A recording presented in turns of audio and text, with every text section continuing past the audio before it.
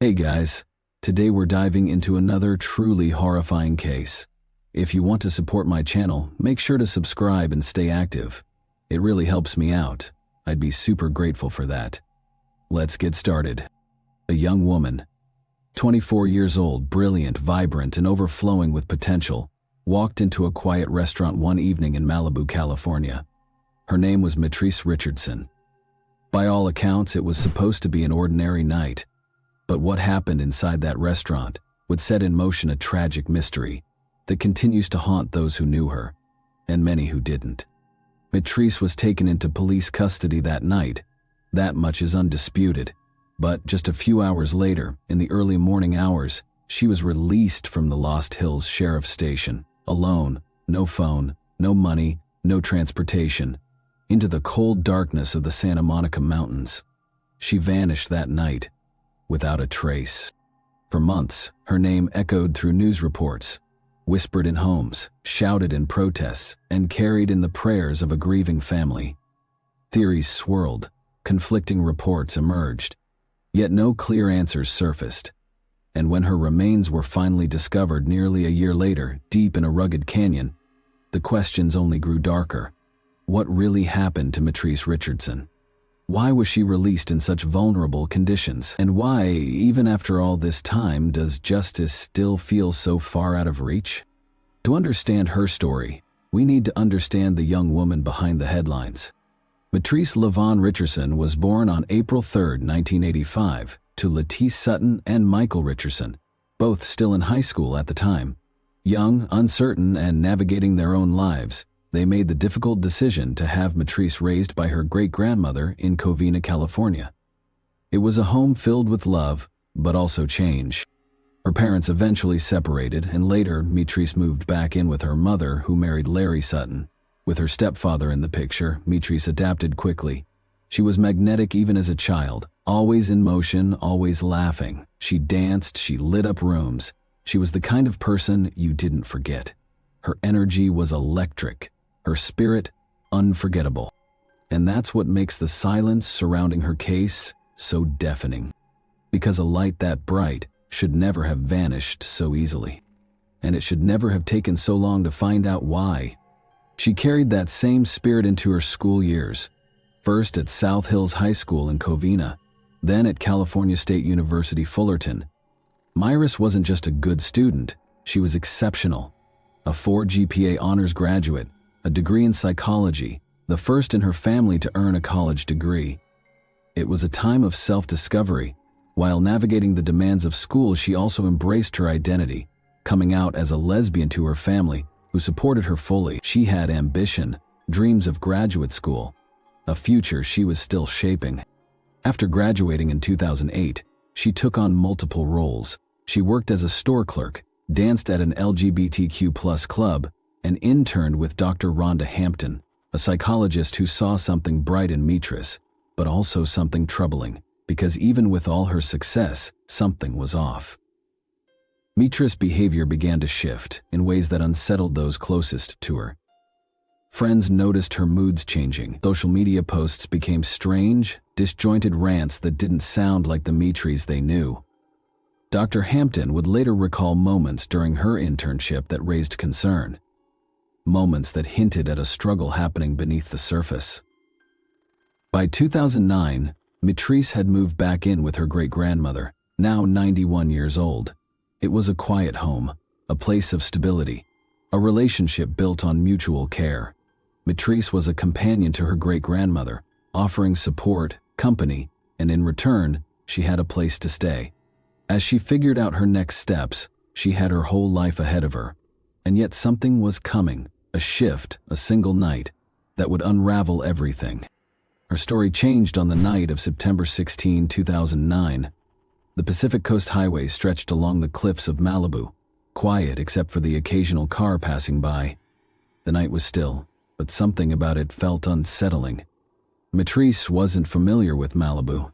She knew Covina, where she grew up. She knew Fullerton, where she had excelled in her psychology studies. She knew Long Beach, where she worked Friday nights dancing under neon lights. She knew South LA, where her father lived, and the quiet streets near 118th and Central. where she stayed with her great-grandmother. But Malibu? It wasn't her world. Then she saw it, a sign glowing in soft blue letters, Jeffrey's, located below Point Dume. Jeffrey's was a high-end restaurant known for its ocean views and exclusive diners. Mitris pulled into the parking lot. She turned off the engine and sat there for a moment.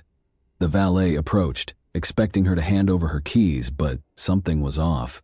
By the time he reached her, she wasn't in her car anymore. She had moved into his. The door was open, and she sat in the driver's seat of his vehicle. Her body relaxed, as if this was normal. Hazel eyes peered up at him, flickering with an unreadable energy. Her curly hair stuck out from beneath a Rastafarian-style hat. She wore a long-sleeved white shirt under a black Bob Marley t-shirt, paired with faded jeans and a pink alligator mixered belt. Her Vans were slightly worn, but she seemed unconcerned with appearances. The valet hesitated. She wasn't aggressive, but something about her behavior felt strange. Her words, when she spoke, were cryptic. She muttered something about Michael Jackson's death, as if she were solving a puzzle only she understood. Then, just as casually, she handed him her own car keys and asked a bizarre question. "Vanessa here?" She told him to look out for a girl with tattooed arms, as if he should already know who she was talking about. Before he could respond, she strolled past him and entered the restaurant. Mitrice took a seat and placed her order, a Kobe steak and an Ocean Breeze cocktail. At first, she dined alone. Then she became drawn to a nearby table, where a group of 7 people were engaged in lively conversation. Without hesitation, she got up and joined them, slipping into their conversation as if she had always been there. Her energy was erratic, her words fast and disjointed. She talked about astrological signs, jumping from topic to topic without pause. The group exchanged glances, uncertain but entertained. She wasn't causing trouble, just behaving in a way that felt offbeat, unusual. After a while, she returned to her own table, but minutes later she was back. This time she had an announcement. She was going to Hawaii. She told them she would call them when she arrived. They smiled politely, humoring her. Then they paid their bill and left Mitris. However, she stayed. When she tried to leave, the restaurant manager stopped her. Her bill remained unpaid, $89.00 in total. She looked confused. Hadn't the other table covered it? Mitrice was asked to pay her bill, which was more of a shocking news to her. A slow smile spread across her face, as if this were an amusing misunderstanding. She gazed at the restaurant's computer screen, watching the numbers blink and change. Her expression shifted, lost in thought. "I am busted," she finally said. "What are we going to do?" As the manager spoke, she wasn't listening. Her eyes remained fixed on the screen, as if she were deciphering something invisible to everyone else. Then her demeanor changed. She said something strange. She wasn't from here. She was from Mars. Her voice was calm, her expression unbothered. She wasn't joking. The staff grew uneasy. When she emptied her pockets, she found nothing but a small joint. A restaurant employee picked up the phone and dialed the Lost Hills Sheriff's Station. They told the sheriff that this girl seemed crazy, that she might be on drugs or something. In the distance, the glow of approaching headlights cut through the dark. A patrol car was on its way. Mitrice's night, however, was far from over. It was just beginning. While the sheriff's deputies were en route, Mitrice continued talking, this time to the hostess. She told her she had been watching a soap opera at work earlier that day when God instructed her to take the afternoon off. Her words were confident, as if this was an undeniable truth. Then she made another strange claim. She had no parents, she said, just her great-grandmother, Mildred. Concerned, the hostess decided to call Mildred. When the elderly woman answered, her voice was filled with worry. She quickly offered her credit card number to pay the bill. But there was a problem. The restaurant required a signature. The 90-year-old Mildred was unable to help.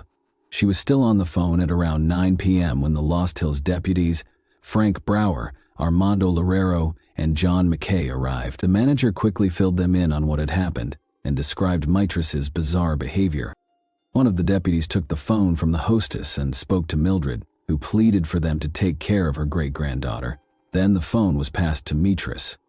She sounded completely unfazed, as if nothing about the situation concerned her. Mildred, however, was not amused.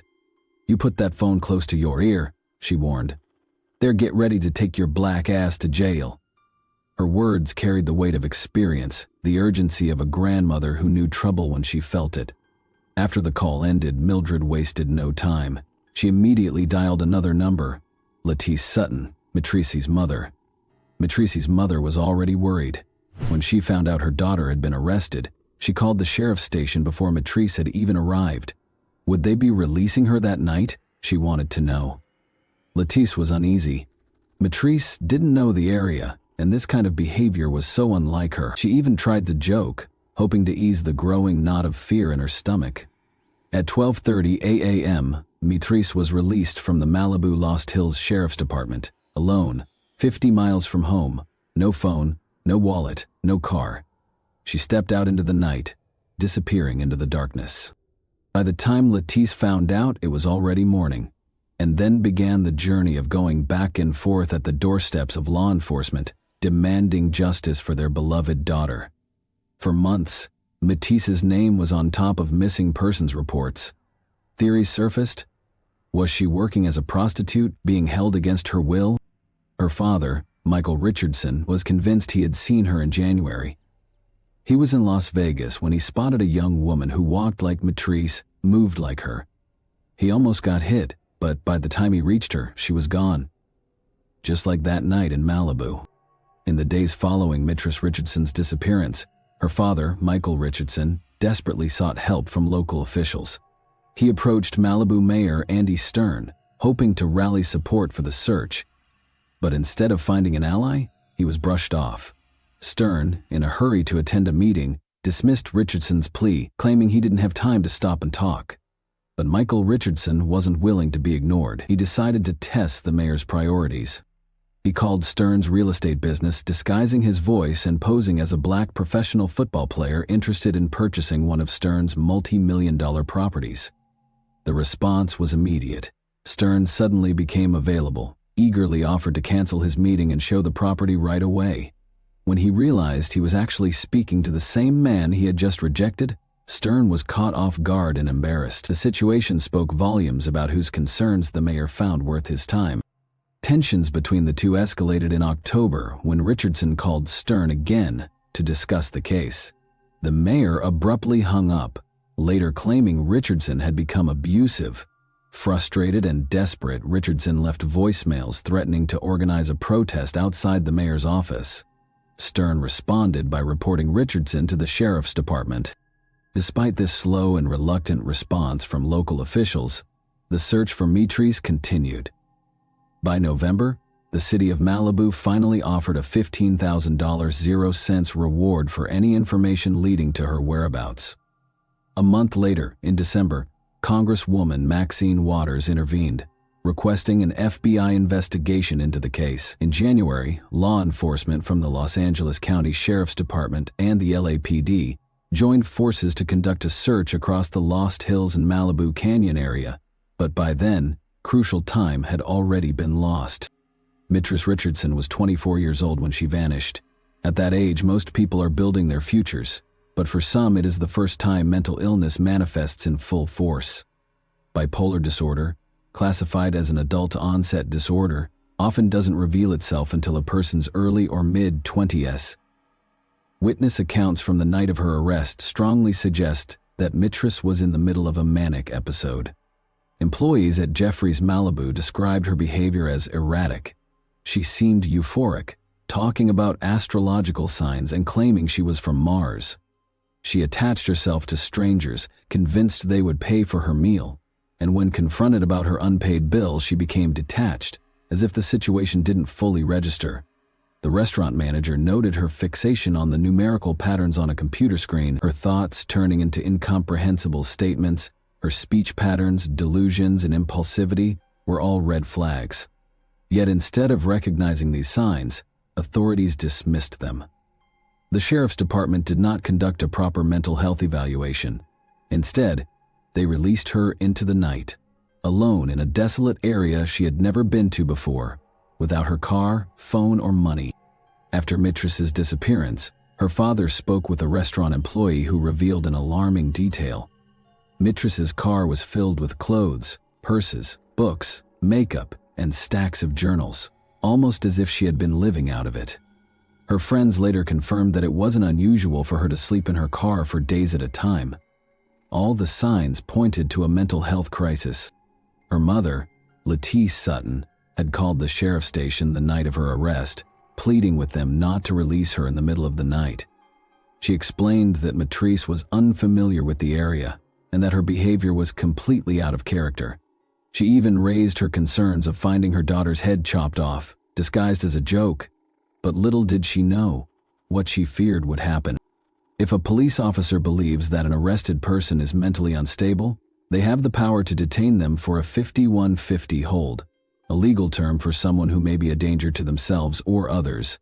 In these cases, the person is either kept under strict watch at the station or sent to a hospital for a 72-hour psychiatric evaluation. But both options require extra paperwork, time, and effort. That didn't happen with Mitrice Richardson. The deputy who arrested her, Loretto, didn't mention anything unusual in his report. No strange behavior, no odd statements, just a simple charge: failing to pay her bill at Jeffrey's and carrying a small amount of marijuana. Her record was clean. Keeping her locked up without reason would have been against policy. Mitrice never called her mother from jail. The only number she had memorized was her great-grandmother, Mildred. The jail's logbooks show she tried to call Mildred 4 times that night. The sheriff's department later claimed that she had a conversation, but Mildred swears her phone never rang. And then came a shocking piece of information. The payphone in the station was broken. That meant Mitrice had to use a line that didn't record calls. No one knows if she actually spoke to anyone. She could have been talking to a dial tone. Alone in that cold, fluorescent-lit room with no way to reach her family. Her mother Lettice assumed Mitrice would sleep in the holding cell overnight, but at 5:35 a.m. she called the station to check on her daughter, only to hear words that would haunt her forever. "She's not here." The jailer, Sharon Cummings, knew Mitrice had no belongings, nothing but her driver's license and 2 keys in her pocket. She also knew no one had come to pick her up. Yet, despite all that, Mitrice was released at 12:15 a.m. into the pitch-black night, alone, with nowhere to go. The sheriff's department later claimed she was offered a place to stay in the lobby, but that she turned it down, saying she was going to meet friends. But what friends? No one was expecting her. The jail sat along a desolate stretch of road. The nearest open businesses were a mile away, out of sight, past empty sidewalks and darkened buildings. Beyond that, just the vast, sprawling wilderness. A moment after speaking to Cummings, Lettice called the station again. This time she spoke with Deputy Kenneth Baumgardner. She had no idea that this conversation would mark the beginning of a nightmare after her release. Sightings of Mitrice were unsettling, to say the least. At 5:30 a.m., a man called the sheriff's department to report a young black woman asleep on his lawn. When he approached her, she assured him she was just resting. By the time deputies arrived, she had disappeared again. Another sighting at 7:30 a.m. reported a black woman walking around the area. After that, the trail went cold. For months, there were whispers that Mitrice had been spotted in downtown Los Angeles and even in Las Vegas. Some theorized she was being held against her will or had been forced into sex work. Remember when her father almost got hit? It happened when he believed he saw her in Las Vegas, running into a girl with the same walk and body language as his daughter. The encounter was so eerily familiar that he jumped out of a moving car, risking his own safety just to chase after her. Yet law enforcement dismissed his claims, only taking them seriously when another witness reported something similar. The idea that Mitrice had simply vanished without a trace was not just improbable, it was impossible. The sheriff's department justified their decision to release Mitrice by stating that she had passed a field sobriety test and showed no obvious signs of impairment. But that reasoning ignored the reality of mental illness. A person experiencing mania does not always appear obviously distressed. They may seem alert, talkative, even overly energetic. That does not mean they are okay. What logical person would choose to be released into an unfamiliar area with no resources in the dead of night? The answer is simple: someone who is not thinking clearly. And yet, despite her mother's urgent warning and all the bizarre behavior witnessed earlier that night, Matrice was sent out alone. The Friends Group of Pasadena later wrote to the Sheriff's Department demanding transparency about their nighttime release policies. Why had no mental health assessment been conducted? Why was Matrice not held for further observation? When Matrice Richardson went missing, people had questions. But when her body was found nearly a year later, the mystery only grew darker. It was a hot August afternoon in 2010 when park rangers made the shocking discovery. They were deep in Dark Canyon, a remote and wild part of the Santa Monica Mountains, checking on an old marijuana farm. The farm had been abandoned after a police raid the year before, but the rangers were making sure no one had come back to restart the operation. Dark Canyon was the perfect hiding place, thick with trees and steep hills. It was hard to reach and rarely traveled. It was close to Malibu and Calabasas, yet felt completely cut off from the world. The only way through was by scrambling over boulders and pushing through sharp, scratchy bushes. Poison oak grew everywhere, and the creek that ran through the canyon made the ground as slippery and uneven. Anyone moving through this area had to be careful. The rangers found the usual signs of an old grow site: coiled garden hoses, broken pipes, and other scattered equipment, but no new plants. Satisfied that the farm was still shut down, they started heading back. Then they saw something unusual: a clearing about 60 feet from the creek. It looked like nothing at first, just dirt and fallen leaves. But as they stepped closer, something pale stood out against the dark earth: a skull, and beneath it, a body. The remains were badly decomposed, lying in the dirt, uncovered and exposed. The rangers froze. They had come expecting to check on a drug operation, but instead, they had walked into something far worse. They immediately radioed for help. The Malibu or the Lost Hills Sheriff's Station, the same station that had released Matrice alone into the night nearly a year ago. I was alerted. Deputies arrived quickly, securing the area and calling in the coroner. Though no one had confirmed it yet, they all knew. The missing woman had finally been found. But instead of bringing closure, this discovery only raised more disturbing questions. How did Matrice end up in this isolated canyon, miles from where she was last seen? Had she wandered here alone, or had someone brought her here? And most haunting of all, what really happened to Matrice Richardson? Thanks for watching, everyone. Your support means a lot to me, and you can help my channel grow by hitting that like button, dropping a comment, and sharing this video. Your engagement really makes a difference. See you soon. Hey guys, today we're diving into another truly horrifying case. If you want to support my channel, make sure to subscribe and stay active. It really helps me out. I'd be super grateful for that. Let's get started. On February 18th, 2023, the Oshkosh Police Department received a frantic 911 call that would lead officers into one of the most disturbing crime scenes they'd ever witnessed. The caller claimed his sister had snapped and that her ex-boyfriend was seriously injured. When Officer Bennett arrived at the home on the 500 block of Jefferson Street, nothing could have prepared him for what was waiting inside. Blood was everywhere. The walls, the furniture, the floors. It looked like something out of a horror film. And standing in the chaos was 22-year-old Megan Taylor Lund. She was sobbing, shaking, and covered in blood, her arms, hands, and legs all stained red. A large blue UCLA sweatshirt hung loosely on her body, the only thing she was wearing. Just moments before, she had stabbed her ex-boyfriend 19 times with a pair of scissors. But there was something strange about the scene. Megan didn't appear violent or aggressive. In fact, as Officer Bennett reached the top of the stairs and entered the room, he saw her leaning over the shirtless man, pressing her hands into his chest and shoulder as if trying to help him. It was a picture of confusion and contradiction, a brutal act, followed by what looked like a desperate attempt to save a life. The man, whose identity has never been publicly revealed, was rushed to the hospital in critical condition. Then, attention turned to Megan. She was visibly shaken. But why? What had driven her to such a violent breaking point? To understand that, we have to look beyond the blood and chaos, back to the beginning of Megan and her ex's story. The two had once been happy. By all accounts, they were thrilled to start a life together. In early 2022, they welcomed a daughter into the world. Friends said they seemed like a young couple full of hope and love. But behind closed doors, something had clearly begun to crack. Details of their relationship remain vague, and authorities have kept much of the case under wraps. But whatever happened inside that home on Jefferson Street didn't happen overnight. Whether it was rooted in mental illness, abuse, or something deeper, one thing is clear. That February evening marked the moment their lives changed forever. And the biggest mystery still lingers. What really happened in the moments before Megan picked up those scissors?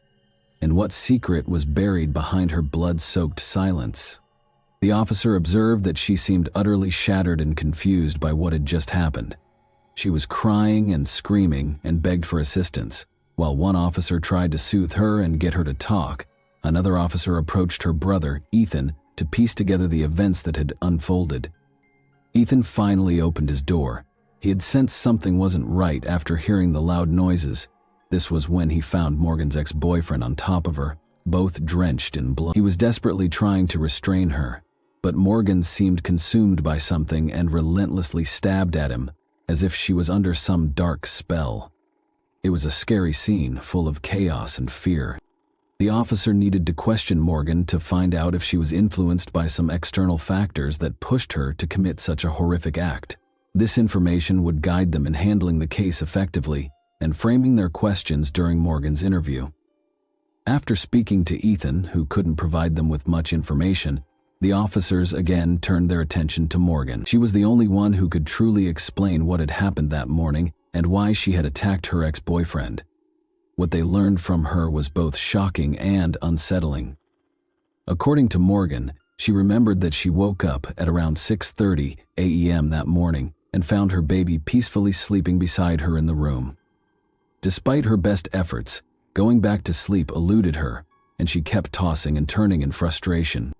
She tried everything to sleep, but nothing seemed to work, so worried about waking up her baby. Due to her restlessness, Morgan decided to move the little one to a big playpen in the living room.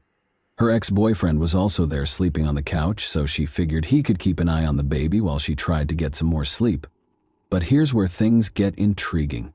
Morgan claimed that she didn't remember waking up again after that moment. She said that the last thing she could recall before the chaos unfolded was drifting off to sleep. This suggested a gap in her memory leading up to and during the violent incident, which added a mysterious twist to the story. As the officer listened to Morgan's story, a sense of suspicion crept over him. Was she really telling the truth, or was she trying to paint herself as innocent? He pondered the possibility of amnesia, where people forget recent events, but something didn't quite add up with his explanation and Morgan's demeanor. To get to the bottom of things, he decided to ask her directly if she had been under the influence of drugs. What Morgan revealed next left everyone stunned. It was something out of the ordinary, not your everyday occurrence. While rare, it's something that could happen to anyone for various reasons, like past trauma or facing difficult situations. Morgan confessed she had been battling hallucinations and mental health struggles and had been feeling like she was seeing a mysterious figure everywhere, even experiencing out-of-body moments. It was like reality and imagination blurred into one eerie tale. Morgan shared that for the past 6 months to a year, she had been haunted by the presence of a dark, non-human figure. It didn't talk or tell her what to do, but she heard disturbing voices from it. Just seeing this eerie figure filled her with fear. And that's what she had faced this morning, when that shadow seemed to actually become real, making her feel trapped in her own frightening imagination. According to Morgan, her memory was all mixed up, like trying to remember a dream or an experience that wasn't real. She thought she had heard her ex-boyfriend yelling at their daughter, but it was all unclear. It's like when you wake up from a strange dream and can't quite separate it from reality. She said that she remembered finding herself in the living room, where she saw a terrifying, dark figure on top of her ex-boyfriend, attacking him. She was so confused and unsure about how to help him that she panicked, rushed to the couch and grabbed a pair of scissors that were laying nearby. Acting instinctively, she tried to defend her ex-boyfriend by attacking the dark, ominous figure with the scissors. It wasn't until her ex-boyfriend fought back and yelled at her, trying to snap her out of what she thought was a terrifying dream, that Morgan finally understood. She realized the figure she was attacking wasn't some imaginary threat. It was actually her ex-boyfriend, and everything was taking place in front of her daughter. Overwhelmed with shock, Morgan let go of the scissors and hurriedly tried to assist her ex-boyfriend by applying pressure to his chest to stem the flow of blood. The sudden realization of her actions left her frightened and disoriented. Despite Morgan's account sounding plausible, the police were torn between two possible scenarios. One was that she truly suffered from an untreated disorder, which would clearly explain her actions. The other theory was more sinister, as it suggested that she might be using the supposed disorder as an excuse to avoid punishment for the attack. In this scenario, her true intention could have been to harm or even kill her ex-boyfriend. So, after listening to the whole situation in Morgan's explanation of events, the officers delivered the news that she was under arrest and needed to go to the police station. She teared up and pleaded with them to tell her what would be happening next with her. She was already shaken by the attack. The thought of being arrested filled her with even more fear. She worried about her daughter and whether she'd ever see her again. She cried and pleaded for her father's help. As someone who knew about the issue she had been facing, she hoped he could make sense of the situation and provide an explanation for what had happened once Morgan was in handcuffs and on her way to the police station. Her brother Ethan was already in an interview room, sharing written statements about Morgan and her ex-boyfriend's troubled relationship. Their life wasn't as happy and picture-perfect as it seemed to be on the surface. Ethan shared that Morgan and her ex-boyfriend had a rocky relationship. Her ex even claimed that Morgan had physically harmed him and hit him multiple times. Despite having a child together and sharing a home, Morgan and her ex-boyfriend's relationship was far from harmonious. They argued constantly over trivial issues, to the point where he would simply shut down during arguments and distance himself from her. Eventually, their relationship reached a breaking point, and they had decided to end it 1 to 2 months before the stabbing incident. Ethan also told the officer that Morgan had been dealing with depression, especially for the past year since the birth of her child, who was now 11 months old. This revelation made the police wonder if the end of their relationship contributed to Morgan's mental health struggles, and if the stabbing was an act of revenge. They were trying to connect the dots between Morgan's personal challenges and the tragic events that had unfolded. As the interview with Ethan concluded, Morgan found herself in an interrogation room. The officer began by reading her Miranda rights and informing her of her legal rights. In response, Morgan asked the detective if she should have a lawyer present before or after questioning. Once more, Morgan requested the detective to contact her father over the phone. Her father reassured her to remain composed and to not fear. He firmly believed that she was innocent and advised her to stay calm and trust him. While Morgan waited for her father to arrive, half an hour seemed to stretch on forever. When he finally showed up, he revealed the truth behind Morgan's actions. He explained to the officers that Morgan had been battling postpartum depression, and up until now, nothing this violent had ever occurred during her struggles with this health issue. Postpartum depression is a type of depression that some people experience after having a baby. It can make them feel sad, anxious, and overwhelmed, and it might be hard for them to take care of themselves and their baby. For Morgan, dealing with postpartum depression made her feel even more stressed and sad than she already was. It might have made her thoughts and feelings confusing, which could have affected her actions in unexpected ways, and helped build the visions of the dark character. After the interview ended, Morgan talked to her father, and together, they decided not to talk to the detectives anymore, unless they had a lawyer with them. They wanted a trusted advisor by their side to make sure everything was handled properly and to protect their rights. Despite sustaining 19 stab wounds all over his body, including to his back, right shoulder, chest, face, and hands, Morgan's ex-boyfriend miraculously survived. He mentioned that while Morgan had shown abusive and sometimes violent behavior in the past, nothing had occurred between them the night of the incident. He also stated to his knowledge she had never threatened to kill him. The police charged Morgan of attempted first-degree homicide for stabbing her ex-boyfriend 19 times while he slept, but in August 2023, Morgan pleaded not guilty due to mental illness, explaining that her actions were influenced by her mental state. Later on, she accepted the plea deal to reduce her charges. Instead of the initial charges, she pleaded no contest to aggravated battery with the intent to cause great bodily harm and second-degree recklessly endangering safety. As a result, she received a sentence of 7 years and 6 months in prison on November 3, 2023. Additionally, she will have to serve 5 years of extended supervision for the aggravated battery charge.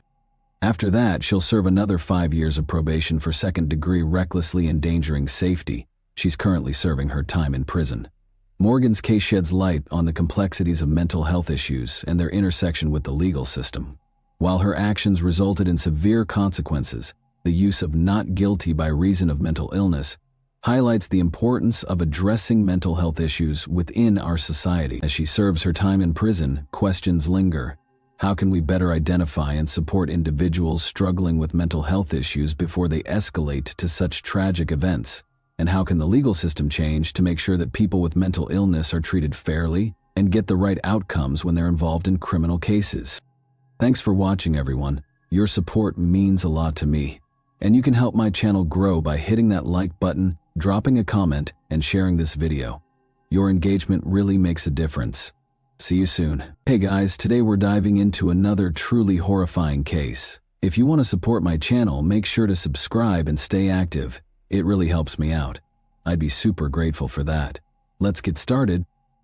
He was planning a massacre at his school, but before he could step through its doors with a loaded shotgun, he turned his rage inward on the people who loved him most. In the early hours of a quiet morning in Luton, while the town lay asleep, a nightmare unfolded behind the walls of a modest flat on Wallett's Bank Drive. 3 lives. His mother, his 13-year-old sister, and his 16-year-old brother were taken in brutal succession. A shotgun, a teenage hand, a plan that changed course in the most devastating way. The United Kingdom, still haunted by the memory of Dunblane in 1996, had not seen a school shooting in nearly 3 decades. There had been warnings, close calls, arrests, but never the act itself. Until now, that line had not been crossed. But evil doesn't always begin in public. Sometimes it grows quietly, inside homes that feel warm, safe, and familiar. Juliana Prosper knew about starting over. Born Juliana Falcon in June 1976, she was raised in the coastal city of Mar del Plata, Argentina. It was a place where the ocean met hardship, where people learned to be both resilient and hopeful. Juliana was one of those people. She was the kind of woman who pushed forward, no matter how steep the climb. Years later, she left behind her home country and began again in England. It was more than a move. It was a reinvention. She married Ray Prosper, and together they built a life. 4 children, a simple home, a future. Juliana wasn't loud, wasn't flashy, but she was present, devoted, a quiet force who centered her world around her kids. By 2024, she lived in that small Luton flat with 3 of them. Life wasn't glamorous, but it was full of purpose. She kept routines, celebrated the little things, and did what so many mothers do, sacrificed in silence, loved without condition. What she couldn't see, what no one could have seen, was what was growing beneath the surface. Behind one bedroom door, darkness had begun to take root. And when it finally erupted, it didn't just shatter a home. It shattered the fragile illusion that tragedies like these couldn't happen here. Not in the UK. Not again. Not until now. There was a storm brewing within those walls, in disguise of a boy who seemed too meek to even hit an object in his path. Nicholas Prosper was the kind of boy who didn't just fade into the background. He clung to it. A December child born in 2005, he came into the world quietly, and for the most part stayed that way. Diagnosed with autism spectrum disorder early on, he walked through life a few steps apart from everyone else.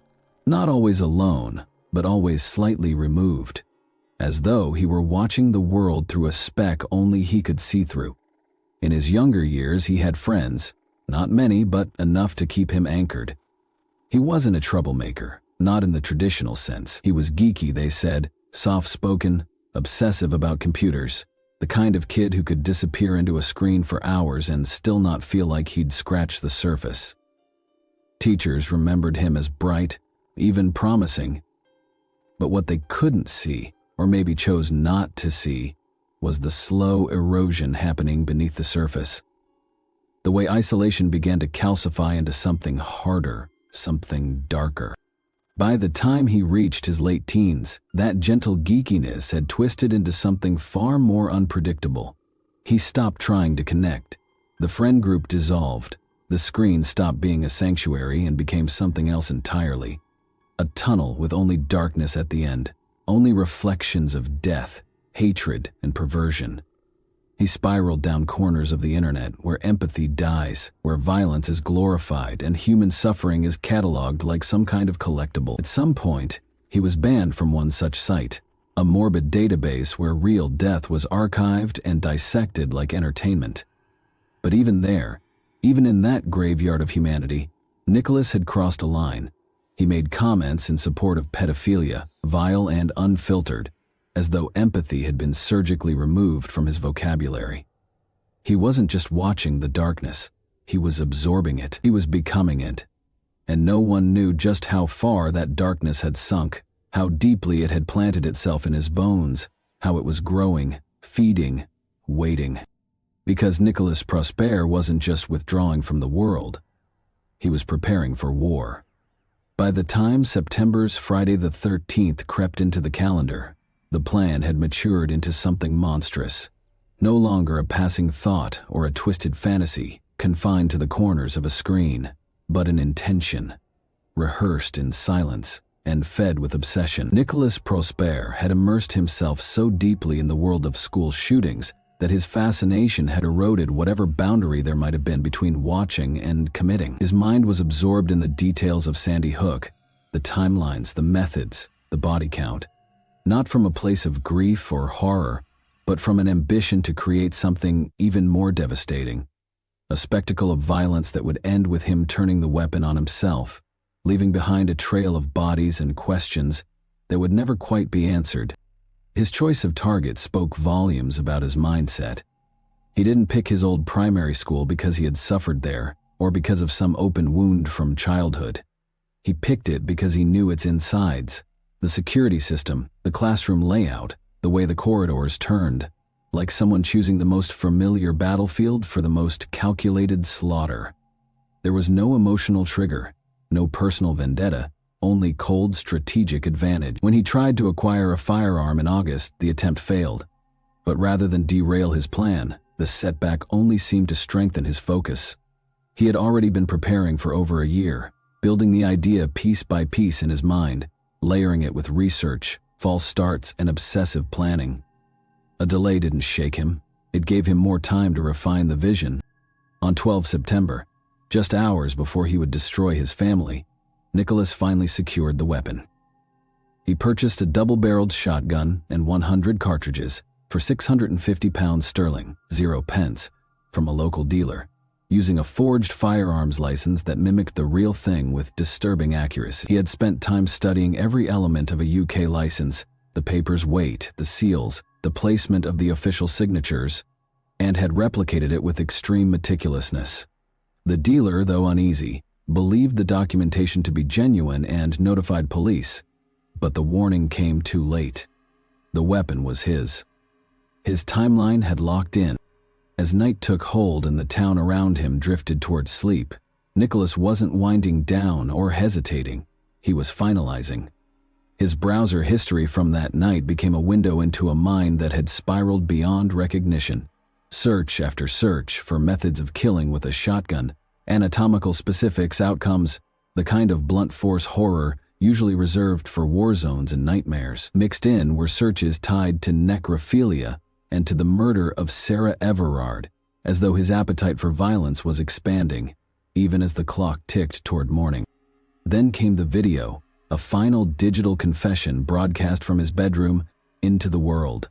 He described himself as a follower of Clementine, a fictional character from the Walking Dead video game series, latching onto her image, not for her humanity, but for some twisted symbolic allegiance that only made sense in his fractured reality. He spoke poison about his sister Giselle, referencing a choice she had made in the game months earlier. a moment so trivial that it might have been laughable had it not been spoken with such vile certainty. He said her face would be mutilated further than necessary, delivering the line with a coldness that felt rehearsed, devoid of any trace of human feeling. Though prosecutors would later argue that this reference was irrelevant to the murders, it felt like a sign that nothing, not even a game played with family, was safe from the rot that had taken hold of his mind. As the hours passed and darkness deepened, Nicholas Prosper stood on the edge of his own carefully constructed horror, armed, ready, and emotionally removed from everything that had once tied him to normalcy.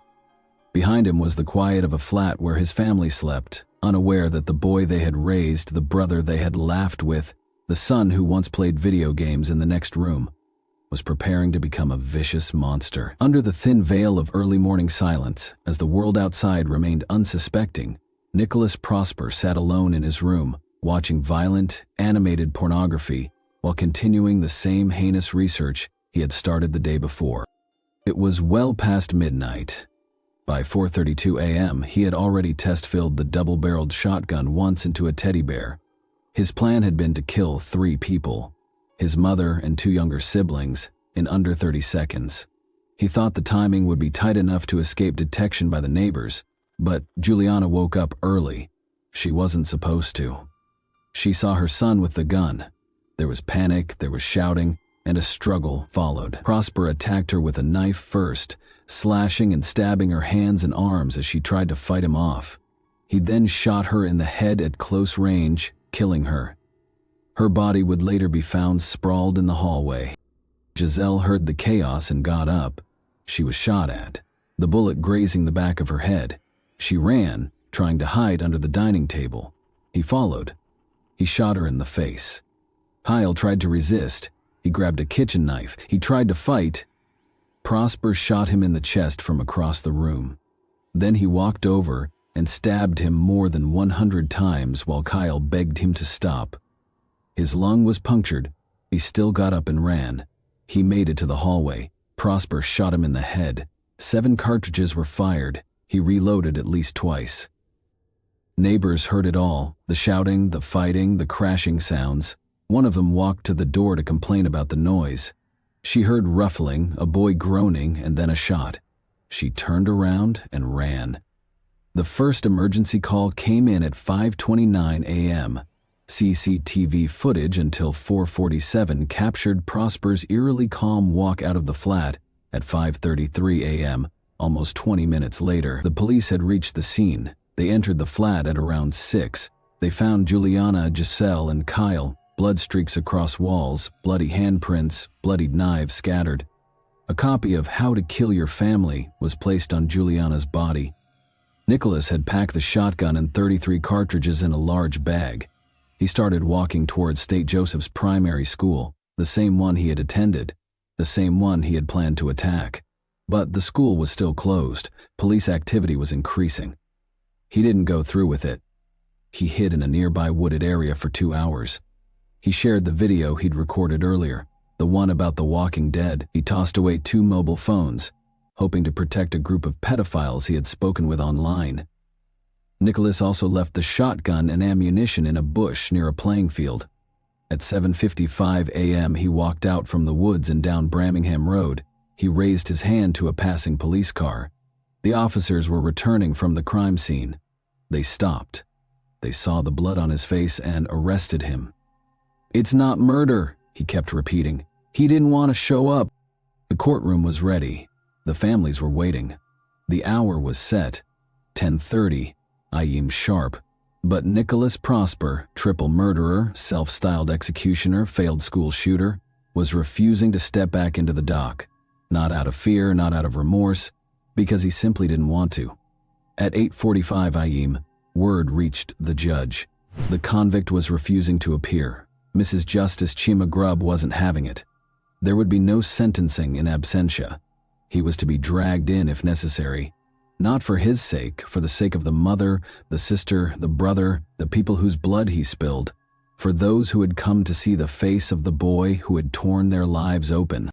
"You do not want to be here," she said from the bench, "but it is not your choice." She had him brought in and he sat there in silence, staring straight ahead. Prosper had always rejected what the world had tried to give him: help, assessments, understanding, structure. His parents and teachers knew something wasn't right. They saw him withdraw. They watched him lose interest in the living and wrap himself in shadows. They had begged for an evaluation, reached out to child mental health services, tried to get him diagnosed for autism spectrum disorder. He refused it all, shut every door, sidelined every attempt. A psychiatrist would finally look into him, but not until after the murders. In the cold, clinical light of custody, a diagnosis came: mild ASD traits. A report detailed the hollow space where empathy should have been. It was not just a lack, it was an extreme lack, the kind that echoed through every corner of this case. He wasn't unreachable, but he was uninterested. There were no friendships, no real connections. Only deep obsessive spirals about serial killers, about school shootings, about death as a spectacle. The judge laid it bare. These weren't just odd fixations. They weren't just dark corners of the internet. They were what shaped his identity. A boy who had failed to hold even a thread of ordinary social interaction, had built himself a sanctuary in violence. The internet had opened the floodgates. He waded in freely. Every disturbing image, every cold commentary, every headline soaked in blood, it all fed him. Yes, there was an indirect link between his autism and the way he moved through the world, but as the judge made clear, ASD does not make one violent. It doesn't instruct a person to plan a massacre. It doesn't teach someone how to craft a fake firearms license. It doesn't guide their hands when they aim a shotgun at their own mother.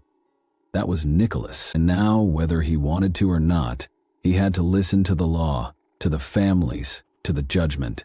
Because monsters do not get to vanish quietly. They must be seen, they must be named, and they must sit shackled in silence while justice carves its final word. The courtroom was silent when the full story came out in March 2025. These weren't spontaneous acts of violence. They were planned in detail with a clear goal to become infamous. Nicholas Prosper murdered his mother, sister, and brother as the first stage of a broader scheme to carry out a mass shooting at St. Joseph's Catholic Primary School. The preparations had been ongoing for months. Prosper picked St. Joseph's because he knew it well. He had studied there, as had his siblings. He searched the school's website for photos of students and teachers and noted the timing of assemblies and classes. Everything was methodical. He chose Friday the 13th deliberately, hoping the date would add weight to his actions. His plan was to kill his family early in the morning, leave home by 8:30 a.m. and arrive at the school during assembly to carry out a mass shooting. Earlier that night, he researched how to use the weapon and searched for disturbing content related to violence, including the murder of Sarah Everard and material connected to necrophilia. Neighbors heard the noise. Some reported shouts, banging and groaning, followed by what sounded like gunshots. One went to the door to complain but fled after hearing a loud bang. A police call was placed at 5:29 AI Muse. A chase of cat and mouse followed, which ended with Nicholas being found with the blood of his family on his face and clothes. He was charged with 3 counts of murder. He was also charged with possessing a shotgun and a knife in public, as well as acquiring a shotgun without a certificate. Child abuse images were later discovered on his phone, but no charges were filed for that. When the police found him, Nicholas Prosper stood in black and yellow. It wasn't a random outfit. He had chosen the colors on purpose. This was the look he wanted to be remembered by. The judge sentenced him to life with a minimum term of 49 years. Now, this does not mean that Nicholas will be out in the world in 49 years. A life sentence with a minimum term of this many years means that the person will spend the rest of their life in prison. But they must serve at least 49 years behind bars before they can even ask to be released after the decided tenure. They can apply for parole, which is a formal request to be let out of prison. However, being eligible for parole does not guarantee release. A special board will review the case to decide whether the person is still a danger to the public. If they believe it is unsafe to let the person out, the person will stay in prison. even if parole is granted. The person will remain under strict supervision for the rest of their life and can be sent back to prison at any time if they break the rules or commit another crime.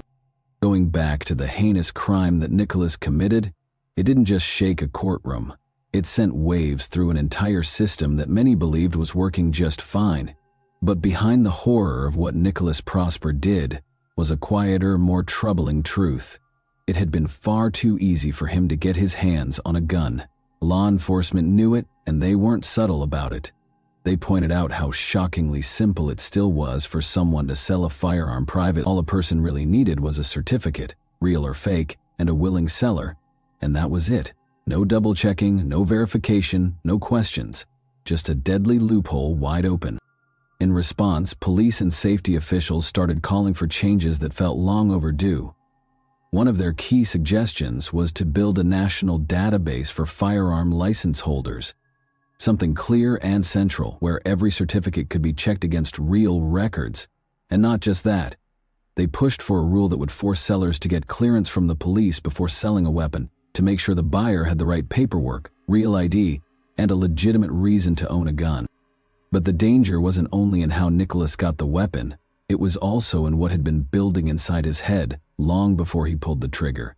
Officials spoke of an obsession, rooted in endless hours online, wrapped in disturbing content, soaked in stories of mass murder, brutality, and control. What happened wasn't just a crime. It was a slow-growing sickness that had fed on unfiltered violence found in dark corners of the internet. Completely unbothered and those watching this unfold didn't hold back. They saw this as a warning. One that wasn't just about guns or loopholes, but about the growing storm of violent content reaching young people and changing the way they think, feel, and act. And the message from the government was clear. This couldn't be ignored anymore. They promised to act, to make the laws stricter around private gun sales, to close the cracks in background checks, and to do more to protect communities from the kind of thinking that leads to something like this. It wasn't about just one tragedy. It was about making sure no one else walks the same path, with a weapon in their hands and a plan built from hate. Even after the government of the UK has promised change, it takes time, and time is something we can no longer afford to waste.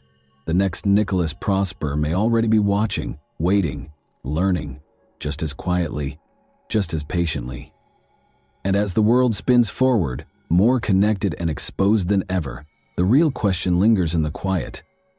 What happens when the next warning sign goes unnoticed? Thanks for watching, everyone. Your support means a lot to me, and you can help my channel grow by hitting that like button, dropping a comment, and sharing this video. Your engagement really makes a difference. See you soon. Hey guys, today we're diving into another truly horrifying case. If you want to support my channel, make sure to subscribe and stay active. It really helps me out. I'd be super grateful for that. Let's get started.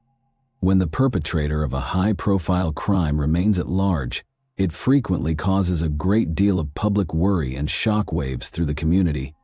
Residents live in constant terror of another incident, and nobody can foresee when or where it will occur. Such horrific legal transgressions may become part of local folklore in small communities, but occasionally, the investigation and the gravity of the infraction result in precedent-setting changes to the criminal justice system, such as the passage of new laws or adjustments to old ones. A young college student called Katie Sepich was the victim of a particularly unsettling act of assault more than 20 years ago in the sleepy town of Las Cruces, New Mexico. It remains one of the scariest and bloodiest events in the city's history to this day. Even though the crime may have been solved quickly, the inquiry took years to complete due to serious delays brought on by justice system inefficiencies. Progress wasn't achieved until Katie's bereaved family intervened and demanded reform. As a result of their efforts, a statute that requires DNA samples from anybody detained in connection with violent or aggressive behavior was introduced, bearing her name. Closing the flaws in the system and avoiding future delays in identifying offenders were the goals of this important step. On July 18, 1981, Catherine Jenna Sepich, or just Katie as her friends knew her, was born in the Las Cruces suburbs of Dona Ana County, New Mexico. She grew up with her younger brother and sister in a loving and close-knit family As the eldest of 3 siblings, they and Katie had a close relationship. Her parents prioritized education, encouraged each child to discover and develop their unique skills, and were dedicated to instilling strong values in their children. As a committed student who was among the best in her class, Katie stood out at school. She was naturally drawn to the sciences, and when graduation drew near, she focused on New Mexico State University's economics degree. Her parents were overjoyed when she told them about her choice, not only because she was ambitious, but also because the university in Las Cruces was close by, allowing her to visit frequently. Katie decided to rent a tiny apartment with a close friend rather than live in the dorms. Their apartment was located in a residential complex on the ground floor. The distance to college was only 10 minutes by foot, and everyone had a separate bedroom. Katie met Joshua, or Joe as his friends nicknamed him, Bischoff, a fellow student, during her junior year. He was a year older and enrolled in the same university's biochemistry program. There was an immediate connection between them. Within a few months, they had introduced one other to their families, who enthusiastically supported them as their relationship grew rapidly. Joe was born and raised in New Mexico's capital, Albuquerque. After graduating, he intended to go back there and work at his family's company. Given that Katie had 1 year remaining to finish her degree, this meant that they would have to deal with a long-distance relationship for some time. However, Joe proposed right before they left town, and Katie happily accepted after he gave her a stunning, specially created diamond ring. The idea was straightforward. They would marry as soon as she graduated and go to Albuquerque to live together. They could only get together on vacations because Joe had moved to a different city. Nevertheless, despite the distance, they continued to communicate daily.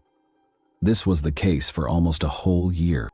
Joe went back to Las Cruces for Labor Day weekend with his fiancée in late August 2003. He remained in the flat that Katie and her friends still shared. The arrangement was cozy, and no one felt like they were invading because each roommate had her own room. The pair had arranged to go to a party at a big house that another student had hired on Saturday, August 30, 2003. Many people planned to remain overnight, and it was one of those large college parties. At first, there was nothing out of the ordinary or concerning about the evening. Joe and Katie were ecstatic to see each other again. Since Joe's arrival on Friday, August 29, the couple had been together virtually all the time. They were deeply in love with one another, and they treasured every moment spent together, both physically and emotionally. Joe, Katie, and her roommate went to the park at about 8 o'clock in the evening. It was a bustling, vibrant atmosphere. People were drinking a lot of beer, dancing, and partying. Joe and Katie got into a furious quarrel at one point. Since most of the guests were drunk and focused on having a good time, nobody at the party paid much attention to the specifics of the argument. Katie abruptly made the decision to leave the house where the party was being hosted and returned to her apartment at 3 in the morning because she was upset. Nobody bothered to stop her as she just went out. Partygoers later said that because her possessions were still at the house, they had thought she would return and had not noticed when she had departed. Her pals didn't volunteer to walk her home.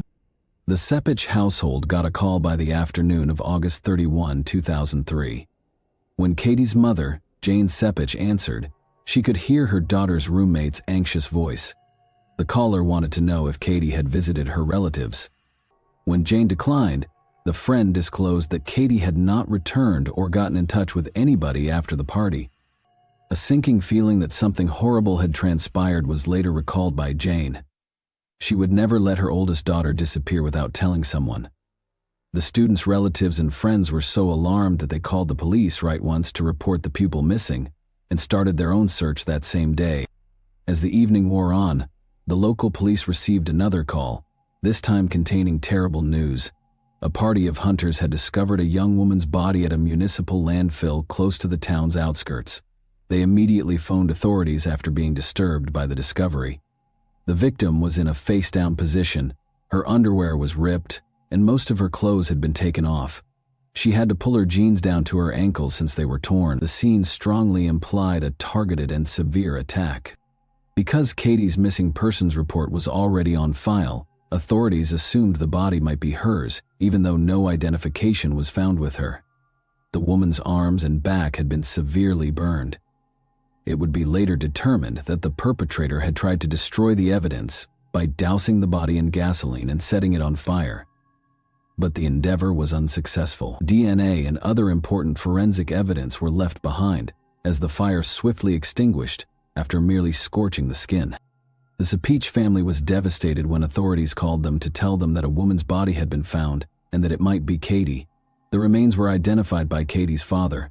He recognized his daughter right away, despite the body's state. Every hope that she was still alive was dashed. What many feared was confirmed by an autopsy. Katie had been attacked in a very violent and vicious manner.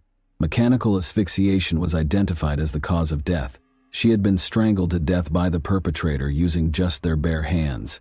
She had battled hard to survive, as evidenced by the defensive wounds on her arms and body. Examiners discovered blood and skin traces beneath her fingernails, indicating that she may have scratched her assailant during the struggle. The DNA of the culprit was extracted by forensic specialists from biological material taken from the body and under her nails. Despite submitting the sample to the National Criminal Database, no matches were discovered. This suggested the person had either never been arrested for a violent crime previously or had never been registered in the system. The fact that there were no signs of a struggle, no blood traces, and none of Katie's clothes or shoes at the scene of the crime made it obvious that the crime had taken place somewhere else. The detectives in charge of the investigation now had to decide where the incident occurred and reduce the number of possible suspects. Katie and her roommate lived in an apartment approximately 1.5 miles from the house where the party was hosted. It would have taken her around half an hour to travel home, since she had set out on foot, but which path did she take? Investigators made the decision to go in every direction and find anyone who could have seen her that evening. Sadly, no eyewitnesses came forward, and no hints were discovered along the route, most likely as a result of Katie walking through empty streets in the middle of the night by herself. One important piece of evidence, nevertheless, was found directly outside her apartment complex. Her right shoe was discovered laying under her unit's window, while the other was discovered nearer the side of the road. Katie seems to have been intoxicated and clearly distraught as she left the party. She lost her handbag, which had her keys and phone, in her hurry, because she probably tried climbing through her bedroom window after realizing she couldn't enter her apartment when she got there. That was the moment of vulnerability when the offender struck. Medical examiners later found tiny pieces of the same gravel stuck in her skin, and signs of a fight were detected in the gravel beneath the glass. Outdoor security cameras weren't as common or dependable in 2003 as they are now. 2 neighboring cameras were able to record a few seconds of Katie's stroll that evening, verifying her approximate path and direction, but it did not help authorities identify the culprit. Frame by frame, the surveillance tapes were analyzed. There was nothing suspicious in sight. Katie wasn't jogging, there were no suspicious cars or people in the area, and it appeared that no one was pursuing her. Based on this, investigators hypothesized that she had met the attacker on the last part of her walk, which sadly had no camera coverage at all. Despite interviewing everyone who had been at the party, which was the final one Katie would ever attend, police were unable to obtain any significant information. Before she got into a fight with her boyfriend Joe, the majority of the guests had left. By the time she left, those who had stayed had either fallen asleep or were too drunk to remember specifics. While some believed Joe would pursue her, others believed she would return. Joe had started flirting with another guest after drinking too much, and that female kissed him, according to Katie's roommate and close friend. The pair got into a fight after Katie witnessed this happen. For almost 10 minutes they engaged in a furious argument. Things appeared to settle down eventually, and most people believed the war was done. However, after approximately half an hour, Katie, who was still clearly in pain, made the decision to go. She probably thought Joe would follow her. It's interesting to note that Joe did pursue Katie that evening, but he quickly returned. She had left her purse on the couch, and when he called her phone, he heard it ringing. Oddly, he continued to phone repeatedly, seemingly oblivious to the ringtone emanating from the person next to him. Detectives became suspicious of this behavior and decided to bring Joe in for a formal interrogation at the station. His uneasiness was more noticeable there. He had a hard time telling the truth. He claimed that although he had followed Katie to ensure her safe return home, he had somehow lost sight of her. He claimed to have reached her building but failed to spot her there, so he just went back to the party. He was unable to provide a clear response when questioned why he didn't try to make sure she entered securely or knock on her door. Joe's behavior changed when detectives told him that biological evidence had been found on the victim and requested that he willingly give a DNA sample. He declined to answer any more questions and promptly requested a lawyer. Suspicion against him was only heightened by that response. At the time, police enforcement needed a court order to force someone to provide a DNA sample, and Joe's lawyer made a concerted effort to keep that from happening. In order to get the proof they required, detectives had to find another lawful method. The night before the event, Joe and Katie had engaged in physical intimacy in her bedroom at the apartment she shared with a friend, as was previously described. Investigators took the bed linens in the hopes of discovering biological material that may be used. Notably, all of the other male partygoers voluntarily cooperated with the authorities and consented to provide a DNA sample in order to clear their names. The material discovered on Katie's body and beneath her fingernails did not match the male DNA traces detected on the bedsheet. Joe willingly consented to submit his own DNA sample after being informed of this. He subsequently clarified that his original refusal was due to his fear of being wrongly implicated. He thought his DNA might still be there, misread because he'd been intimate with Katie that night. The vicious crime committed against a college student in a town that had previously been thought of as calm swiftly rose to the top of the local news cycle. There were rumors that a possible serial predator was moving from state to state, preying on women who were out on their own at night and committing horrible crimes. Investigators understood how serious the issue was. They started a thorough investigation, looking into other incidents of comparable assaults or attempted assaults. A federal request to cross-check DNA from unsolved crimes around the country was also sent out. Finding out if the person responsible for Katie's case has previously committed similar crimes was the aim. They searched the national database but were unable to locate any matches. In the meantime, Las Cruces was experiencing increasing panic as the investigation swiftly came to a standstill. Even though the school year had just started, many young ladies were too afraid to go out on their own, especially after dark, for fear that they would be the next victim of a violent criminal. As long as the culprit was still at large, nobody in the community felt really safe. Robbery was taken into consideration by detectives as a potential motive. Several partygoers remembered that Katie had been wearing her diamond engagement ring, which Joe had given her, that night. However, the ring was not located near the scene and was not found on Katie's body. That was a clear indication that the perpetrator had taken it with them. Despite the fact that no new crimes were committed, ladies all around the city avoided wearing pricey jewelry in public once this information was made public, in an effort to avoid unwanted attention. The public sought justice in Katie's case, and the town's climate remained tense. Nothing was found when local pawn shops were checked. Nowhere in the county had the missing ring been swapped or sold. Tire traces at the landfill close to where Katie's body was dumped, however, provided investigators with an alternative lead. The tire's model and manufacturer may be determined from the tread pattern. They were found to be frequently found on pickup trucks, but without a license plate number, manufacturer, or even color, how might detectives locate a particular car? Once more, the case stagnated. The inquiry into Katie Sepich's case had virtually stalled by early 2004.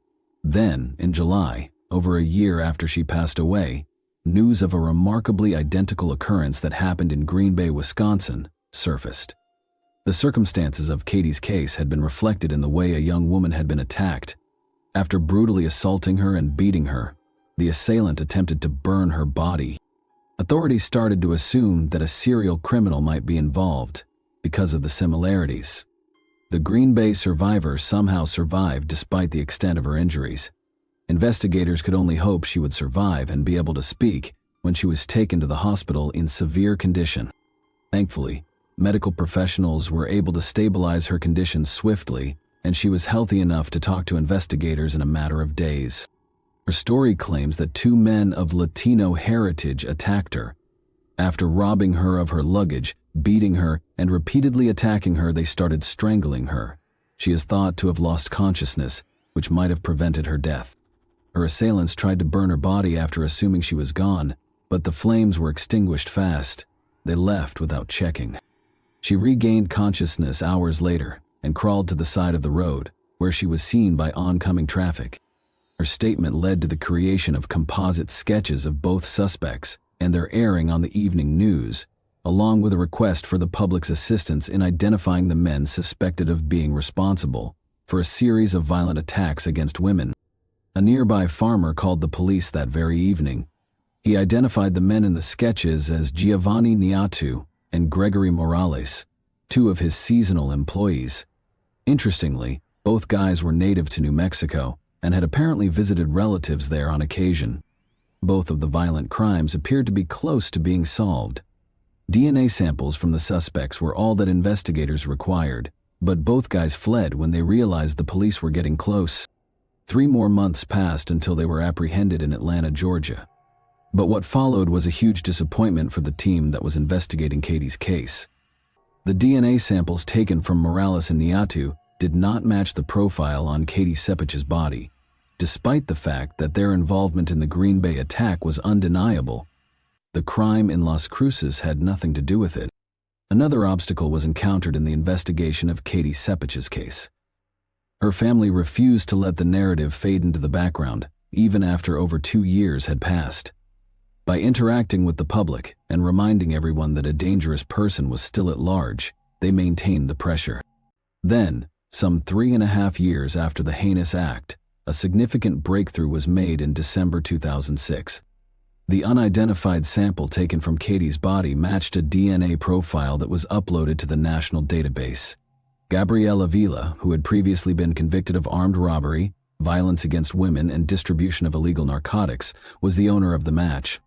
Despite having at least 2 significant assault cases in his criminal background, Gabriel had never before been asked to provide a DNA sample for reasons that were still quite concerning.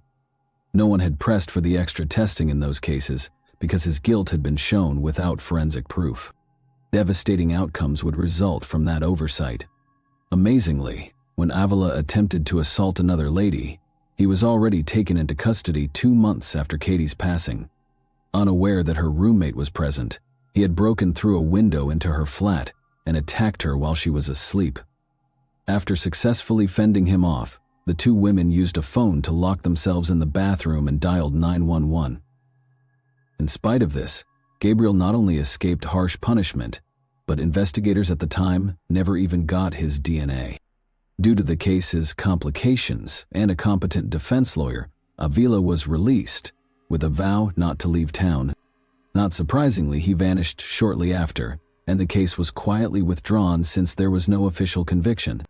Additionally, it was discovered that Gabriel was the owner of a pickup truck, which could have been a noteworthy information if it had been investigated at the time. Detectives now focused on his ex-wife, who had been living with him at the time of the crime, as the case gained new momentum. She gave important information and was helpful. Above all, she reported discovering a pricey diamond ring in his truck's glove box. She thought the ring belonged to someone else, perhaps someone Avila was secretly seeing because it was not her size. With the intention of confronting him later, she chose to keep the ring as evidence of his adultery. Before she could do so, however, Gabrielle was taken into custody and, while on bond, vanished once more. The jewelry was given to the police by the woman. Joe had given Katie the exact same custom-made engagement ring.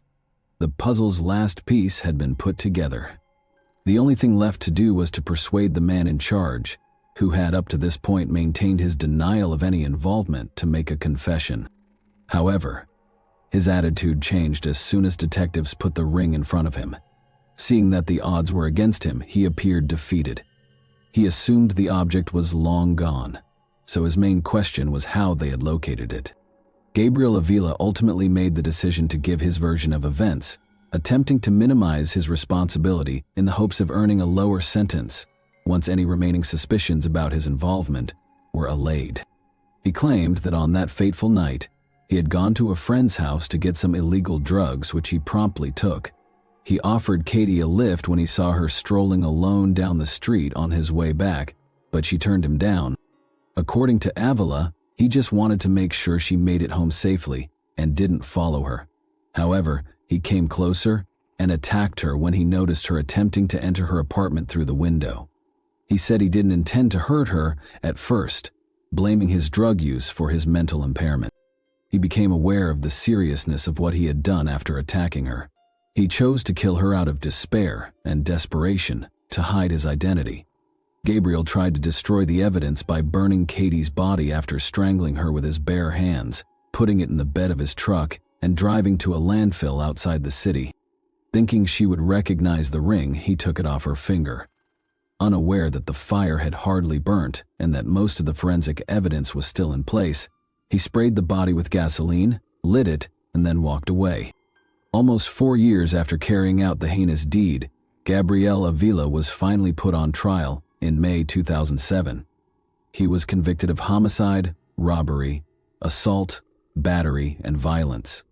He received a sentence of 70 years in prison without the chance of release. However, Katie's parents took it a step further.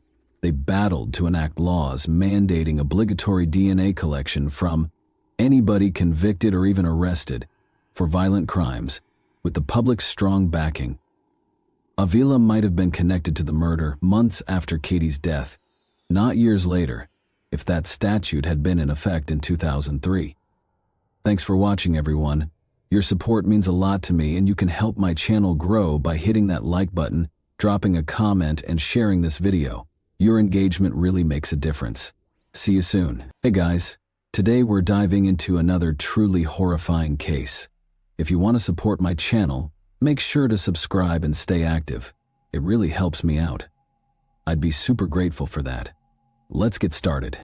There is a thin line between trust and risk in relationships. Sometimes they start off with mutual adoration and passion, then proceed in an exciting whirlwind. However, cracks begin to show with time. It's simple to ignore the initial warning signs, writing them off as poor timing, stress, or fatigue. People don't merely bring themselves into a relationship when they get together. They carry their worries, hidden challenges, and prior experiences. This connection becomes a source of strength for certain people. Others experience devastation as a result. We're looking at a complex case today that began as a personal relationship, but turned into a terrible crime.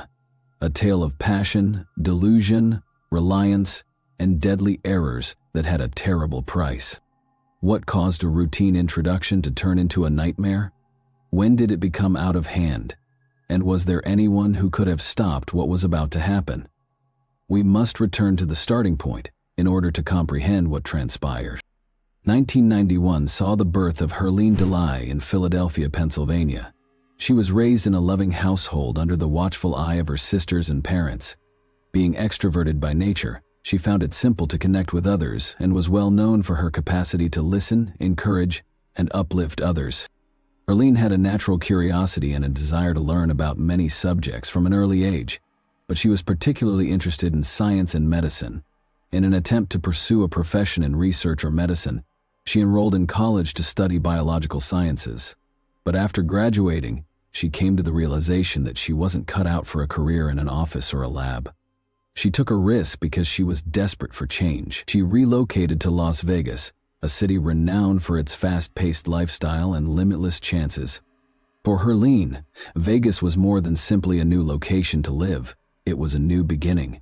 She developed a strong interest in exercise shortly after moving. She underwent a significant physical metamorphosis in a few months. She not only grew stronger, but also became much more confident.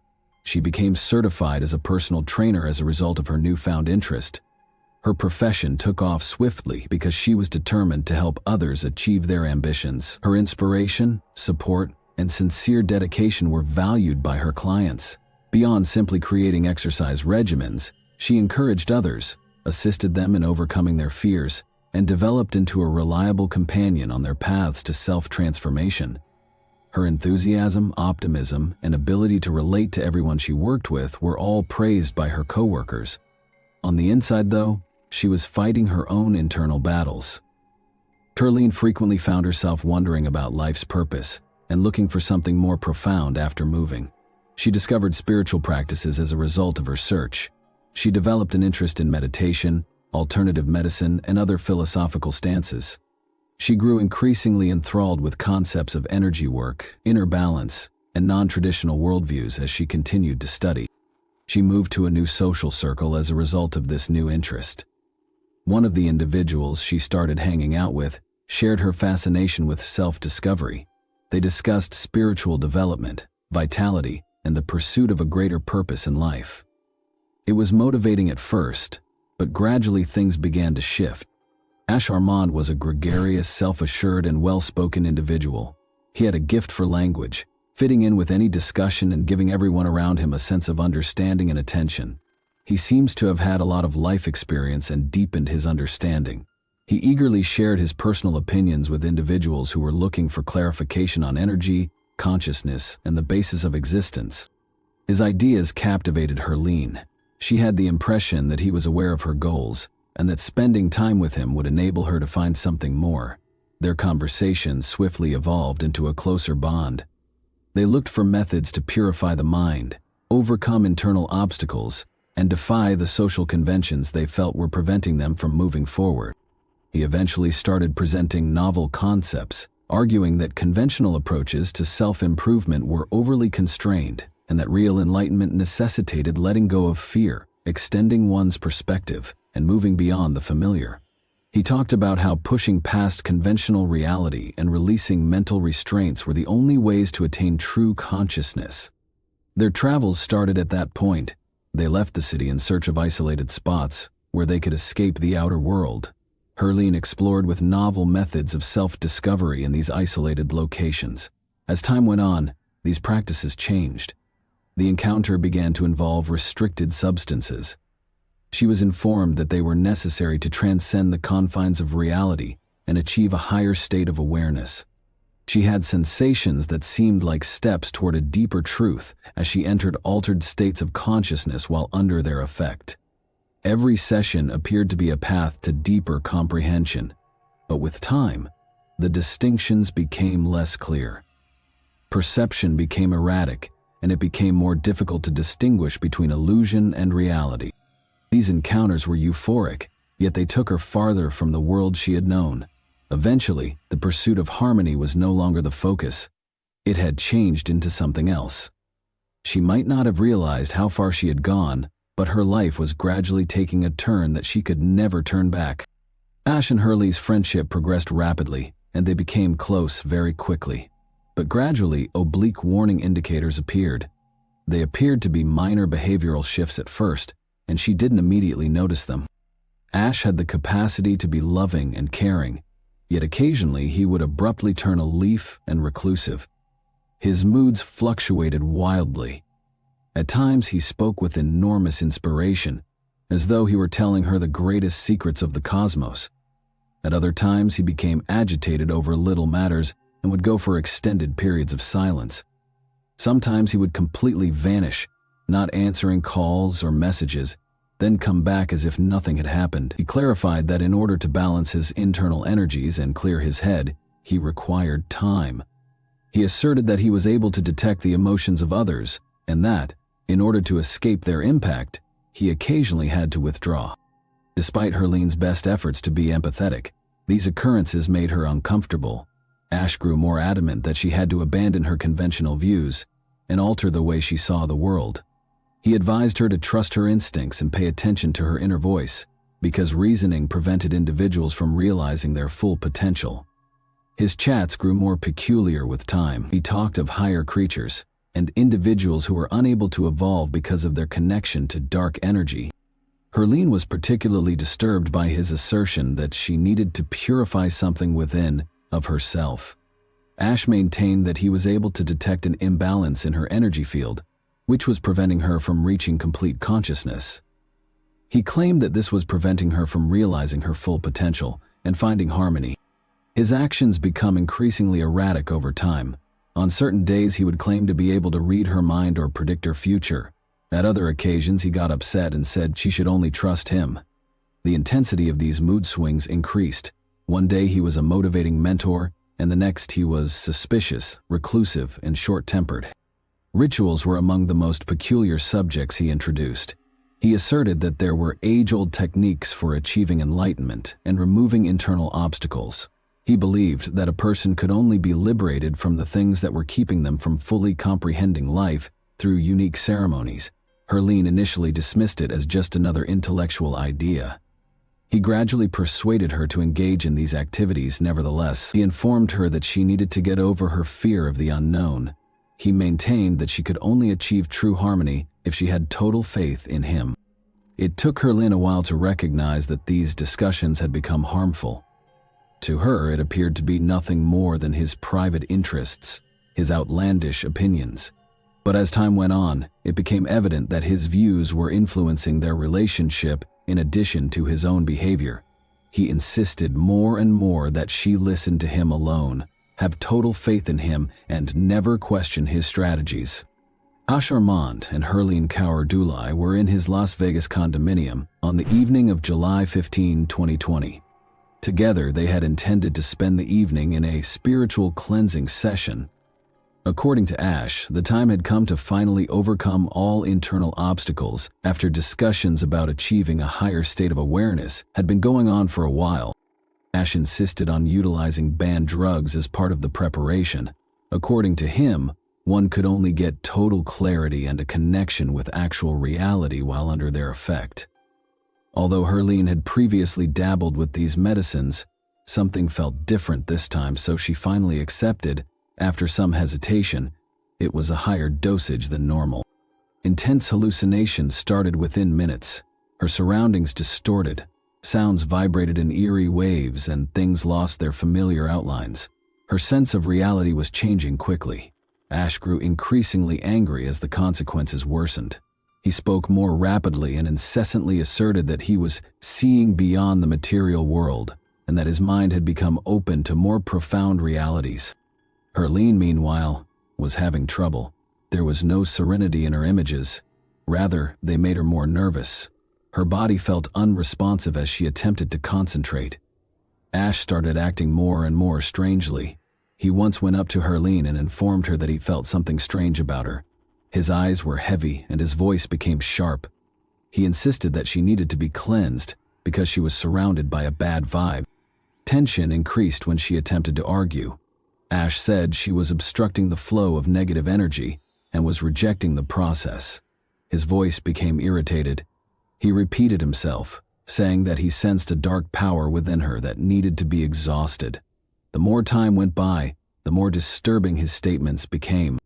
The incident rapidly got out of hand.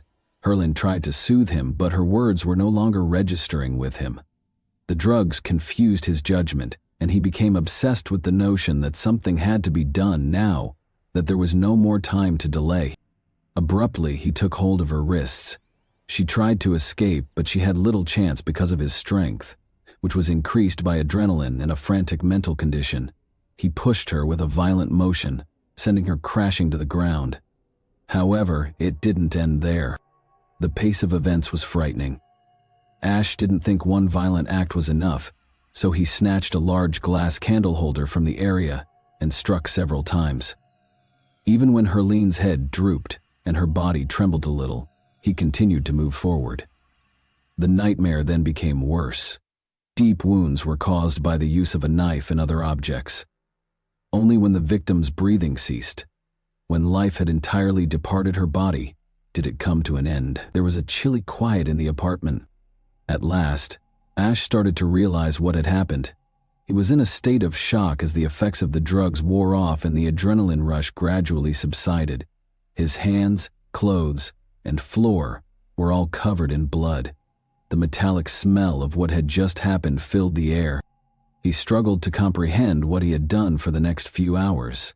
He repeatedly approached the body, as though hoping something could be done to reverse it, but there was nothing more that could be done. Emergency services received a call on the morning of July 16, 2020. The other person's voice sounded shaky and tight at times, but it didn't have the obvious terror that one would expect in those circumstances.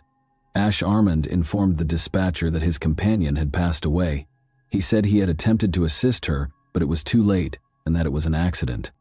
Within minutes, officers were on the scene. When Ash himself opened the door, they were instantly drawn to his appearance.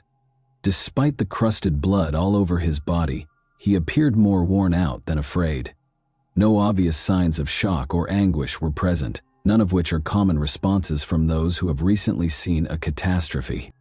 Officers saw a chaotic situation as soon as they entered. The body of Herline Dulai lay still in the middle of the room. Her face and neck had heavy bruises, yet her skin had gone pale. There were dried blood spots all around the scratches on her hands. The condition of the room suggested that there had been a bloody conflict, but the bathroom was a sharp contrast. It seemed suspiciously clean. The tiles still had faint lines of blood on them, but the majority had obviously been cleaned. Officers discovered blood-stained garments in the washing machine. Ash's own attire also seemed freshly laundered, which immediately raised suspicions. 2 candles stood unlit near the bed. Herline's skin had melted wax residues, which investigators found to be an unsettling and inexplicable feature. They discovered 2 knives, a folding utility blade and a kitchen knife, stained with dried blood on the nightstand. It was obvious that an effort had been made to conceal the events. A luggage that was placed close to the entryway was also inspected by the officers. They discovered documents, money, and personal stuff within. Ash appeared to have been getting ready to leave the scene, but he had either run out of time or changed his mind for some reason. He made contradictory comments when detectives started questioning him.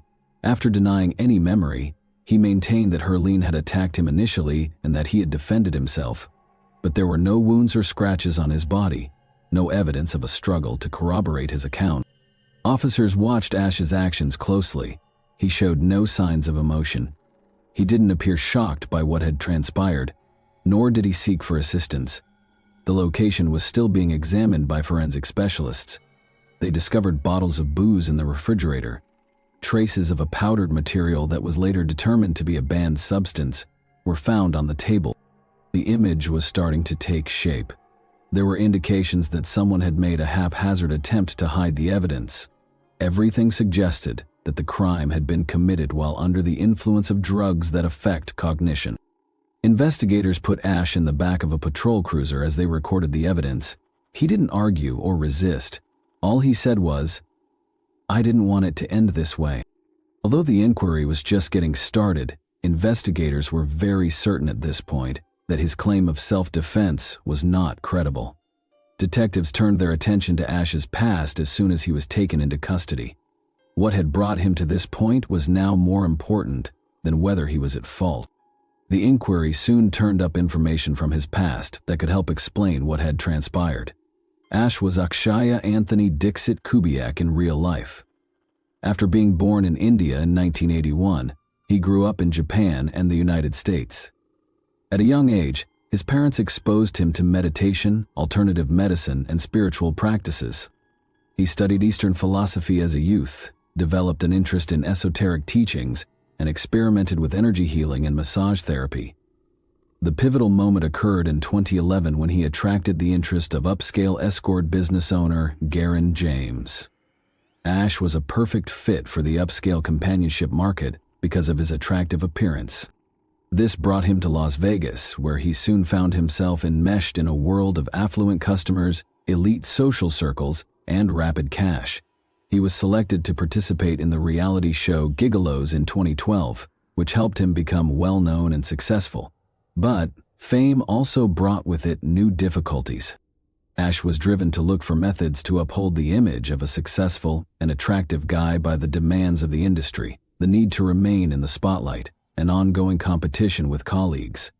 To improve his physical look, he started taking steroids and eventually progressed to more potent drugs. Soon, his increasing reliance on these drugs exacerbated his need for external validation. Aggression problems increased as a result. He was detained for driving under the influence, got into several fights in nightclubs in Las Vegas, and his behavior became more and more unpredictable. Ash's fame began to wane when Gigolos concluded in 2016. His attempts to remain relevant in the entertainment world failed, and his income decreased.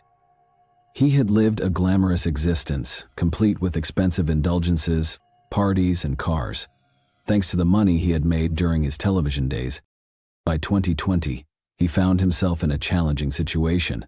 Formerly a popular public person, He now lived in a leased flat and earned money by occasionally meeting with show enthusiasts who were prepared to pay for his presence. His life had already gotten out of hand by the time he met Herline Car-Dulai. In pursuit of meaning, he resorted to spiritual activities, developed an interest in mysticism, and persuaded himself that he could change the course of events. However, these views turned into an obsession while under the influence of drugs that affect the mind. He was able to regain a sense of authority through his friendship with Herline. He viewed her as someone he could influence, not just as a collaborator. His faith in his ability to influence her life gradually evolved into a strong conviction that he could influence not just her thoughts, but also her fate. His mind, already shattered by years of chemical abuse and self-delusion, finally broke on that fateful night.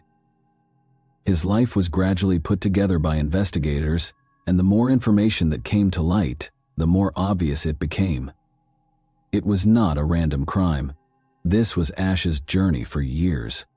In 2021, the trial got underway. He was charged with first-degree intentional harm by the prosecution, who claimed that Herline Dulai had been brutally attacked and that the self-defense allegation was not supported by the facts. Claims of transient mental illness served as the foundation for the defense team's argument.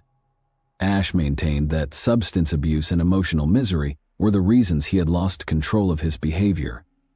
His lawyers tried to claim that the events of that evening were not intentional. He insisted in his claims that he had loved Herline and would never have done her any harm on purpose. The public's response was split.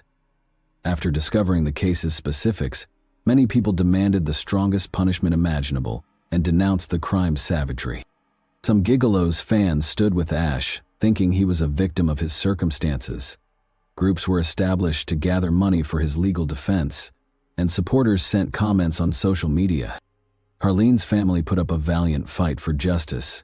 In interviews, she was described by her parents and sisters as a clever and loving person whose life was sadly cut short by someone who betrayed her confidence. They stressed that the blame for what had been done could not be diminished by any excuse. The court's decision was delivered in December 2021. Ash Ahmed received a 20-year prison sentence after being convicted guilty of the crime against Herline Dulai. After serving 8 years, he would be allowed to seek for parole under the legislation. The decision was met with disappointment by Herline's family. Given the seriousness of the offense, her loved ones thought the punishment was excessively light. Nonetheless, the court's final decision was impacted by the defense's contention about his mental condition at the time of the occurrence. Ash may be eligible for early release as early as 2029, but the sentence stipulates that he will be imprisoned until 2041. It's still unclear if he will be given parole. There are still some unresolved issues in the case. What was going through Ash's head that evening? Did he have a purpose in mind, or was it just the effects of drugs? Why did he call the police after trying to hide his identity? Does he understand the full extent of his guilt? The inquiry is over. The penalty has been imposed. However, years later, the conversations are still going on. There are still differing views on this case, with some considering him a criminal and others still holding the view that he was a victim of his own troubles. Thanks for watching, everyone.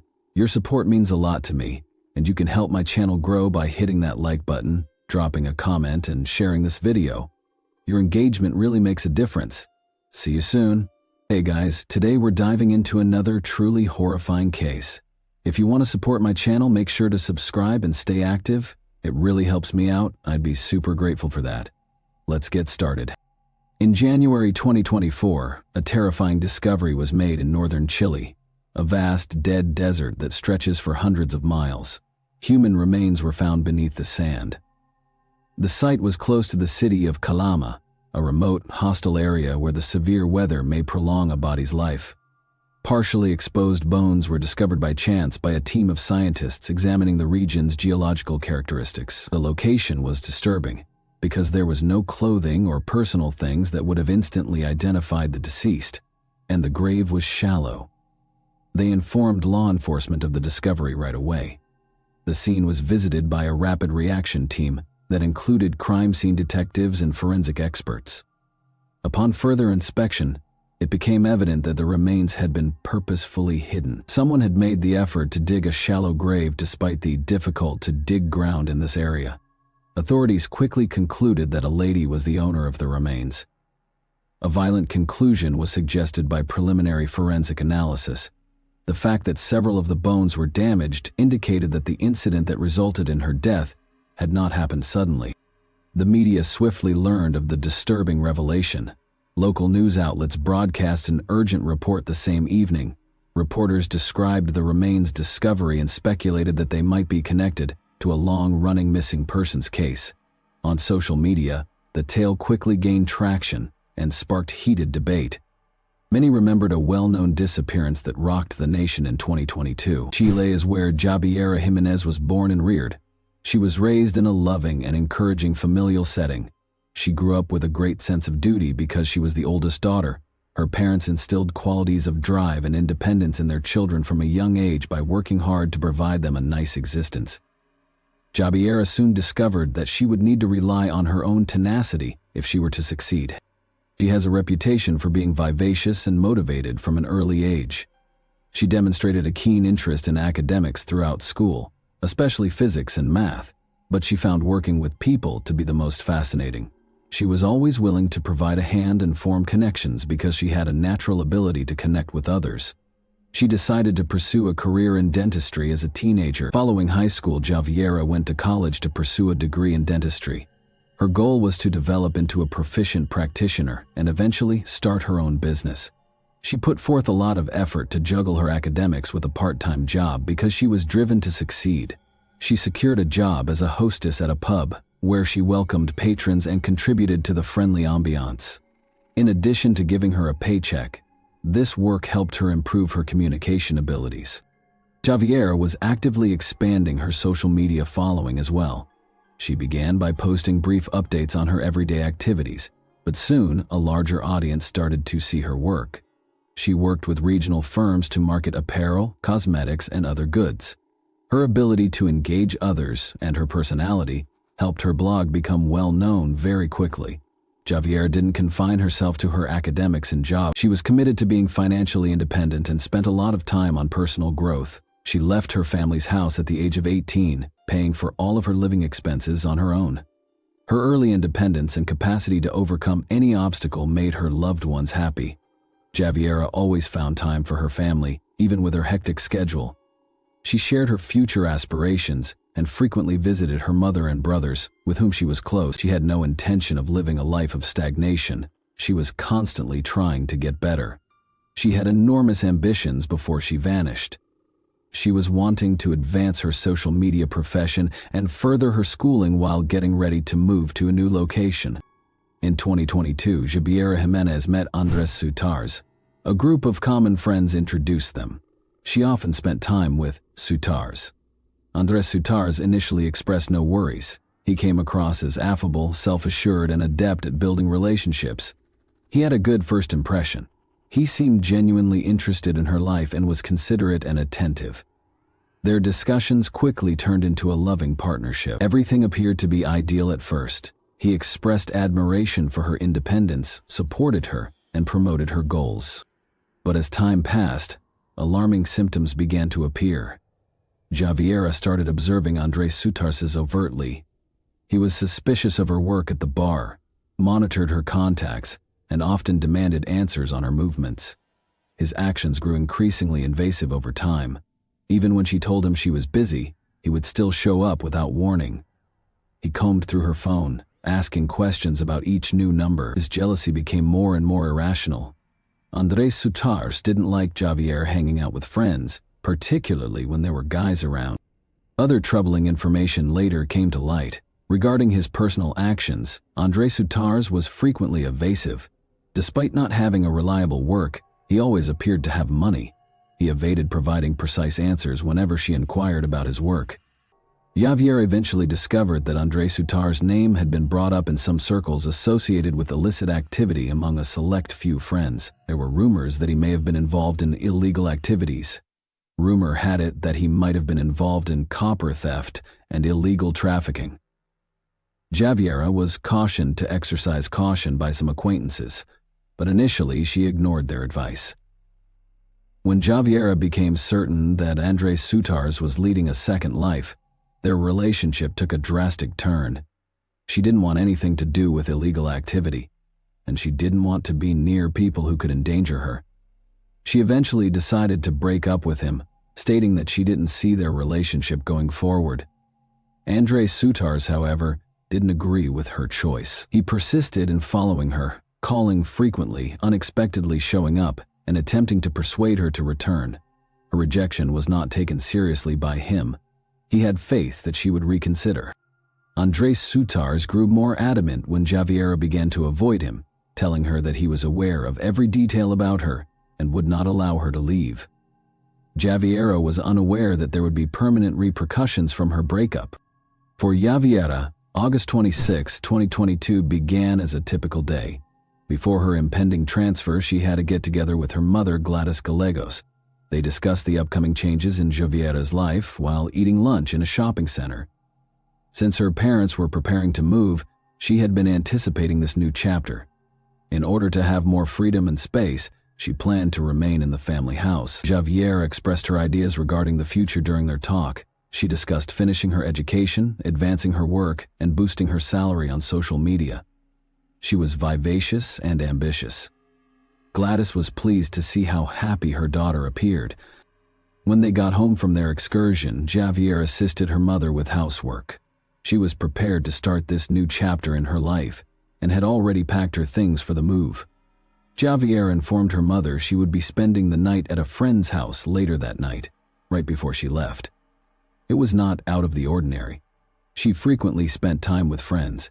She and her mother kept texting when she got to her friend's house. As usual, they exchanged ideas and talked about their plans to move. Everything appeared to be typical. However, as midnight drew near, a message arrived that altered everything.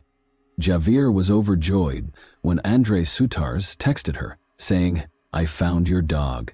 She had been looking everywhere for her dog Lucky, who had vanished a few days prior. On social media, she had shared the story and promised a reward to anyone who could assist return him home. She had been devastated by the loss of Lucky. Thus, there was a prompt reaction to Andrei Sutars' letter. She never replied after sending her mother a text to inform her that she had reached her friend's house. All phone calls to her were not returned a few hours later. Javiera was expected to come home the following day, but she never did. No one knew where she was, so her family started phoning her friends. She vanished without warning. Her loved ones' last chat with her and the note that would later be a crucial component of the investigation were the only hints they had. Family and friends were extremely concerned about Javiera Jimenez's disappearance, but Andrei Sutars was the only one who didn't seem to care. He responded distantly and without concern when Gladys Gallegos eventually reached him. With composure, he said he had no idea where her daughter was. He then started outlining his account of what had happened. He claimed that he had met up with Javiera that evening in order to assist her in finding her missing dog. Despite driving to multiple areas, they were unable to find anything. He proposed that they visit Calama, the city where he was raised, to help her forget about her problem. Javiera concurred with his version of events. She may have intended to spend the night at his house because she was packing to relocate the following day and had a suitcase with her. His story became more and more erratic from that point on. They got into an argument during their trip, he said. He claimed that Javiera became acutely aware that her suitcase was missing. It was said to have dropped from the trunk. She was upset and demanded that they go back and find it. According to Andrei Sutars, he stopped and volunteered to assist in looking for her possessions. Javiera, however, would not return to the vehicle. She simply declared she didn't want to continue the journey and got out. "I left her there because that's what she wanted. I figured she'd find a way to get home," he said.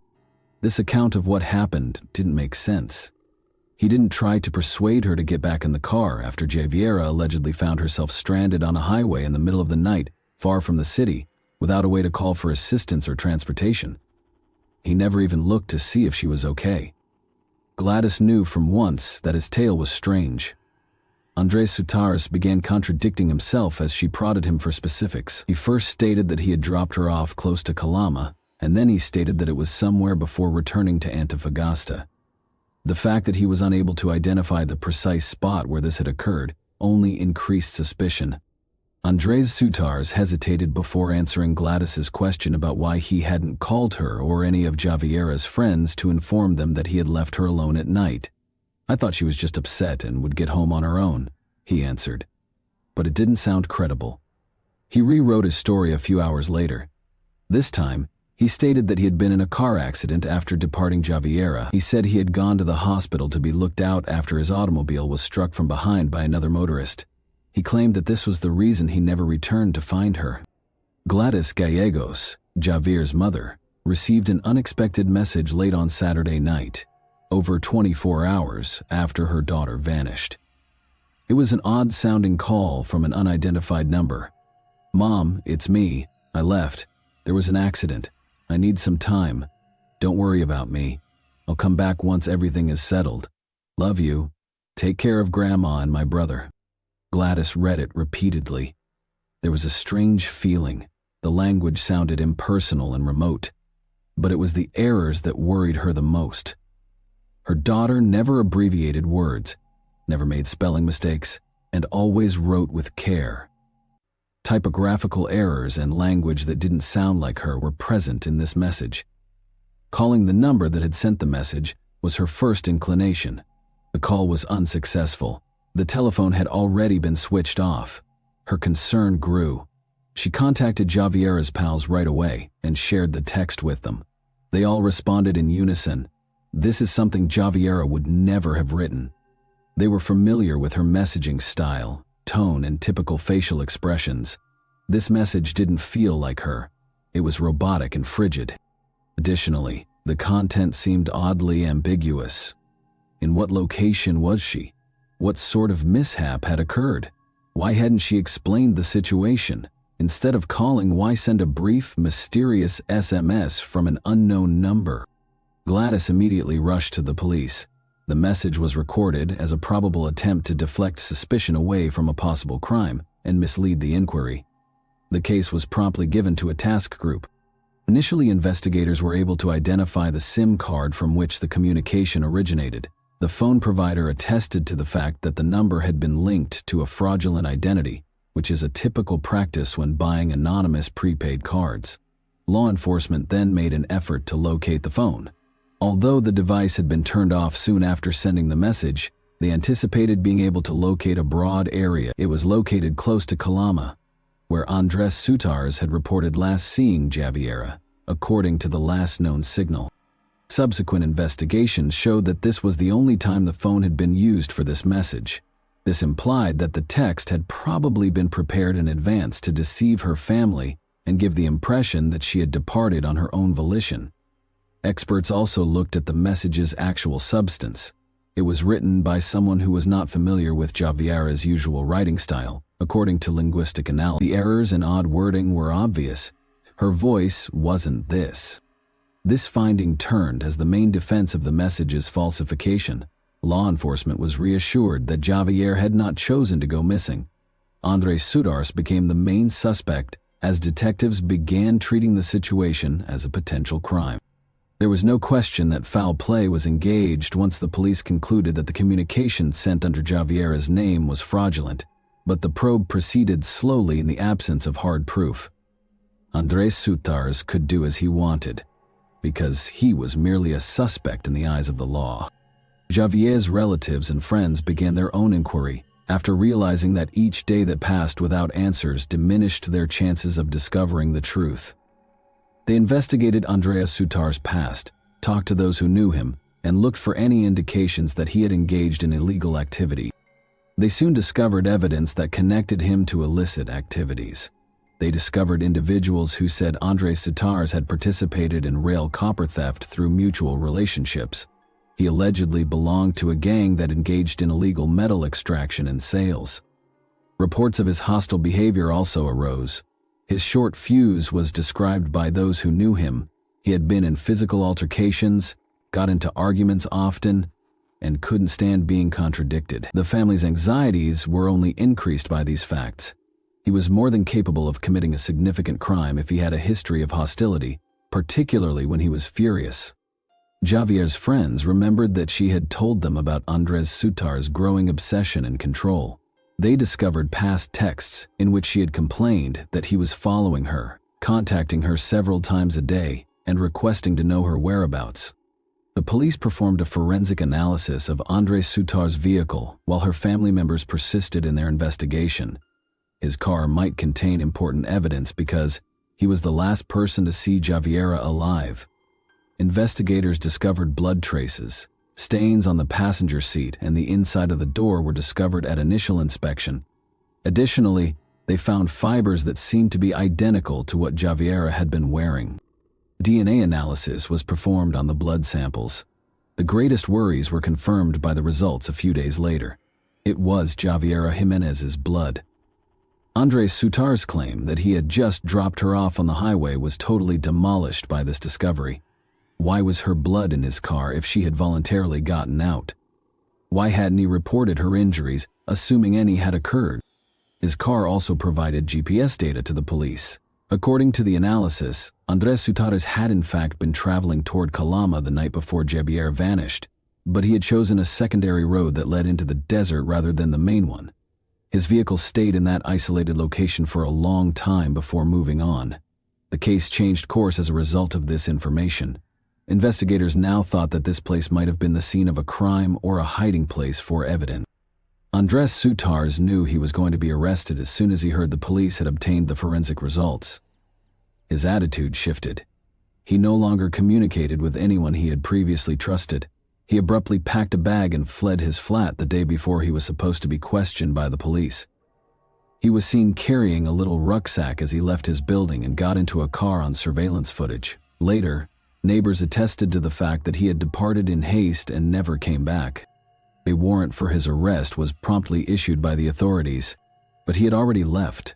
Upon more examination, it was discovered that Andres Sutarez had crossed the border using forged documents. He was now considered a fugitive. Although his name was added to a global criminal database, he had escaped detection. All that was left for Javiera's family was to wait and continue to seek for justice. One thing they knew for sure was that he would eventually make a mistake, and the law would then catch up with him. The initial efforts by law enforcement to capture Andres Sutarez failed. He was not there when his automobile was discovered abandoned on the outskirts of Antofagasta. It was obvious that he had meticulously prepared his escape route beforehand. His phone records were examined, and it was discovered that he had called a number of people who were already being investigated by the police for possible criminal activity in the hours prior to his disappearance. This supported the idea that he had vanished by using his contacts. Investigators soon verified that Andres Sutarez had escaped Chile by illegally entering Bolivia. He had used less well-known smuggling routes, which are frequently used by traffickers, to get via official checkpoints. He took on a new identity after arriving in a foreign nation. Even though he knew that authorities were constantly looking for him, he was able to remain hidden for months. Javiera's loved ones persisted in their investigation despite its difficulties. Gladys Gallegos made sure Andres Sutarez stayed on worldwide wanted lists by persistently working to keep the case in the public glare. The family produced brochures using his picture, raised awareness on social media, and contacted the media. Somewhere, they hoped, someone will recognize him and call the police. However, their announcement of a reward for information leading to his capture proved to be the most successful move. Anyone with reliable information regarding his whereabouts would receive a sizable payment from the family. This strategy was successful. Soon after, in late 2023, the first leads appeared. Andres Sutarez was said to have been seen in a city in Bolivia. He was leading a solitary life, avoiding notice and interacting with locals only seldom. The Bolivian officials used information obtained from informants to start following his whereabouts. They learned that he had been working odd jobs, living under a false identity, and avoiding the use of official documents that would reveal who he really was. However, he had failed to fully vanish. Motivated by the incentive, a local citizen gave police his precise location in January 2024. In order to apprehend him, authorities launched a focused operation right away. The building where Andres Sutarez had been hiding was encircled by police on January 5, 2024, in a city in Bolivia. It was a quick operation. Without resistance, he was immediately placed under arrest. He didn't act aggressively or in terror when he was arrested. He seemed at ease, as though he had already come to terms with his lot. However, there was no way out this time. Officially in jail, Andres Sutars would soon be brought to court in Chile. Bolivian officials started the extradition process after his capture was confirmed. Andres Sutars was returned to Chile in a matter of days so that he might finally face justice. At last, Javier's family was able to witness justice being served to the individual who killed their daughter. For them, however, this was just the start of a protracted battle. They were committed to making sure he was given the harshest punishment possible. Andres Sutars was put in a prison center right away after being extradited to Chile. With the main suspect now in jail, the inquiry moved into a new stage. For almost a year and a half, authorities had a genuine chance to obtain the answers they were looking for. He initially remained silent. He consistently insisted that he had nothing to do with Javier's disappearance, avoiding direct queries. Investigators, however, were ready. His involvement was evident from the evidence they had collected. The pressure increased. He eventually gave up trying to hide the obvious. He added in a chilly, emotionless voice, "I killed her." His confession sounded emotionless, as though it were a factual statement. He made no effort to defend his behavior, and there was no regret. He didn't apologize. He didn't try to play the victim. He continued to speak in an unsettlingly composed tone, as though he were narrating a routine incident. His earlier claims were totally at odds with the information he supplied. He acknowledged that he had not originally wanted to hurt Javiera, but he made a decision he never intended to change after she refused to make amends and ended their relationship permanently. He enticed her in by claiming to have located her misplaced puppy. She agreed to meet because she trusted him and didn't know what was in store for her. He said the crime happened on an empty highway late at night. Under the guise of looking for a missing luggage that had allegedly fallen from the trunk, he stopped. He struck Javiera fatally as soon as she got out of the automobile. In the belief that the severe weather would destroy any traces, he then drove farther into the desert, excavated a shallow grave, and buried her bones. Investigators started looking for the burial place the day after he confessed. Andres Sutars gave them the coordinates, and they used them to search the region. Human remains were found by officials in mid-January 2024. The location, a shallow grave covered with sand, was closely inspected. The identification process was started by forensic experts, although Javiera's family members were already aware of the facts. Forensic analysis a few days later validated their fears. Javiera Jimenez was the owner of the remains. The pursuit of justice was not yet ended, but the search was. Her family called for the perpetrator who did it to have the worst punishment possible. The case was turned over to the court after his confession. The question of his culpability had been resolved. There was no reason to reject his own statements, the proof, or the finding of Javier's body. The court now had to decide how to punish him. The maximum punishment, life in jail without the chance of release, was what Javier's family sought. They were positive that he was a threat to the community. There was no other meaning of justice for her mother, Gladys Gallegos. She was convinced that Andres Sutars would conduct another crime if he were ever freed. The court was provided with all of the evidence by the prosecution. The premeditation of the crime was proven by experts. The choice to take her to an abandoned place, the false invitation, and the total lack of any effort to assist her all suggested a well-thought-out deed. Any assertion that this had been an accident was refuted by forensic experts who recorded injuries. Nonetheless, the defense made an effort to advocate for a lighter sentence. From a legal perspective, the lawyer contended that his client's voluntary confession and assistance in finding the remains may be regarded as collaboration with the investigation. On the basis of this technicality, they asked for leniency. Javier's family was infuriated by this dispute. Andres Sutars' confession was clearly not an act of regret, in their opinion. Only after being forced into a corner had he come clean. He wasn't guilty. He was just attempting to shorten his phrase. Several weeks passed throughout the experiment. Gladys watched the process take place at each session. Her unrelenting determination was evident in her eyes, but she never allowed her emotions to control her. The judge allowed her a chance to speak at the last hearing. There was silence in the courtroom. She raised her voice and said, "This man took my daughter from me. He ended her life, buried her in the desert, and then ran away, hoping no one would ever find him. He has not regretted it for a single second. He feels no remorse. If he is ever released, he will do this again. I ask this court to impose the only sentence he deserves: life in prison. I'm not asking for revenge. I am demanding justice. Before the court adjourned to render a decision, her remarks served as the last argument. The judge came back a few hours later and read the ruling. Andres Soutars was convicted of Javier Jimenez's premeditated crime. The court condemned him to life in jail without the possibility of parole in light of the seriousness of the deed and his attempt to elude punishment. Silent applause erupted in the courtroom as she embraced her loved ones. Gladys Gallegos started crying.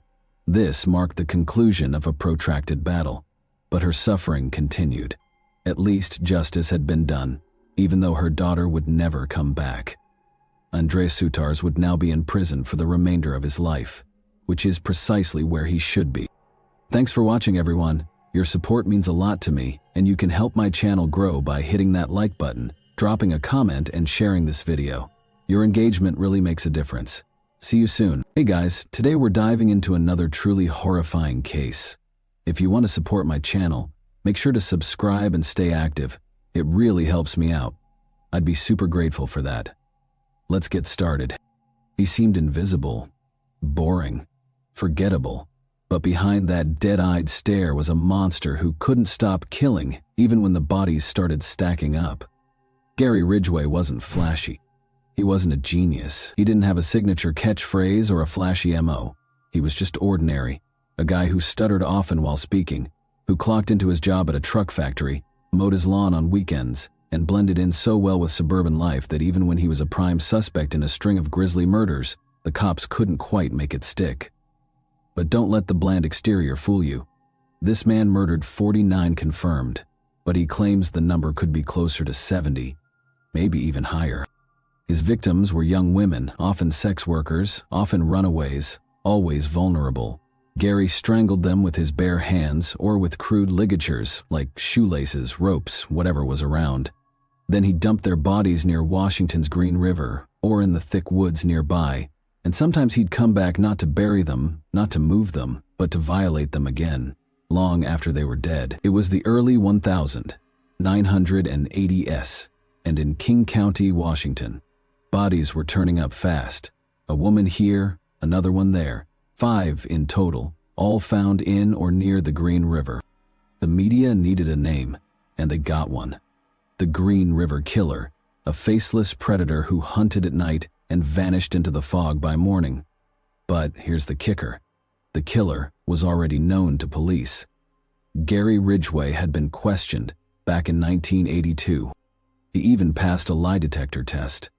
The man responsible for one of the biggest murder sprees in U.S. history was right under their noses, and they let him walk free. At home, Ridgway played the part of a devoted family man. He was married multiple times. He was deeply religious. He even tried to preach door to door, but all the while he was searching the red light districts of Seattle, looking for his next victim. And the scariest part is that he'd often bring his young son along for the ride as a human shield. See, I have a kid with me. I'm not a threat. That's the kind of calculated manipulation Ridgway was capable of. Cold, heartless, methodical. Where did this monster come from, you may wonder?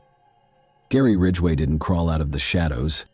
He was born in broad daylight in Salt Lake City, Utah, on February 18, 1949. The middle child of 3 boys, Ridgway grew up in a house that looked normal from the outside, but inside it was a wreck. His mother, Mary, was a force of nature, controlling, intense, and terrifying. She ruled the house with a tight grip and wasn't afraid to use a belt or stick when her sons went out of lines drawn by her. His father, a bus driver, wasn't any good, often venting about the filth of sex workers he'd see on his routes. That constant commentary would embed itself into Gary's twisted worldview and fester into a hatred that would lead him to become a nightmare. Gary would later tell psychologists that he felt both anger and sexual attraction toward his mother. The same woman who disciplined him with belts and dominated the house was the subject of his violent fantasies. He even imagined killing her. So far, it sounds like a textbook serial killer origin story. Wait till it gets worse. By high school, Ridgway was already falling behind. He had dyslexia, struggled in class, and got held back a year. His IQ would fluctuate in the low 80s, but what he lacked in smarts, he made up for in something far more sinister. At just 16 years old, he did the unthinkable. He lured a 6-year-old boy into the woods and stabbed him in the ribs, piercing his liver. The boy survived, but Gary Ridgway had made his first real move toward becoming a killer, and no one seemed to notice. No follow-up, no serious consequences, just another angry kid from a rough home. But inside that teenager, something was growing.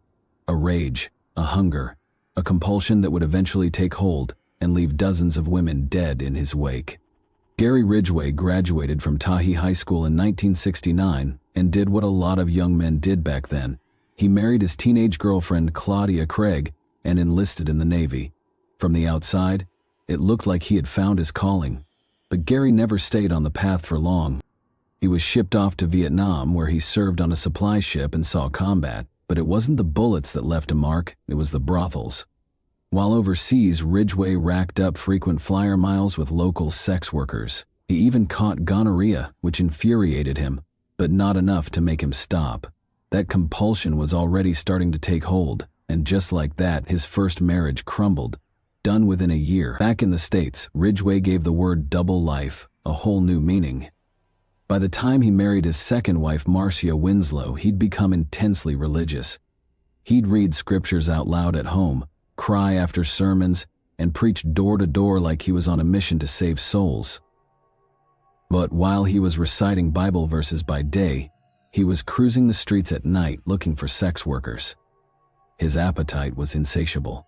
His ex-wives and girlfriends said he demanded sex multiple times a day, often in public places, or even in the same wooded areas where, years later, his victims' bodies would be found.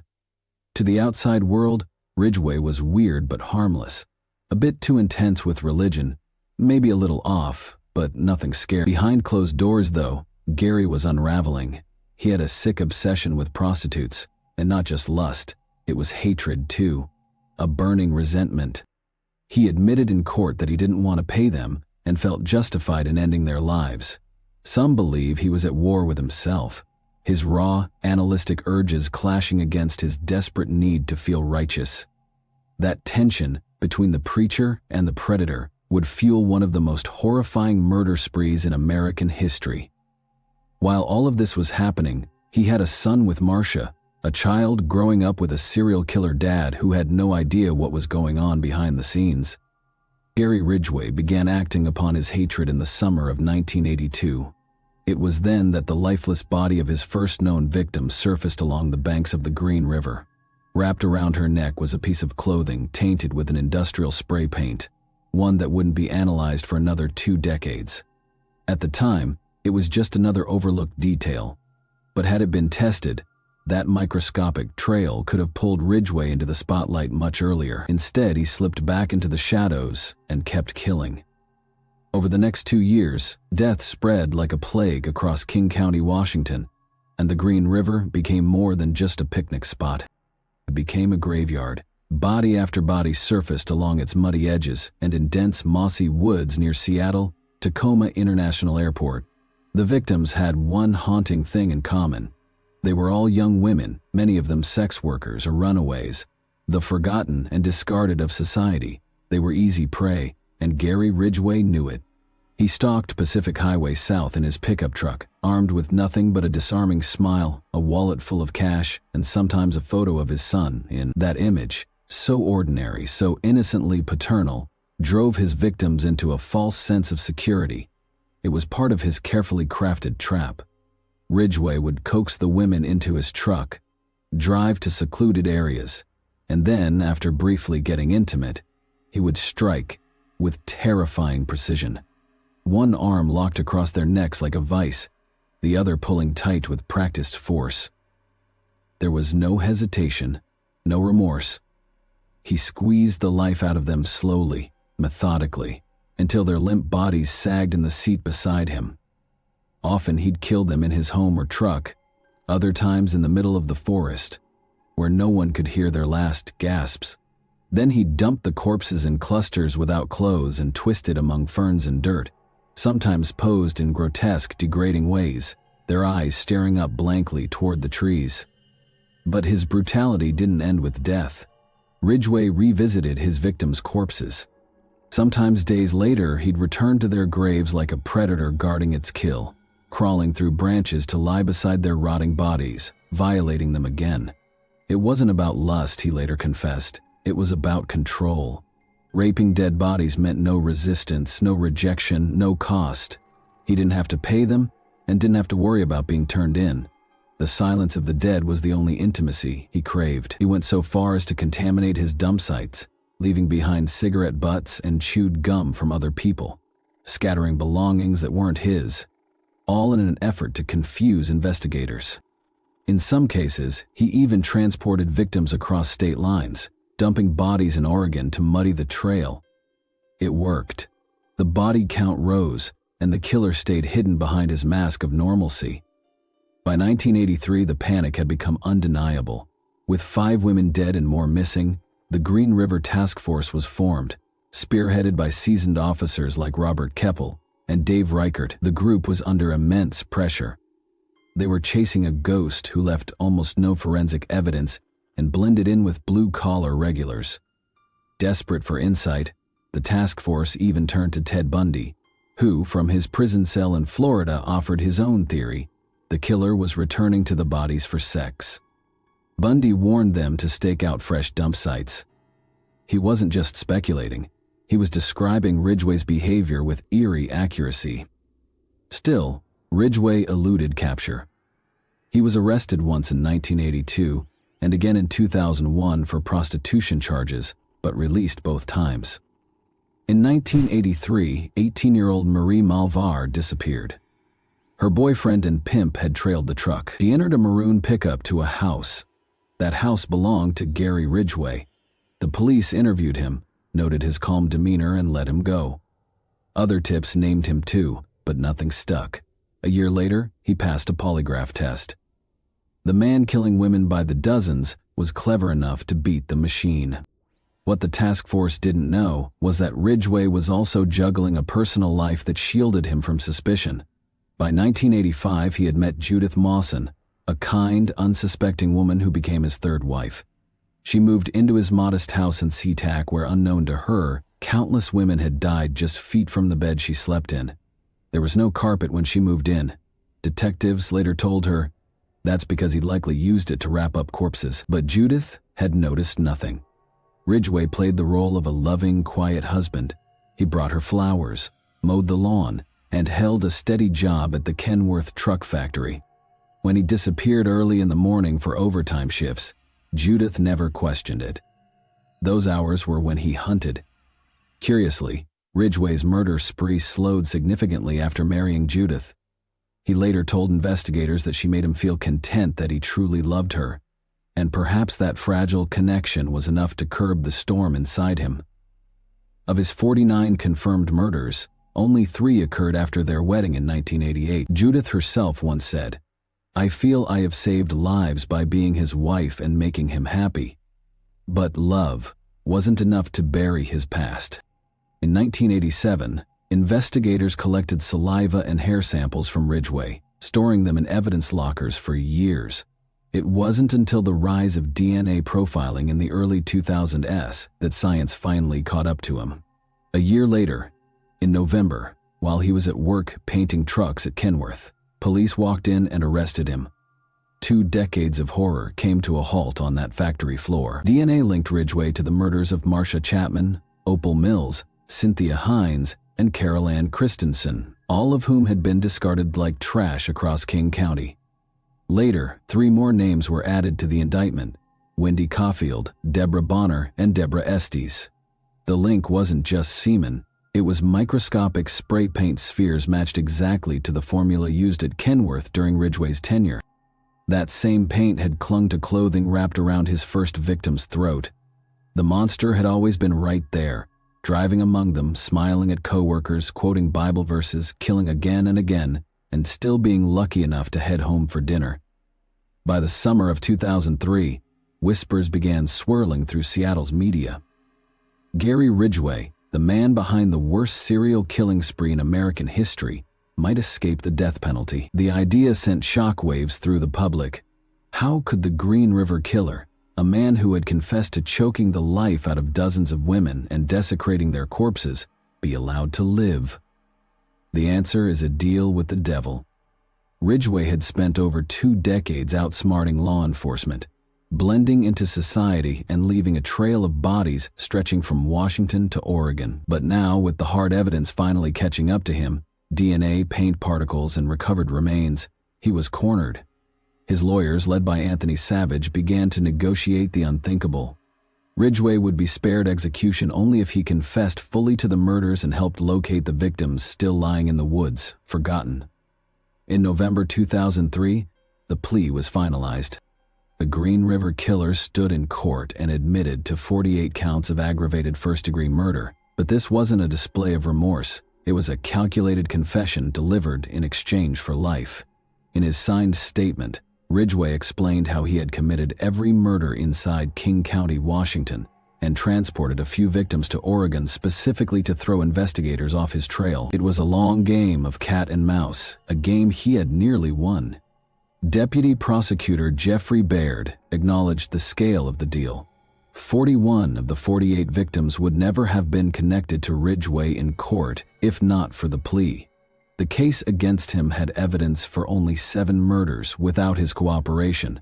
The rest would have remained nameless, numbers buried in case files. On December 18, 2003, Ridgway returned to the courtroom, not as a suspect, but as a self-admitted mass murderer. There would be no trial, no debate, just the cold hammer of justice. Judge Richard A. Jones handed down the sentence: 48 life sentences without the possibility of parole, to be served consecutively, 480 additional years, 10 for each victim, for tampering with evidence, while Gary received rightful curses from the victims' families. One statement from a victim's father would break his emotionless facade.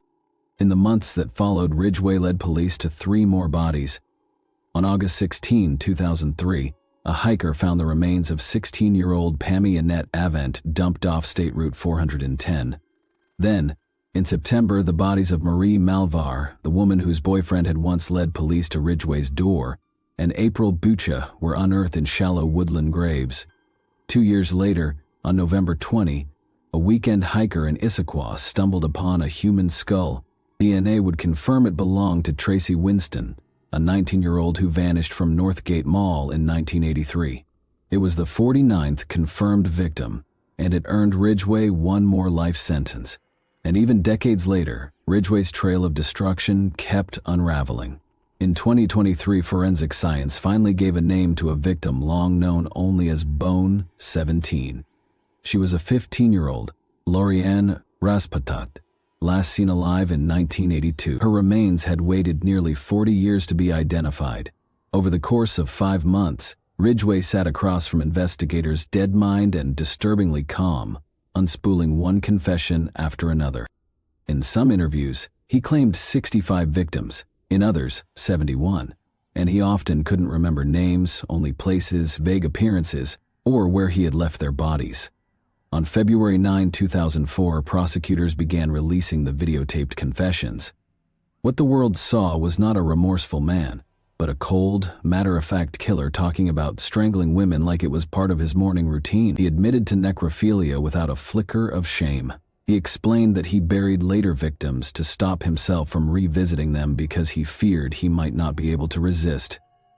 He confessed to picking prostitutes because they were easy to pick up and because he hated most of them. To Ridgway, they were disposable objects. Their lives meant nothing beyond his brief, violent thrill. With 49 confirmed victims, Ridgway confessed to more confirmed murders than any other serial killer in American history. But investigators and Ridgway himself believe the real number is much higher. Dozens more women may remain missing, their bodies still hidden in forests, ravines, and rivers across the Pacific Northwest. He now lives out his days in Walla Walla State Penitentiary, where he will never again walk free. The Green River Killer is no longer stalking highways. He's locked behind bars, But the scars he left, the empty chairs at dinner tables, the daughters who never came home, the mothers who died not knowing what happened to their children, those remain. When Gary Ridgway entered the Washington State Penitentiary in January 2004, the man who once roamed highways and back roads as a predator was now just another inmate, stripped of power, cloaked in a jumpsuit and watched around the clock. But Ridgway was no ordinary prisoner. He was placed in solitary confinement, isolated from other inmates not for his safety, but for theirs. Even among rapists and murderers, his name carried a weight of revulsion. His crimes were too depraved, too numerous, too cold-blooded. For over a decade, he rotted behind those stone walls in Walla Walla. But then, in May 2015, he disappeared from Washington, quietly flown across state lines and deposited inside USP Florence, a high-security federal prison in Colorado. The move went mostly unnoticed. Once word spread, the public backlash was quick and furious. Why was the most prolific serial killer in American history being housed out of state, hundreds of miles from the crimes he committed and the families who still demanded justice? Governor Jay Inslee stepped in, so did Corrections Secretary Bernie Warner, and soon the message was clear. Ridgway was too important to move off the map. He still held secrets, answers to open murder investigations, clues buried deep in his decaying memory. On October 24, 2015, Ridgway was flown back to Washington State Penitentiary, chained, watched, and escorted by a chartered plane like some twisted form of royalty. He's remained there ever since. But even now, the story isn't finished. In September 2024, Ridgway was quietly pulled from his cell and transferred back to King County Jail, the place where all of this began. The move was unannounced, unexplained, and shrouded in mystery. For days, he vanished from the penitentiary's records, raising questions among journalists and victims' families. Why now? Why him? What did he still know? The silence only deepened until March 2025, when the sealed transfer order was finally made public. The reason: Ridgway was still leading investigators to bodies. More women, more forgotten graves. Even after 2 decades behind bars, the Green River Killers still had secrets to spill, and we may never know all of their names. Many were runaways, prostitutes, or young girls caught in the cracks of society. Women whose disappearances barely made headlines, whose families were told they were probably just out there somewhere. But Ridgway knew better. He hunted them because they were easy to forget. In some confessions, he struggled to remember their faces. He gave investigators vague details. The girl I left by the fence, the one with curly hair, the one I went back to. His victims became ghosts defined only by where they were discarded. Even now, with decades of police work behind it, the Green River case feels unfinished. Some remains were found by hikers, others were uncovered by dogs, a few were discovered only because Ridgway agreed to speak, and some may never be found, buried so deep in the woods they've returned to the earth completely.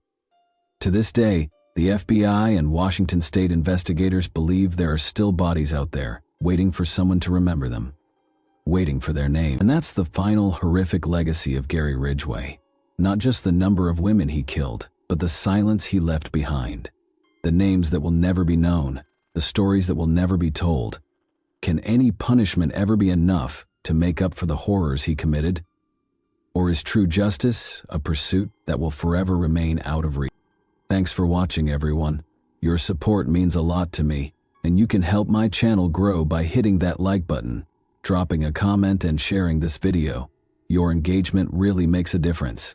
See you soon. Hey guys, today we're diving into another truly horrifying case. If you want to support my channel, make sure to subscribe and stay active. It really helps me out. I'd be super grateful for that. Let's get started. One of the most dramatic crimes in recent history occurred in Samara in 2025, when a startling and unsettling crime rocked the city. A prominent political person, a former mayor, and his spouse inexplicably disappeared. People who were close to them became very concerned when they vanished, which led to a thorough search. Investigators soon discovered, however, that their own granddaughter was the main suspect. She was seen touching a suspicious barrel on security cameras. Chemical traces were discovered in the flat, and the victim's money started to show up in suspicious transactions. All the signs pointed to a well-planned performance. But what? Financial difficulties, growing debt, or something far more sinister could have pushed her to this point? Was she truly acting alone? And why has she not spoken since being arrested? Situated strategically along the Volga River in Russia, Samara is a city rich in history. It is a significant industrial center where politics, business, and exclusive elite circles are closely entwined. A special equilibrium between the power of the government, large corporations, and underground networks emerged in the 1990s. The local elite's wealth was frequently derived from oil profits, secret transactions, and behind-the-scenes political scheming, and they had influence much beyond the area. Viktor Tarkov was a major member of Samara's aristocracy. Everyone knew his name, from powerful criminal types to government officials. He was more than just the city's leader. A large portion of its economy was under his control. Tarkov, who was born in Kubyshev, rose through the ranks from chemical engineer during the Soviet era to prosperous businessman, high-ranking official, and finally Samara's mayor. His influence grew as a result of this role, but he also made strong opponents. In addition to being rich, the Tarkov family was a dynasty used to luxury and power.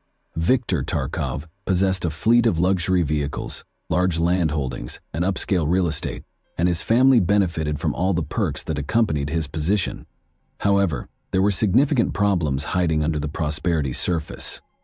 Viktor's granddaughter, Ekaterina Tarkov, was born in Samara in 1995 and grew up in a society where having money and power was just accepted. From an early age, Ludmila was lured to dubious circles since her father, Sergei Loganov, was referred to in some quarters as Lord. Her mother, Ludmila Tarkov, was brought up as the heir to a wealthy family. Even though her father gave her the best education and a wealth of chances, she opted for a luxurious and carefree lifestyle. She was firmly enmeshed in the underground world by the 1990s, surrounded by people from organized networks with whom she was quite comfortable. Konstantin Cherbuk, her first husband, was killed in 2001 after having connections to a notorious Samara criminal organization. Following his death, Ludmila started dating Sergei Loganov, who was not only associated with clandestine activities, but also a major figure in massive oil fraud schemes that generated millions of dollars. He was imprisoned in 2010 after being apprehended for allegedly planning an attack on a federal agent. However, Ludmila stayed close to his course. She participated in fraudulent operations, formed close relationships with organized groups, and ultimately faced legal repercussions. Ludmila Tarkov was at the focus of a well-reported judicial case by the summer of 2021. She threatened to make false personal information public and attempted to extort a sizable quantity of money from Alexander Malev, a deputy in the regional parliament. But her scheme fell apart in an instant. Malev called police enforcement right away. The arrest of Tarkov occurred in December 2022. She was sentenced to 7 years in a general regime penitentiary facility when the court found her guilty shortly after. Ekaterina Tarkov, on the other hand, experienced total independence and no supervision during her adolescent years.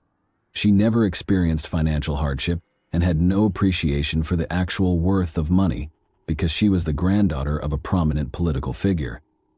She was never subjected to rigorous regulations, pressure to perform well in school, or spending limits like her peers were. A sense of entitlement was fostered by this lack of boundaries, and it only got stronger with time.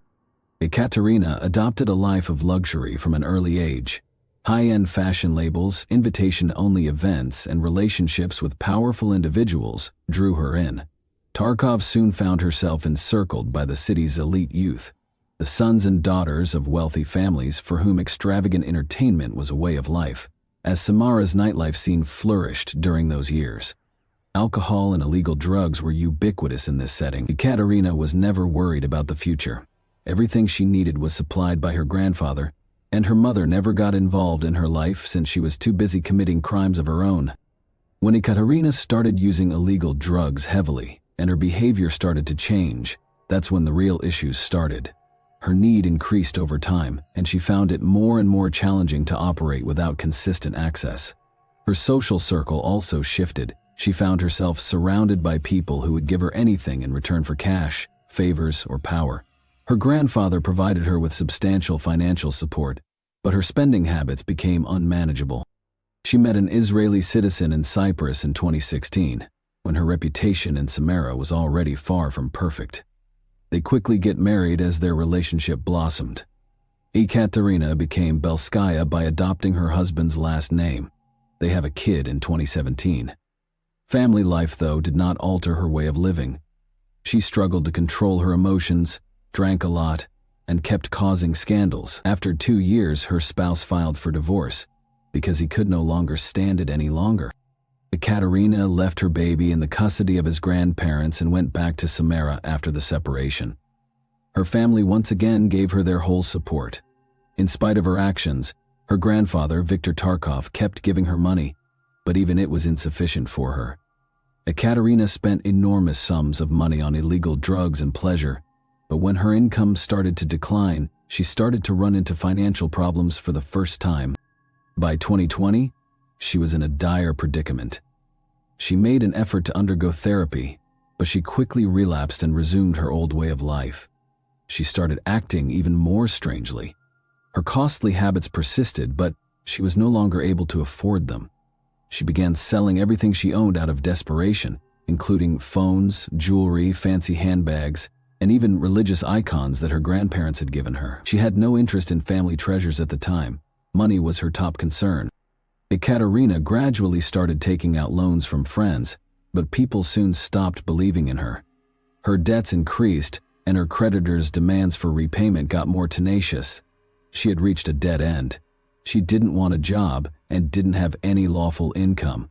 Viktor Tarkov began reducing his granddaughter's financial assistance to Ekaterina after he saw that she had no plans to change. This was not an effort to assist. It was a betrayal. As far as she was concerned, he had to keep supporting her. Arguments became openly hostile, and family tensions increased. Ekaterina publicly blamed her grandparents for all of her issues and no longer concealed her disdain. Her rage only became stronger with time. She eventually came to the terrifying conclusion that eliminating the individuals preventing her from receiving her inheritance was the only way to permanently resolve her financial issues. Ekaterina's financial condition had significantly worsened by 2023.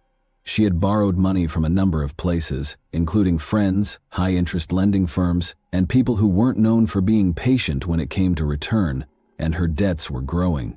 She assured a number of lenders that she would pay off her obligations quickly, but in practice, she was unable to do so. The calls and threats intensified, and the pressure from creditors increased. Ekaterina started trying to sell her family's possessions at this point. She began searching for purchasers for her relatives' expensive belongings, since she was in dire need of money. Her attention turned to jewelry, old religious artifacts, and even her grandmother's automobile. The investigation found that she was able to sell some of these products. However, even that was insufficient. At that point, Ekaterina started thinking about selling properties that were registered in Viktor Tarkov's name. Her grandfather, on the other hand, was a wise and cautious guy who kept tight control over his possessions and would never let her handle it without his consent. She understood that she would never have complete access to his fortune as long as he was living. Viktor and Natalia Tarkov abruptly stopped returning calls at the beginning of January 2025. Their phones were off when friends, family, and business acquaintances tried to contact them. Concerns were immediately raised when they vanished. These individuals, particularly Viktor Tarkov, who maintained constant communication with former co-workers and business associates, were not the kind to abruptly go. Those close to him became very concerned when he did not reply to birthday greetings on January 3, 2025. Tarkov's former deputy was the first to sound the alarm.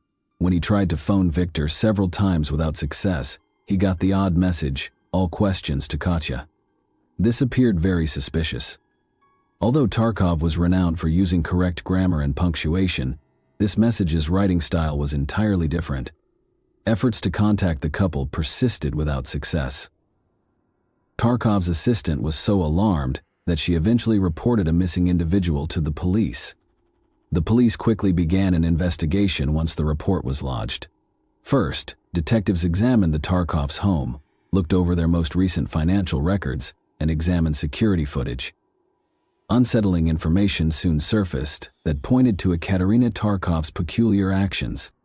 After police looked into her financial activities in the days before her relatives vanished, suspicions grew. After making dubious purchases, she made an effort to hide any signs that they were in the residence. An eerie scene greeted the investigative team when they got to the Tarkovs' house. The inhabitants were strangely clean, but there were no overt indications of a conflict. Chemicals that are frequently used to destroy biological evidence were found by forensic experts. Forensic experts employed cutting-edge equipment to find concealed traces that were invisible to the human eye. During a comprehensive examination of the apartment, they found biological residue in the kitchen and bathroom, which was later determined to include blood through laboratory investigation.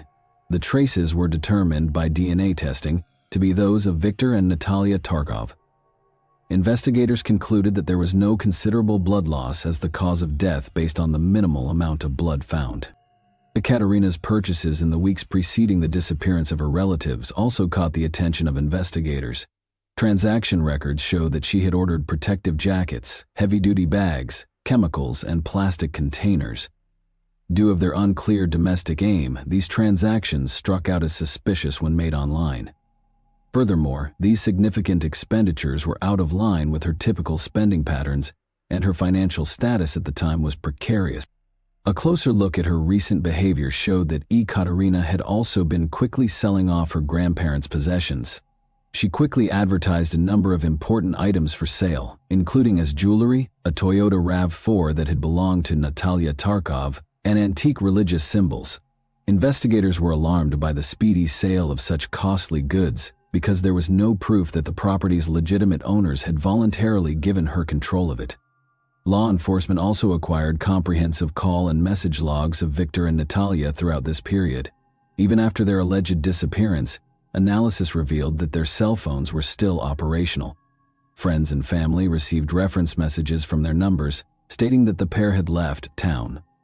Investigators suspected that someone else had been using their devices after a linguistic analysis of these texts showed inconsistent wording and phrasing. Ekaterina's use of her grandfather's phone to access his online bank account was another cause for concern. Despite not having complete access to the money, investigators found that there had been several attempts to conduct financial transactions from Viktor Tarkov's accounts following his disappearance. One of the most important pieces of evidence was the fact that she attempted to utilize his money while his location was unclear. Following the collection of sufficient evidence, authorities took action to place Ekaterina Tarkov under arrest. Her grandfather's flat, where she had remained even after his disappearance, served as the site of the operation. Ekaterina was remarkably composed during her arrest. She didn't object, protest, or even inquire as to why she was being held. Unlike someone suspected of a severe crime, there were no outward indicators of distress or concern. She was brought to the police station and questioned.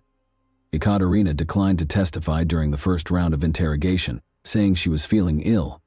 Investigators kept working and showed her the material they had collected. However, she started altering her version of events rather than providing precise reasons. Her claims were in conflict with one another, and her logic was not convincing. More evidence was found as the inquiry went on, which helped put together a potential time frame of the crime. Investigators examined witness accounts, CCTV footage, and digital footprints on her computer and phone. These discoveries helped to clarify the events that had taken place. Complete denial of involvement was Ekaterina's main line of defense. She asserted that she had sold her relatives' possessions at their request and maintained that she had no knowledge of their location. But there was another picture that emerged from the facts. As they worked to piece together the events, investigators found more evidence that implicated her. Thanks for watching, everyone. Your support means a lot to me, and you can help my channel grow by hitting that like button, dropping a comment, and sharing this video. Your engagement really makes a difference. See you soon. Hey guys, today we're diving into another truly horrifying case. If you want to support my channel, make sure to subscribe and stay active. It really helps me out. I'd be super grateful for that. Let's get started. This desperate cry for help came from Rachel Hendricks, a woman who was simply in the wrong place at the wrong time.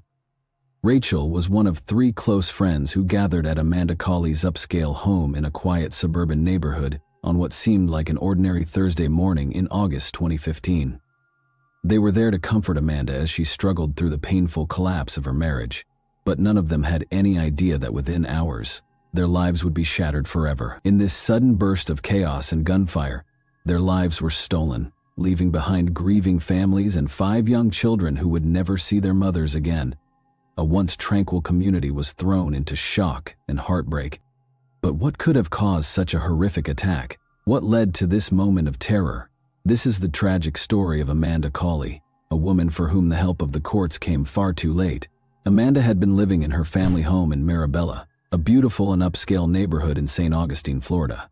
She and her husband, James Cawley Jr., had chosen it as the perfect place to raise their children. If you took a walk through their neighborhood, you'd immediately get the sense that the Cawley family was living a good life. To anyone on the outside, they seemed like the perfect, happy, and successful family. Neighbors often saw James laughing and playing with their 2 children, 6-year-old Trey and 4-year-old Avery, in the cul-de-sac. The couple was known for hosting lively gatherings, inviting friends over for drinks and celebrations. Even as their marriage started to unravel, Amanda and James appeared to handle it with quiet grace. Whatever struggles they faced stayed hidden behind closed doors. That's why the events of August 27, 2015 were so shocking. Around 9 o'clock that morning, Rachel Hendricks received a message that something was wrong with Amanda. She and Amanda had been friends for years, having met at a mutual friend's party along with Lindy Dobbins. The 3 women had formed an unbreakable bond. They babysat each other's children, supported one another in times of distress, and were always just a phone call away. So when Amanda needed them, Rachel and Lindy didn't hesitate. That morning, Rachel had just dropped her kids off at school before heading to Amanda's house. She made a quick stop at a friend's home to get her hair done. It was supposed to be a normal day, but for Amanda, the chaos had already begun. Her usually pristine Mirabella home had been completely trashed overnight while she was away. When she returned at 9 o'clock that morning, she walked into a nightmare. Drawers had been pulled out, clothes and papers were scattered everywhere, personal belongings had been tossed aside, and even her TV had been smashed to pieces. Strangely, nothing had been stolen. Everything had simply been torn apart, as if someone had been searching for something. Maybe at that moment, Amanda realized just how much danger she was in. Maybe that's why she called her friends over, believing that safety came in numbers. But as that morning would soon prove, no number of people could have protected her from what was coming. Inside the house that morning were 4 people: Amanda, Lindy, Rachel, and Lamar Doberly. Lamar was Amanda's boyfriend. She had been officially separated from her husband James since June, but she had met Lamar months earlier, in April. Their connection started as a professional relationship, but slowly evolved into something more personal. By June 2015, after her separation, Amanda and Lamar had begun seeing each other. Now, Lamar wasn't just any man. He was a force to be reckoned with, a former military officer with an impressive resume. He had attended the U.S. Naval Academy, studied at the Marine Corps University, and even worked at the Pentagon. Sharp, disciplined, and strategic, he carried himself with the confidence of someone who had seen and handled high-stakes situations. Amanda met him while they were both working in corporate management at Fanatics, a sportswear company. As her marriage with James crumbled, she found solace in Lamar, a man who offered stability when everything else in her life was spiraling. And on that fateful Thursday morning, when she returned home to find her house torn apart, Lamar was one of the first people she called. Lamar, Lindy, and Rachel arrived, each of them hoping to provide Amanda with comfort and a sense of security. Together they walked through the wreckage, drawers overturned, belongings scattered, a silent warning that something was terribly wrong. While Amanda and Lindy stayed upstairs trying to make sense of it all, Lamar took Rachel to the garage to assess the damage. Now, imagine coming home to find your house completely ransacked, drawers pulled out, belongings scattered, a violation of every inch of your safe space. That alone is terrifying, but before you even have a chance to process the mess, gunshots ring out. Suddenly, a trashed home doesn't seem so bad. Amanda barely had time to react before the chaos escalated outside. A man stood in her backyard, gripping a handgun and aiming it directly at the living room. Shattered glass sprayed in all directions as bullets tore through the windows. His furious voice echoed through the air, saying, "Where is he?" Over and over again. That man was James Coley, Amanda's estranged husband, and he wasn't just there to scare them. He was out for blood. Inside, Rachel and Lamar froze for a split second.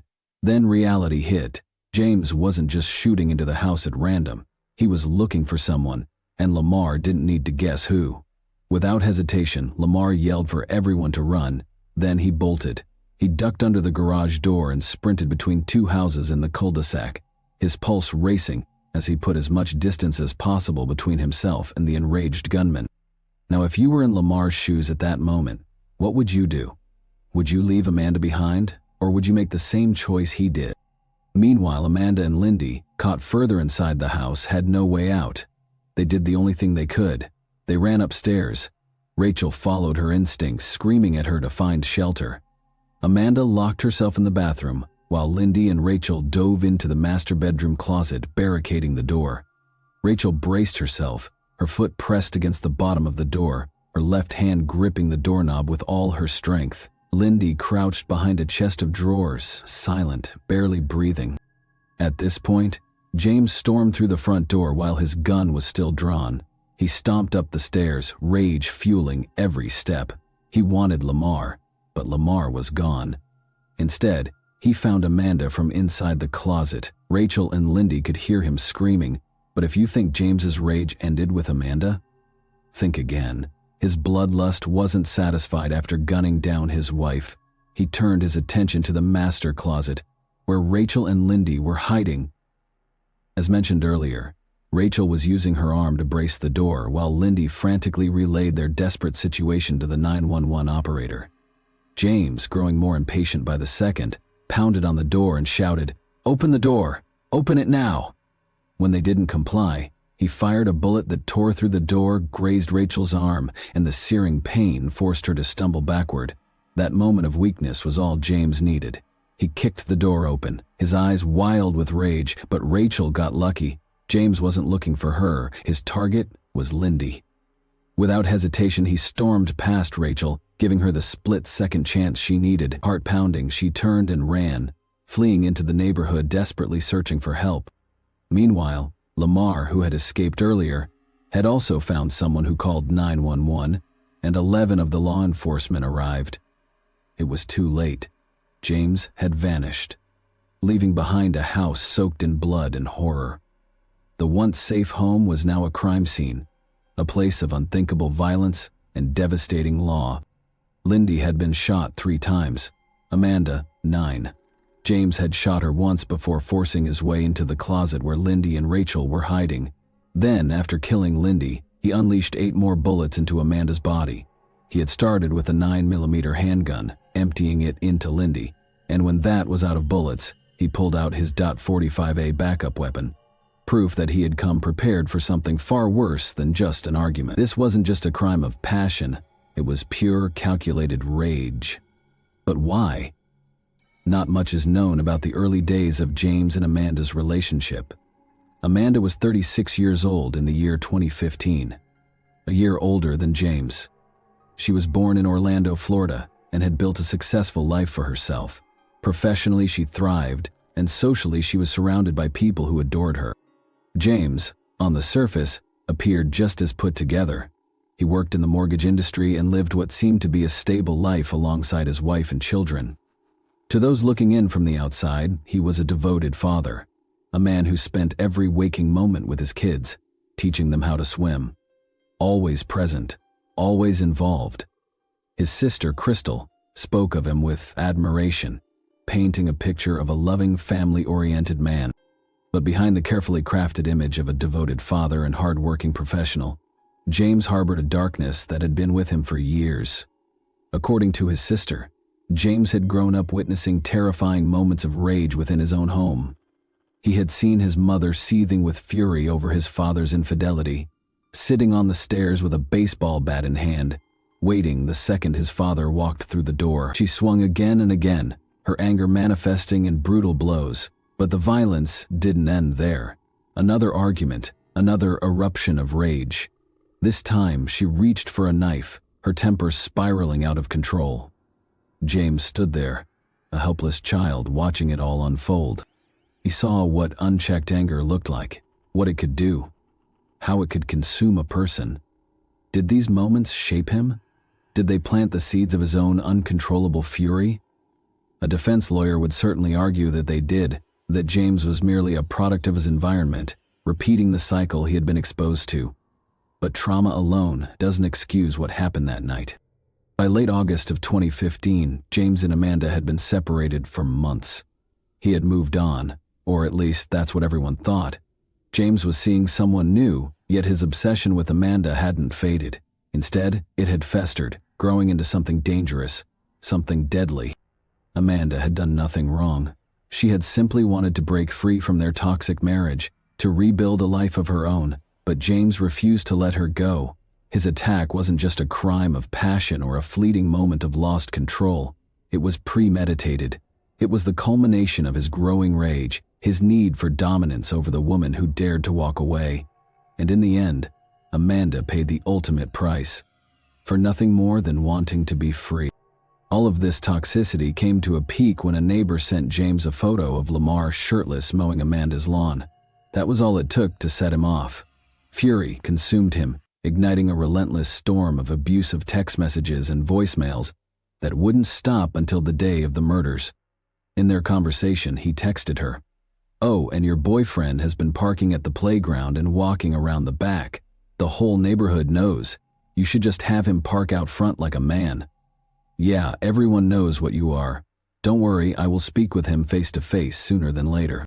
Amanda, trying to defuse the situation, responded, "He's not my boyfriend like I've told you before. He helps me with the yard work, painting, moving furniture, But James wasn't having it. So, why doesn't he park in the driveway if he isn't hiding? And I guess he is married, right? I have a picture of him." These weren't just messages. They were threats. And James had acted on threats before. Amanda had already filed a domestic violence injunction against him, but he had no respect for boundaries. He had violated the order before, once, by stealing her clothes from the house and setting them on fire in the yard. In fact, on the morning of Thursday, August 27th, the very day of the murders, James had been in court for violating that order. He had sat there calm, composed, no one knowing that in less than an hour, he would commit an unthinkable act. Now, like many abusive partners, James was a contradiction.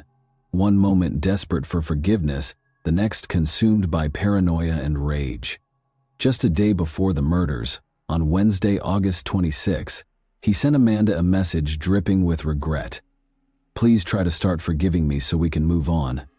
I really miss you and our family being together." But this wasn't love, it was manipulation.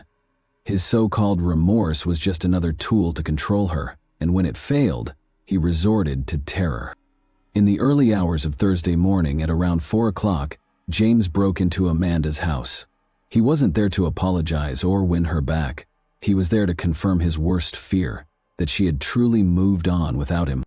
As he searched through her belongings, he found all the evidence he needed to send him into a rage. Men's clothing scattered around, adult toys, clear signs that Amanda was seeing someone else. It was the final trigger. Any lingering facade of sorrow vanished, replaced by pure, uncontrollable fury.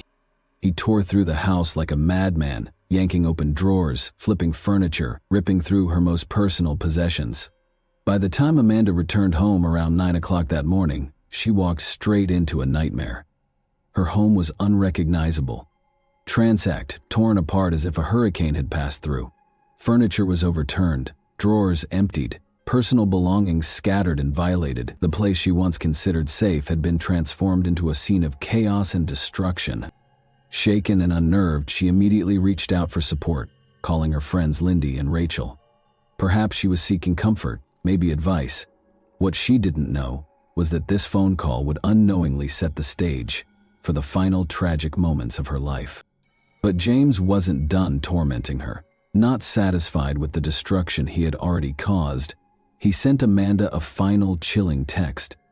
This time, his words carried a thinly veiled threat. "You're an awesome person. Don't take me from my kids. It's all I have. Call me, or I'm going to come find you."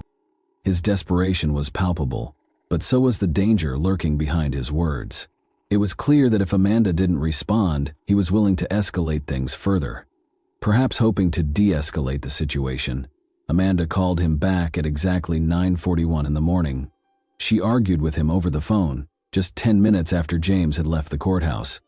It's unclear what was said between them, but whatever Amanda told him, it wasn't enough to stop him. At this point, nothing could. After the call, James moved with calculated precision.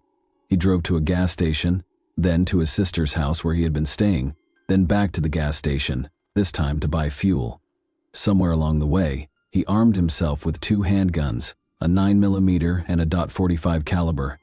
His every move was deliberate. He wasn't acting on impulse anymore. He was following a plan, one that had only one possible ending. During his drive, James made one last phone call to his father. A woman walking her dog nearby overheard the conversation and later recalled the desperate plea in James's father's voice. Please, son, come back and get your truck. Everybody knows what you've been through." His father was begging him to stop, to turn back before it was too late. But James's response was chilling, filled with a heavy finality that left no room for hope. "I just can't take this anymore," he said, and with that, he continued his deadly course. James didn't pull up to Amanda's house the way a visitor would. He didn't park in the driveway. He didn't knock on the door. Instead, he parked on a nearby street and approached from the rear, moving like a predator stalking its prey. He knew exactly what he was going to do, and he had no intention of leaving until his mission was complete. The first gunshots shattered the morning silence, ripping through the living room with terrifying precision. Rachel and Lamar, caught completely off guard, barely had time to react before James was firing at them. Every pull of the trigger was fueled by a single purpose: to make them pay. Amanda tried to run, but James was faster. He gunned her down in cold blood, making sure she never had the chance to escape him again. Lindy, who had just arrived moments earlier, never stood a chance. Before she could process the horror unfolding before her, she was executed on sight. And then, just as quickly as he had arrived, James disappeared. He left behind chaos, death, and devastation, but he also left behind 2 witnesses: Lamar, miraculously unharmed, and Rachel, wounded but still alive. They knew exactly who had done this. They could name the killer, and now, so could the police. The manhunt for James Terry Colley Jr. began immediately after the murders. Law enforcement agencies worked tirelessly to track him down, knowing he was armed, dangerous, and capable of further violence. That very night in Norton, Virginia, an unexpected call to 911 would lead to his capture. A distressed woman reported a terrifying encounter on the road. She described the scene in a panic. Acting quickly, Norton police located and stopped the vehicle. Inside, they found James along with several firearms.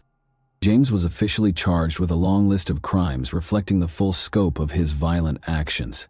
He faced 2 counts of first-degree murder for the deaths of Amanda Colley and Lindy Dobbins. He was also charged with 2 counts of attempted first-degree murder for Rachel Hendricks and Lamar Doberly, who had narrowly survived the attack. Additionally, he was accused of burglary with assault or battery, burglary of a dwelling, and aggravated stalking.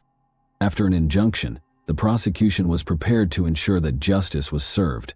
At trial, James's defense team attempted a controversial argument, claiming that his actions were not premeditated. They suggested that he had been in an altered mental state at the time of the killings. A psychiatrist testified that James was experiencing parasomnia, a sleep disorder associated with abnormal movements and behaviors during sleep.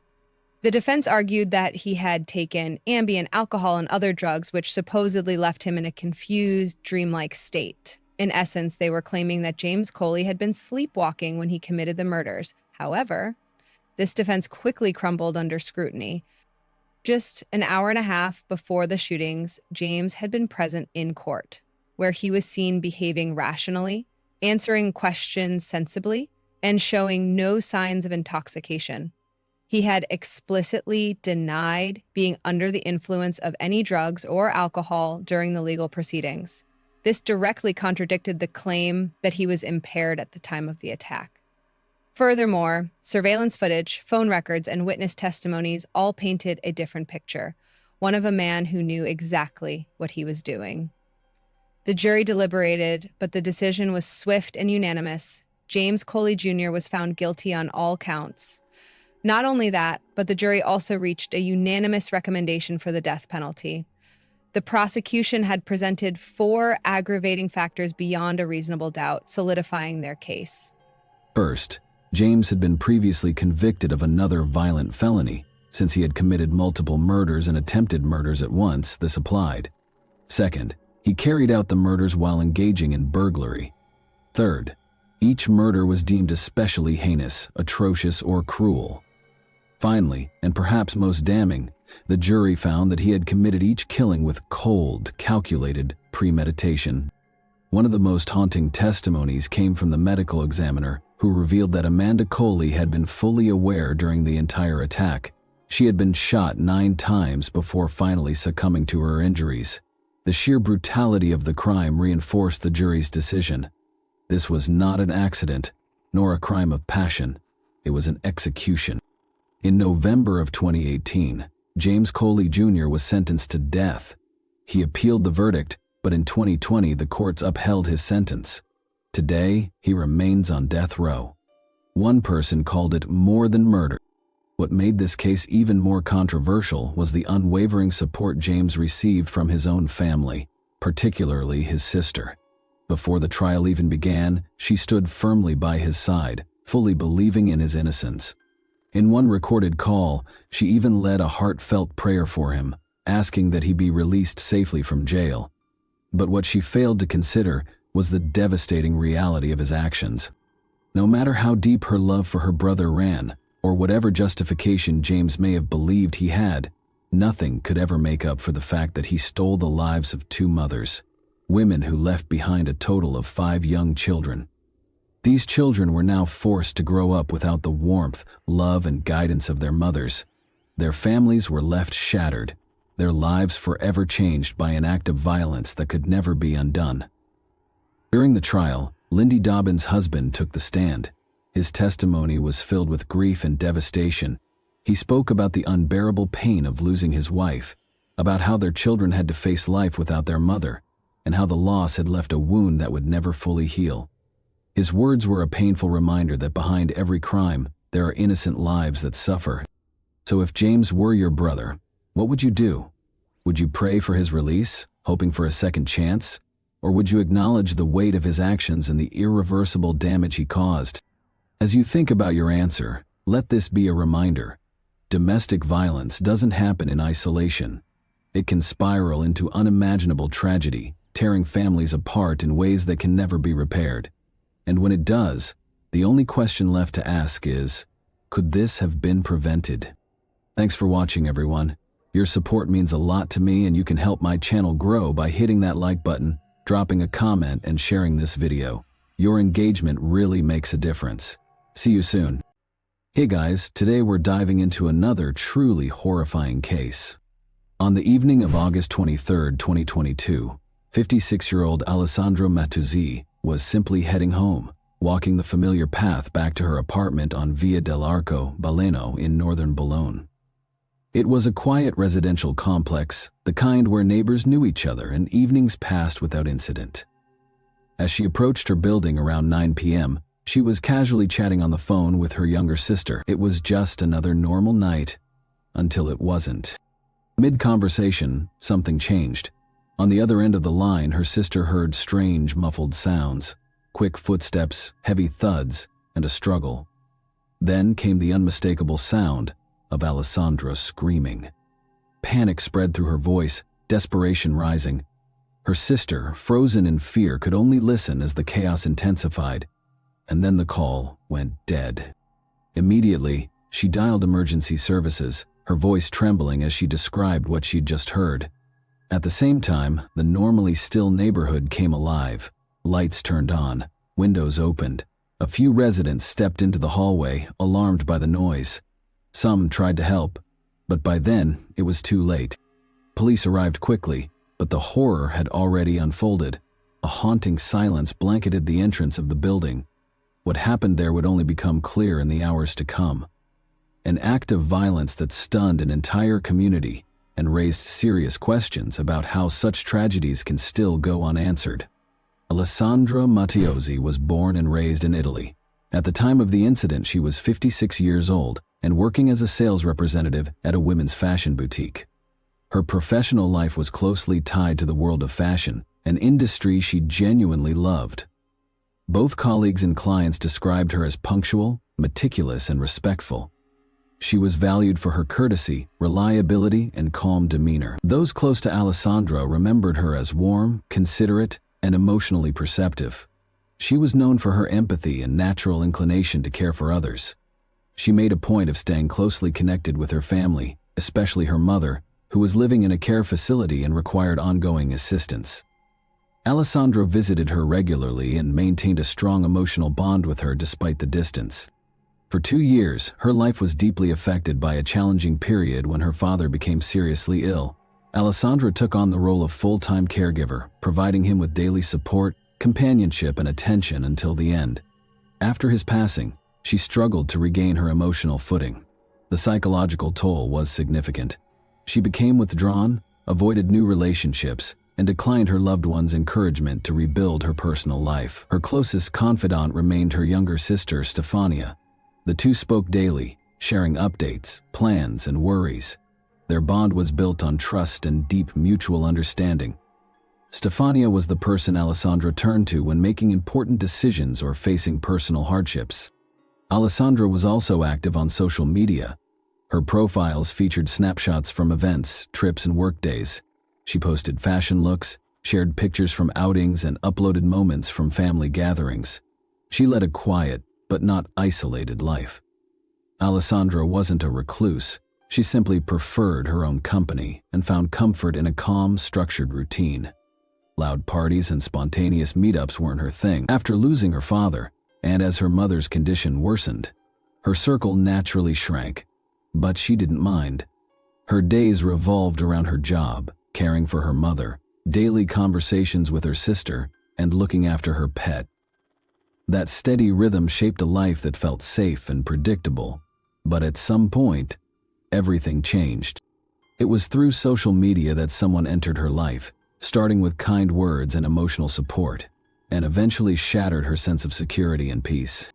Giovanni Padovani was a professional soccer player who also did some modeling on the side. He was born in Agrigento, Sicily, and when he first connected with Alessandra Mattiozzi, he was 26 at that time. He was signed with a football club. There were no public controversies or past issues tied to his name. Outwardly, he came across well. Athletic build, well-groomed, and confident. He seemed young, full of energy, and quite present in the digital world. Padovani had a very active social media presence. His pages were filled with posts from training sessions, modeling gigs, and travel snapshots. His content got plenty of attention, especially from women, and pulled in a lot of likes and comments. He appeared approachable, outgoing, and friendly. At first glance, he seemed like a typical guy from the younger generation, someone who blended fitness and style. There was nothing in his online behavior that raised red flags. In fact, it helped create the image of a balanced and socially adept man. Alessandro came across his profile in the summer of 2021. Their first interaction happened online, which is pretty common these days. Despite a 30-year age difference, Padovani appeared mature both in appearance and lifestyle. Early on, he showed genuine interest and was capable of holding meaningful conversations. For Alessandro, who wasn't actively seeking a new relationship, the connection felt unexpected but not unsettling. At one point, he opened up about past health struggles. That vulnerability struck a chord with her. Her sister Stefania later noted that Alessandro's empathy played a key role in their emotional closeness. Gradually, their communication became more regular. They texted often, exchanged photos, and talked on the phone. He would ask how her day went, share updates from his training sessions, and talked about his progress. His tone was warm, even a bit shy at first. He thanked her for being understanding and told her how much he appreciated staying in touch. It all felt honest and genuine, ordinary in the best way.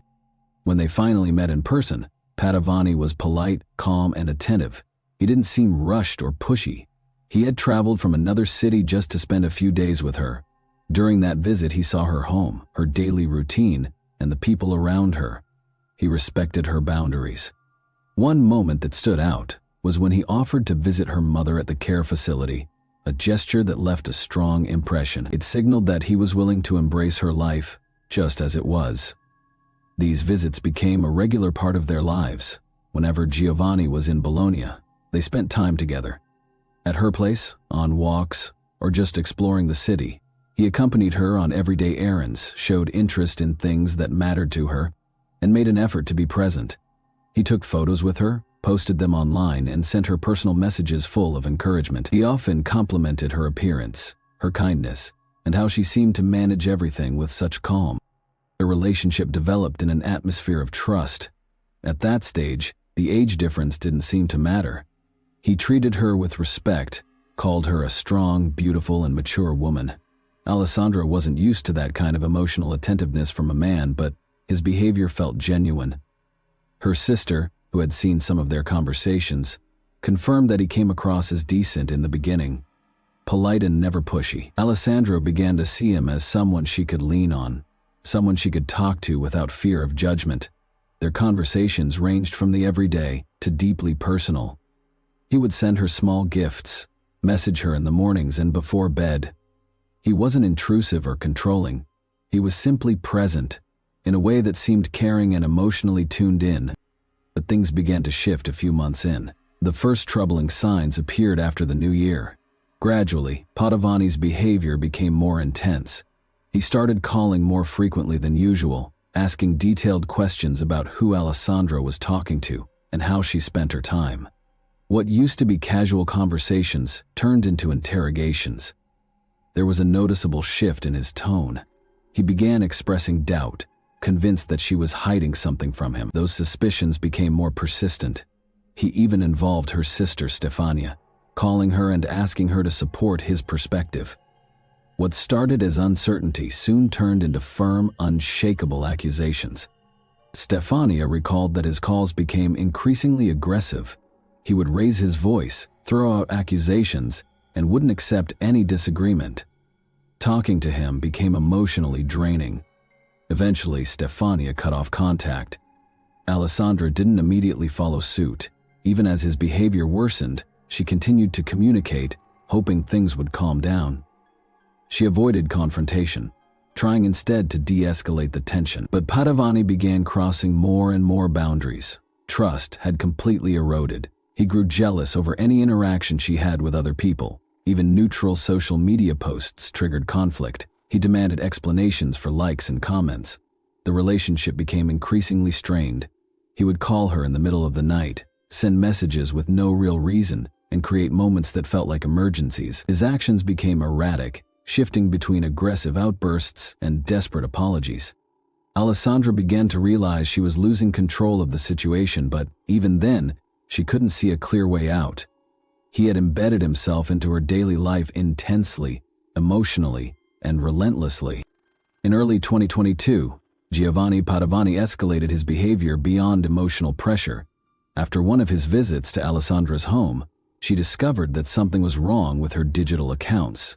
Her email and social media logins no longer worked when she tried to recover access. She noticed the new passwords included names and phrases closely tied to Padavani, which led her to believe he had accessed her computer and reset her account information to gain control. But it didn't stop there. His actions went beyond just digital interference. At the same time, Alessandra discovered that her WhatsApp account had been linked to an unknown device. Upon closer inspection, she found spyware installed on her phone, software that allowed someone to monitor her conversations, read her message history, and track who she was talking to in real time. This meant Giovanni Padavani had been surveilling her remotely. He was monitoring her digital activity and accessing her private information without permission. This wasn't incidental. It was a deliberate, organized form of digital tracking. Her suspicions were confirmed when Giovanni began referencing things from her private conversations. He seemed to know exactly who she had spoken with and at what times. He accused her of messaging other men, even when no such conversations had taken place. His claims were based on how he interpreted what he'd seen, fueling a growing sense of paranoia. He acted with disturbing confidence and showed a complete disregard for her personal boundaries. His control extended into every detail of her digital life. At the same time, he ramped up the pressure with near-constant monitoring. He demanded that Alessandra send short video clips of her surroundings every 10 minutes. These clips served as proof of her location and activities. If she refused, he would lash out in frustration, accusing her of dishonesty, threatening to end the relationship and demanding constant updates. His tone became increasingly authoritarian. Alessandra no longer felt like a partner. She felt watched, monitored, and cornered. Eventually, it became clear that Giovanni had accessed not only her phone, but also the home security system. He had somehow tapped into her surveillance cameras and was watching her in real time. One recovered message between Giovanni and his mother confirmed this.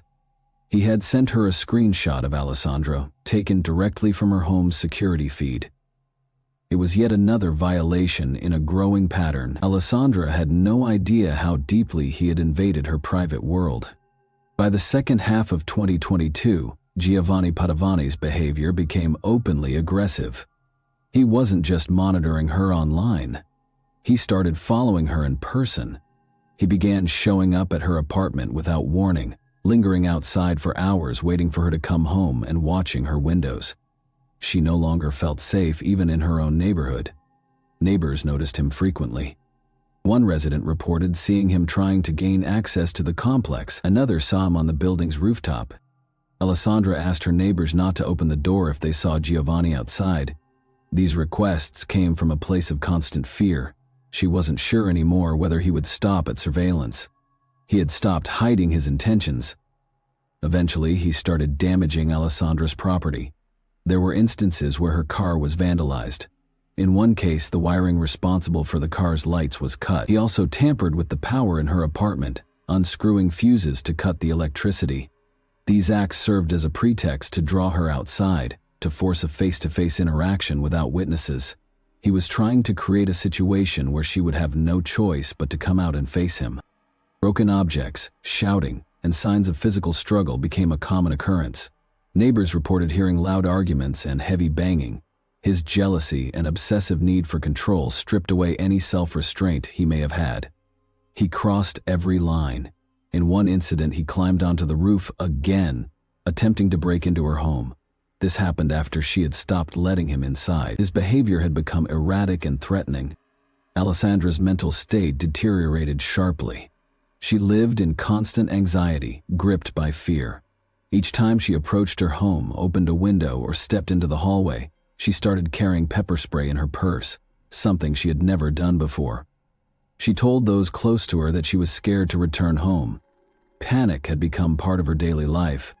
To feel at least somewhat safe, Alessandra occasionally stayed with her sister, Stefanana, who welcomed her, even though the situation made her deeply uneasy. But even on those nights away, Alessandra couldn't stay gone for long. Her dog was still at the apartment, and she had a strong emotional bond with him. Returning home wasn't a choice. It was a necessity. She couldn't abandon her place completely, and that made her vulnerable. It meant she could never fully escape Giovanni's pursuit. The period between July and August became particularly intense. Alessandro knew her safety was in jeopardy. She confided in Stefanani, describing specific incidents of aggressive behavior. Still, even then, she continued to look for ways to de-escalate. She avoided confrontation, holding on to the hope that something in his behavior might shift. But Giovanni's obsession only deepened. He didn't see distance as a boundary. He took it as a personal insult. As the danger escalated, Alessandro Matuzzi decided it was time to seek protection. She filed her first official police report on July 29, 2022. In the complaint, she detailed Giovanni Padovani's actions, his stalking, invasions of her privacy, and the ongoing threats she felt. She included documentation, screenshots of threatening messages, and photos confirming his presence near her home. Despite her efforts, no immediate protective measures were taken. The following weeks passed in limbo. Alessandra remained fearful and anxious, but stayed in contact with authorities. On August 3, she returned to the station with further details. She provided new evidence and elaborated on the continued stalking. Still, the investigation remained in a preliminary phase. No decisions about safety measures were made. On August 8, she filed another complaint. By then, the harassment hadn't stopped. Padovani was still showing up near her residence, attempting to get inside and disturbing her peace.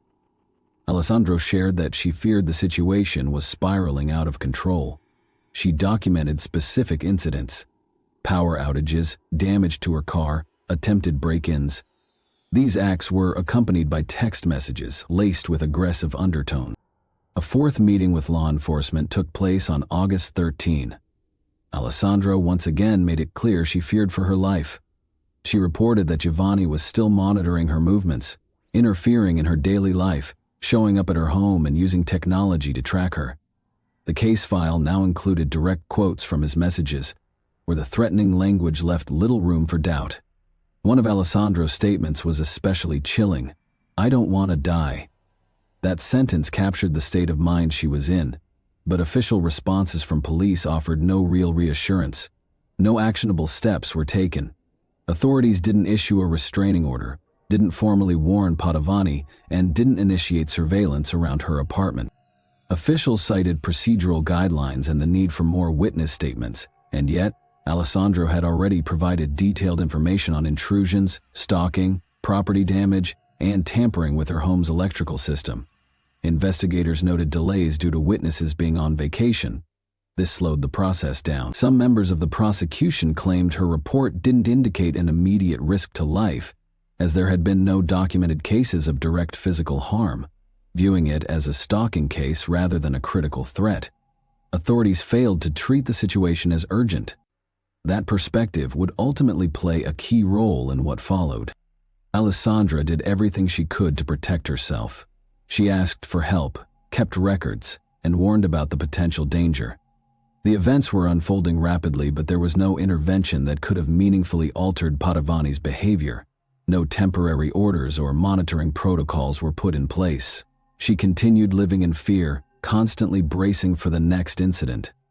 Alessandra's family later brought forward serious concerns about the actions of law enforcement.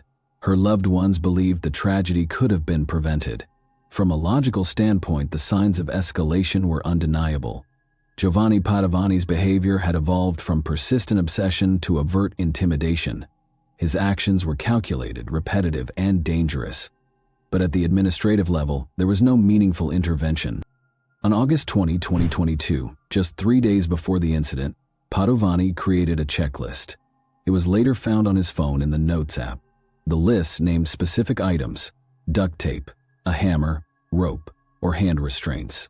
He also wrote out steps: simulate a conversation with Alessandra, convince her to let him in, bring the necessary tools.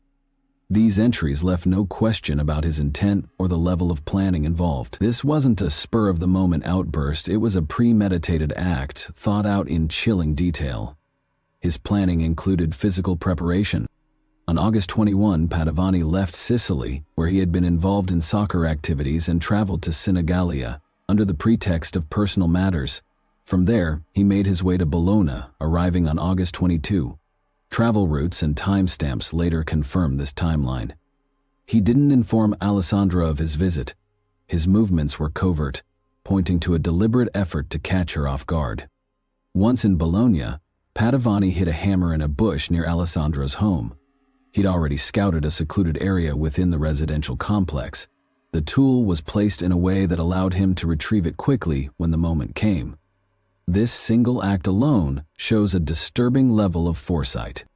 Investigators also discovered that he climbed to the building's rooftop to monitor Alessandro's return. That happened just hours before the crime. One of the most alarming pieces of evidence. There was also a digital journal entry Padovani had written weeks earlier.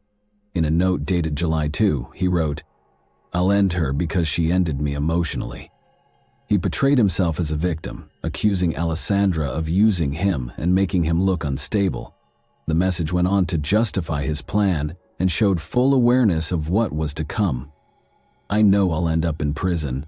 This note will explain to the police what she did to me." The content made it painfully clear his decision had been made well in advance, and what followed was a calculated attempt to reclaim control. On the morning of August 23, 2022, Giovanni Padovani was already in Bologna. He had arrived the day before and had told no one. Alessandro had no idea he was in town. He spent the entire day in the shadows, watching her movements from a spot near her apartment complex. He waited for the exact moment she would return home. Earlier, he had secured the hidden hammer, making sure it was within reach. That evening, around 9 p.m., Alessandro approached the entrance to her building. She was on the phone with her sister at the time. Padovani, already positioned nearby, made his move. From that moment, everything unfolded rapidly. As Alessandra reached the front door, Padovani closed in within seconds. He was right beside her. Her sister, still on the line, suddenly heard a drastic change in Alessandra's voice, followed by the unmistakable sounds of a struggle. Based on the call recording and eyewitness accounts, Alessandra tried to defend herself, but the assault was abrupt and violent. Padovani retrieved the hammer and struck her. The first blow was so forceful that the metal head of the tool detached from the handle. When the hammer broke apart, Padovani didn't stop. He continued the assault, using his fists, striking Alessandro on the head and body. Then he grabbed a heavy wrought iron bench located near the entrance to the building and used it as a weapon. He delivered multiple blows with it, ending the attack with extreme aggression. According to the forensic examination, Alessandra had sustained at least 20 separate injuries, many of them fatal. The trauma affected her skull, chest, and limbs. The report also noted multiple fractures and evidence that her body had been dragged across the ground. Despite the screams and the growing commotion that drew the attention of neighbors, Padovani made no attempt to flee. He remained at the scene. When law enforcement arrived, they found him sitting calmly near the building's entrance.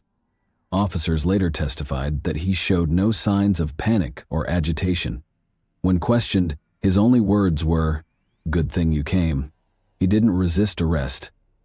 His demeanor was described as composed and fully aware.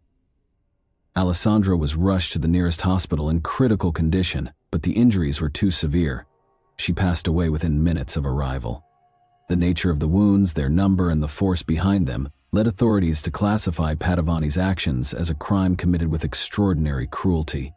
He had made no attempt to flee, hide evidence, or stage the scene to look like an accident. Everything pointed to a deliberate, premeditated act. Neighbors who witnessed the final moments said he acted quickly, decisively, and without hesitation. Some tried to intervene, but they weren't able to reach her in time. Alessandra's sister, who had been on the phone with her during the attack, immediately called emergency services. Her testimony was crucial in establishing the exact sequence of events, from start to finish. The assault lasted only a few minutes. His crime marked the end of a long escalation, beginning with psychological pressure, moving through stalking and digital surveillance, and culminating in a fatal act of physical aggression. On the day of the attack, Padovani showed no signs of emotional breakdown or loss of control. His actions were cold, methodical, and aligned with what he had previously documented in his digital journal. After his arrest, Giovanni Padovani was placed in a psychiatric facility. He showed no remorse. During the initial interview, he chose to remain silent, invoking his right to withhold testimony. Later, during the investigation, he made several unsolicited statements, attempting to shift blame onto Alessandra. He claimed he felt betrayed and emotionally devastated, and said his actions were the result of overwhelming distress. Investigators confirmed that the crime had been carefully planned in advance. However, Padovani's defense pushed for a psychiatric evaluation. The court reviewed possible mental health issues, including paranoid tendencies and obsessive behavior patterns. Ultimately, the experts concluded that he had full awareness of his actions and was capable of controlling his behavior. As a result, legal insanity was ruled out. Before sentencing, Padovani made a final statement. He said he felt as if he had been living in a nightmare. He added that if the court believed he was mentally fit, then he deserved the maximum penalty. He described himself as a broken man and tried to frame the crime as the outcome of emotional strain caused by Alessandra. The court rejected Giovanni Padovani's defense. The circumstances of the case, his level of preparation, the content of his journal entries, and his composed behavior after the attack all pointed to full awareness of his actions. His attempt to blame the victim by claiming emotional devastation was found to be unfounded. The court concluded that his actions were driven not by a mental breakdown, but by pathological jealousy and a desire to regain control. His explanations were seen as an effort to rationalize a meticulously planned crime. After the death of Alessandro Matteucci, the online space became a secondary scene of aggression. News stories about the case attracted hundreds of comments, many of which shifted blame onto the victim. Alessandro was criticized for her age, appearance, clothing style, and the age difference between her and Padovani. Some users defended the perpetrator, suggesting he had snapped because he was deceived or that he was too emotionally fragile. One comment sparked particular outrage. Donatello Alberti, regional head of the Italian branch of the Red Cross, wrote, "You could see why he was jealous just by looking at her." Under pressure from widespread criticism, he followed up with, "Women should behave more modestly like our grandmothers did." These remarks ignited a national backlash, and Alberti was removed from his position. Shortly afterward, Alessandro's family filed a collective complaint against 25 individuals responsible for the most hostile online messages. The Bologna prosecutor's office launched a rare, large-scale investigation into cyber harassment. Public discourse had evolved into a new form of aggression, this time directed at a victim who could no longer respond. On February 12, 2024, Giovanni Padovani was found guilty of stalking and committing a violent crime against Alessandro Matteucci. He was sentenced to life in prison. The court emphasized several aggravating factors: premeditation, extreme cruelty, and lack of remorse. It also took into account the pattern of stalking and psychological manipulation that preceded the act. At the same time, the court ruled on the cyber harassment case. All 25 users were held accountable. The case set a significant legal precedent for addressing posthumous digital harassment. Jealousy-induced delusion, known in psychological terms as Othello syndrome, is a pathological condition where a person becomes irrationally convinced of a partner's infidelity. Giovanni Padovani showed classic signs: extreme control, repeated accusations, invasion of personal privacy, and escalating aggression when the relationship began to unravel. Unlike ordinary jealousy, this condition involves obsessive thinking, a break from reality, and an inability to engage in critical self-reflection. In severe cases, it can lead to aggression or lethal outcomes. Thanks for watching, everyone. Your support means a lot to me, and you can help my channel grow by hitting that like button, dropping a comment, and sharing this video. Your engagement really makes a difference. See you soon. Hey guys, today we're diving into another truly horrifying case. If you want to support my channel, make sure to subscribe and stay active. It really helps me out. I'd be super grateful for that. Let's get started. This house may appear to be nothing more than an old deserted structure at first, but believe me when I say that the more you learn about today's case, the more you'll understand that it was the location of some of the most horrific murders that occurred in 1987, complete with heaps of trash all over the place. Even while the case hasn't been formally solved, many people, including law enforcement, have theories about who the real culprit is. Stay with us through to the very finish if you've ever wondered why this case is still one of the town's most sinister mysteries. You can be shocked by the reality and start to doubt everything you believe to be true. Allow us to begin by discussing the Kunz family, who occupied the residence. They were a quiet, solitary group that the public hardly knew existed. The family had always stayed to themselves, even though they lived in a town with less than 1,000 residents.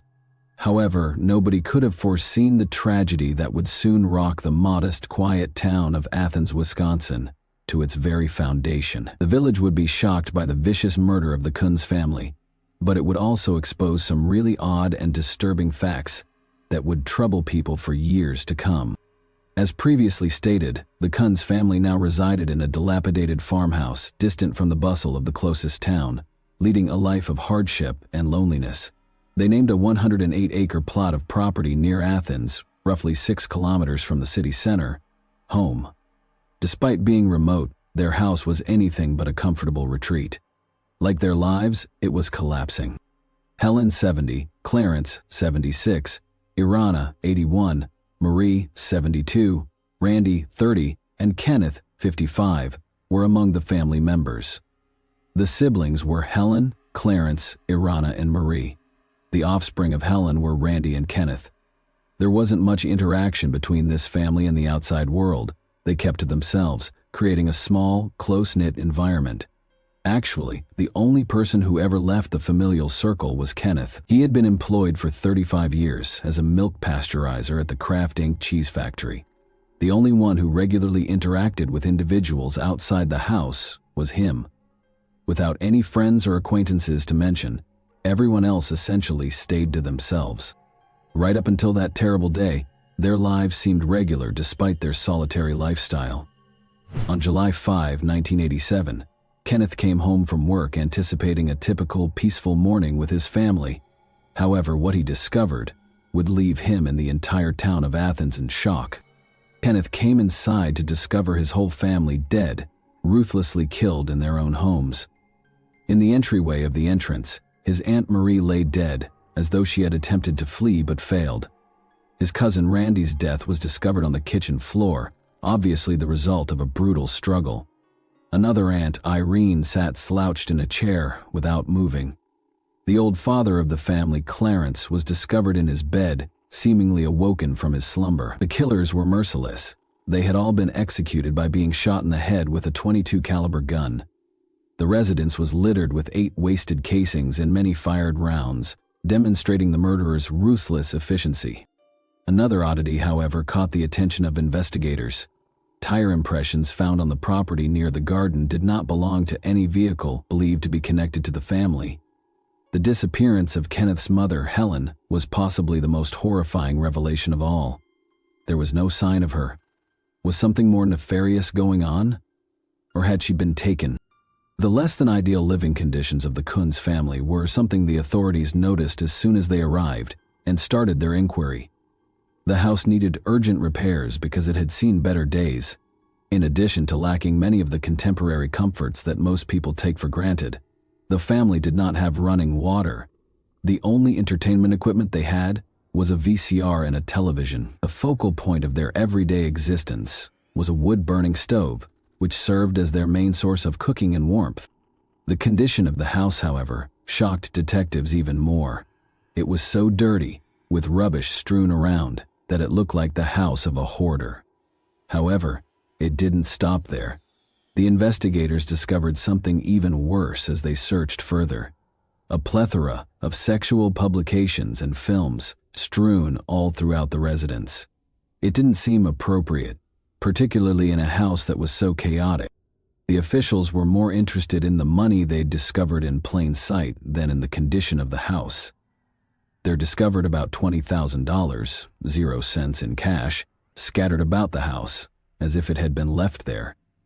Everyone had the same question. Who were the Kunz family in reality, and why was so much money simply lying around?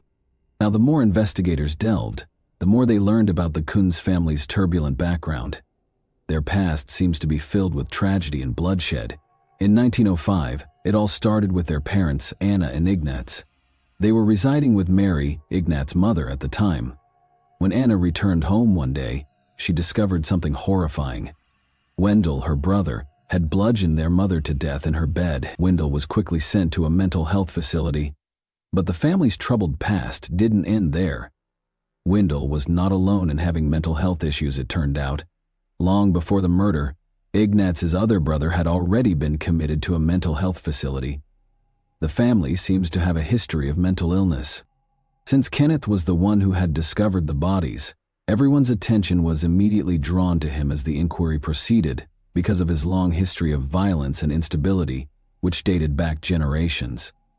However, Kenneth had a strong alibi and was soon exonerated. Kenneth struggled to make sense of the horrific situation, but he did his best to describe what had happened to the police, despite his shyness and low IQ. Another odd information was discovered throughout the research. A family member who did not reside with the Kunz family, Jermaine Petcher, stopped by for a picnic on July 4, 1987. What was the connection between the murders and this visit? Could Jermaine have had information that the police needed to hear? Or was it just a family get-together? On that sad night, Kenneth told the police that he had stayed with his family until about 8 o'clock in the evening. He chose to go out and work in the garden after hanging out with them. While the rest of the house settled down for the evening, he remained there until around 10 o'clock at night, silently tilling the soil. Kenneth claimed that after finishing, he decided to wash his car at his job, which was around 3 miles away, rather than going back inside. It seems that he did this frequently. Kenneth claimed that after cleaning his car, he stopped midway between the factory and a neighboring bar to buy some pyrotechnics. He then chose to spend some time there. He decided to spend the night in his automobile instead of immediately returning home. He claimed that he came home at 5 in the morning the following day, only to find himself in a nightmare. Although they had not yet gotten the official time of death from the coroner, the sheriff investigating the case assessed that the killings most likely took place between 10:30 and 11 p.m. that evening. The fact that Randy's automobile was discovered parked close to the garden was one peculiarity. Kenneth asserted that Randy never parked there. Additionally, investigators observed that the enigmatic tire impressions discovered next to the garden were completely different from those of Kenneth's vehicle. The authorities focused on the most apparent mystery, Helen, the missing family member, because they had little evidence to work with, and the residence was providing more confusion than clues. Nobody knew at that time if she had been abducted, fled, or had some other connection. Kenneth was adamant that his mother would never go out alone. When she needed a ride, Randy was always the one to take her because she disliked venturing out on her own. While she ran whatever errands she had, he would wait in the car. Authorities were informed by Helen's sister Jermaine that Helen's behavior on the day of the picnic was the same. She didn't seem apprehensive or suspicious. Jermaine thought Helen would have displayed at least a trace of nervousness if she had been plotting something, but there was none. However, once a couple named Gail and David Weiler came forward with an odd story to tell, the idea that Helen might have been involved in the murders began to gather traction. About 3 weeks prior to the killings, Helen had visited Weiler's hardware store, which they owned, to place an order for a toaster. She also purchased a box of .22 caliber ammunition while she was there. Gail said that Helen was often a gentle, kind person, but that day she was different. She appeared irate, even resentful. She began to gripe about her family, claiming that they spent their days viewing filthy films together. Gail recalled Helen's frustrated tone and the way she clenched her teeth as she spoke. According to Helen, she was purchasing the bullets for Randy in order to allegedly deal with some black birds that were causing them problems on the property at the time. Gail didn't give it much thought. The encounter was a touch strange, to be sure, but nothing that shouted danger. Until the horrific killings became public, Gail had called the police and told them everything by the next Monday. In the end, the police discovered a weapon in the house that was the same caliber as the rounds Helen had bought, but strangely, the barrel was covered in cobwebs, indicating that it had not been used in a while. The local community remained hopeful, despite the numerous unresolved concerns and uncertainty around whether Helen was the perpetrator or a victim. They banded together to organize search parties, made badges and T-shirts featuring her name and face, and supported the search for her. But that hope was replaced by heartache. Helen's body was found approximately 19 miles from the family's residence, 9 months after the killings. In a frozen brook, her remains were discovered. She had been shot in the head, just like the others. As a result of this finding, investigators and the town as a whole were left to deal with an even more sinister mystery. The most terrifying question was whether Helen had been slain in reprisal after being held captive for months. If yes, who did it and why? The Kunz family has always been the subject of odd and unsettling rumors. In addition to being abnormally close, others speculated that the family may have engaged in inappropriate and romantic connections inside their own lineage. The family had been plagued by these allegations for decades, dating back to 1933 when Helen, then 15 years old, fell pregnant with her first child, Kenneth. At the time, Helen alleged that a local farmer called Frank Gums had abused her. She was not universally believed, but Frank was ultimately found guilty and imprisoned.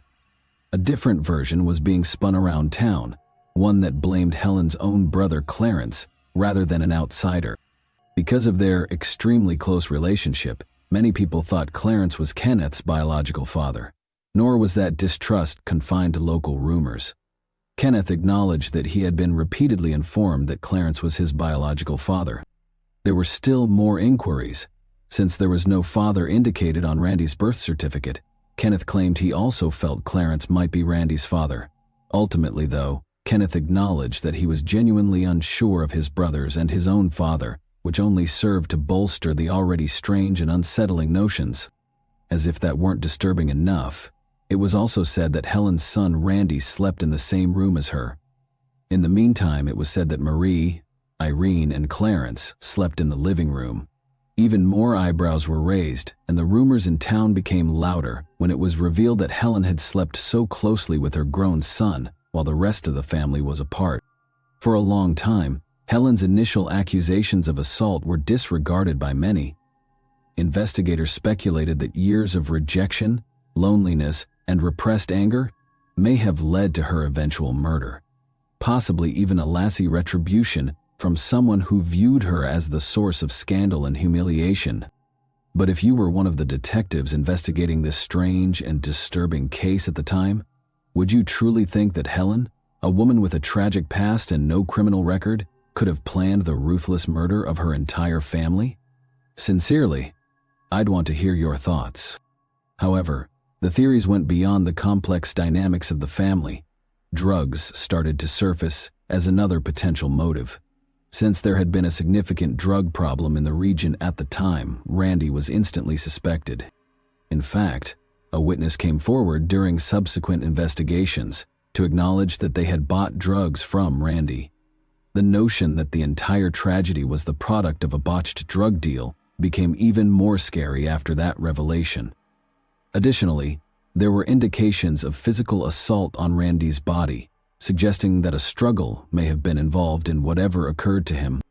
Police were able to identify a 21-year-old farmer named Chris Jacobs as someone who had previously communicated with the Coons family, despite their solitary lifestyle. He only knew the Coons family since he had purchased a car from them. Nevertheless, Jacobs was known for being a robber and a troublemaker in the community. The authorities started focusing on Jacobs since he was one of the few individuals who had any contact with the remaining family members, who had been ruled out as suspects. Investigators persisted despite the fact that the only tangible evidence linking Chris to the location was a tire trace that coincidentally matched his vehicle. He was not at the scene when the murders occurred, and there was no reliable forensic evidence.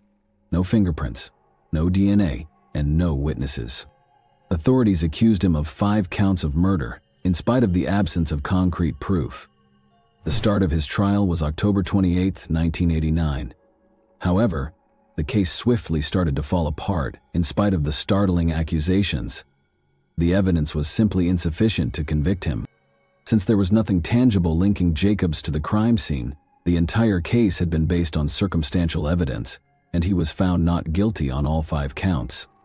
That appeared to be the end of the case for a while. Another cold case fading into obscurity. However, something unexpected occurred only 4 years later. Jacobs was charged again just before the statute of limitations was about to run out, this time for Helen's kidnapping and false imprisonment rather than murder.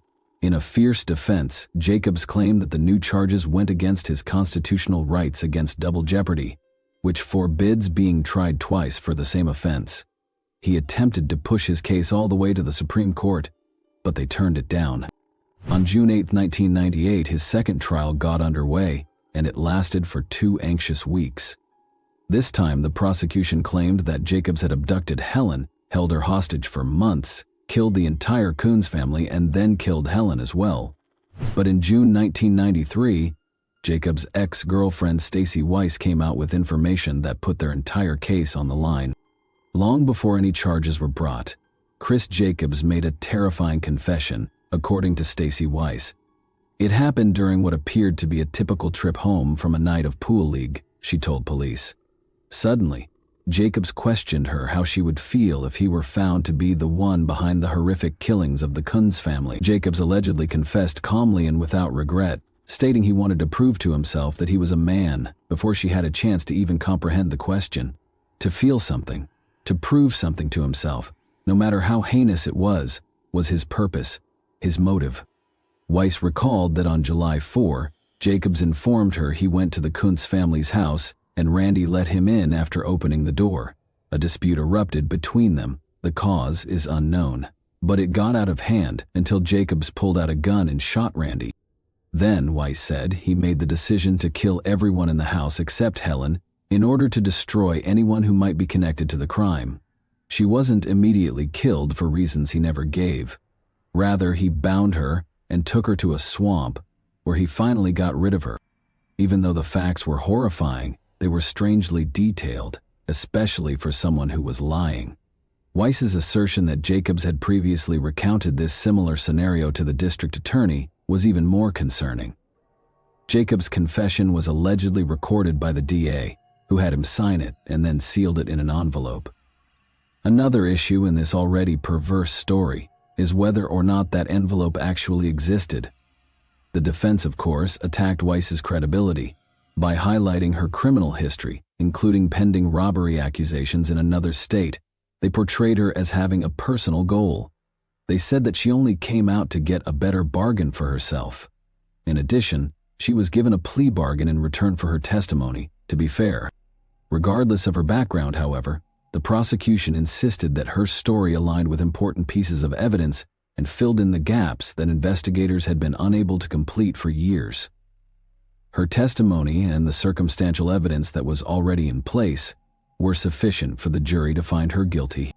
Chris Jacobs was convicted after only 4 hours of deliberation, not of murder, but of Helen Kuhn's kidnapping and wrongful imprisonment. Even if it wasn't the 5 murder charges he was initially facing, the prosecution nonetheless won a big battle.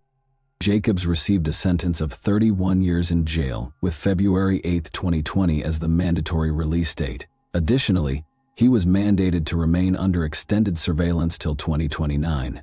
But when it came time for him to be released, Jacobs disobeyed the conditions of his parole. He refused to appear before a parole officer or sign any documents. Why? Because, in his opinion, doing so would be equivalent to confessing guilt, and he had no intention of doing something he denied. Jacobs decided to spend the rest of his sentence behind prison as a result. Even now, he still insists he is innocent. The case is still officially categorized as unsolved, even though he was found guilty. No solid evidence has ever emerged, and no one has ever been directly connected to the Kuhn's family's murder. However, the residents of Athens, Wisconsin, are still adamant that Jacobs is to blame. A strange and tragic narrative of the Kuhn's family, which is characterized by rumors of incest, exclusion, and generational trauma, is preserved in local mythology. The case was really the subject of a whole book by journalist Crocker Stevenson's Blood Relative, Portraits of a Mass Murder, which delves deeply into the family's past and examines the unsettling ancestry that surrounded them. However, the weird legends that clung to the Kuntz name were too complex for even that book to unravel. This case was rendered even more bizarre by the way the rumors about the family's lifestyle seemed to dominate the actual killings. The question of whether Helen's brother Clarence had fathered her kid Kenneth, and possibly even Randy, preoccupied many more than the identity of the murderers. No one ever verified or refuted the rumors that had been circulating for years.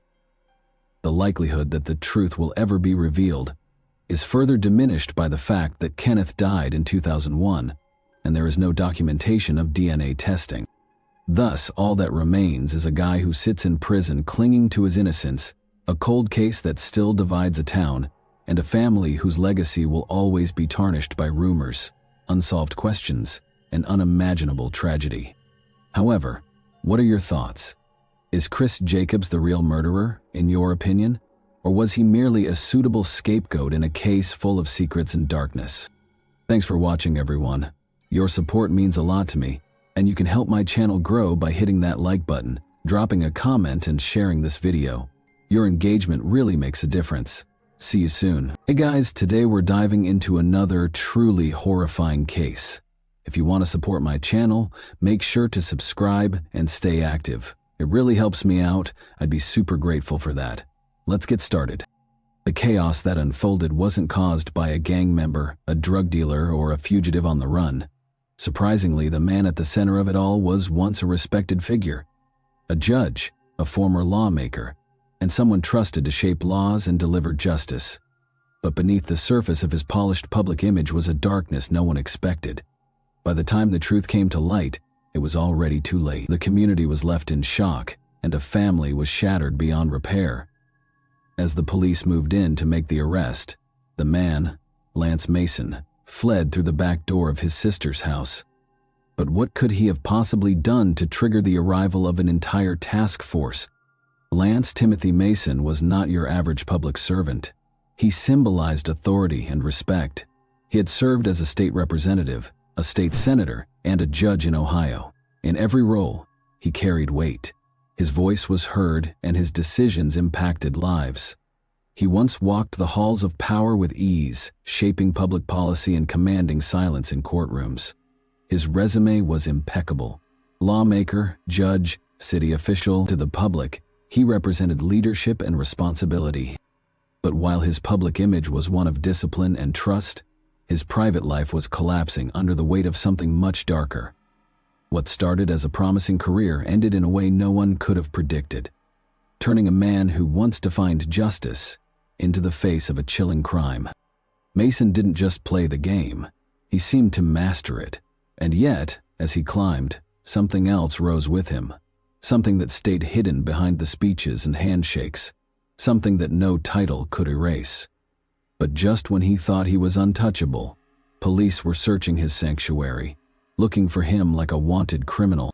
In the quiet corners of his world, behind closed doors and far from the flash of cameras, tension was building. Those who paid close enough attention might have felt it. The way his polished smiles sometimes didn't reach his eyes, the flicker of control beneath the calm. No one asked, and he never said, but the air around him began to shift slowly. At first, like the hush before a storm. Then one day, that storm came. November 17, 2018. The day was supposed to be like any other, but for Aisha Frazier, it would be the last day she saw her children, the last day she could breathe freely. The two were supposed to meet at a decided place. It was the house owned by Lance Mason's sister, a house that would become the scene of unimaginable horror. Lance had already decided the fate of Aisha Frazier. That day, a knife was used as a weapon to stab the mother of his children. Lance Mason didn't just lose control, he planned it in front of their two children, who could do nothing but watch in paralyzing fear. He attacked her. The sound of the knife cutting through the air was drowned by the agonizing cries of their children. They screamed for their mom, but it was already too late. And then, in a final act of desperation, Mason fled. He didn't stop. He stole Aisha's SUV and sped off, but his attempt to escape wouldn't last long. In his reckless flight, he collided with a police cruiser, slamming into it with brutal force. The officer inside was injured. But Mason's terror was only beginning. He kept running, thinking he could outrun his past, but fate had other plans. It wasn't long before the law caught up to him, and the nightmare he'd set in motion would begin to unravel inside the house. Lynn Mason, his own sister, was on the phone with 911, her voice shaking with disbelief as she watched her brother destroy everything in his path.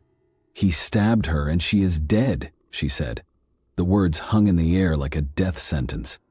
Meanwhile, in the background, the children sobbed uncontrollably. Their cries were haunting evidence to the horror that had just unfolded. And when it did, it would leave scars so deep that even the highest seat of justice couldn't overlook them. The man who had once delivered verdicts from the bench would soon find himself on the other side of the law, bending his knees on the floor like he never saw what true power looked like. The story hadn't reached its climax, not until the mask slipped, not until the truth clawed its way to the surface. "Okay, have a seat right here." As his hands told the tale of the horrific fate that Aisha Frazier was met with, it was difficult to tell him apart from the charismatic man that he once was. Or was he ever that man? People will be left wondering. But before the horrific scenes of 2018, Lance had already given hints of what monstrosity he was capable of.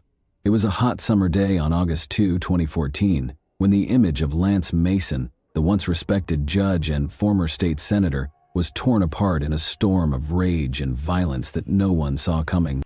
He wasn't wearing a robe that day. He wasn't behind a bench delivering rulings. He was behind the wheel of a car, his wife beside him, and their children in the back seat. What should have been just another ride turned into a nightmare. Without warning, the calm shattered. Mason began pummeling his wife with his fists, 20 savage blows, one after another, as if he had lost all sense of control, all sense of humanity. But he didn't stop there. With their terrified children watching from the back seat, he grabbed her head and slammed it into the car's center console, not once, not twice, 5 brutal times. The force was enough to leave her dazed, bloodied, and in sheer panic. She tried to escape, desperate to get out, but even then, outside the car, away from the steering wheel and the false sense of safety, he followed. He bit her, he threatened her. His rage didn't cool. It followed her out of the vehicle like a predator locked on its prey. When the police arrested him later that day, the horror only deepened. Inside Mason's home was not the quiet, book-filled sanctuary one might expect from a judge. It was a war zone. Shotguns, semi-automatic rifles, handguns, smoke grenades, a bulletproof vest, a sword, and more than 2,500 rounds of ammunition. It looked less like the home of a public servant and more like the stockpile of someone preparing for combat. It was chilling. Not just the violence he had committed, but the world he had built behind closed doors. That attack got him 2 years in prison, but he only served 9 months, a slap on the wrist, a second chance he never deserved. You know why it was just a slap on the wrist when Lance Mason first beat his wife? Because powerful people were right there beside him, shielding him, vouching for him, smoothing the way back. Then he punched her so hard she had to undergo surgery for a broken orbital bone. Their daughters were in the car when it happened. It wasn't just domestic violence. It was terrifying, and yet, when it came time to face consequences, Mason had an army of high professor supporters ready to downplay the horror. U.S. Representative Marcia Fudge called him a good man who made a very bad mistake. Letters poured in from politicians, attorneys, and judges, all speaking about his character, his decades of service, his reputation. The victim, Aisha Frazier, barely seemed to factor in. That collective influence worked. Mason got just 2 years in prison and was released after serving 9 months. 9 months for disfiguring a woman in front of her children, and then just a few years later, he murdered her, stabbed her to death in front of those same daughters. Suddenly, those glowing endorsements from the political and legal elite became a stain. Marcia Fudge released a statement expressing heartbreak and claiming that the man who committed the murder wasn't the Lance Mason she knew. But that raises an uncomfortable question. If someone beats their partner so viciously they need surgery, how much more evidence do you need to protect the victim? During disciplinary hearings in 2017, other attorneys and judges again came to Mason's defense. They wrote letters expressing disbelief and emphasizing his achievements as a jurist. But the Ohio State Bar Association wasn't convinced. In their statement to the Supreme Court, they called out the letters for failing to explain what led to Mason's violent actions, or offer any assurance that it wouldn't happen again. This is more than just a case of poor judgment. It's a case study in how power protects power, even when it comes at the expense of a woman's life. Aisha was failed first by the justice system, then by the people who had the platform to do better. Instead of calling out the violence for what it was, too many were eager to excuse it, to write it off as an aberration from a man they respected. But monsters don't always look like monsters until it's too late. The hypocrisy is hard to stomach. The same people who once praised Mason's uncharacteristic mistake were suddenly offering condolences and shock. But here's the truth. They saw the violence, and they still chose to protect him. Aisha did everything right. She got the protection order. She followed the system. But Lance Mason had already made his choice, and long before the headlines and the whispers, before the scandal shattered the calm and sent shockwaves through Ohio's political circles, Lance Timothy Mason was just a boy growing up in Shaker Heights, bright, ambitious, and already dreaming of something bigger. Born on August 26, 1967, he followed a path that seemed carved out for greatness. From the hallways of Shaker Heights High School to the academic rigor of the College of Worcester, and finally to the esteemed University of Michigan Law School, where he earned his Juris Doctor in 1992. Mason's journey looked like the making of a legacy. Every step he took was calculated. Every role he stepped into only added to his growing reputation. Between 2002 and 2008, Mason served in the Ohio General Assembly, first as a representative and then as a senator, moving through the ranks with a confidence that suggested he wasn't just part of the system, he was built for it. His dedication and charm caught the attention of then-Governor Ted Strickland, who appointed him as a judge to the Cuyahoga County Court of Common Pleas in 2008. A position of weight and visibility, a place where power wasn't just practiced, it was absolute. But the climb didn't end there. Nearly a decade later, in 2017, Mason returned to public service, this time as the Minority Business Development Administrator under Cleveland Mayor Frank G. Jackson. To outsiders, it seemed like a full-circle moment, an accomplished man continuing to serve, continuing to lead. His name appeared in political rosters and press releases, his image still polished and his influence very much intact. This was not a man at the beginning of his fall. This was someone already deep in descent. Mason had married his wife in 2005, but they were preparing for divorce, and by March 2014, they had separated. Still, that separation didn't offer her safety, not truly. Their divorce would only be finalized over a year later, in November 2015. The courtroom fell silent as Lance Mason, once a powerful figure draped in robes and respected in legal circles, stepped forward, now wearing a prison jumpsuit, wrists bound in cuffs. This wasn't a man accused of a mistake or a moment of weakness. This was a man now facing the most horrific charge of all: the calculated, violent murder of his ex-wife, Aisha Fraser.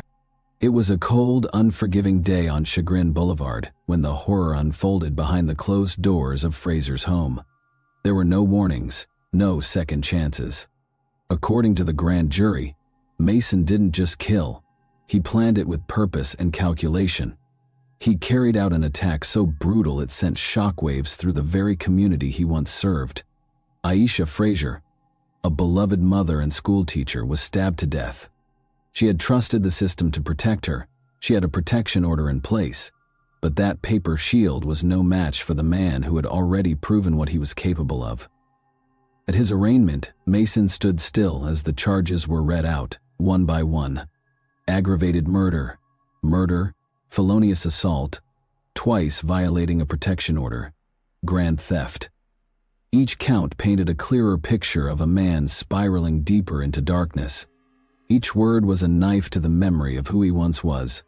And still, he pleaded not guilty. The judge listened, watched, and responded with a bond that matched the weight of the crime. $5 million, 0 cents. A staggering amount for a staggering fall. But no number could reverse what had happened. No courtroom procedure could bring Aisha Fraser back. But then things changed for him. Whether it was his ego in the way or hidden love for his children. Lance pleaded guilty of his crimes in his pre-trial hearing, sitting there in the Cuyahoga County Court of Common Pleas. He looked every bit the man who had shattered so many lives with his actions, with an unsettling calm. He said that he wishes to take responsibility for the crimes he had committed. Those words were heavy, but they didn't feel like remorse. They felt like a man just going through the motions, as if this was some kind of routine procedure, not the acknowledgement of a life-altering, soul-crushing tragedy. But then he dropped a sentence that showed his vulnerability. There was no way I was going to let my daughter testify against me. As those words left his mouth, it became clear this wasn't just a crime of passion or rage. It was calculated, cold. This was a man scared to face his daughter in court, scared of losing the delusion of being a great father that he thought he was to his children. Mason pled guilty to some of the most atrocious charges imaginable: aggravated murder, 2 counts of felonious assault, murder, violating a protection order, and grand theft. Every single charge was a grim reminder of the violence he had unleashed that day. As the courtroom absorbed the weight of his admission, the reality of what had happened began to sink in. This wasn't just a man who had gone astray. This was a man who had once held power, who had been trusted with the law, but now was nothing more than a broken figure sitting before a judge to answer for the unspeakable destruction he had caused. Aisha Frazier was more than just a name in the news. She was a devoted mother, a cherished friend, and a beloved schoolteacher in Shaker Heights, Ohio. To her students, she was a source of light. To her community, she was a role model. But on a quiet November day, her life was stolen in the most horrifying way imaginable by a man who once promised to be her protector. Aisha saw the worst in a man who rose to the highest rank in a system that failed her so many times to the point of losing her life. That's the tragedy that sparked Aisha's Law, a bold piece of legislation introduced by Ohio State Representative Janine Boyd, and now supported by over 32 co-sponsors in the Ohio House. But Aisha's Law isn't just about one woman. It's about every person trapped in a cycle of domestic abuse, and it's about finally changing a system that failed her, one that fails so many. Now, what exactly is Aisha's Law? It is a multi-layered bill designed to intervene before abuse turns deadly. It's based on one simple truth: domestic violence homicides are predictable. Victims often show signs, abusers escalate, and yet, too often the system doesn't catch the red flags until it's too late. This bill aims to change that. It includes mandatory risk assessment training for police. Case officers would be trained to identify high-risk abusers, the kind most likely to commit lethal violence. Instead of treating each case as isolated, officers would learn to ask the right questions, recognize patterns, and respond with urgency. This means victims at the highest risk could finally be protected before tragedy strikes. Number 2, 24/7 access to protection orders. If someone needs a protection order at 2 a.m. on a Sunday, they shouldn't have to wait until Monday morning. Aisha's Law would require courts to have judges or magistrates available 24/7 to issue emergency protective orders because violence doesn't wait, and neither should justice. Third key point: an expanded definition of child endangerment, which means that if a child is present when abuse happens, that's not just a side note, it's another layer of trauma. The bill expands child endangerment to include witnessing domestic violence, holding abusers accountable for the psychological damage inflicted on children, even if they aren't physically harmed, and then lastly, a broader definition of aggravated murder. It expands the definition of aggravated murder to directly reflect the reality of domestic violence cases like Aisha Frazier's. It means that if someone purposely kills a family or household member, and they already have a past conviction for domestic violence or any violent offense that caused serious harm to that same person, it can now be charged as aggravated murder. Let's be clear, this is huge. Why? Because in many past cases, abusers who escalated from beatings to murder weren't charged with the most serious level of homicide, even if their violence was part of a clear pattern. This update closes that gap and says, if you've seriously hurt someone before, and you come back and kill them, you're facing the highest possible charge under the law. Why does this matter so much? Because Aisha Frazier did everything right. She left, she got help, she followed the legal steps, but the system didn't protect her. Her daughters witnessed the unthinkable. Her mother's murder after watching her suffer for years. This bill doesn't just honor Aisha's memory. It arms communities, law enforcement, and the justice system with the tools they need to prevent similar tragedies. And the stats are chilling. Nearly 112 Ohioans died from domestic violence in a single year. The stats also show that nearly half of domestic violence victims in Cleveland are at high risk of being killed. And shockingly, in Cuyahoga County, only 1 in 3 abusers ever spend a single day in jail. But up until now, change has been slow and scattered. Aisha's Law, named in honor of Aisha Frazier, has actually passed the Ohio House, not once, but twice. Yet it's never made it all the way into law. Why? Because parts of the bill sparked pushback from prosecutors and criminal defense attorneys who disagreed with certain sections. As a result, both times it reached the Ohio Senate, it stalled. No vote, no law, no protection. Meanwhile, the threat to domestic violence victims hasn't slowed down, and survivors, they're still waiting for the system to catch up. Coming back to the man who once wore the robe of dignity and honor, the one who decided the fate of others, now his own fate rests in the hands of a parole board.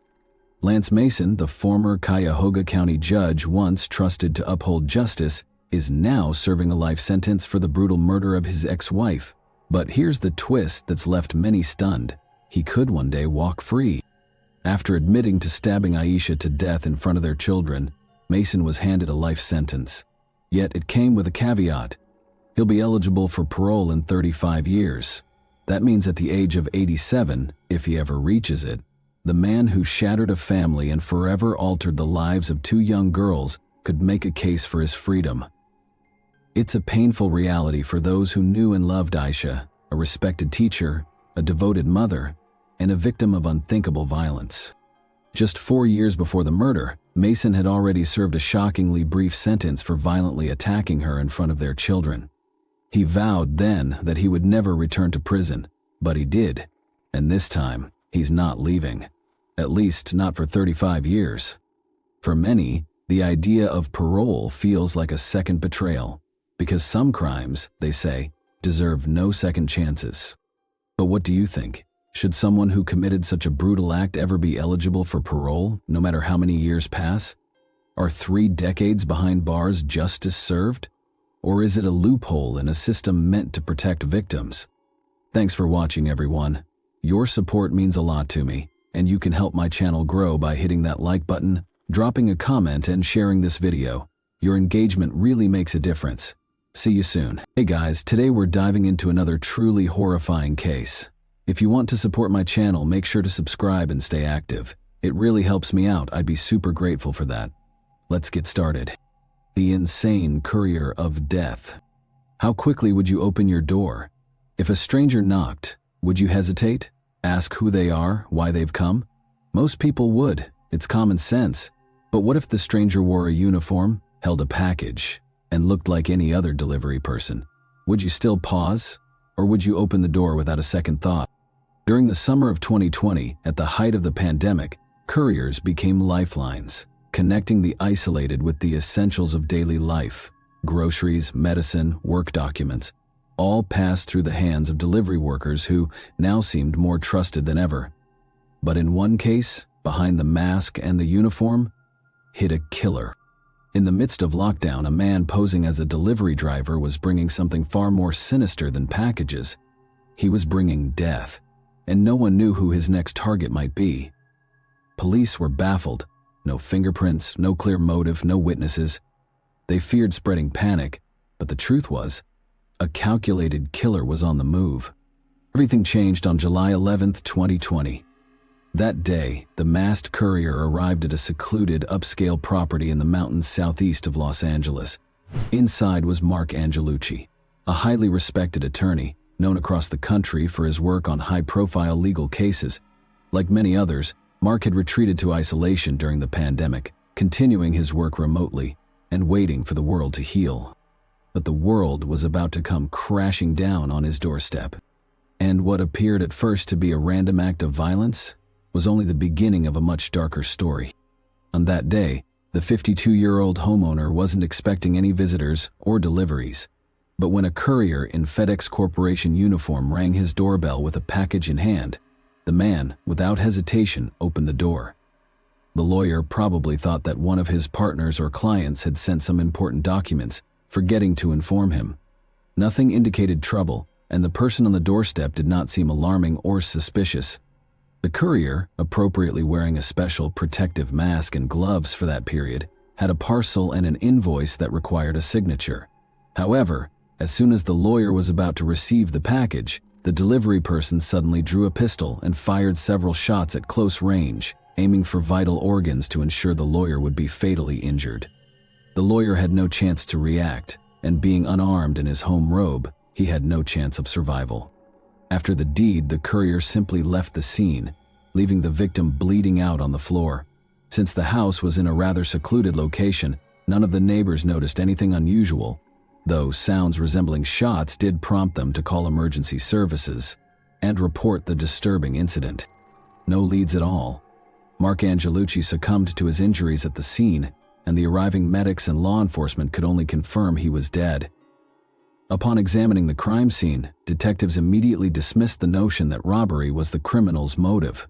The house was truly luxurious, adorned with antique items, containing a safe and visibly expensive possessions, yet everything remained untouched. In the lawyer's home office lay a mass of important documents concerning various cases, but these too did not interest the perpetrator. Everything in the house was left undisturbed. Nothing was searched or moved, and the criminal did not even cross the threshold of the home. Thus, from the very beginning, the main objective was clearly to eliminate the homeowner. The criminal was caught on several outdoor surveillance cameras, but as he was wearing a company cap from FedEx and a medical mask, it was virtually impossible to discern any distinctive features. All that could be determined was that he was a white male of average height and slender build. The criminal wore gloves, thus leaving no fingerprints anywhere.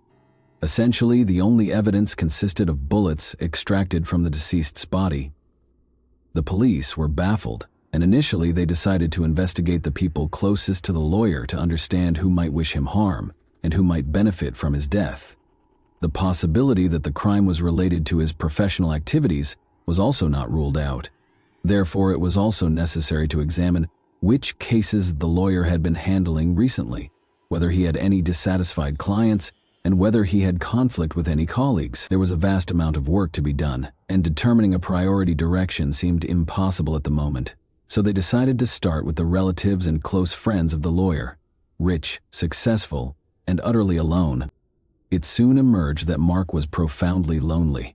No, he had quite a few friends, got along well with colleagues and neighbors, but he had no truly close or familial relationships. His parents had long passed away. Angelucci had no siblings, and he never started his own family in his youth.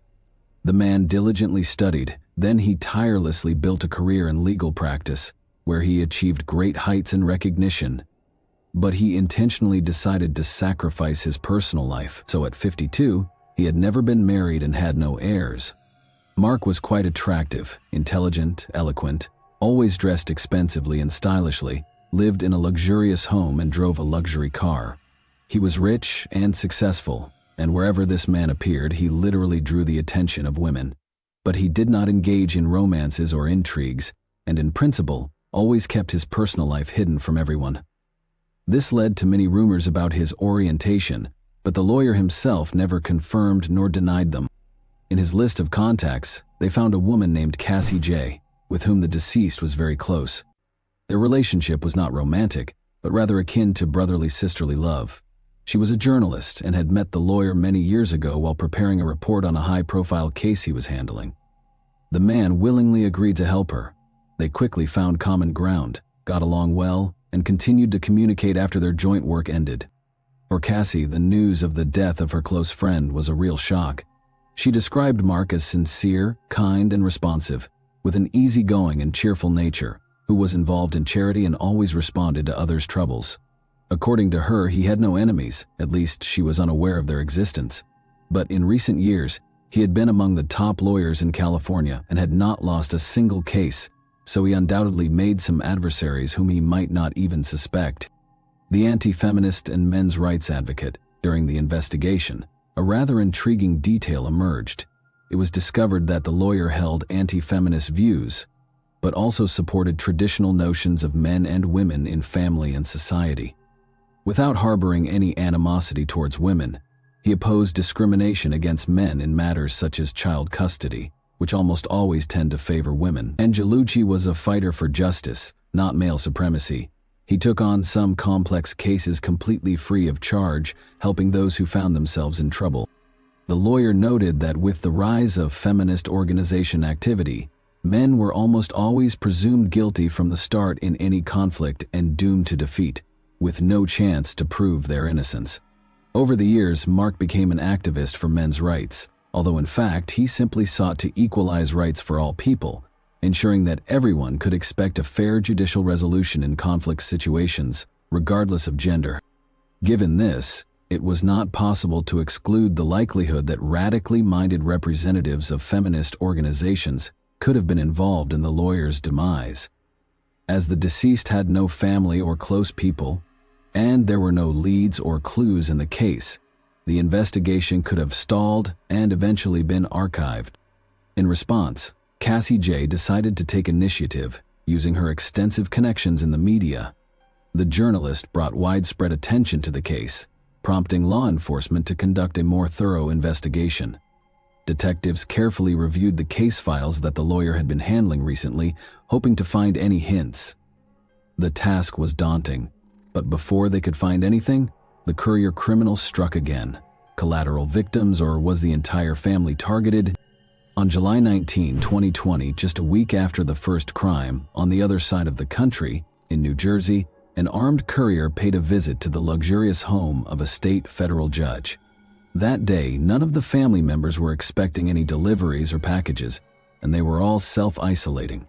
Both parents, being lawyers, continued to work remotely, and their college student son was on holiday. The head of the family, a 62-year-old lawyer named Mike Anderl, first noticed the approaching courier while he was on the second-floor balcony of his home. He thought that perhaps some work documents awaited his wife and hurried downstairs to open the door. However, his son, who was closer to the front door, opened it without a second thought. They exchanged just a few words before a shot rang out. Mike was descending the stairs at that time, and likely he was the initial target. But his 20-year-old son, Daniel, literally stood between his father and the criminal. The young man took a bullet to the chest, fell to the floor, and the criminal opened fire on the lawyer, wounding him 3 times. The courier, as in the previous case, did not enter the premises, but simply turned around and left, leaving the bleeding victims to die. However, there was another person in the house, Judge Esther Salas, who was the wife and mother of the victims. The woman, shortly before the incident, had gone down to the basement to sort through things and did not hear the gunshots. When she came upstairs, she first saw her son lying in a pool of blood at the door. Esther rushed to him, tried to stem the wound, called out for her husband's help, and only then saw that a bloodied Mike was lying on the stairs. Salas immediately called emergency services, reporting the incident, and tried to provide aid to her husband and son herself. By the time law enforcement and paramedics arrived, both men were alive, but in extremely critical condition. They were immediately taken to the nearest hospital, where they underwent surgery, and it seemed their condition was stabilized. The criminal's motive was unclear, and it was also uncertain whether he came to end the life of the judge, her lawyer husband, or intended to eliminate the entire family. Again, no traces or clues were found at the scene, and the only evidence consisted of bullets fired at the victims. The Federal Bureau of Investigation joined the case, immediately suspecting a connection between this incident and the murder of Mark Angelucci in California. In both cases, the targets were lawyers, and the shooter disguised himself as a FedEx courier. However, the agents were confident that in the second case, the true target was the judge, and her relatives were merely collateral victims. Eyewitnesses, final account, ballistic analysis established that the shooter used a .380 caliber pistol in both incidents, and all bullets were fired from the same weapon. This dispelled any remaining doubts that the acts were committed by the same individual. But who was this person? Where could he be found? And where, when, and to whom might he strike next? It was necessary to question the surviving witness who had come face to face with the criminal and had even exchanged a few words. After a serious surgery, Daniel was in the intensive care unit in critical condition, but when he regained consciousness, He expressed a desire to speak with detectives, to tell them everything he had seen. The young man couldn't describe the perpetrator appearance because he was masked, but he thought the individual was elderly, as he could see gray at the temples, wrinkles around the eyes, and the courier's hands appeared old behind the courier. Near the road, Daniel noticed a light-colored car, though he couldn't remember the make. The student also speculated that the criminal's target might have been his mother, as the attacker had inquired if she was home. However, at that moment his father appeared on the stairs, apparently startling the criminal. The attacker quickly drew his pistol, shot the young man in the chest, and then began shooting at Mike, wounding him 3 times. After being injured, Daniel remembered nothing until he woke up in the hospital. The student's testimony provided little help to the investigation, except to confirm that the shooter was an older white male. Regrettably, Daniel's condition could not be stabilized. He worsened, and the day after speaking with law enforcement, the 20-year-old passed away in the hospital from resultant internal bleeding. Thus, detectives unanimously concluded that the main target of the shooter was indeed Esther Salas, but her husband and son were inadvertently in the way, and now the young man was deceased, while his father still hovered between life and death. It was urgent to understand what linked Salas and the earlier deceased Angelucci, what cases they were handling, and if they had common adversaries.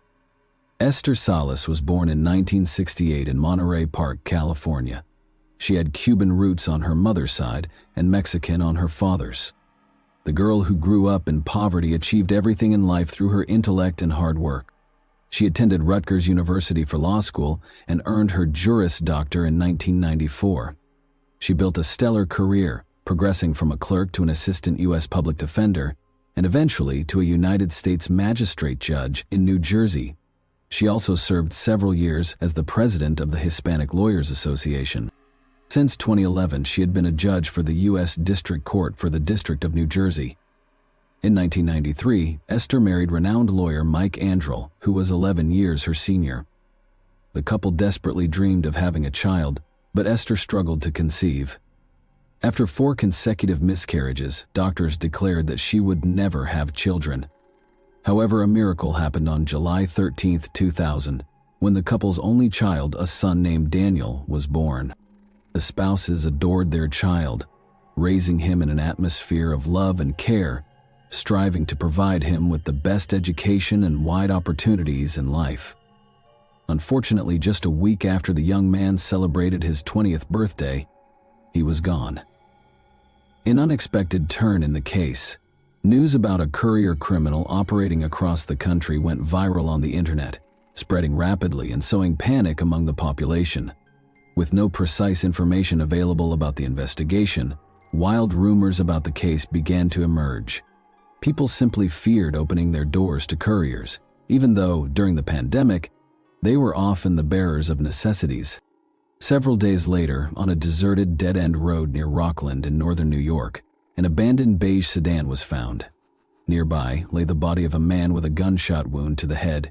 Documents found in the car quickly helped identify the deceased as 72-year-old Roy Den Hollander, a once successful lawyer. Near the body lay a pistol, and the scene resembled a self-deprivation of life, as there were no signs of struggle or the presence of third parties. These assumptions were soon confirmed, as the murder weapon bore only the victim's fingerprints. However, the weapon itself drew significant interest from investigators. It was a .380 caliber pistol, identical to the one used to end the lives of Mark Angelucci and Daniel Andariel. Ballistic analysis soon confirmed that all 3 men were deprived of life by bullets fired from this pistol. Yet it remained unclear what motivated the shooter to end the lives of 2 men, injure another, and then fire a bullet into his own head. A search of Hollander's home indicated that he had meticulously planned the attacks in advance. His diary contained addresses of the victims and notes on the dates of the attacks. Detectives, however, could not understand the criminal's motive. However, when they found memoirs on his laptop, which Roy had been working on for years, it became clear that he was a mentally unstable individual, embittered and angry at the world, who despised everyone, from his own mother and ex-wife to his neighbors, colleagues, and clients. It was only a matter of time before he would take up arms and begin to end lives. Who was Roy Den Hollander? Roy Dyn Hollander was born on September 26, 1947, in Midland Park, New Jersey. He had an older fraternal twin brother who died under mysterious circumstances in childhood. Roy blamed his mother for this his entire life, a sentiment he openly discussed in his memoirs, along with his hatred for his parents. He graduated from high school in 1965, then attended the prestigious George Washington University Law School and later earned an MBA from Columbia Business School. He worked as a lawyer at several renowned firms, and in the late 1990s, he moved to Russia, where he lived for several years working as a lawyer and private detective at Kroll Associates, a consulting firm specializing in financial issues and risk. Hollander earned significant money, which he immediately spent in various elite entertainment venues on young, beautiful women who were his main weakness. In 2000, at a Moscow nightclub, the 52-year-old American lawyer met a 24-year-old beauty named Angelina Shipolina. Previously a professional track athlete, she later decided to switch to modeling, possessing all the attributes necessary to succeed in that field. The aspiring model quickly realized that the older American was utterly infatuated with her and decided to use him for her purposes. She swiftly swept him off his feet and gently nudged him towards marriage. After moving to the United States and obtaining a marriage visa, she soon filed for divorce.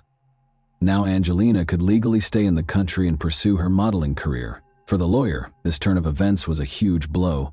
He realized that the beauty had merely used him to achieve her own goals, playing with his emotions. He came to despise all women, a sentiment he eloquently expressed in his memoirs. He referred to his former wife as a venal woman, willing to do anything for money, and also accused her of connections with the Russian mafia. Fundamental stance and puzzling motives for the crimes. Following his tumultuous divorce from Shipolina, Roy became a self-proclaimed anti-feminist and an active advocate for men's rights. However, his behavior grew increasingly eccentric and flamboyant. Unlike Angelucci, who provided free assistance to men affected by domestic abuse and handled custody issues during divorces, Hollander became notorious for his frivolous and unsuccessful lawsuit. For instance, he objected to ladies' night promotions in bars and nightclubs where women are offered free admission and complimentary drinks. Yet it remained unclear why Roy chose his victims and sought to deprive them of life. The situation with Angelucci was particularly puzzling, since they were effectively colleagues, both fighting for men's rights. The answer to this question was soon found in the criminal's memoirs. It turned out that Roy saw Mark as a rival and was extremely jealous of him because Mark was far more successful in his career, commanded widespread respect, and held considerable influence, whereas Hollander had been mostly ridiculed for his antics and bizarre lawsuits over the last decade. Furthermore, both lawyers were members of the same men's rights community, making Roy appear even more outlandish and unsuccessful. By contrast, about a year before these tragic events, he was expelled from the community for aggressive and inappropriate behavior. Roy's personal life and career spiraled downward after his divorce from the Russian model. He fell into depression, developed problems with alcohol and anger management, and started losing most of the cases he took on. Esther Salas, as a judge, presided over several cases Hollander had handled at different times, consistently ruling against him, which led him to long-list her as one of his sworn enemies.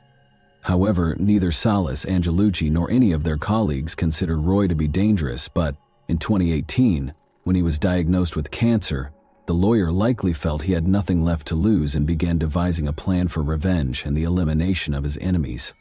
The long list of revenge.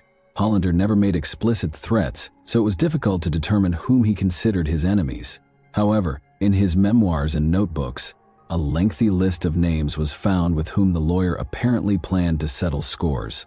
This list included not only judges and fellow lawyers, but also the doctors who treated him, whom he accused of incompetence and intentionally treating him poorly, allowing his disease to progress. Detectives checked all the other individuals on the list and, ensuring they were alive, warned them of potential danger, as it was unclear whether the criminal had acted alone or had accomplices.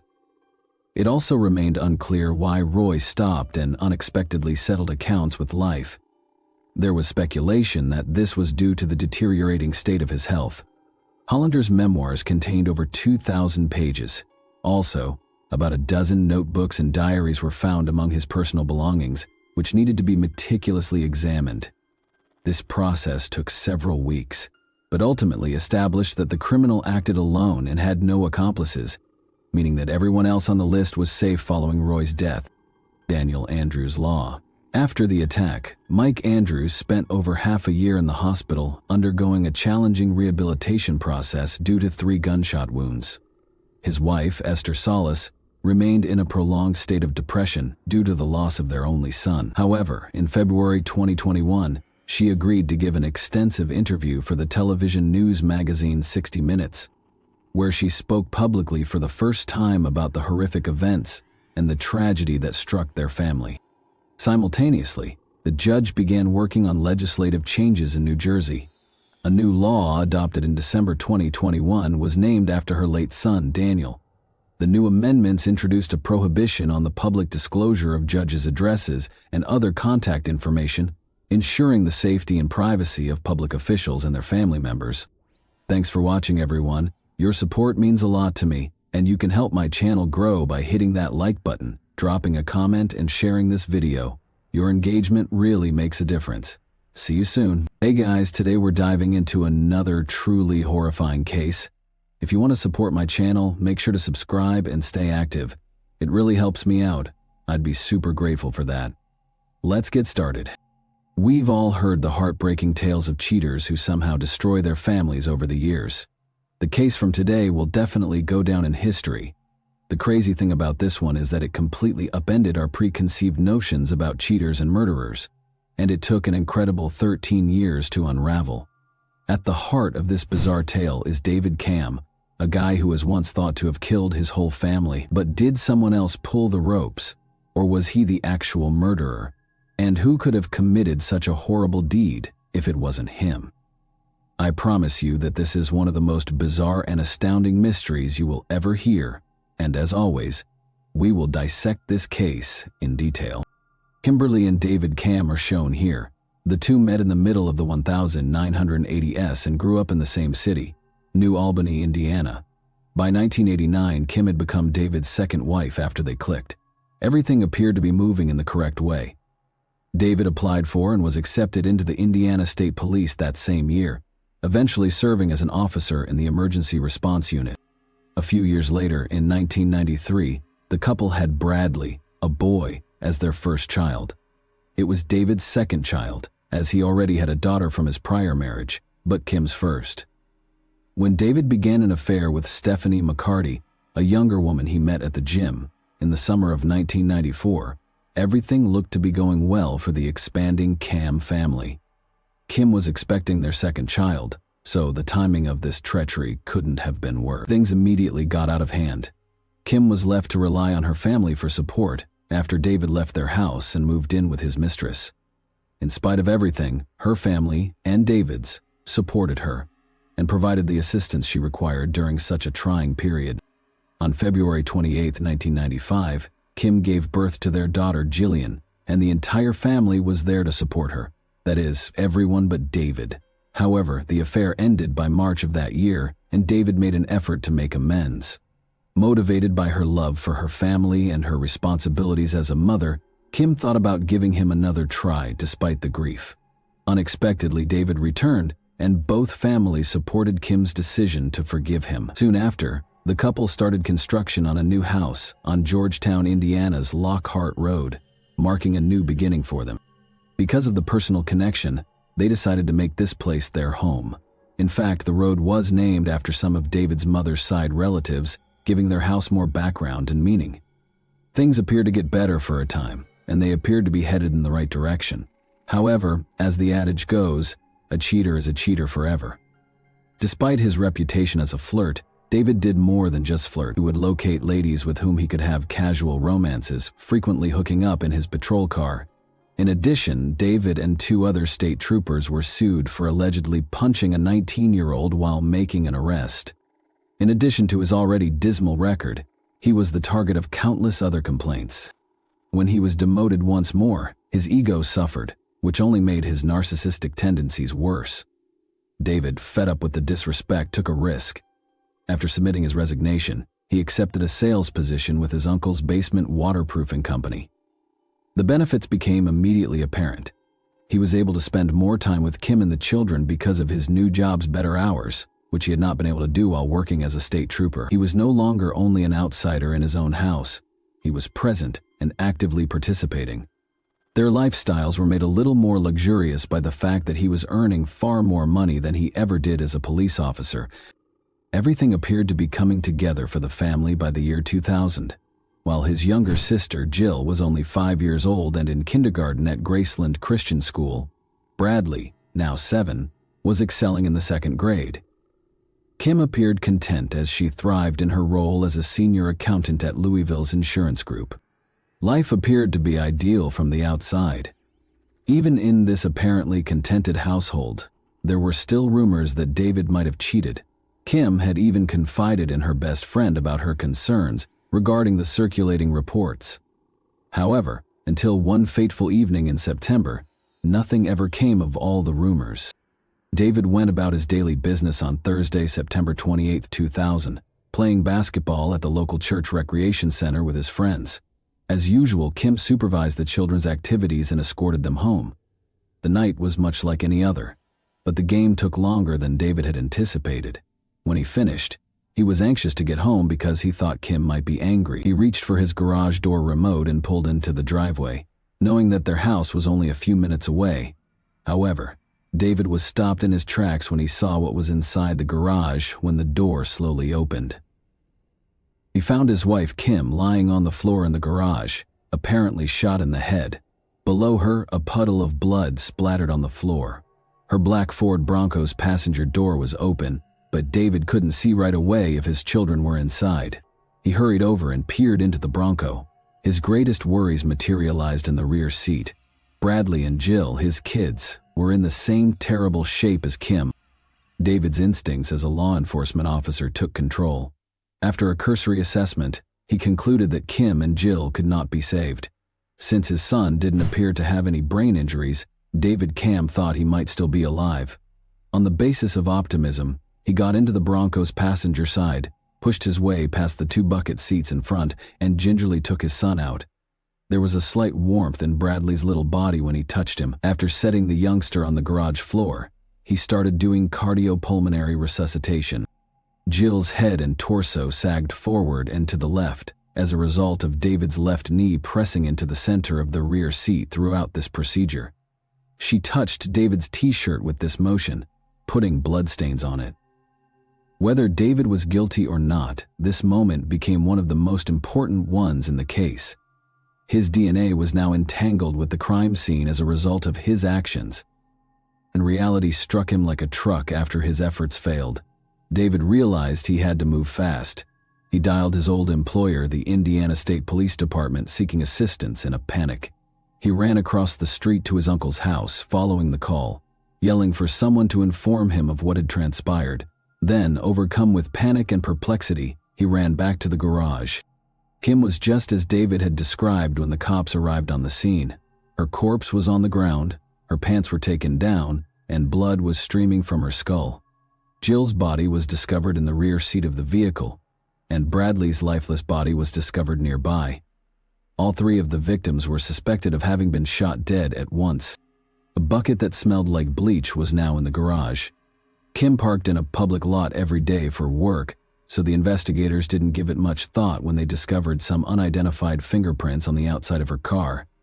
Nobody seemed to identify the sweater with the term backbone inscribed under the collar that was tucked beneath Bradley's body. David said it wasn't his when the cops questioned him about it. As previously stated, Kim was discovered wearing only her blouse and underpants and no pants, but there were her blood-stained jeans close by. David was not an exception to the rule that the spouse is generally questioned first in murder cases. David was quite cooperative, giving a detailed account of his day and stating that Kim and the children had most likely returned home at 7:30 or 7:40 p.m. Given the condition of the vehicle, David reasoned that the killings had to have taken place shortly after they got home.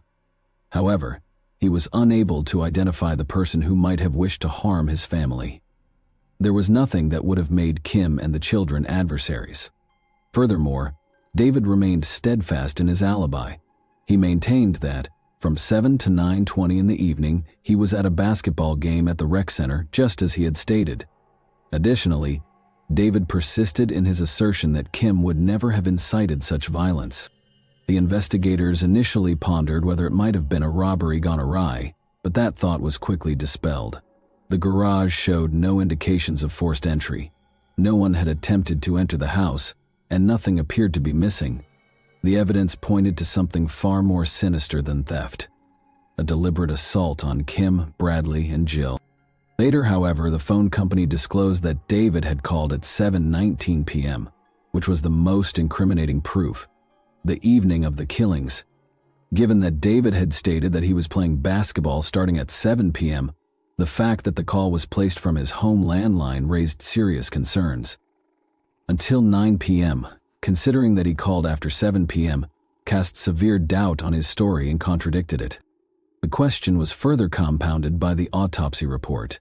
In addition to Jill's blunt force trauma to her vaginal area, the examiner discovered that all 3 victims had died from gunshot wounds. Her death and this injuries appeared to have happened within the same 24-hour period. An assault could not be ruled out, although the examiner speculated that it might have been caused by a fall. Oddly enough, Jill had sobbed and complained of pain in that area during her dance session.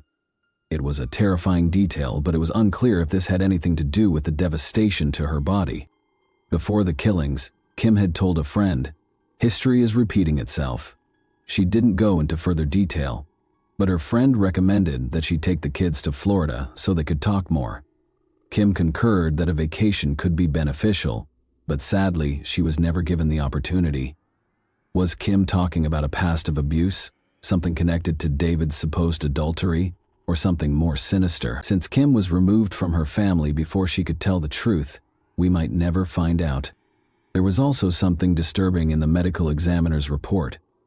The tops of Kim's feet were sliced and bruised. It seemed strange that her shoes were on top of the automobile. It didn't make sense. None of this had a clear explanation from the police. Even though the inquiry was still in its early stages, Kim's mother and other close friends of David began to have severe concerns about him. According to her mother, Jill was an outgoing, feisty youngster who would have spoken up if she had been heard by someone she didn't know. She believed that David was the only one who could have effectively silenced Jill. The rumors persisted on Sunday 3 days later, particularly because no one had been arrested. However, David continued to attend church as usual with his parents and friends in spite of the mounting strain. The church had close ties to the family, and his uncle, the pastor, led the service. David's grandfather had even assisted in the construction of the church, and Kim had been the treasurer. David wept throughout the event, displaying what appeared to be sincere grief. But when he exited the church, everything changed drastically. He was besieged by reporters, and the media coverage immediately made him seem suspicious. People saw that David didn't appear to be grieving as they had anticipated. More questions were raised by his icy, unyielding manner. Was David accountable for the heinous killings of his wife and kids? If so, what is the reason? Things were a little heated when David visited the station later that afternoon to talk to the cops. It just took 2 things, his clothes and a phone call, for the police to arrest him following this interview. His alibi of being at the rec center from 7 to 9:20 did not align with the call that was placed at 7:19 in the evening. That inconsistency was sufficient to get him arrested. However, the fallout affected David's entire family, not just him. The Cam family rose to the top of the public enmity list in Georgetown, a small town where everyone knows one another. They received harsh looks from strangers. Hateful messages flooded their answering machine. As if that weren't enough, the locals began referring to them as a pack of wolves. Even David's grandfather was affected. His church closed because so many people didn't want to be associated with the Cam name. When it came time for the trial in March 2002, the prosecution was ready to address the most pressing question. Why would David do this? His affairs, they hypothesized. They claimed that David was so fed up with his marriage to Kim that he decided to kill his entire family rather than simply file for divorce. About a dozen women who either had affairs with David or said he had approached them while he was married to Kim were brought in by the prosecution to support this theory. They portrayed David as a chronic cheater who had little regard for his marriage vows during the course of weeks of testimony. Then the proof arrived. Blood splatter and that dubious phone call were the two main pillars upon which the prosecution built its case. The defense, however, had no intention of surrendering. They contended that gunfire was not the source of the blood on David's shirt. Rather, they said that it arrived while he was attempting to save his son Bradley, and Jill's blood-soaked hair touched him. Using wigs and fake blood, they performed a live presentation in court to demonstrate how the same pattern might occur with ease. The defense attributed the phone call to Indiana's infamously erratic time zones. They clarified that a 1-hour zone difference was not taken into consideration by the call's timestamp. The call really fit David's schedule when it was modified. Before he even went for his basketball game, it was made. Then there was basketball. David's alibi. He was at the church gym the whole time, according to the testimony of all 11 of the guys on his team. Not even for a minute did he leave. It appeared that the defense had exposed some significant weaknesses in the prosecution's case with this incredibly strong lineup. However, the jury didn't think so. David was given a sentence of 195 years in jail after being found guilty on 3 counts of murder and 1 count of conspiracy. Everyone initially appeared to be able to exhale in relief. Surely justice had been done. Not so quick, actually. David wasn't prepared to die in silence. He filed an appeal, claiming that the court should never have admitted the evidence on his affairs. And you know what? The judge concurred in 2004, reversing his conviction. The case was suddenly cast back into disarray. A pivotal event occurred in early 2005 when the defense pressed for a second examination of the DNA from the sweatshirt discovered at the crime scene. David's second trial was set for January 2006. They specifically requested that the National DNA Database, CODIS, be used to analyze the 2 unidentified DNA profiles. After a court order, the prosecution was compelled to comply, even though they had earlier refused. It turned out that one of the DNA samples had never been tested before, despite the prosecutor's assurances that it had been examined and no matches had been identified. The test findings showed that one of the samples had a match. Charles Boney, a convicted felon from nearby New Albany, was identified by the DNA after being found guilty of a string of armed assaults on women, many of which involved stealing their shoes. Boney was on parole at the time of the crime. He attempted to kidnap 3 women at gunpoint and committed an armed robbery as one of his most recent crimes. Boney now has a troubled past. Prior to the attack, some of his victims said that he had been pestering them over the phone for months, asking them if they were wearing high-heeled shoes and what they were wearing. Considering that Kim Camp's shoes had been taken off and neatly stacked on top of her car in a chaotic crime scene, Boney's admission of having a foot fetish also sounded significant to the defense. Additionally, Kim's foot displayed abrasions and bruises that appeared suspiciously connected to Boney's previous actions. Boney underwent a polygraph test and an interview, but the findings showed that he was lying. He claimed to have given the sweatshirt to a charity and denied any participation, but 2 weeks later, Boney was arrested after his palm print was discovered on Kim's car. However, he was accused by the police of planning the killings alongside David. Charles ultimately revealed how he knew David in a 5-page written confession. He claimed that they met at a pickup basketball game in New Albany and that David seemed like a really sincere guy. Additionally, he said that David urged Charles to buy him an untraceable gun for $100, 0 cents, at a meat store, where their paths eventually crossed again. Charles unintentionally left his palm print on David's Bronco when he accepted and handed him the rifle. But when more questions were asked, Charles's account started to change. He went on to say that David was a nasty guy, accusing him of cheating on his wife, Kim, and intimately assaulting his daughter, Jill. Charles claims that David wanted the entire family killed to hide his secrets when he lost it, when Kim found out what he was doing to their daughter. Charles claimed that in order to stop oil leaks, he wrapped the gun in a gray sweatshirt before giving it to him. He waited in the driveway after following David to his residence. A furious debate was heard by Charles, followed by a gunshot. In a terrifying moment, he said he heard Bradley, Kim's son, yelling, "Daddy, Daddy!" just before a gunshot was heard. Charles said that a few moments later, David came outside and pointed the gun at him, perhaps intending to kill him as well. Moving Kim's shoes, as though cleaning up while running for his life, Charles sought refuge in the garage. Charles ran away when he heard a woman pull into the driveway. Charles confessed that he did not pull the trigger, simply sold David the rifle. Being a black guy, he was hesitant to report the killings for fear that he would be held accountable by the authorities. He was ultimately arrested for conspiracy to commit murder as a result of his statement, and he was returned to custody for trial. Charles had already spoken to Stan Faith, one of the prosecutors in David's initial trial. It was discovered after his arrest. Charles said that he was close to Stan and had conferred with him prior to being named as a suspect. Stan then apologized for his part in it. Police found Charles's ex-girlfriend Mala's DNA on the gray sweater, which led to the discovery of another clue. They were in a relationship at the time, but it terminated soon after the killings. Mala explained that, after telling her he was heading to work that night, Charles returned home at midnight with scraped knees. She was uncomfortable when he showed her a gun, which she had never seen before. Charles and his mother watched news reports about the killings the following morning. Mala departed after an argument and didn't see Charles again for weeks.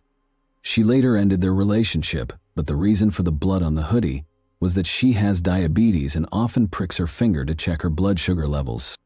Charles's tale started to take shape.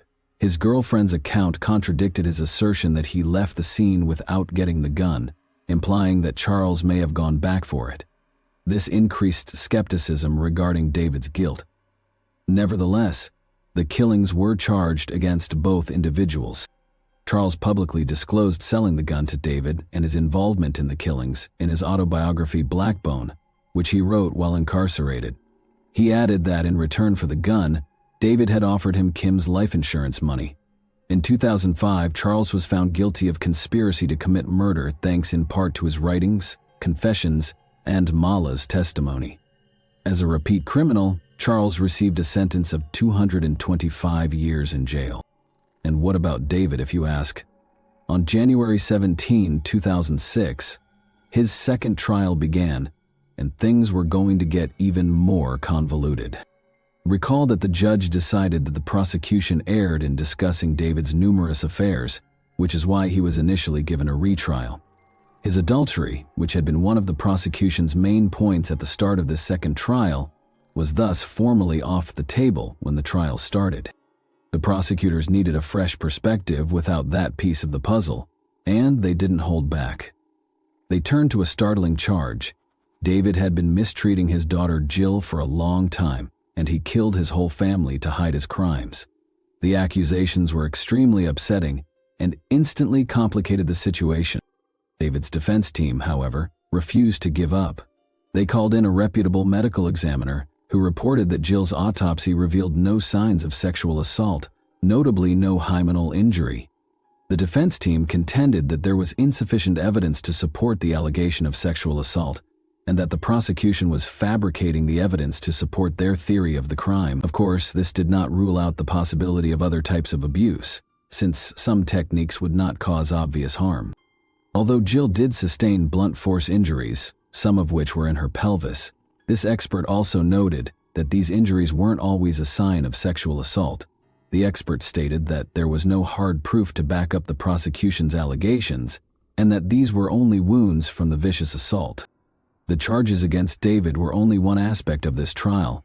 Another was the fresh evidence that had surfaced as a result of some investigative work that had located Charles.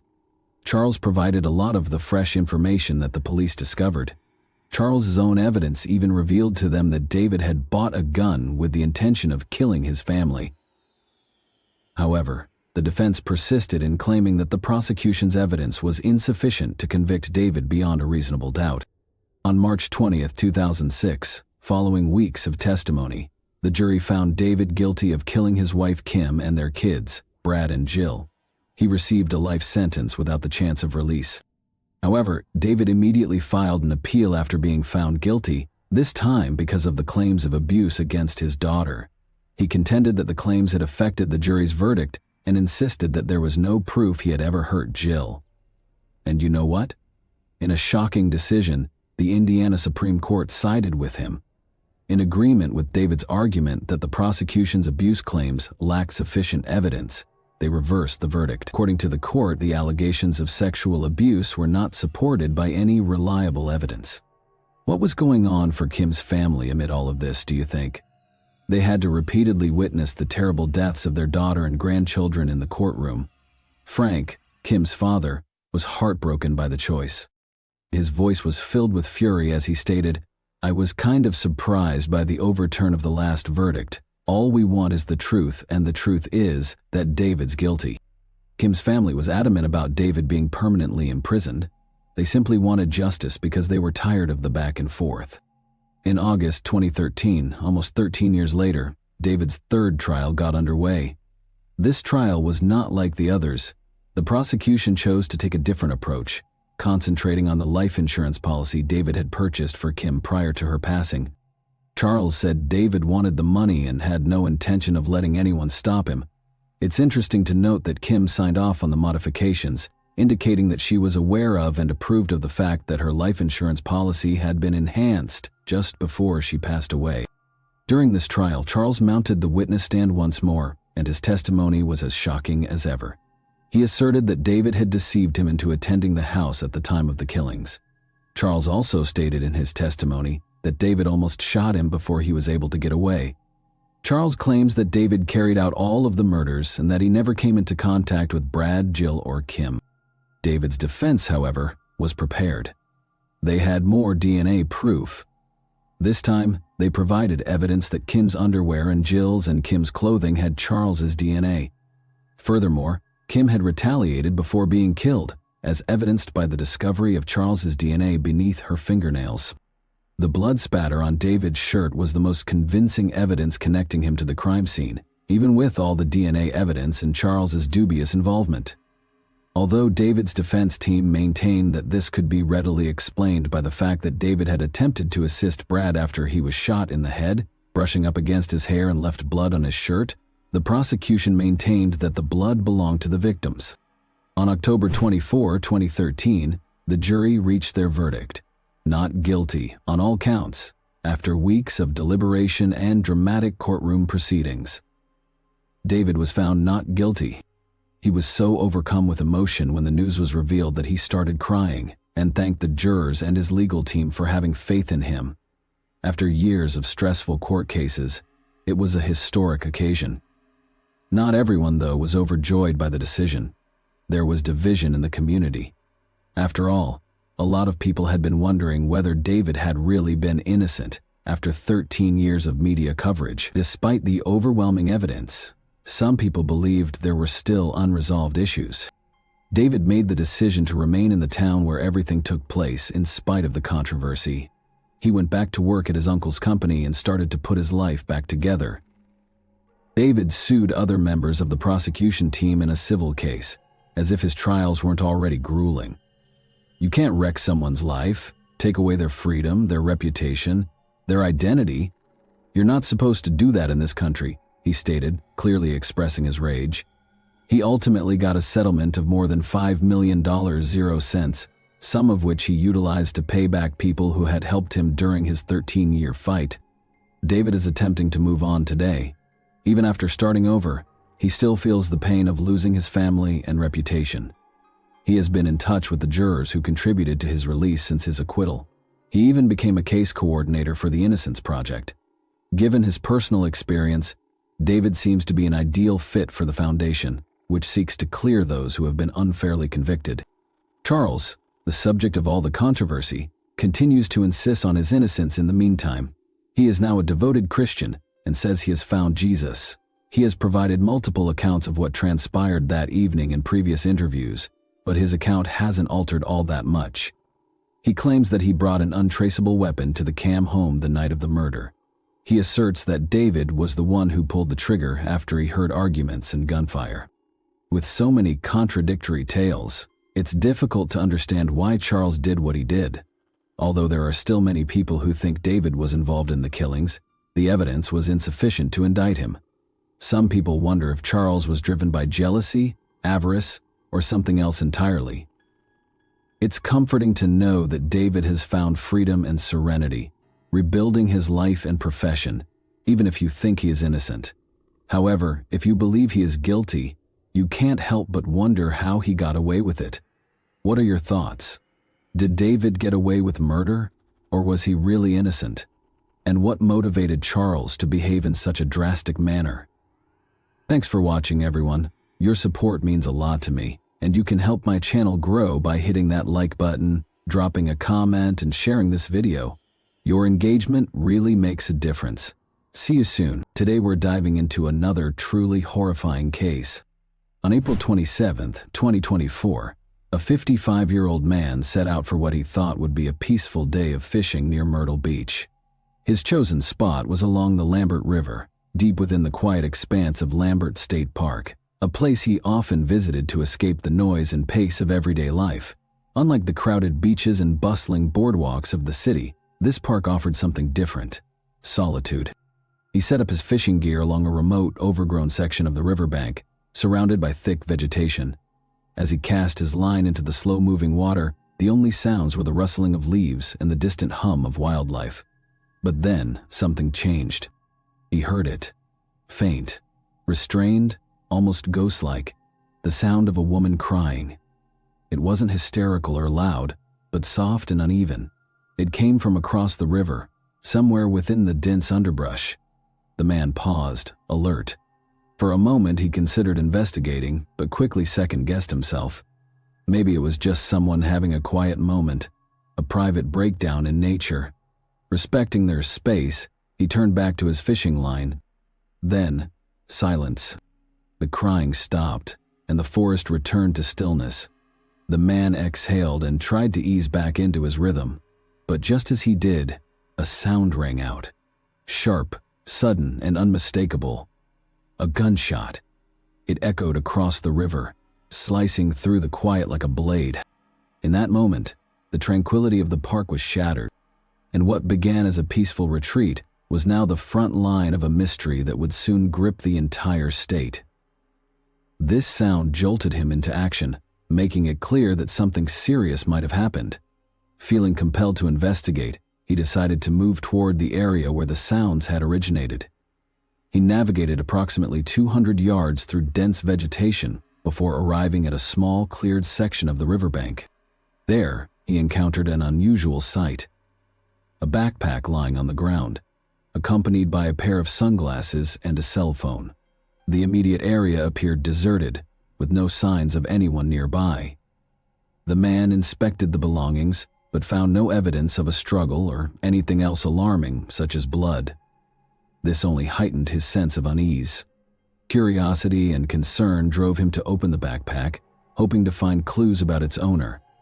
Inside, he discovered a wallet containing identification, cash, credit cards, some personal items, and a small Bible. Despite the contents, there was nothing that explained the strange sequence of events. Realizing the situation could be far more serious than he initially thought, the man promptly contacted emergency services. Law enforcement officers arrived approximately an hour later. After conducting a preliminary survey of the scene, they began a broader search of the surrounding area. Later that same day, a second report came in from another park visitor who stumbled upon something even more unsettling. Myrtle Beach, located along the Atlantic coast in South Carolina, is renowned as a popular tourist destination. While the city's population sits at approximately 35,000, it swelled significantly during the summer months with the influx of visitors. Myrtle Beach is famous for its expansive sandy beaches, upscale resorts, and a variety of entertainment options, including fine dining, golf courses, and attractions such as one of the largest aquariums in the region and a towering Ferris wheel. Beyond its appeal to tourists, Myrtle Beach is home to numerous churches that play a central role in the local community. One of the most notable is Solid Rock Church, located in the heart of the city. Established as a spiritual hub for those seeking guidance and support during challenging times, Solid Rock quickly gained popularity. The church offers not only traditional services but also educational and recreational programs tailored to the community, including youth activities. At the core of Solid Rock's mission is Pastor John Paul Miller, appointed in 2009 at the age of 35.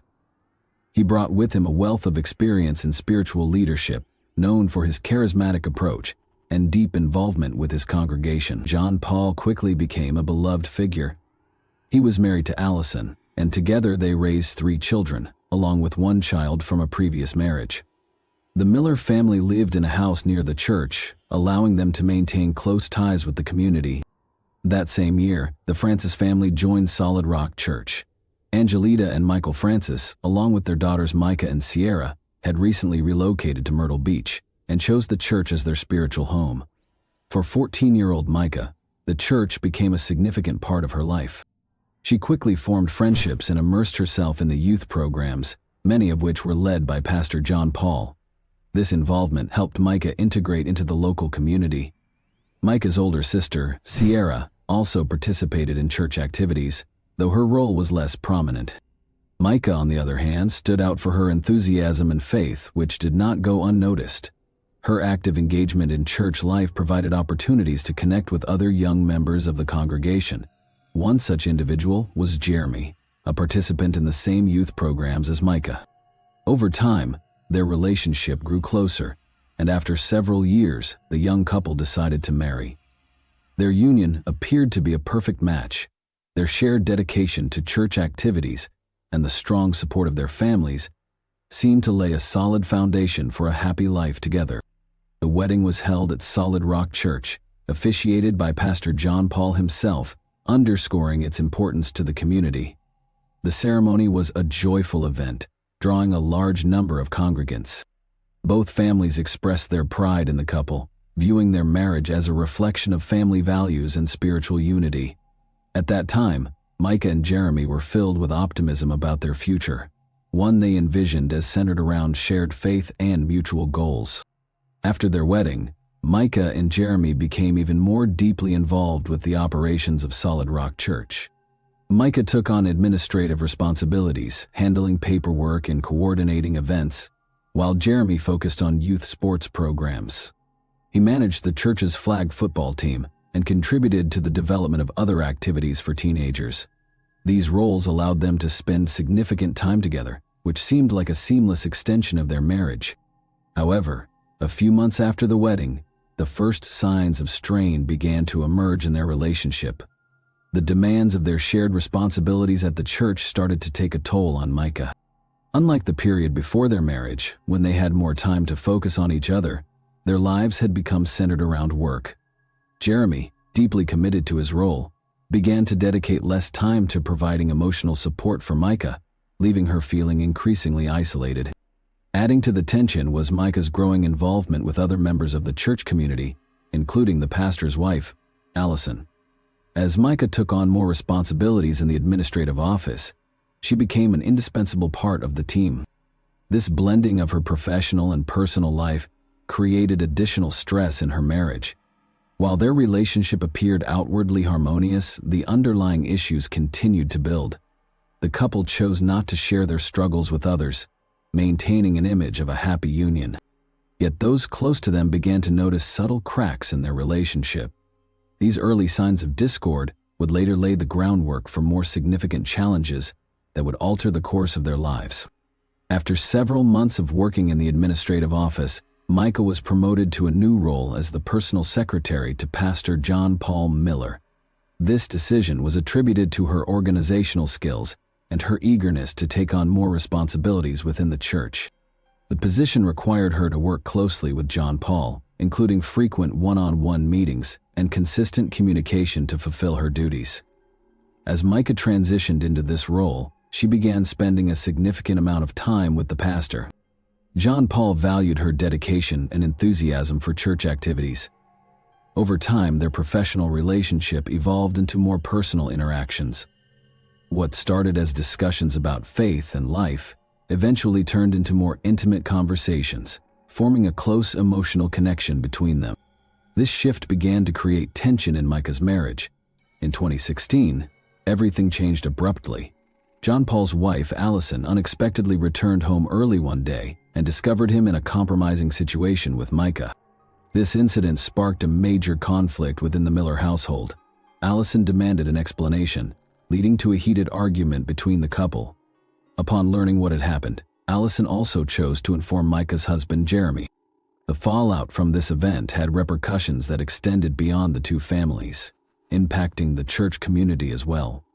While those involved agreed to keep the details private, rumors of the affair began circulating among the congregation. Church staff and others close to the families noticed changes in the behavior of both John Paul and Micah, as well as the increasing strain between them and their spouses. Despite attempts to maintain a facade of normalcy, the conflict became impossible to hide. Both Allison and Jeremy filed for divorce around the same time. The process was deeply challenging and emotional for everyone involved. Allison left the church and relocated from Myrtle Beach with her children, seeking to rebuild her life away from the events that had shattered her marriage. Jeremy, for his part, ceased his involvement with Solid Rock entirely, choosing to distance himself from the church. A few months after the divorces were finalized, John Paul and Micah publicly announced their relationship. They openly declared themselves a couple, igniting another wave of discussion within the congregation.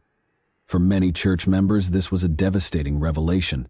The pastor, who had previously preached about the importance of family loyalty, was now at the center of a scandal that undermined his reputation and eroded the trust of some parishioners.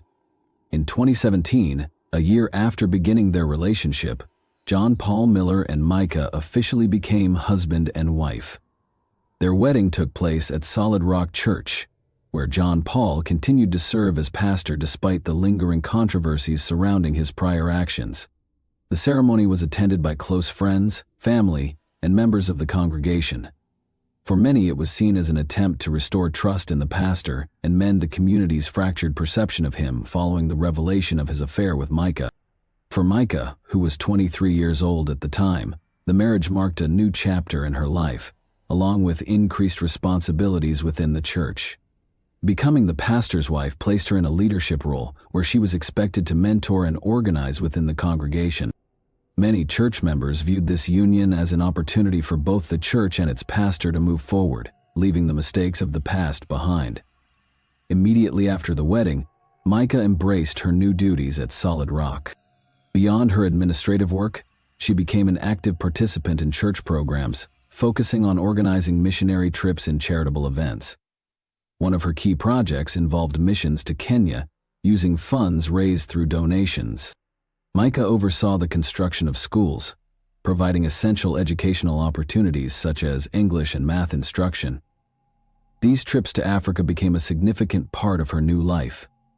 Micah personally managed local educational programs and coordinated the delivery of humanitarian aid. Her initiatives garnered strong support from the congregation, many of whom enthusiastically participated in these efforts. Micah's dedication and energy made her a symbol of activism within the community, inspiring others to engage in charitable work. In addition to her mission work, Micah began leading classes and seminars at the church. Her presentations focused on topics like family values, personal faith, and overcoming challenges. One subject particularly close to her heart was addressing domestic struggles.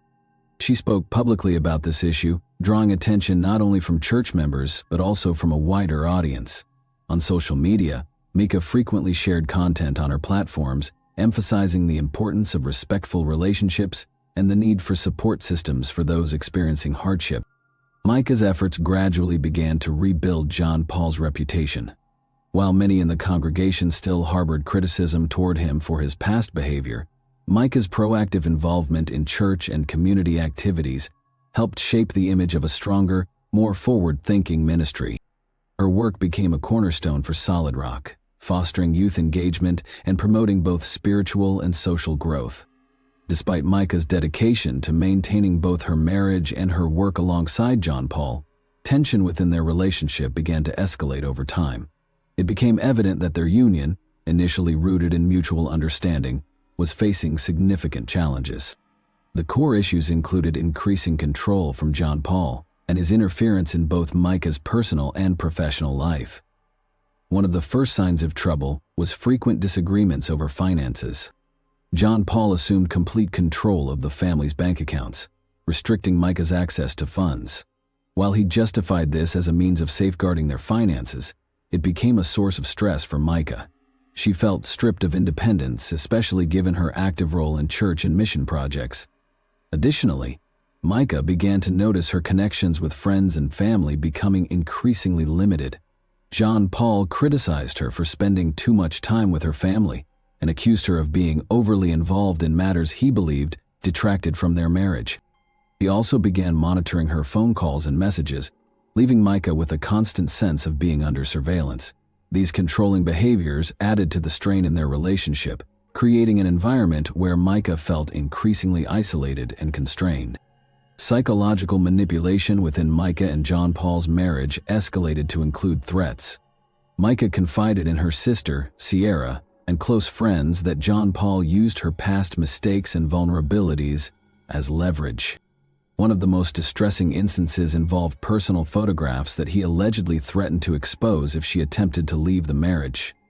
These tactics deepened her fear and uncertainty about ending their relationship. Amid these challenges, Micah began taking steps to break free from John Paul's control. She reached out to Sierra for support and shared her intention to file for divorce.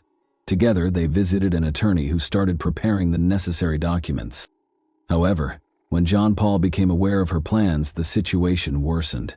He confronted her, refusing to discuss divorce terms, and insisted that their marriage must remain intact to protect the church's reputation. Unable to find common ground, Micah temporarily moved in with her family to escape the pressure. This time away gave her a brief reprieve, allowing her to reflect on the severity of her situation. However, John Paul convinced her to return, promising to change his behavior. Despite his assurances, the problems persisted. One of the most alarming incidents occurred with Micah's car.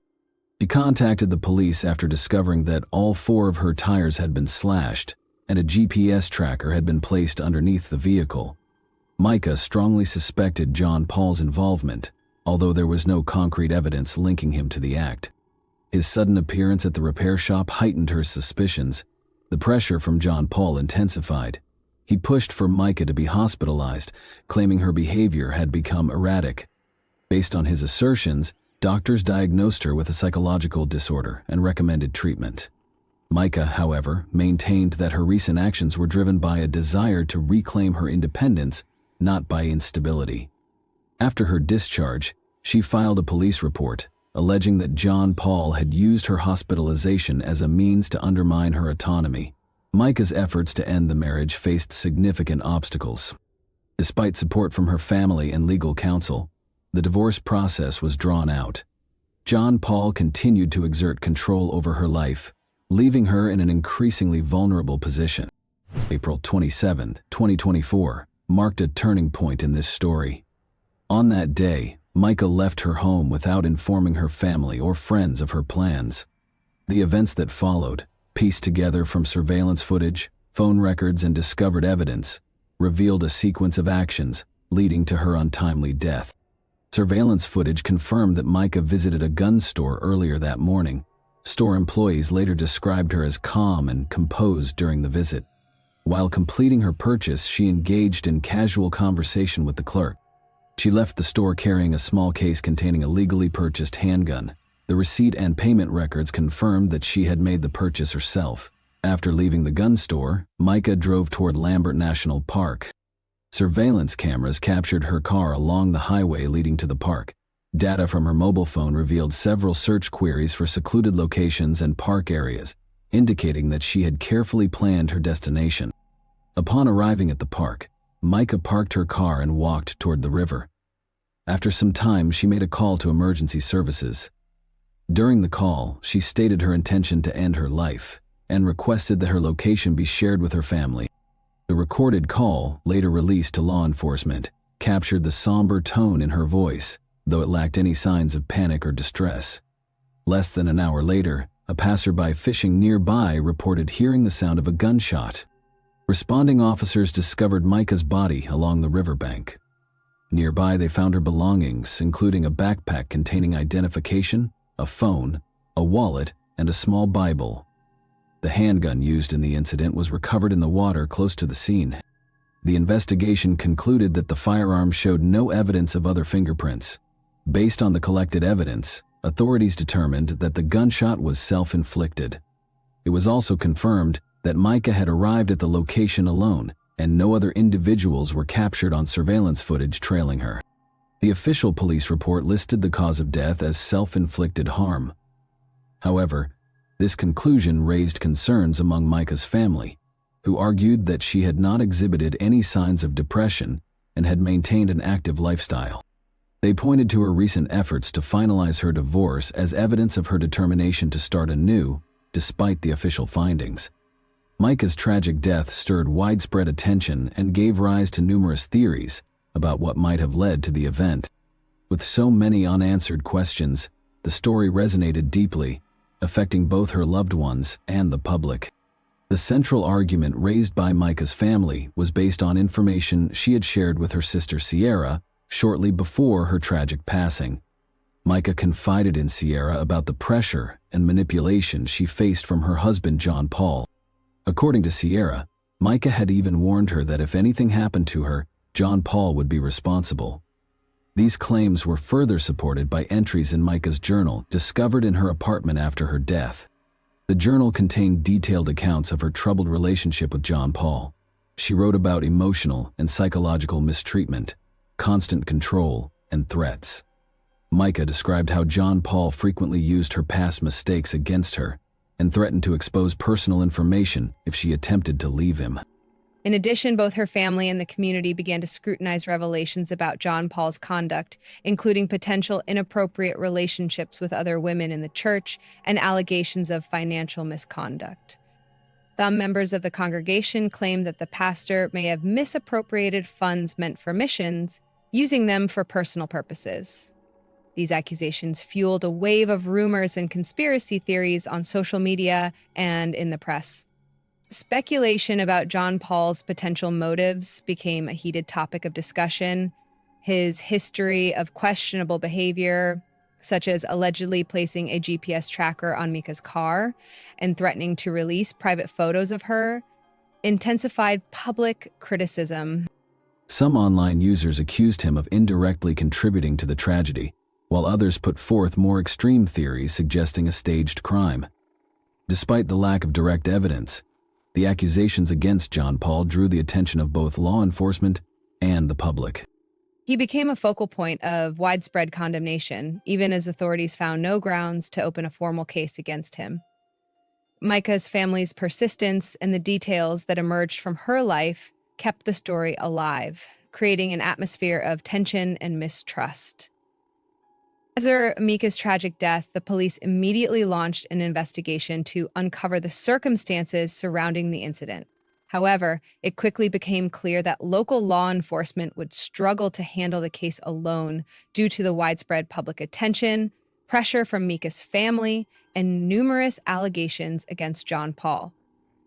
The FBI stepped in to assist. Their involvement was driven by the complexity of the case and the need for an impartial examination of all aspects.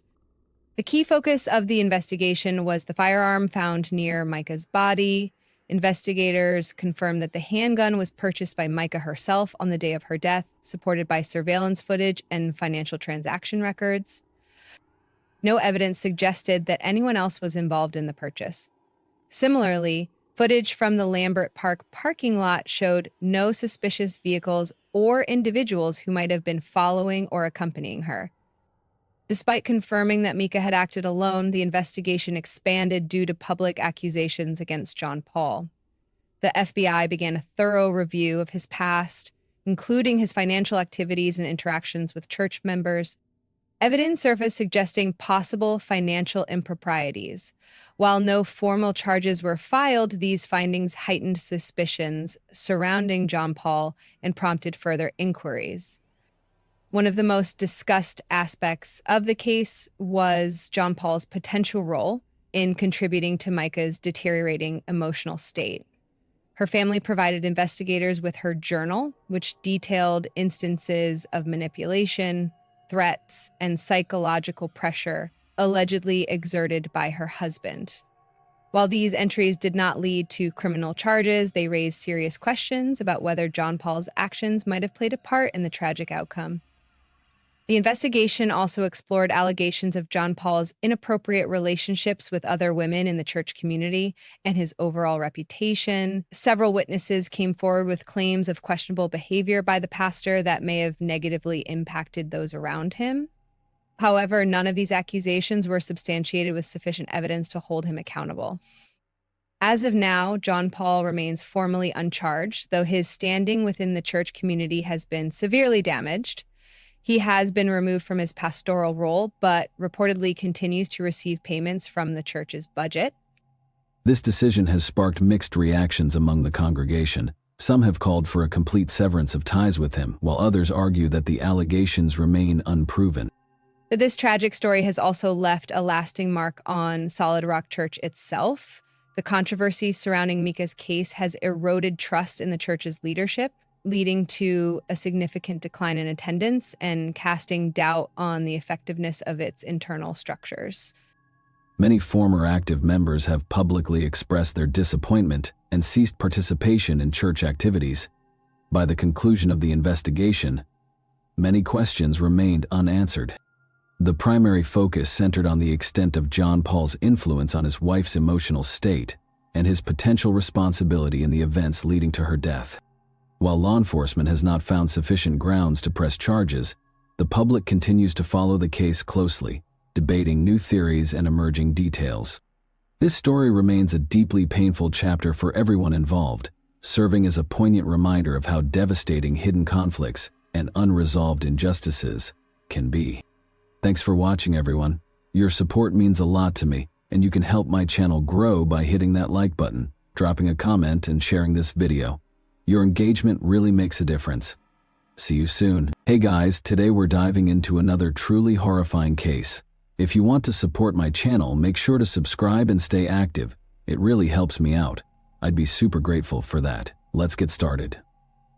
Just minutes after a frantic 911 call, police arrived at the Beverly Hills mansion of Jose and Kitty Menendez, and what they found inside was pure carnage. The couple had been shot execution style, their bodies so brutally mutilated that they were nearly unrecognizable. The scene was chilling. But what shocked the world even more came 7 years later, when their own sons, Lyle and Eric Menendez, were convicted of the murders. Case closed? Not quite. Decades later, the Menendez brothers' case continues to spark debate, dominate headlines, and flood social media feeds. Some still believe they were cold-blooded killers, motivated by greed. Others argue they were deeply traumatized, victims of long-term abuse who saw no other escape. But before we can begin to unpack the controversy, we need to understand where they came from. The Menendez family wasn't just wealthy, they were extravagantly rich. They lived a life most people could only fantasize about: private jets, luxury cars, and million-dollar homes.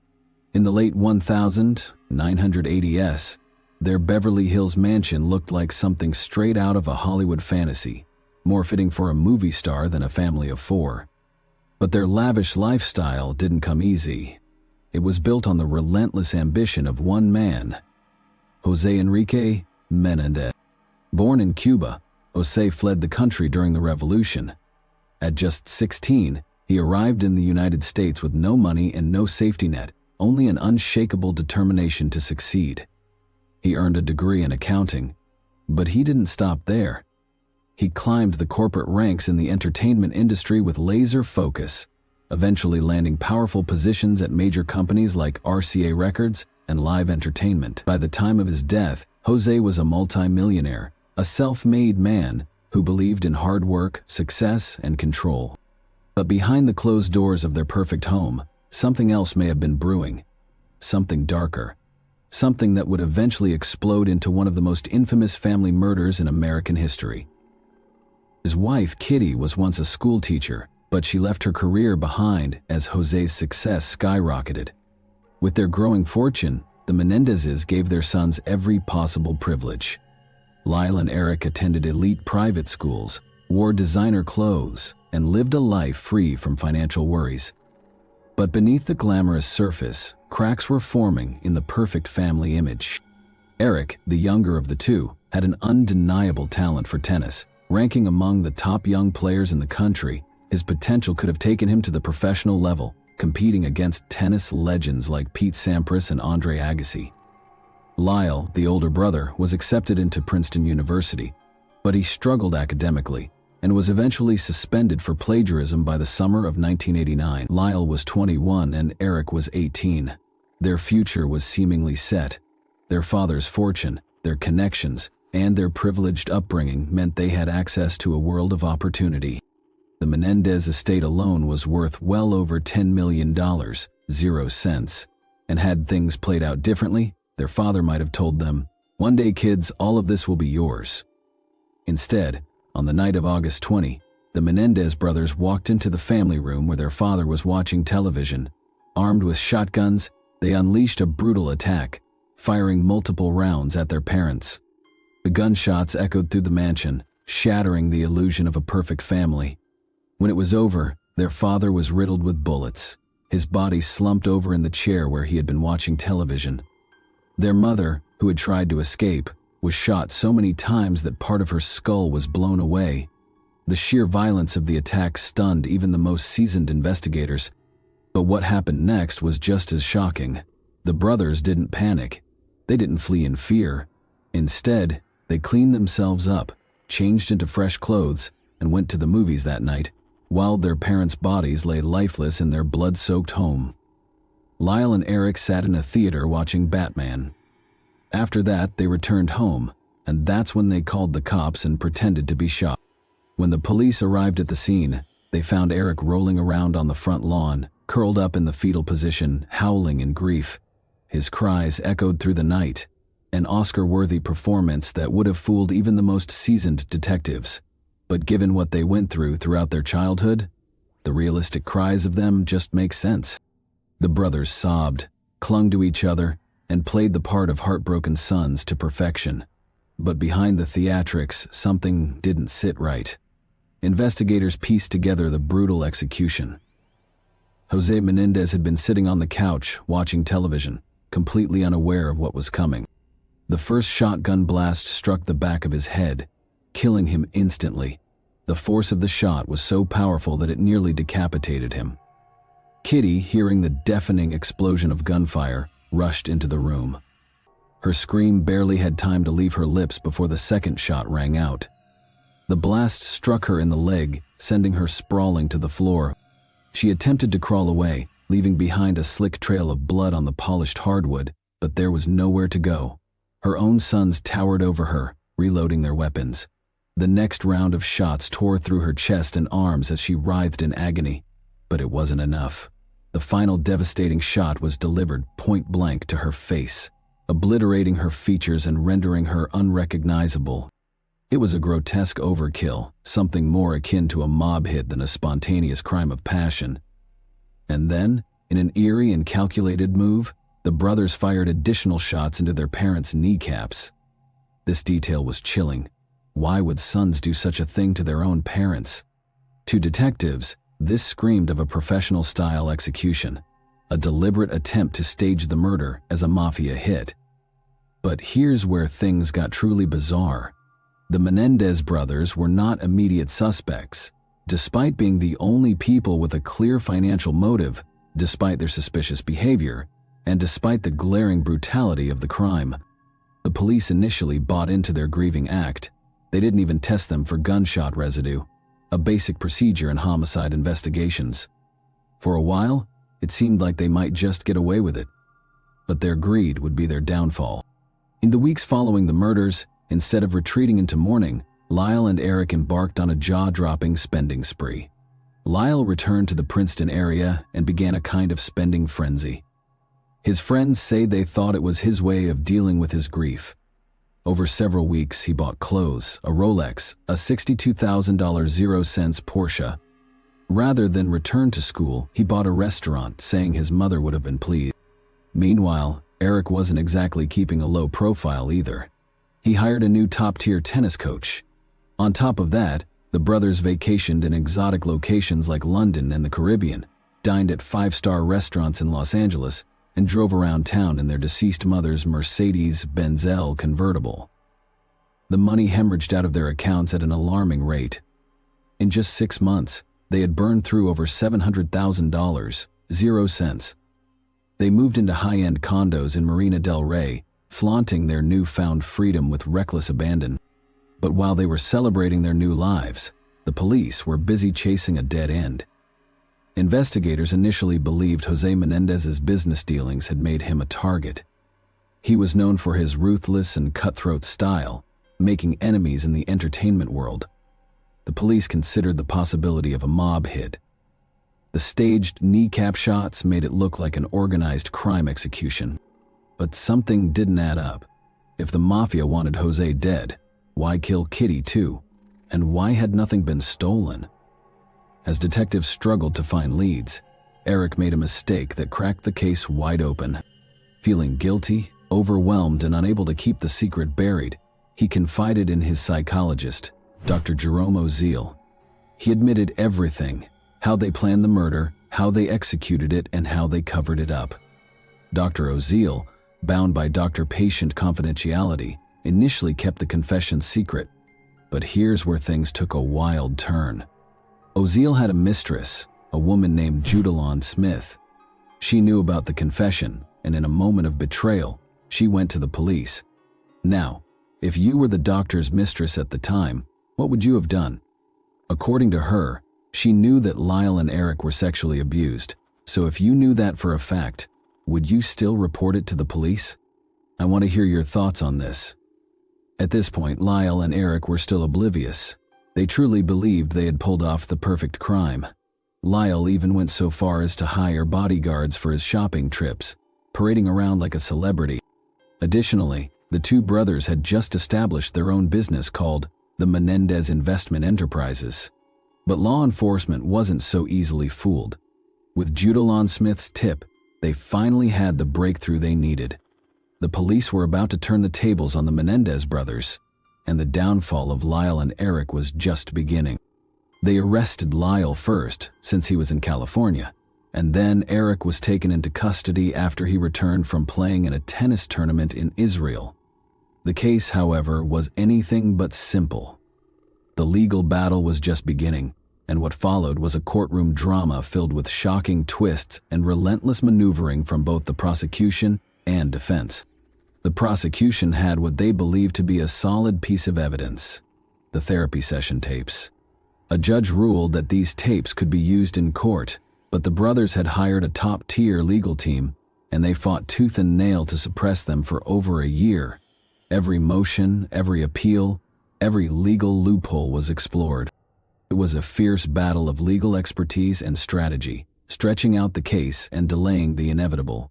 First things first, let's talk about the person who first knew who killed the Menendez parents: Dr. Jerome Oziel. They started discussing what would happen, or how it would be, if the person who was a dominating force and a negative force and a very controlling person in their life wasn't there anymore. And at that point, it evolved into a discussion about killing the parents. Most particularly the father. Basically that the father had just been completely dominating and controlling, was impossible to please, had perfectionistic standards, that he was controlling of a lot of different aspects of Eric and Lyle's life in a very extreme way. They went up to the office where the infamous confession tape was recorded, a piece of evidence that would shake the entire case. But despite how damning the tape was, it didn't immediately lead to a guilty verdict. Instead, it played a major role in the Menendez brothers' defense. They claimed their father had abused them for years, physically, emotionally, and sexually, and they saw no other way out. In the tape, the brothers not only admitted to the murders, but also revealed something shocking. They had found their mother's suicide note before the killings, which deeply affected their decision. Eric described his mother's pain, how she discovered their father's long-term affair, and how it broke her. He recalled her struggling with alcohol and pills, telling him, "You don't understand how much stress I'm under. I take 13 pills a day and drink." The brothers believed that by killing her, they were actually doing her a favor, freeing her from misery. But there was also another terrifying thought. If she took her own life, they would be left alone with their father, and that was even worse. Eric later testified in court, revealing horrifying details about the abuse. He said that one night he finally told his older brother Lyle what had been happening. When asked why, Eric simply said, "I wanted it to stop." He described how their father forced him into oral sex and even used pins and tacks to hurt him during the assaults. He also shared that their father once threatened him with a knife, a jagged Rambo knife, to keep him silent. Lyle also took the stand and testified about the abuse he suffered between the ages of 6 and 8. To back up their claims, their defense team showed disturbing photographs as evidence, revealing the dark reality the brothers said they had endured. This is a proof sheet of the sequence of photographs from Eric's 6th birthday party. These photographs were found in an envelope with the handwriting of their mother. Among those photos was one that should have never existed, one of Lyle's nakedness, saved by his own mother. Lyle would later testify that his father, Jose Menendez, took photographs of them in their most vulnerable moments, bathing, changing, just being kids. Lyle said that he wouldn't ask, he wouldn't say anything. He would just come in, snap the photo, and leave. Lyle described in court how, after sports practice, his father would massage him. Then the touching began. It escalated, and Lyle was forced to touch back. After this, they would undress, and the nightmare played on repeat. 2 to 3 times a week, in his bedroom or the bathroom. Then there were the object sessions, a toothbrush, a shaving brush, a tube of Vaseline. This was his father's twisted routine, and when Lyle finally found the courage to tell his mother, her response was, "Stop exaggerating. Your father loves you. He's punishing you because you do things wrong." But the trauma didn't stop with Lyle. The abused become the abuser. Lyle admitted that he did the same to Eric. He took Eric to the woods. He used the same toothbrush, and in the courtroom, with the weight of his own guilt crushing him, he could only say one thing: "I'm sorry." Years later, Eric finally confided in Lyle. He revealed that their father had been abusing him too, and when Lyle confronted Jose about it, the fear set in. However, the prosecution had its own version of the story. They painted the Menendez brothers as cold-blooded killers who wiped their father's computer, erasing the will to cover up their crime. A computer expert testified that the data was gone, irretrievable. But here's the twist. Lyle's computer expert confirmed that he was hired not to recover the files, but to make sure they could never be recovered. So was it greed or was it fear? Back in the late 1980 CAS and early 1990 CAS, conversations around male sexual abuse were almost non-existent. It wasn't just a taboo topic, it was something that society outright dismissed or refused to acknowledge. Many people found it hard to believe that men, especially young men from wealthy, privileged backgrounds, could be victims of such horrific abuse. The concept of male vulnerability was often met with skepticism, mockery, or outright denial. And when Lyle and Eric Menendez stood trial for the brutal murder of their parents, Jose and Kitty Menendez, the nation was divided. The trial, broadcasted in real time across national television, turned into a media spectacle. While some people sympathized with the brothers and believed their accounts of long-term sexual and physical abuse at the hands of their father, others ridiculed them, especially for the way they broke down in tears on the stand. At one point, SNL even created a skit poking fun at the brothers during their trial. Their emotional testimonies were dissected, with critics accusing them of faking their distress to gain sympathy. Late-night talk shows made them the butt of jokes, and tabloid headlines painted them as greedy, spoiled rich kids who had killed out of a thirst for money and freedom. However, the trial took an unexpected turn when a forensic psychologist took the stand, presenting a crucial argument. The crime was not premeditated, according to the psychologist. Lyle and Eric's actions stemmed from years of abuse, fear, and trauma, rather than cold, calculated planning. For a moment, it seemed like the judge was leaning in their favor, acknowledging that the psychological impact of prolonged abuse could have led to a spontaneous, desperate act of violence, rather than an orchestrated murder for financial gain. But then, in a shocking twist, a key witness in the case, Lyle Menendez's best friend, Donovan Goodrow, seemingly contradicted himself on the stand. Goodrow had previously provided a recorded statement in which he admitted that Lyle confided in him about years of sexual abuse at the hands of their father. However, in court, Goodrow shockingly denied ever hearing such things from Lyle.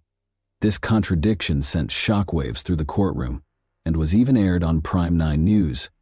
The revelation forced the trial into a temporary halt as the judge and attorneys debated the significance of the tape, which directly challenged Goodrow's testimony. At the heart of the case was a question that divided the nation. Were Lyle and Eric Menendez calculating killers who brutally executed their parents for inheritance money? Or were they lifelong victims who finally snapped after years of unspeakable torment? Brutal prosecution was completely focused on the idea that Eric and Lyle Menendez were greedy rich kids that had killed their parents because they were in a hurry to inherit their money. The jury struggled to reach a consensus. After weeks of deliberation, both juries, one for Lyle and one for Eric, ended up hopelessly deadlocked. On January 13, 1994, Eric's jury announced they were unable to reach a verdict, and just days later, Lyle's jury did the same. The mistrials left the nation in turmoil, with public opinion split. Some believed that the brothers' allegations of sexual abuse should have justified a lesser charge such as manslaughter. Others argued that no amount of trauma could excuse such a brutal and premeditated act of murder. The prosecution, meanwhile, remained steadfast in its stance that the Menendez brothers were driven by greed rather than fear. When their second trial began in August 1995, the media frenzy had died down significantly. Judge Stanley Weisberg, who had presided over the first trial, made a critical decision this time. No cameras were allowed in the courtroom.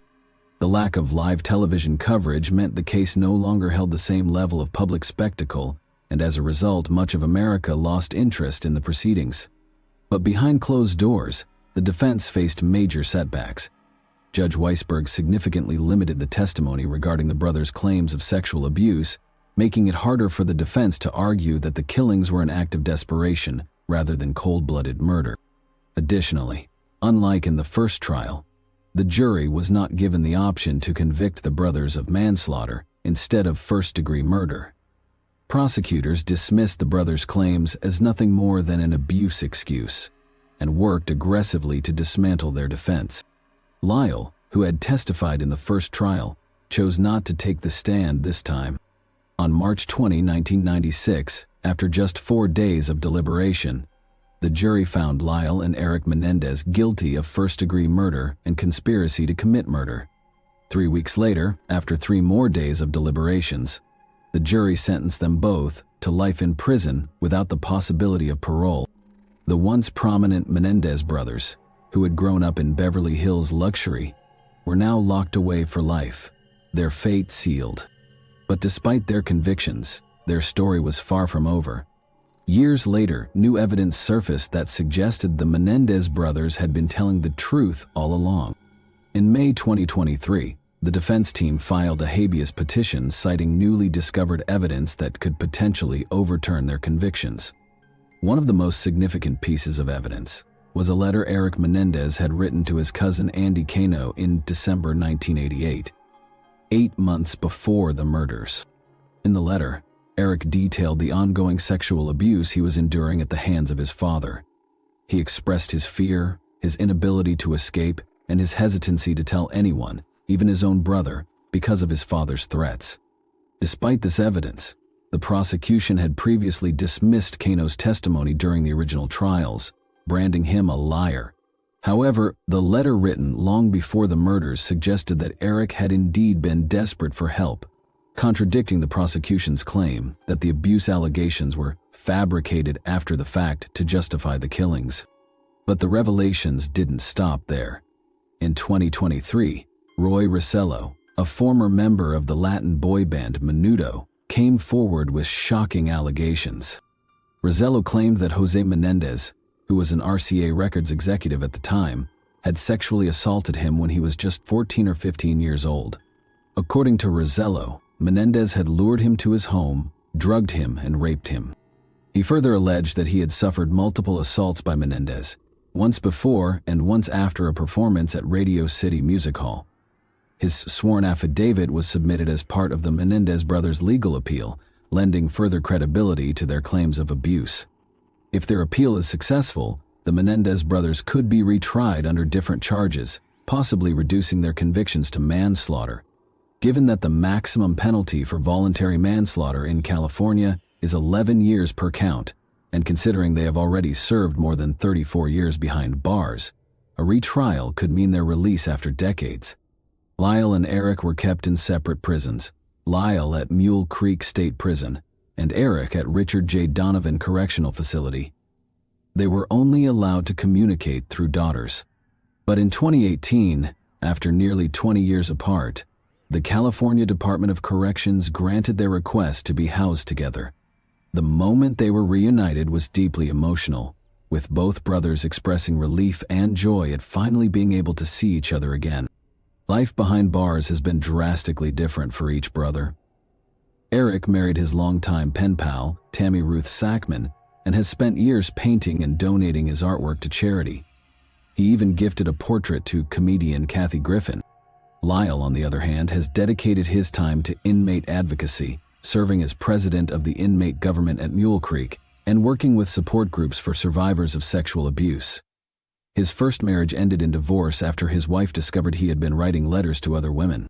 Despite spending more than 3 decades in prison, the Menendez case has recently seen a resurgence in public interest, particularly among younger generations on social media platforms like TikTok.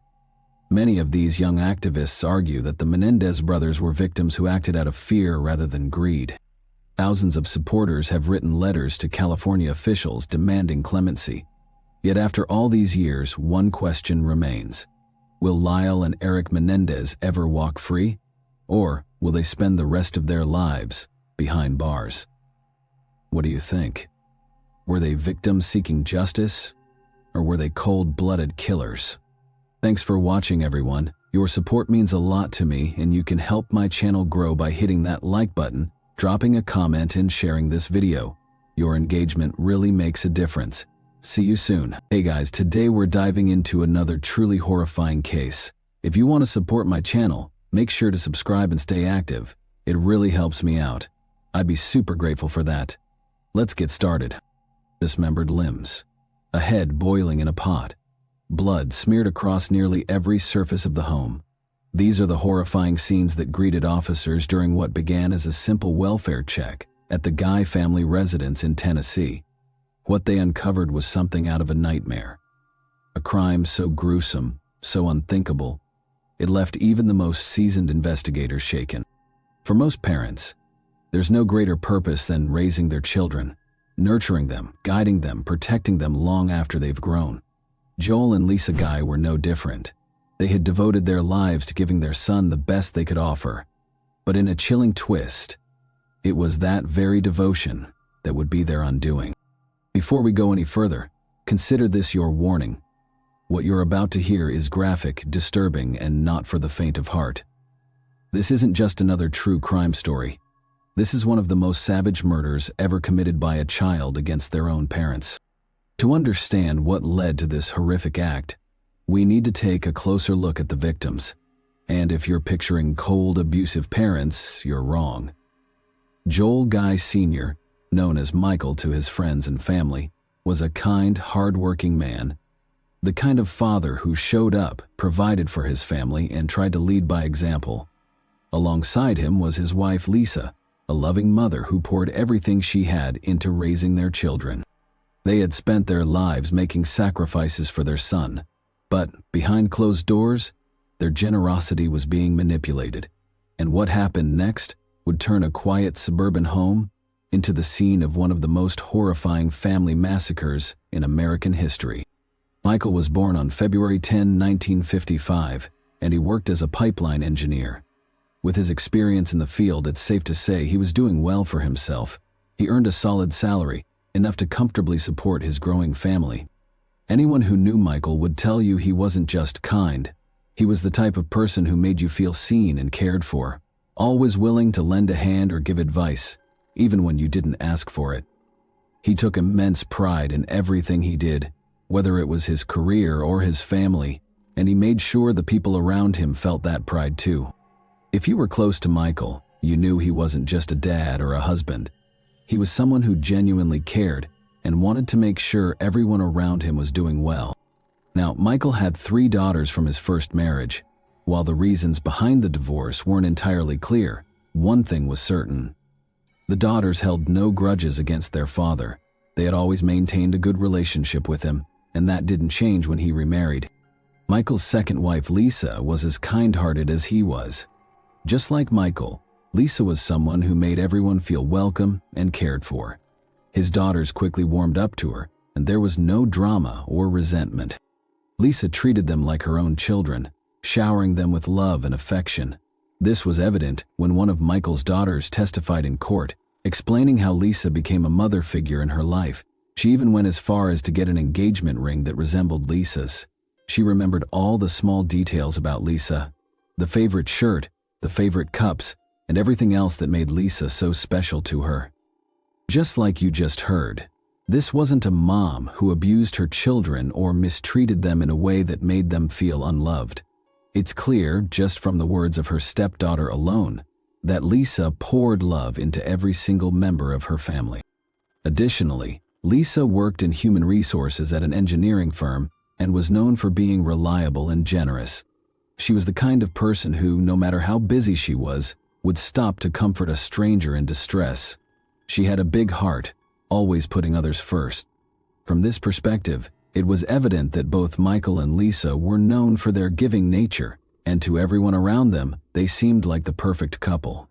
Soulmates living a perfect life. However, everything began to change when Michael and Lisa welcomed their only biological child together, Joel Guy Jr. That moment marked the start of a shift no one could have foreseen. Unlike his warm and kind parents, Joel was reportedly the complete opposite, cold and distant to almost everyone. In fact, Joel Guy Jr.'s life before 2016 remains a mystery in many ways. Even his half-sisters, who grew up alongside him, admitted they didn't really know him.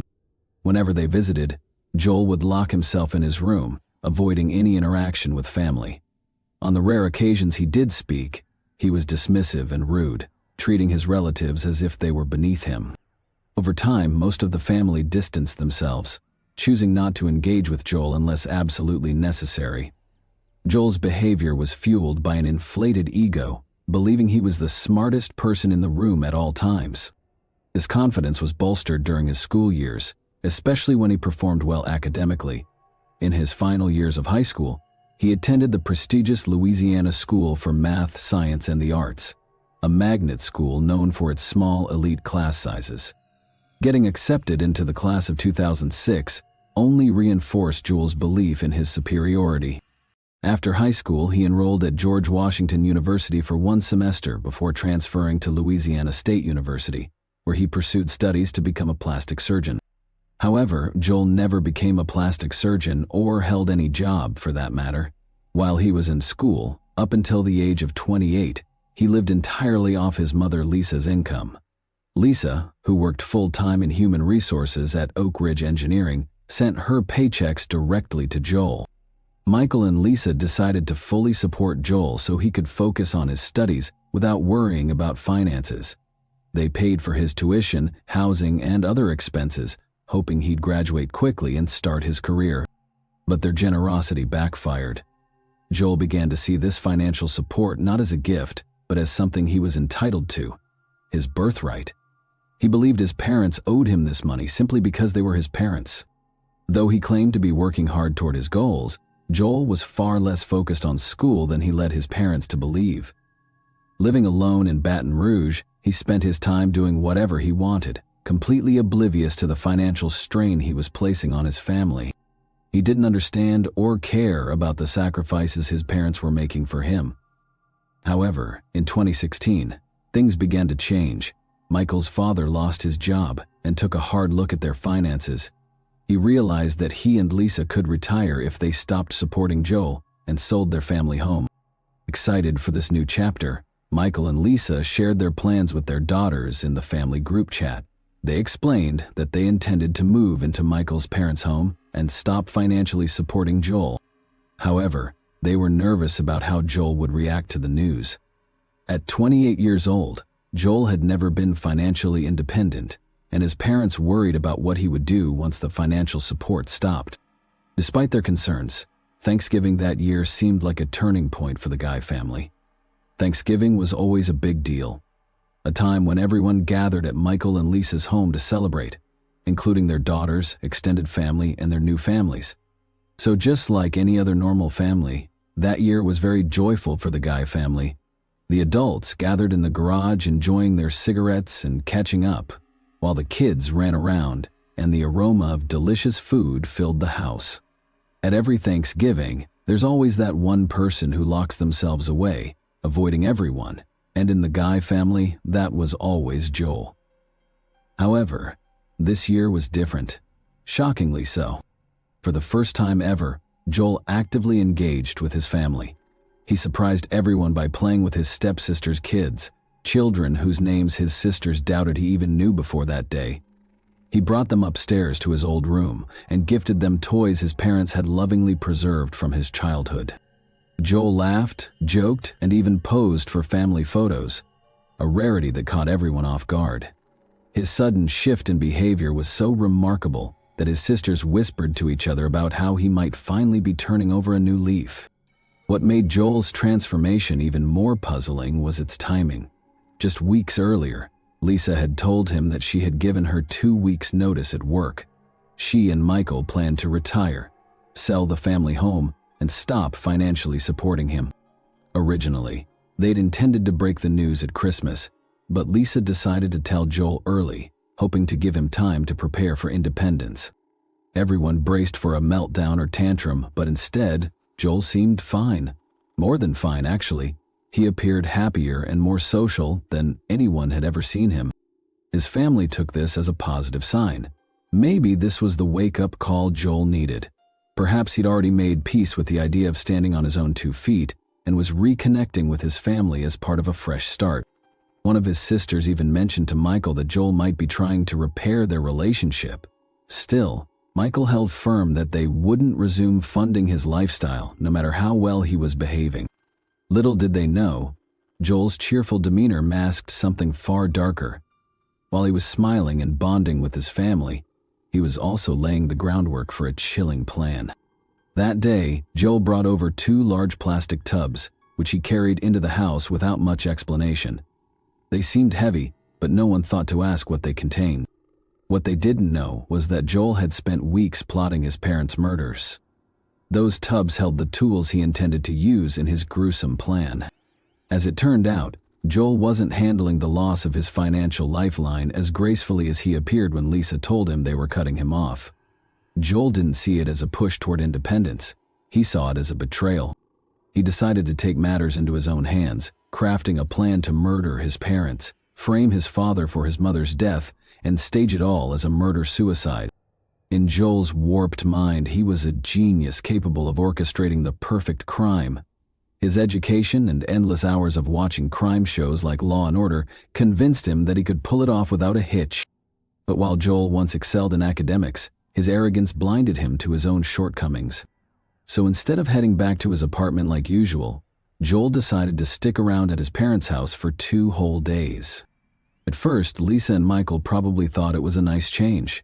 Maybe Joel was feeling sentimental about the family house before they sold it.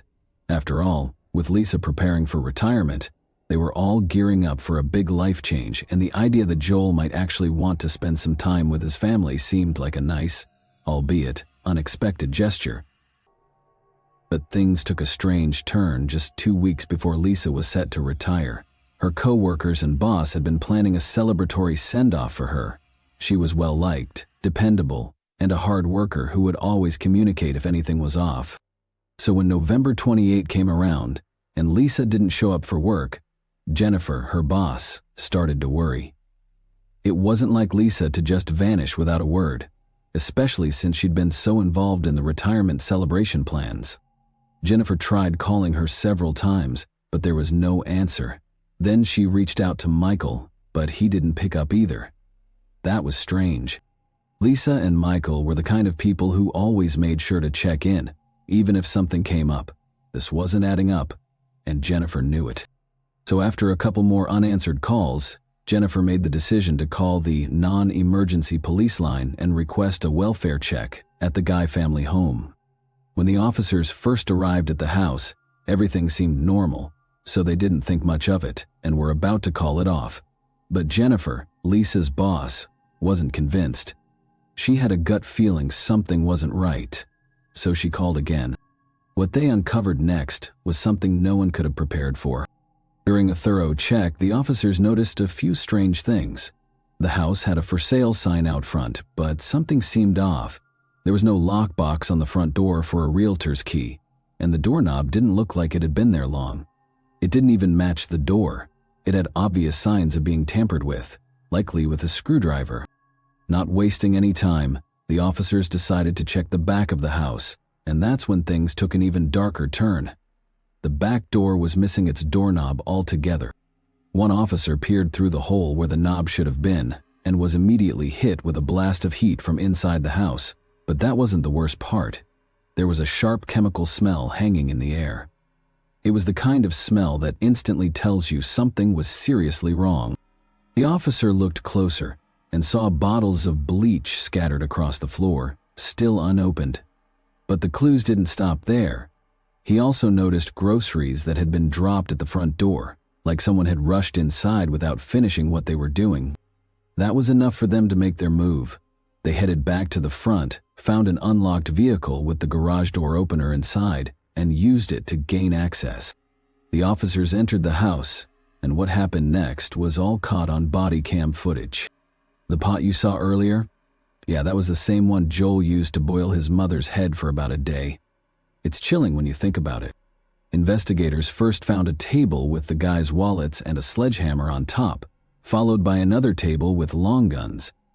As they made their way up the stairs, they could hear a dog intermittently barking. They then spotted Michael's ring on the floor in a hallway and eventually discovered the dismembered bodies submerged in a solution in the bathroom. Among the other items found in the home were sewer line cleaner, a bag of baking soda, drain opener, a bottle of muriatic acid, lye, hydrogen peroxide, several bottles of bleach, a spray bottle, gloves, and trash bags. Investigators also came across a note inside an open suitcase, which included the name and address of a Louisiana Ace hardware store, as well as a reference to sewer line cleaner. Given the hazardous chemicals, the Knox County Sheriff's Office hazmat team had to step in for biohazard removal. With the overwhelming amount of evidence, the KCSO forensics unit worked through Monday night and into the next day to process the crime scene. Now, what really happened after that Thanksgiving on November 26? Joel Guy Jr. attacked and killed his father in a second-floor exercise room while his mom was out shopping at Walmart. The scene was chaotic, with torn blinds and blood splattered on the walls and an overturned Bowflex machine. The amount of blood was beyond horrific. The struggle must have been brutal. The poor man's clothes were shredded from the knife wounds, and it was reported that he was stabbed at least 40 times. However, this is just an estimate according to the autopsy, since most of the tissue was gone when they found the body. The actual number of stabs could never be fully determined. But it doesn't stop there. Joel also dismembered the body, leaving his father's hands behind in the room. When his mom came home from Walmart, Joel tricked her into going upstairs. She was in such a rush that her groceries got scattered across the foyer.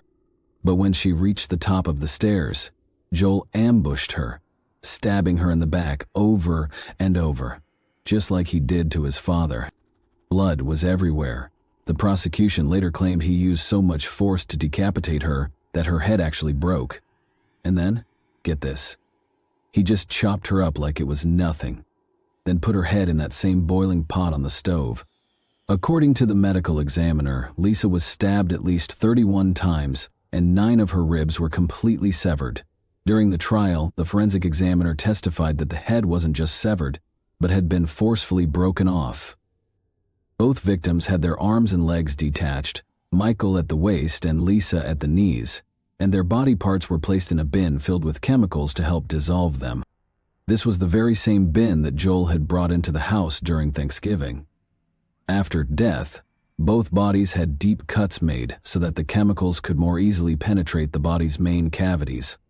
So you can probably imagine how heartbreaking it must have been for both of them, loving their child and spoiling him all the way into adulthood, only for them to be brutally murdered like this. It's beyond evil. But despite Michael loving his son so much, he didn't go down without a fight. Joel sustained several cuts on his hands, including a deep gash on his left thumb. Around 3:30 p.m., he was seen in the first aid section at Walmart buying bandages and ointment for his hand injuries. He also picked up isopropyl alcohol and hydrogen peroxide. It was also around this point that Joel returned to his apartment, likely because he was too lazy to continue with his plan. After spending 2 intense days carrying out his crime, it seems that for the first time, he was exhausted. He probably felt he had worked harder than ever before and needed a break, so he headed back to his apartment, possibly to rest. Little did he know, it was exactly during this time that the police also uncovered what he had done. The police began questioning those closest to Michael and Lisa. When they inquired about who had been at the house that weekend, everyone pointed to Joel. His sisters revealed that he was about to be cut off financially and that his behavior over Thanksgiving had been strangely out of character. The soiled clothes found at the crime scene matched the description given by his sisters, and when investigators found a book bag containing a notebook filled with Joel's meticulous plan, it became undeniable he was behind the murders. The only thing left to do was finalize the paperwork for his arrest. Now, the day after the bodies were discovered, Joel was arrested while heading back to the house. In his trunk, police found a KitchenAid meat grinder, a chilling indicator that he wasn't done with the gruesome process yet. But what really exposed Joel's intentions was what he had written in his notebook. From the gruesome methods of killing and dismemberment to his strategy for destroying the bodies and erasing forensic evidence, every step was carefully thought out. He planned to grind the bodies, destroy all DNA evidence with bleach and lye, and even set a fire to cover his tracks. He went as far as faking an alibi by scheduling a text message from his mother's phone, attempting to erase any evidence that could point back to him. Joel's motive, driven by a financial incentive, was also clearly outlined in the notebook. He calculated his parents' life insurance policies, assets, and joint property with the intention of inheriting everything. His obsession with money was evident, as he described in detail how he would inherit the full value of his mother's assets, including her life insurance, the family homes, and other financial resources. In the weeks leading up to the murder, Joel continued to buy supplies like knives, acid, and plastic bins, keeping the notebook hidden in his backpack alongside his school books. He made sure to pay in cash, thinking he was being smart and inconspicuous, but in reality, Joel's arrogance and sense of entitlement were his downfall. He believed his meticulous preparations would guarantee his success, unaware that he was overlooking the most basic human realities. Joel was so spoiled and out of touch with the real world that, even while erasing his tracks, he grew lazy and decided to take a break from his gruesome task. He had no real understanding of the consequences of his actions, thinking he could simply get away with it. But what he failed to factor in was the kindness of his parents and how their disappearance would immediately raise suspicions.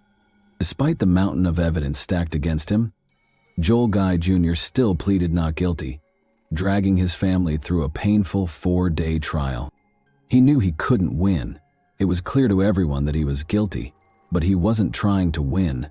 Instead, he wanted to make his family suffer by refusing to admit what he'd done. He kept control over them, forcing them to hear every ugly detail of his crime. It was like his final act of revenge, making them live through his cold, calculated cruelty. Even Joel's defense lawyers struggled to defend him.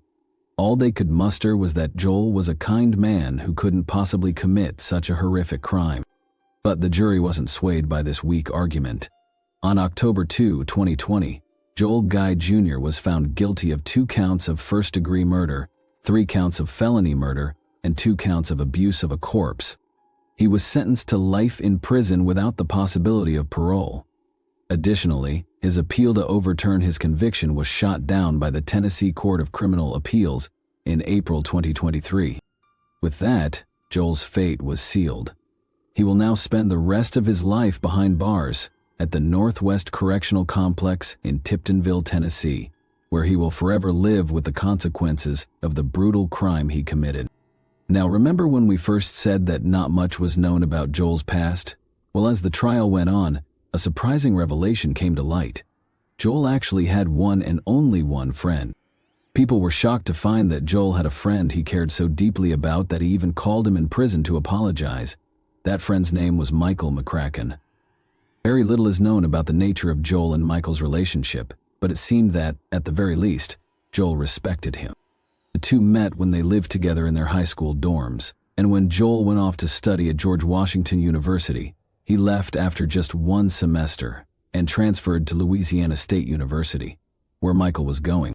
They ended up living in the same apartment building, and when Michael's roommate moved out, Joel moved back in with him.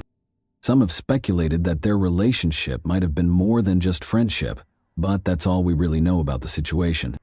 When Michael was questioned about the case, he stated that he wasn't surprised that Joel had killed his parents. He explained that over the years, Joel had become increasingly reclusive, spending weeks on end alone in his bedroom, to the point where Michael sometimes didn't see him for months at a time. For whatever little comfort it may offer, Joel will spend the rest of his natural-born life in prison, exactly where he belongs. He will forever be remembered not as the genius he thought he was, but as a gigantic fool who couldn't take care of himself, and despite his so-called wisdom, made the catastrophic mistake of leaving a notebook, a kind of manifesto, at the crime scene. But what do you think about this case? I mean, we can all agree that Joel was definitely a psychopath, right? It's hard to believe he had any real justification for killing his parents, other than his own twisted desire to live a carefree life. But do you think there were other factors behind his actions? Was there something deeper going on that we're missing? Thanks for watching, everyone. Your support means a lot to me, and you can help my channel grow by hitting that like button, dropping a comment, and sharing this video.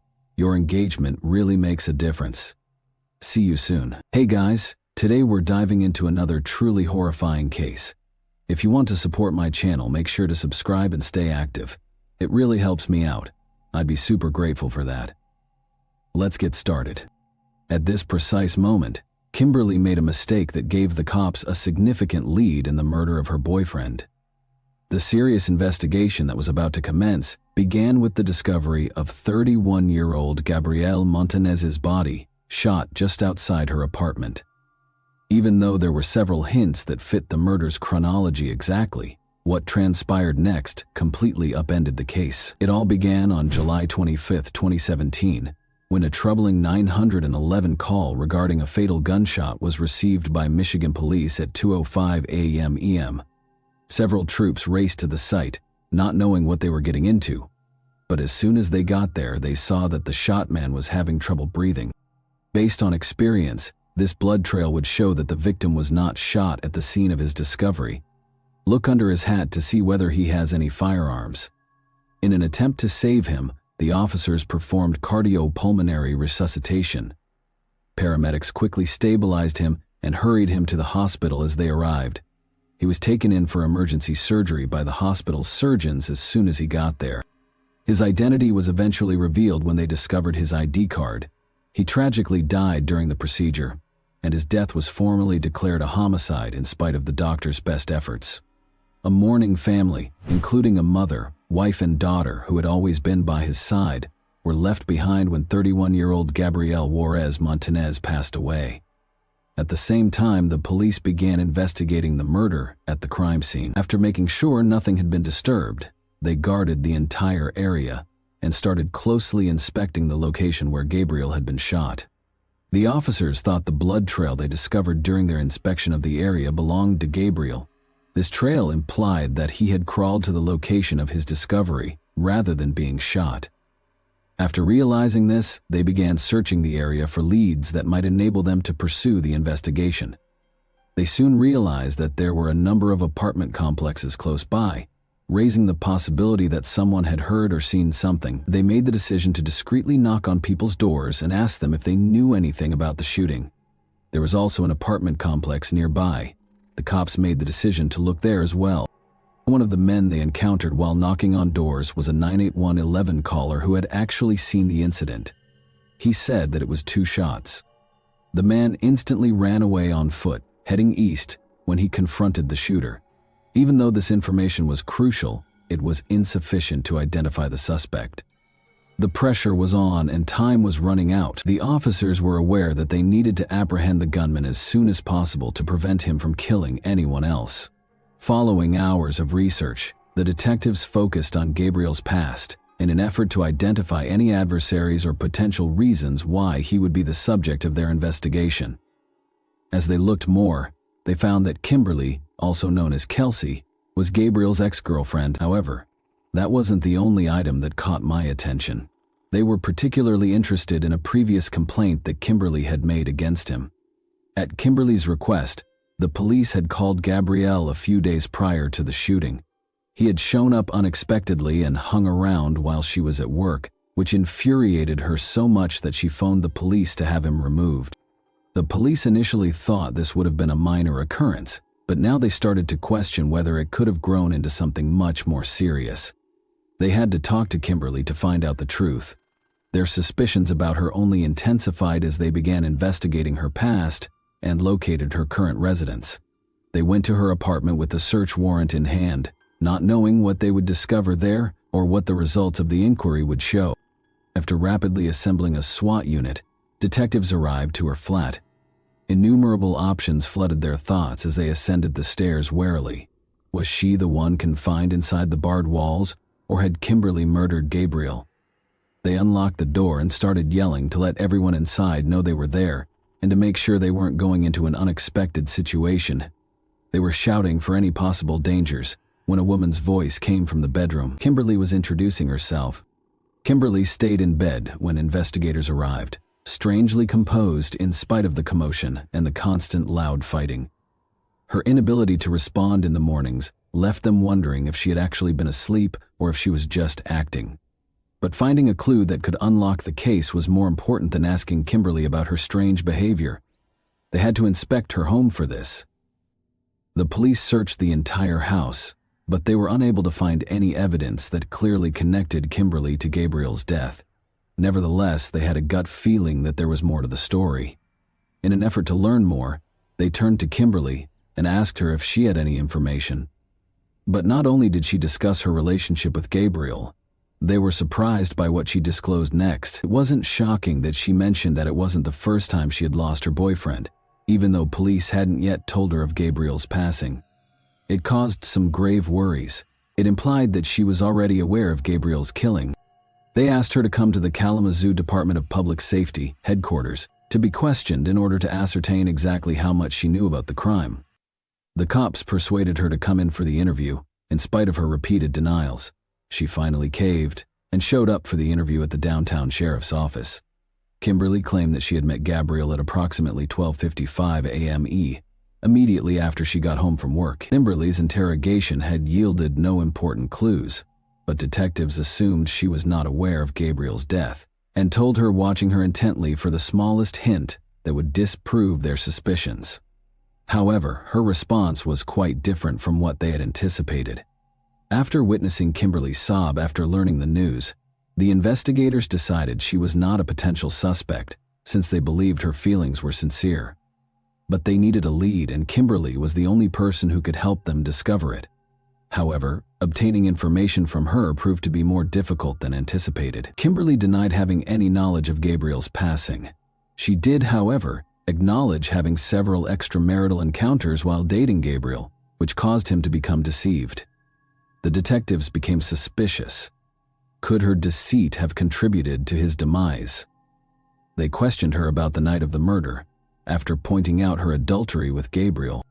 It was implausible that she hadn't heard the gunshots because the incident happened directly outside her home, but when they questioned her further, they discovered that she appeared equally confused about the murder as she did about the house search.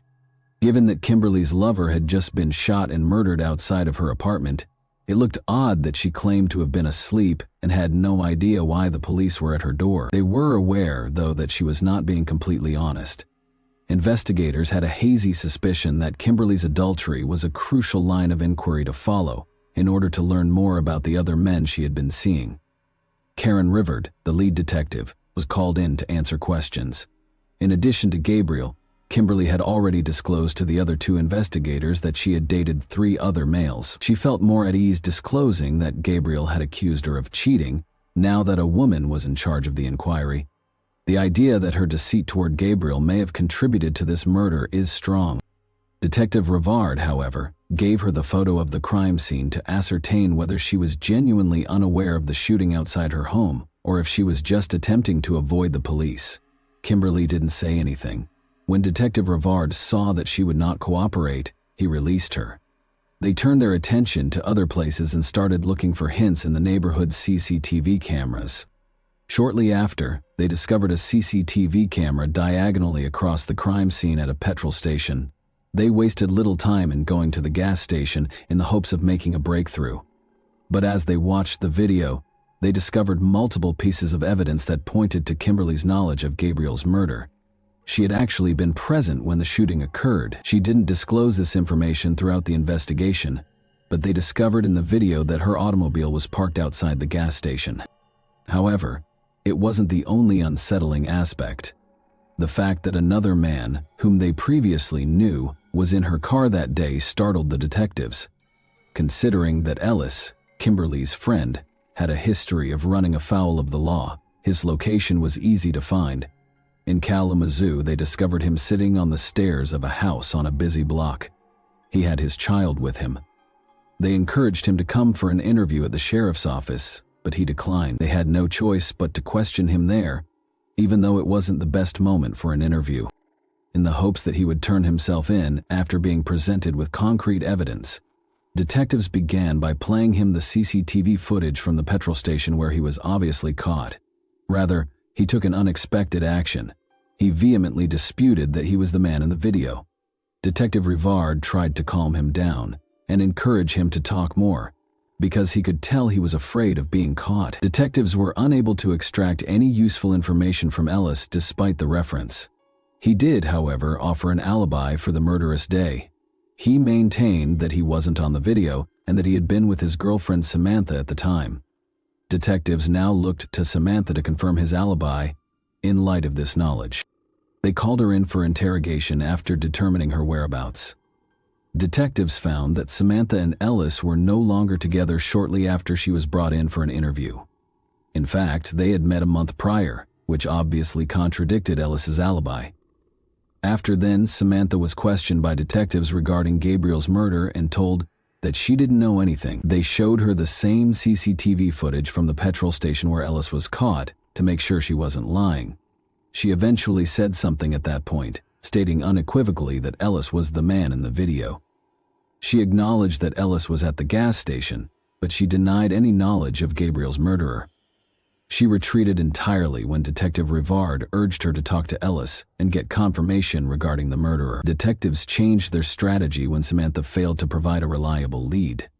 After obtaining a search warrant for Kimberly's vehicle, they were shocked to discover more unsettling than they had anticipated. However, this was nothing compared to what they discovered next: a pile of traffic tickets belonging to Cornell Head, a 21-year-old guy.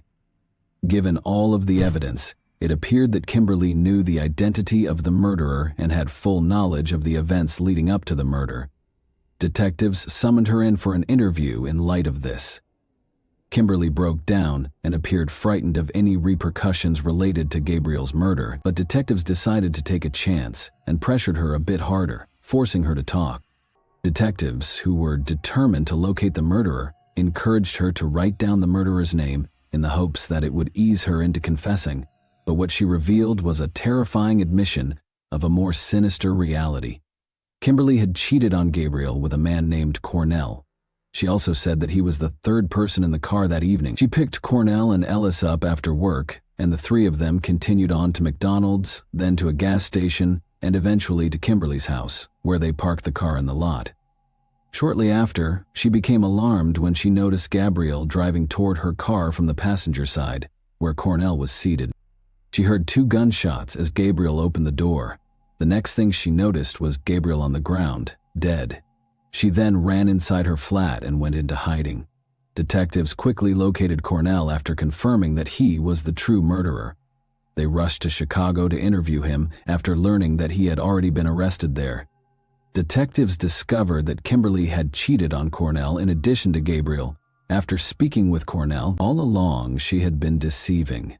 Even worse, Cornell was completely unaware of her involvement with him. He was completely taken aback by the news. Cornell, however, changed his account after learning of Kimberly's treachery, asserting that Gabriel had struck him first and that he had only fired in retaliation. But he was not saved by the law.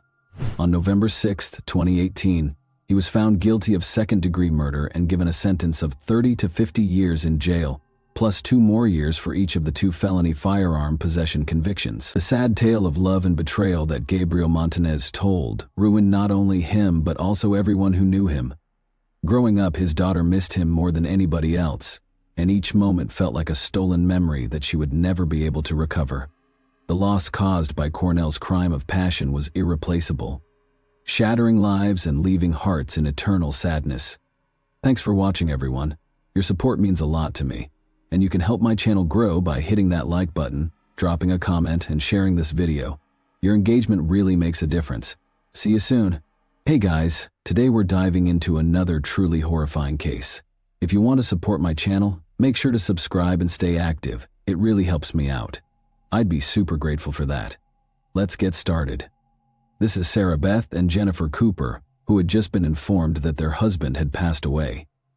On November 4, 2015, 37-year-old Andrew Harmon was shot dead in his own home. But as the weeks-long investigation unfolded, detectives would uncover a complex marriage, tangled lies, and a chilling conspiracy that uncovers a betrayal hiding in plain sight. On November 4, 2015, around 5:40 p.m., officers received a frantic call from a terrified wife. With this information, police and EMS quickly raced to Central Avenue in Kansas City, Kansas. Upon reaching there, they met with a grim sight: a man who had collapsed on the front porch. He was shot in the face and bleeding heavily from the head. Realizing the urgency of the scene, they rushed him to the emergency room, where he clung to his life. This injured man was identified as 37-year-old Andrew Harmon, who lived there with his wife and stepdaughter. As the victim clung to life in the hospital, officers were attempting to capture the active shooter. To get into the depth of the case, they decided to seek answers from the very person who had witnessed it all: Andrew's wife, Sarah Beth. She had even made the horrifying 911 call, which made her even more important for the investigation. Sarah was called in for questioning along with her daughter, as she was present in the house at that time as well. She appeared genuinely concerned about Andrew's well-being, but the detectives were leaving no room for doubts about her motives. The investigation had just begun, and the detectives were relieved to have their first lead on the attacker. She also mentioned that earlier that night, she went across the street to confront Andrew's first wife, 30-year-old Jennifer Cooper. However, according to her, Trey was not among the shooters. She explained that both the driver and the passenger were shooting. With these new details, detectives believed that Sarah's confrontation with Jennifer and her friend, Trey, could have triggered the shooting, so they focused primarily to find Trey. But just as they felt a sense of hope from this lead, a devastating update shifted the tone. Upon receiving news of Andrew's death, the case was officially classified as a homicide. Even after an extensive search, they couldn't locate Trey, and Jennifer was the only person who might have known his whereabouts. Realizing she could hold the key information about the murder, detectives wasted no time and rushed to her place for confrontation, but soon they were taken aback. This was Jennifer's sister, and what she told the detectives left them in shock. Sarah was not Andrew's legal wife, which made them question all the discoveries they'd made until now. This information not only added more complexity to the case, but also cast even more suspicion on Sarah. Yet the detectives were still searching for Jennifer to hear her side of the story. To find her and trace her, they needed to know more about her and what she was capable of doing. They swiftly initiated a background check on her and discovered that Jennifer had previously been convicted of dealing methamphetamines. She even had an outstanding warrant for failing to register as a drug offender. This was their best chance to apprehend her for the offense, giving them the opportunity to question her further and unravel this twisted puzzle.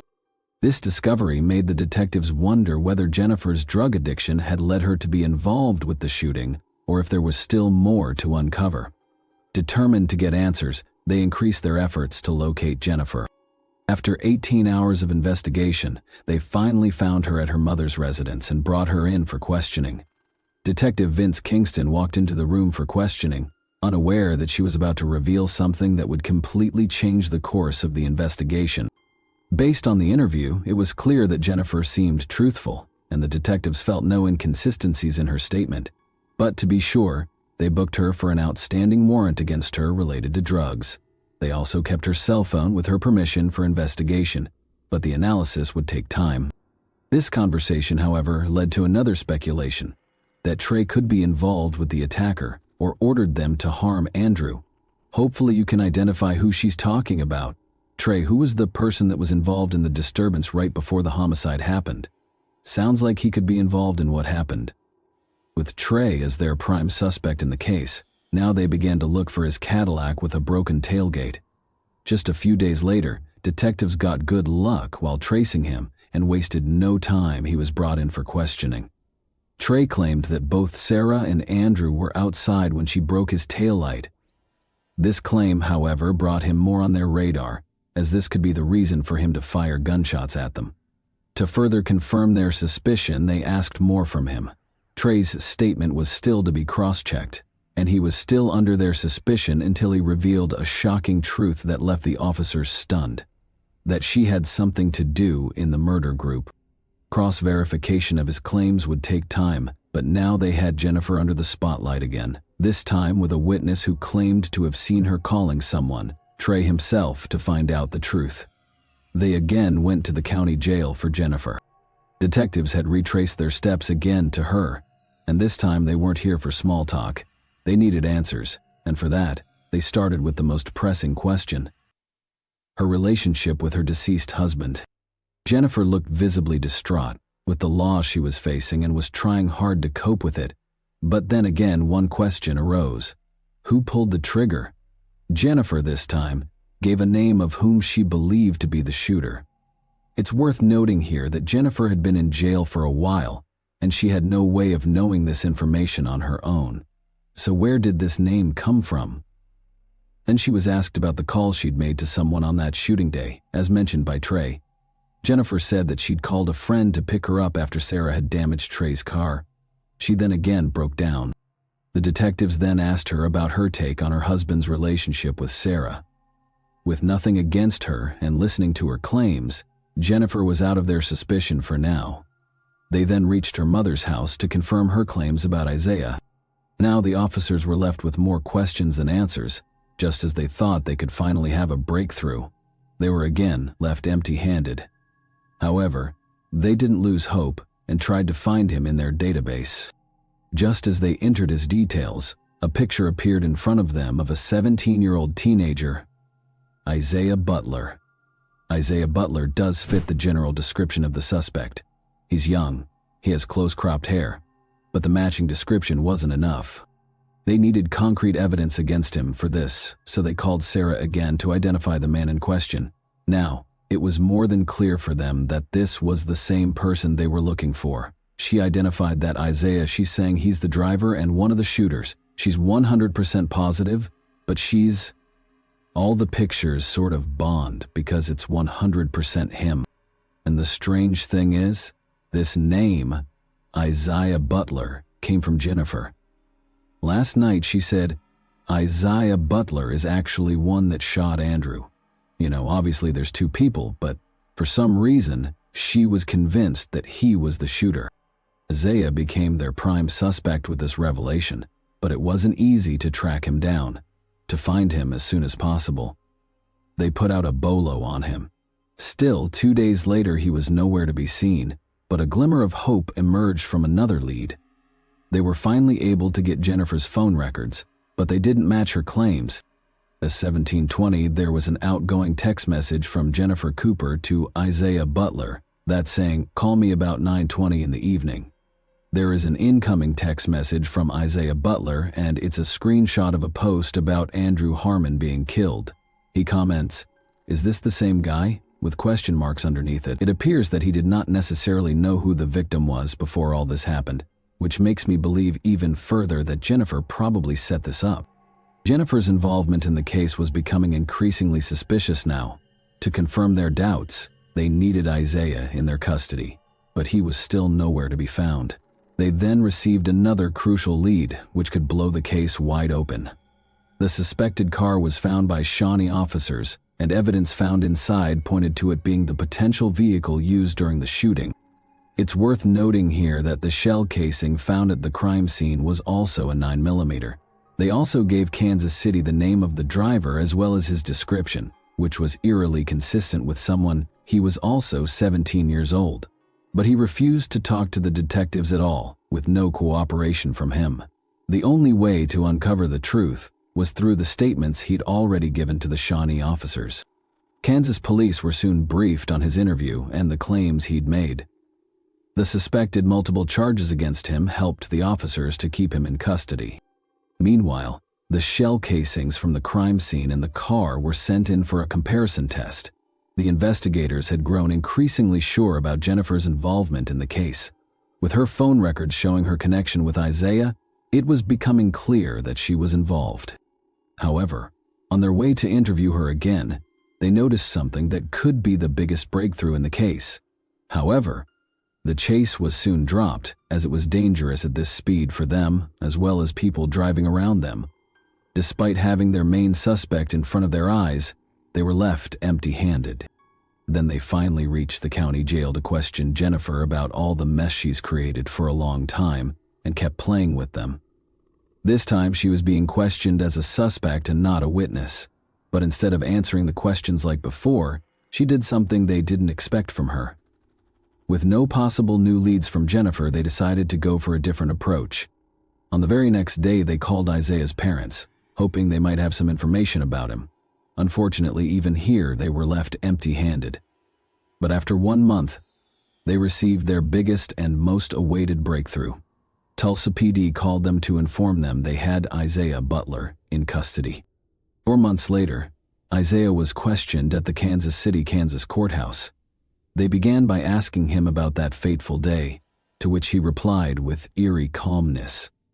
Isaiah then unraveled something that left everyone shocked. But he had just started. A teenager shooting at someone's house without any aim or target sent chills down their spines. He then revealed Jennifer's actions, which clearly put her at the crime scene. Isaiah was then confronted with the truth about his claims. He then finally admitted to having killed Andrew for a simple reason. Although they were able to get him and put him on trial, there was one question left unanswered. The officers presented all the evidence to begin a trial against the culprits. Ballistics confirmed that the shell casing from the crime scene matched the one found in the second suspect's vehicle, proving their involvement. Isaiah Butler pleaded guilty to second-degree murder and was sentenced to 17 years. Consequently, Jennifer Cooper pleaded guilty to solicitation to commit first-degree murder and was sentenced to 19 years. Thanks for watching, everyone. Your support means a lot to me, and you can help my channel grow by hitting that like button, dropping a comment, and sharing this video.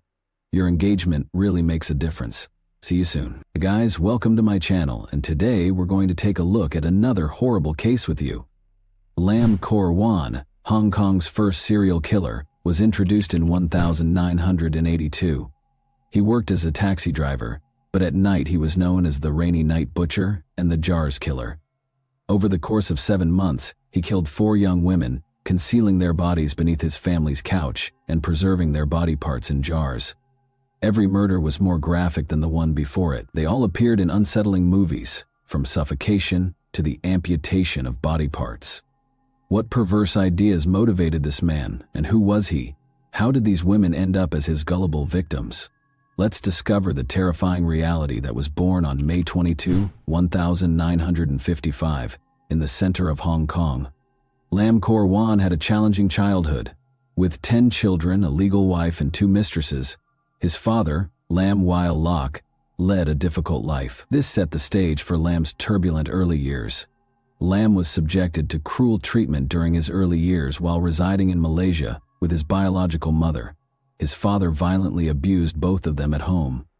Lam's situation was made worse by the fact that his parents divorced when he was a child. Due to a horrific event in which his father slammed his head against a wall, leaving 2-year-old Lam unconscious with periorbital bruises and a fractured skull, his father had a fierce temper. Following a period in Brunei from 1957 to 1962, during which Lam shared a dormitory with his father's half-siblings and mistresses, despite his academic success in primary school, Lam returned to Hong Kong in 1968 to attend Ricci Middle School in Sham Shui Po for junior high school. Having to balance 2 different school schedules because of his father's work had affected Lam's performance, particularly in mathematics. By 1970, Lam's academic standing had declined due to the demands of managing his father's motorcycle shop after school. His relationship with his father deteriorated even more, and this was marked by harsh treatment. Lam also started running away from home a lot as a result of this. Up until middle school, it had become a recurring pattern in his life. Lam had begun working in his father's motorcycle shop years after he had graduated from high school. He later went on to learn how to service air conditioners from a relative.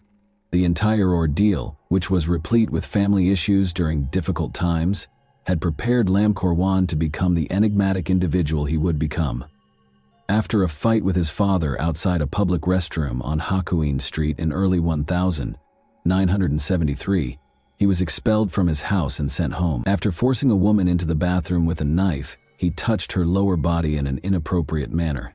He was arrested as a result of this incident. A doctor examined Lam and determined that he had mental health problems, making him unfit for trial or incarceration. He was therefore ordered to receive treatment at King Shan Mental Hospital.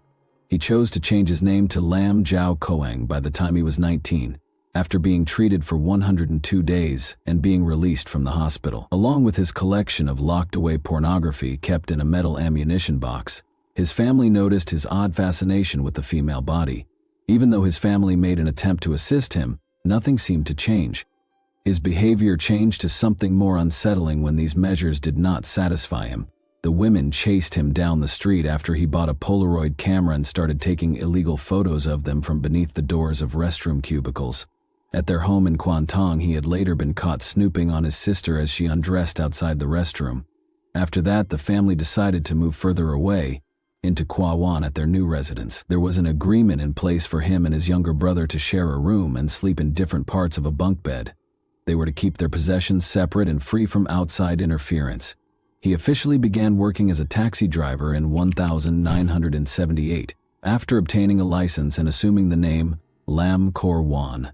His family only saw him every 14 to 15 days after he was moved to the night schedule around 1980.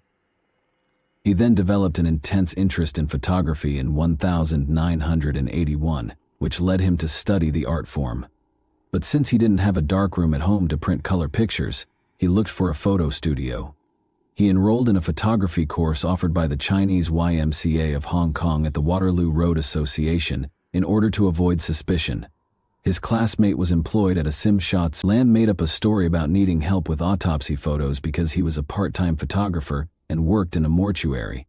Surprisingly, his account was approved, and the classmate edited Lam's images to prevent alarming other students. His mother observed a significant shift in his behavior after he had been a night taxi driver for a year.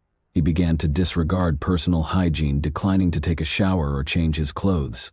On the gloomy night of February 3, 1982, at the age of 27, his mother even saw him wander home like a sleepwalker in the dead of night, but his demeanor became forlorn. During his time as a taxi driver in the Simsha Sui district, Lam changed from being a simple peeping Tom to something more sinister. He was looking for clients one day who were coming home from a night out. This is where things started to go south. When Chan Feng Lan, a clearly drunk woman, emerged from a restaurant at around 4 in the morning, she was in such need of a ride that many taxi drivers refused to give it to her. Lam, apparently unfazed by this, accepted her into his taxi and consented to drive her home.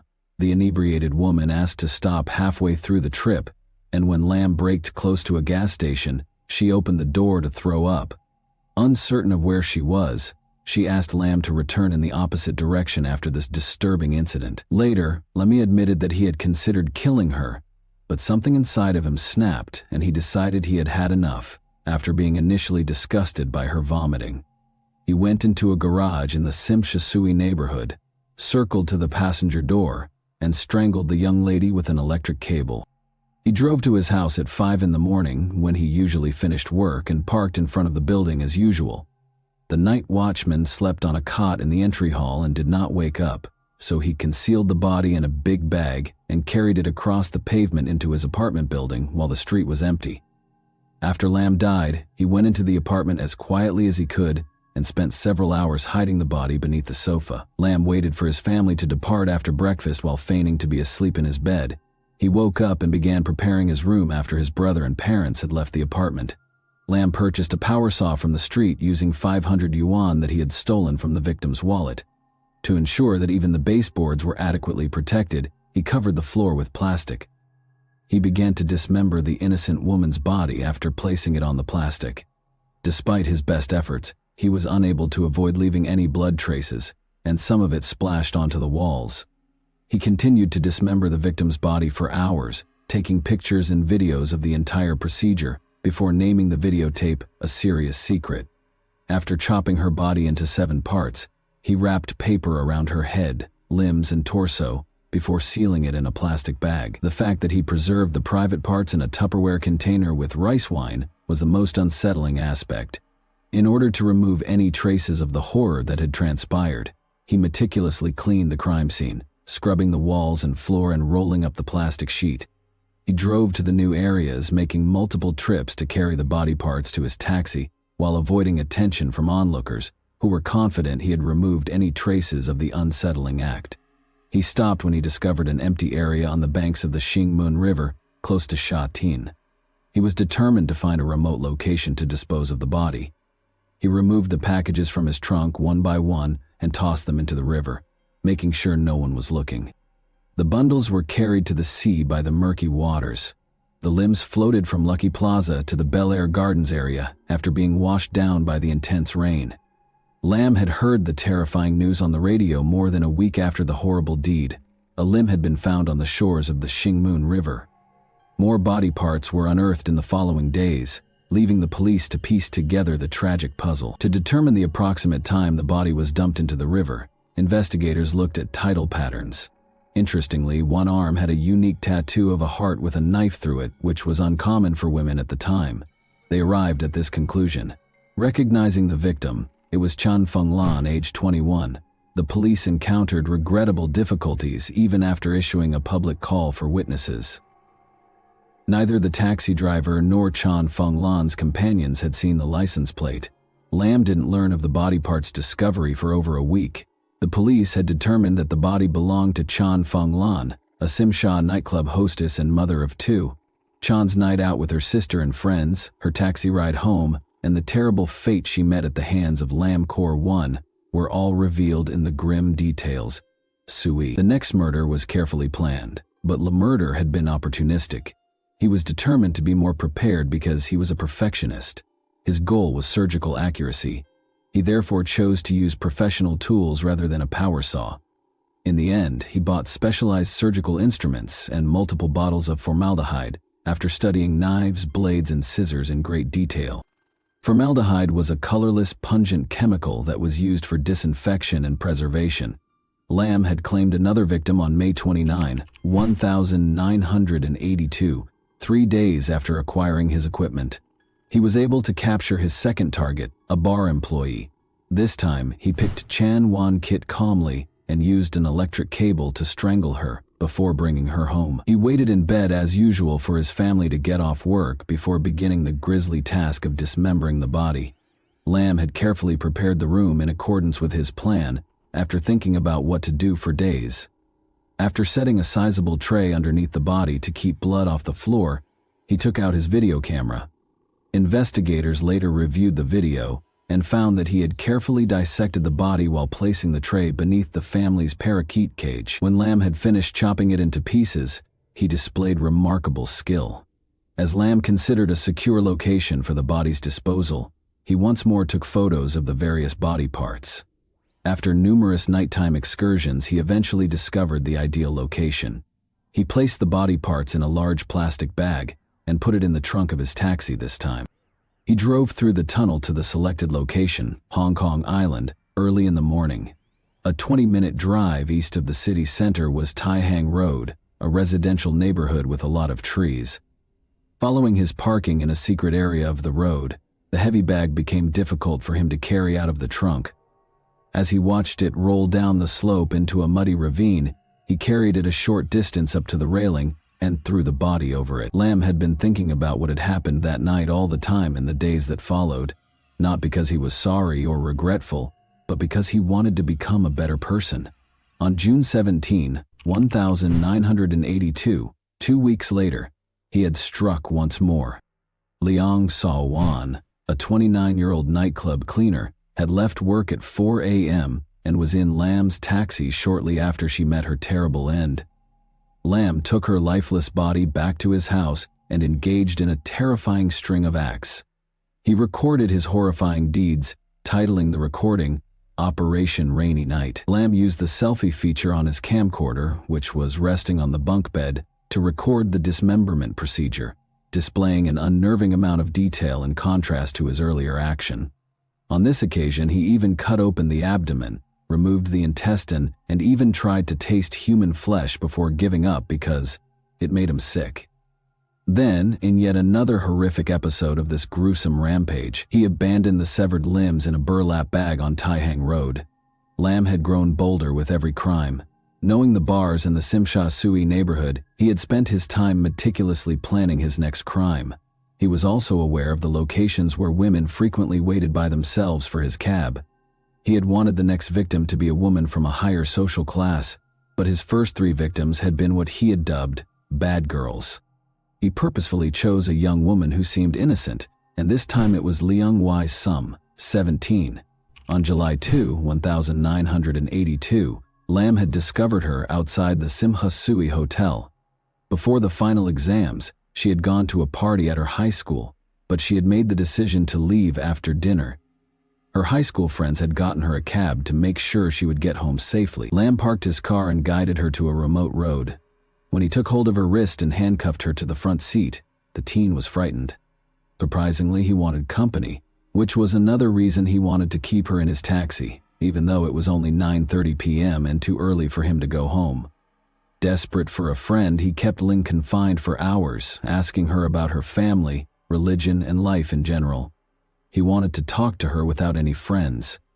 Lam was generally enjoying her company, but that didn't stop him from carrying out his gruesome scheme. Lam began strangling the teenager with the electric cable after she fell asleep at around 4 in the morning. He then brought the dead girl's body home and, as usual, waited for his family to vacate the apartment. He hung his video camera from a high shelf and started recording when no one else was home. This was the video that the police would eventually play in court. The video wasn't just unsettling.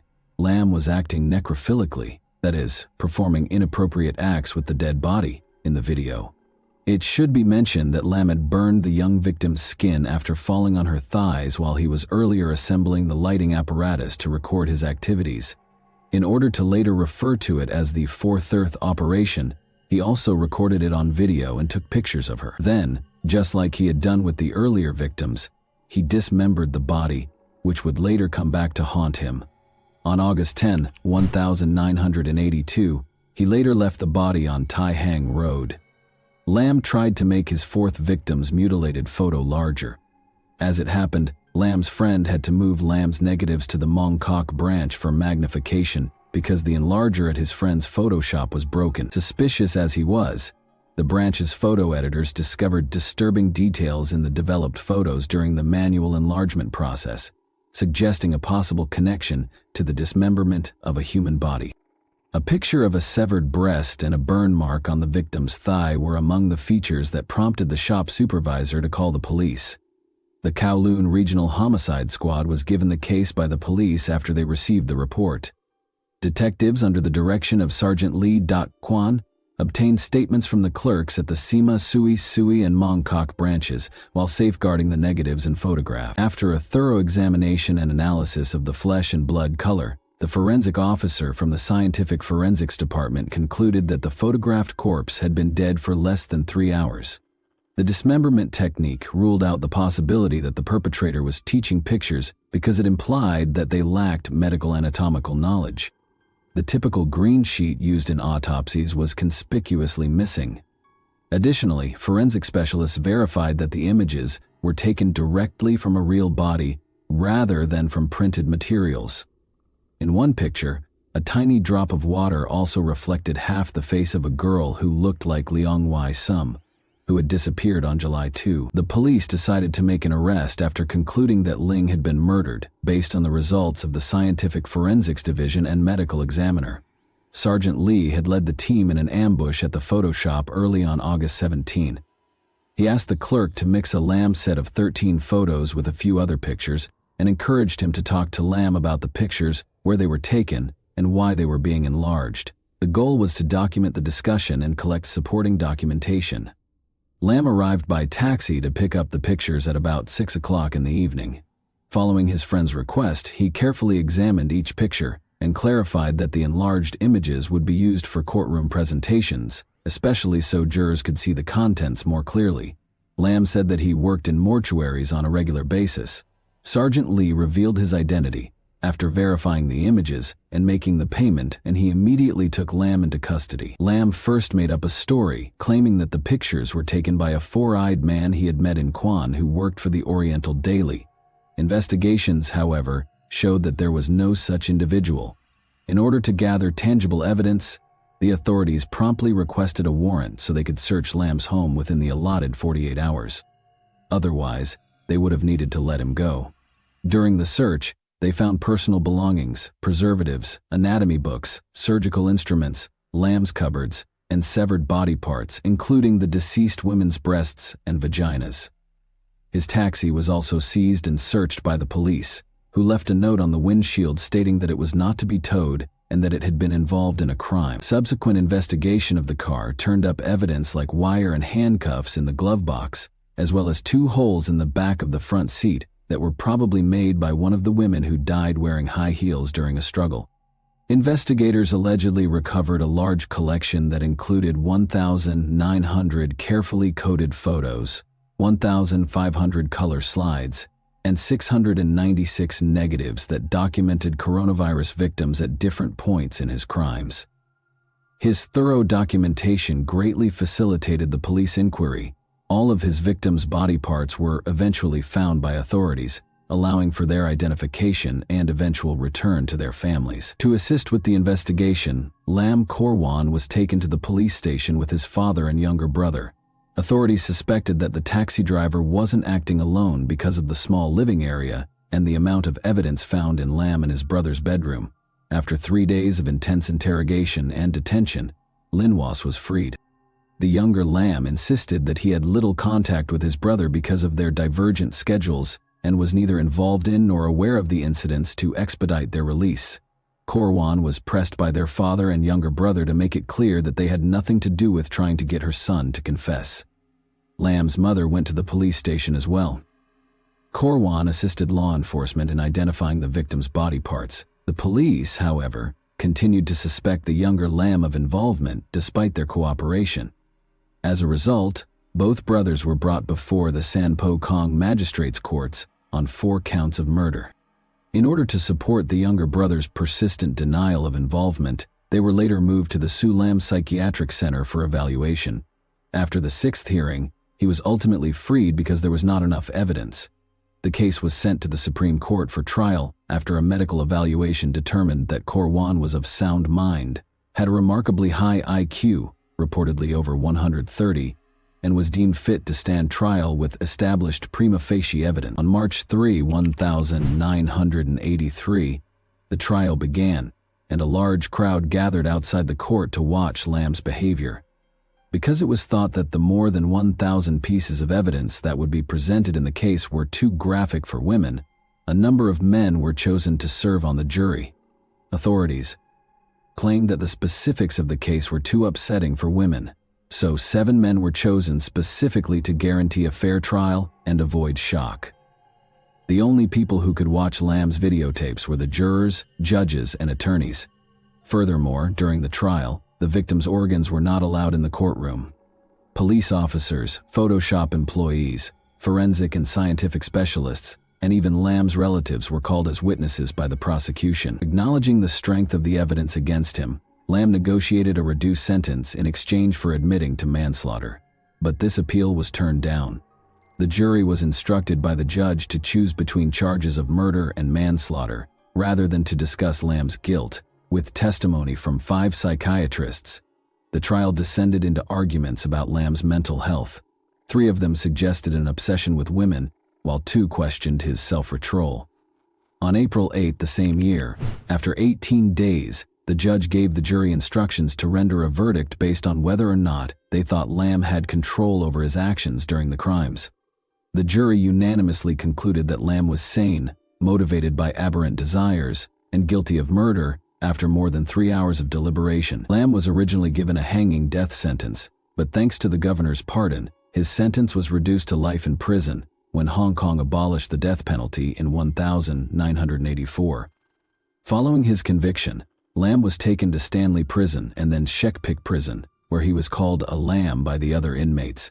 He kept a low profile, avoiding conversations about his past and valuing his privacy. Rob. He reportedly had a modest salary, was reticent and rarely interacted with people. He read religious, medical, and newspaper articles and took part in Catholic and Christian classes while incarcerated. While he did not receive family visits, he did occasionally receive visits from church volunteers. He amassed a reputation among the prisoners for his understanding of purple star astrology, a type of Chinese fortune-telling, and his cell was stocked with books and newspapers. When Lam applied for parole in 2018 at the age of 62, after serving more than 34 years, even prison officials sought his counsel, raising public outrage. The parole board decided against changes or parole at that time due to concerns about the possibility of repeat offenses, even though they review parole every 5 years.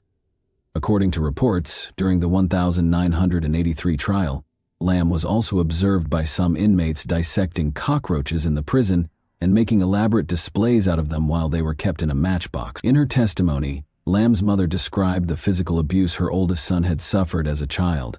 The father of coronavirus had even caused severe head trauma when the boy was only 2 years old, leaving him with 2 black eyes. She had also been the victim of domestic violence. Experts have connected severe head injuries sustained as a child to psychological problems like necrophilia later in life. Lam reportedly told a psychiatrist that he thought God had given him the order to carry out the murders. Lam's actions remained mysterious throughout the investigation. Investigators were baffled by his decision to develop films at a Kodak store, even though he had the required equipment. Some conjectured that he may have secretly wished for arrest because he had almost been arrested before the gruesome autopsy results, and the manner in which the bodies were dismembered suggested that a professional killer was at work. However, despite these disturbing facts, Lam's family had difficulties because of the case's publicity. They tried to sell their apartment but were unsuccessful because of its fame, so they were forced to stay after the case ended. The police, concerned about possible media exploitation, destroyed all of Lam's tapes and photographs. Some of the victims' organs, however, had a different destiny there, and were kept for educational purposes at the Wan Chai Forensic Medicine headquarters. As our journey through Lamkor, Wan's haunting saga, comes to an end, it is important to remember these 4 innocent women whose lives were tragically taken. Lam's father sought atonement for his son's sins on November 16, 1986, by dedicating a memorial tablet at Yuan Shin College for the lives lost to his son's evil. The story of Lam Kor Wan serves as a chilling reminder of the intricacies of the human psyche and the terrible outcomes they can produce. Such tales act as a forceful plea for greater comprehension, awareness, and attention to mental health. As the first serial killer in Hong Kong's history, Lam Kor Wan, now 68, is serving a life sentence in the maximum security Shek Pik prison on Lantau Island, for the gruesome killings that rocked Hong Kong in the early 1980 CE. His reign of terror came to an end on August 17, 1982, the fateful day of his arrest, when he was just 27 years old. His horrifying post-crime rituals, which included hiding victims under the family couch and preserving body parts in jars, earned him the terrifying nicknames the Rainy Night Butcher and the Jars Murderer. Such unsettling behaviors reveal a terrifying picture of a disturbed mind. And that wraps up today's chilling story. If you enjoyed this video, don't forget to like and subscribe so you never miss a new upload. Also, let me know in the comments what part of this story shocked you the most. Thank you for watching, and I'll see you in the next video. Hey guys, welcome to my channel, and today we're going to take a look at another horrible case with you. Crime is frequently associated with a particular motivation. Acts by people with mental health conditions, those under the influence of alcohol or other controlled substances, or incidents that happen during periods of severe emotional upheaval may be exceptions. Although the phrase motiveless crime is used, criminologists contend that the majority of these cases have unidentified hidden motives.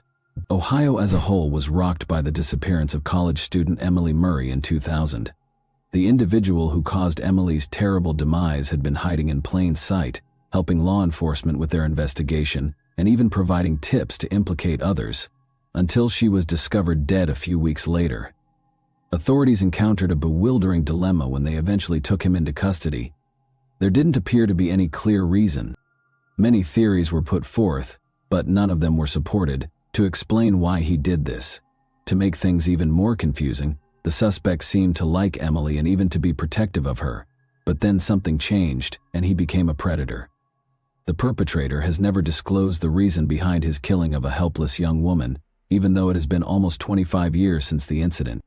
On February 19, 1980, Emily Miranda Murray was born in Sleepy Hollow, a small town in Westchester County, New York.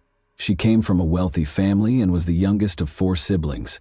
Growing up with her 2 older brothers and 1 sister, Emily remained close to them all of her life. Emily's family moved to Shaker Heights, Cuyahoga County, Ohio, when she was 2 years old. Her father quickly rose to the position of head of one of the scientific university's departments after receiving an offer of a distinguished position there. The family's financial stability allowed them to live comfortably, and her mother devoted herself to raising the kids and providing a cozy home environment. The Murray children achieved academic success, graduating with honors from high school and attending prestigious universities. Emily in particular had a strong interest in biology and medicine and hoped to work in these fields. She frequently placed at the top of her class and was acknowledged as a gifted student. Interestingly, Emily was also able to work part-time jobs and donate her earnings to worthy causes. Emily's parents' strong Christian beliefs had a significant impact on her upbringing. Emily followed the family's example by attending church on a regular basis and being always willing to lend a helping hand to those in need, both verbally and physically. She spent a year traveling the world with different humanitarian organizations after graduating from high school. She visited New Zealand, Australia, Japan, and a number of European nations during this trip. Emily Murray moved into the campus residence halls at Kenyon College in Gambier, Ohio, in 1998 to start her studies. According to those who knew her, she was a positive influence on everyone around her, full of vitality. Emily was very driven, kind, sympathetic, and personable. She did, however, have a sensitive side and frequently displayed moments of melancholy and vulnerability. She wrote down her deepest worries, dreams, and thoughts in a private journal. Emily was in her junior year of college by 2000. She continued to be actively involved in church-based charitable work and worked evening shifts as a waitress at a nearby restaurant in addition to her rigorous academic schedule. She appeared to manage her enormous workload with poise. She even managed to make time for her personal life, going to events that she loved. But soon, it would be evident that her life was more complicated than it seemed. Emily's bed was empty when her 2 roommates in the dorm woke up on Tuesday, November 3, 2000. They couldn't figure it out. Emily was always thoughtful and informed them if she would be spending the night somewhere else. They thought she might have gone straight to class or stayed late at work because her restaurant shift had ended at 2 in the morning. However, Things started to feel strange when they discovered that her notes and textbooks were still on her shelf. The roommates asked friends if anyone had seen Emily before leaving for their lectures in the morning. As it happened, she hadn't been seen since the day before and hadn't attended any of her classes. Her friends initially attempted to explain the situation in the hopes that there would be a plausible explanation, even though her absence was disturbing. Emily had been anticipating the celebration of a close friend's 20th birthday for weeks, and it was scheduled for that evening. She had picked out a thoughtful present and even assisted in planning a surprise for the birthday person. Emily could not imagine missing the party, but her friends became increasingly concerned when she failed to appear. They contacted Emily's family in a desperate attempt to get answers, believing that she might have returned home because of an emergency. When her parents learned that she had disappeared, they became very upset. Desperate to learn what had happened to their daughter, they drove to Gambier that same evening to participate in the search. The Murrays and their older children had reached the campus by morning, and they were desperately attempting to determine what might have happened to their youngest daughter. By then, the college community had become aware of Emily's disappearance. She was not found despite the efforts of several volunteer groups, friends, and classmates. She appeared to have disappeared completely. Emily's car, a dark green Subaru Outback that her father had given her for her 20th birthday, was also found to be missing. The Murrays immediately contacted campus security to report the missing student and ask for assistance in setting up a search, but their worries were dismissed with indifference. Security personnel waved away their concerns, speculating that Emily was probably hanging out alone with a boyfriend and would be back shortly. The family was told to wait a bit longer, even though they insisted Emily would never leave without telling anyone. Emily had not been seen for over 24 hours, and her family was becoming more and more desperate. They reported a missing person to the local police after realizing that campus security would not be able to assist. They were shocked to learn that police initially appeared to minimize the incident as well, assuming Emily might have taken an unplanned break or gone off on her own. She was a 20-year-old college student after all, and they didn't have to explain her every action. Nevertheless, the police finally consented to check Emily's dorm room. At that point, they learned she had forgotten her identification, bank cards, and personal items. It appeared that she hadn't changed since leaving her job because she had last been spotted in her restaurant shift uniform. This cast doubt on the notion that she had taken an unplanned break or gone off to hang out with a boyfriend. It was improbable that Emily would depart without cash or necessities. Emily was officially listed as missing on the second day following her disappearance, which was also her last day of employment. By that point, her friends, family, and community members who were worried were already searching on their own, distributing flyers featuring her picture throughout the town and searching the neighborhoods. The investigation started at the eatery across the street from the campus where Emily was last seen. The Pirates Cove was a well-liked hangout for students because of its convenient location and reasonably priced menu. Emily's shift that night turned out to be her final one. Overburdened by her demanding schedule, she had resigned from her job that evening. She had made the decision to reduce her workload. She had been finding it difficult to balance her rigorous coursework, her part-time evening shifts, and her volunteer work at the church. Her personal life had suffered as a result of her hectic schedule. She had broken up with her boyfriend Adam just a month prior because they hardly ever had time together. Many of Emily's friends came to the Pirates Cove that night to cheer her on her last day of work. However, since they had classes the following morning, nobody stayed up too late. Emily stayed for an extra half hour to complete some tasks, even though her shift ended at 2 in the morning. As a result, her coworkers were the last to see her, and the police would use their testimonies to piece together what happened that night. During those last moments at the restaurant, Emily wasn't by herself.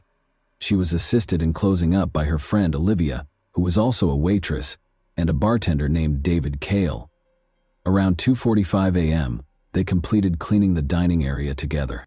Everyone started to head home shortly after that. Gregory McKnight, a 24-year-old cook who was the last to depart and shut down the restaurant at 3:15 a.m., confirmed this.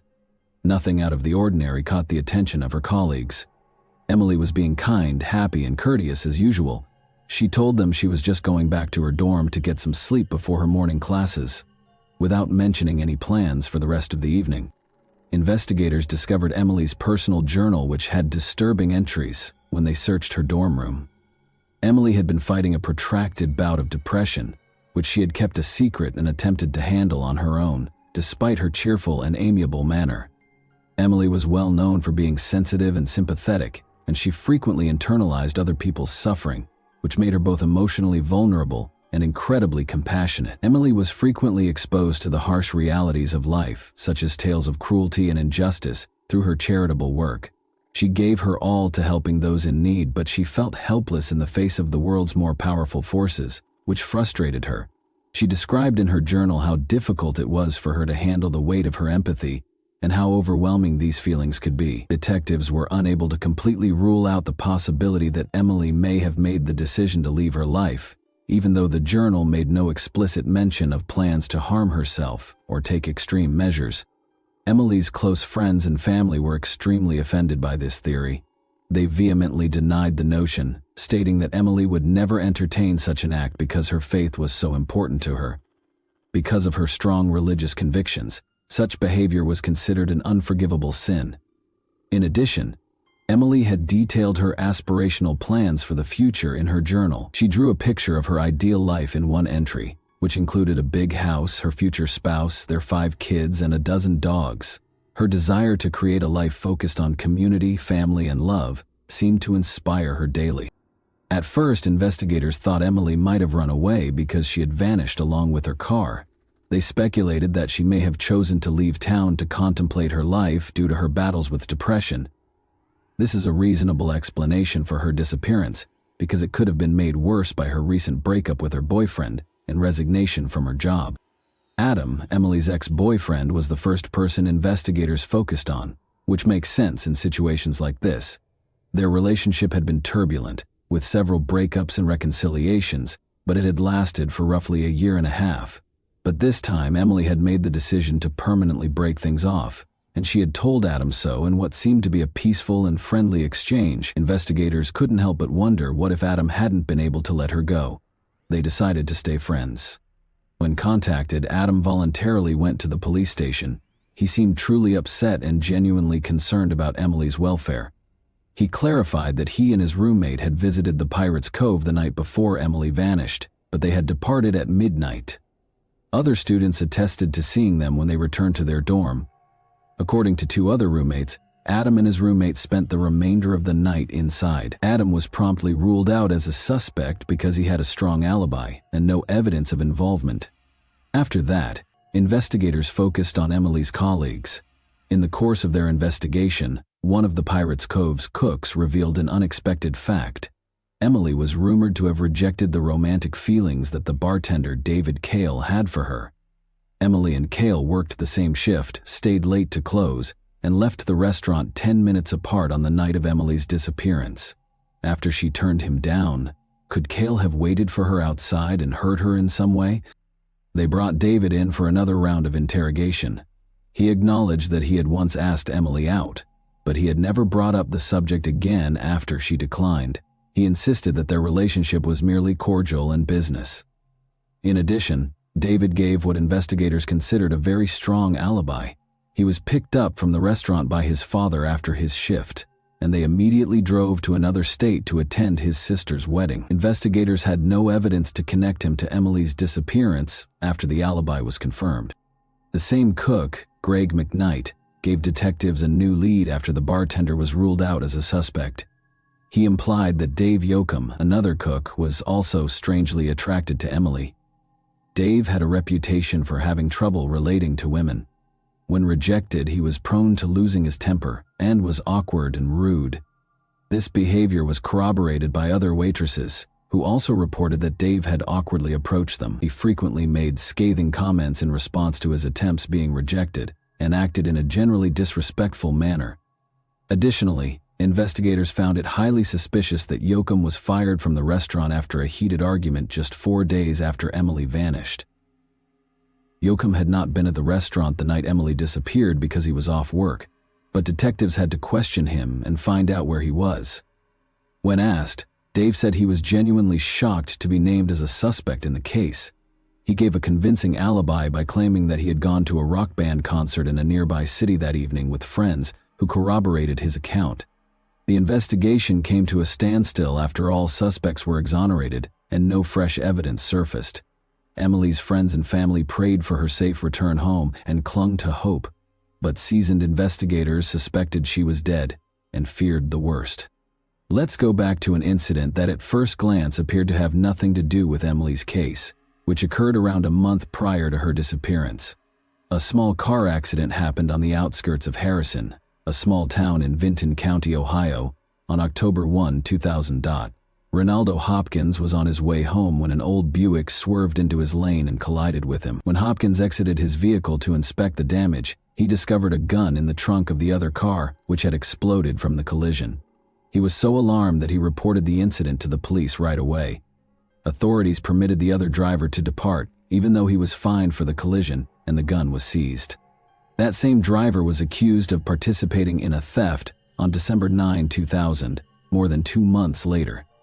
He lived in a remote trailer park according to the case documents, so 2 officers were sent to deliver a court summons demanding that he come in for interrogation. Officers discovered the trailer in a remote location, far from the other homes in the park. When they got there, 2 rusted, damaged cars that looked unlikely to ever run again were parked in front of the property, which gave the impression that it was deserted. But the officers found a dark green Subaru Outback behind the trailer, which didn't fit the scene.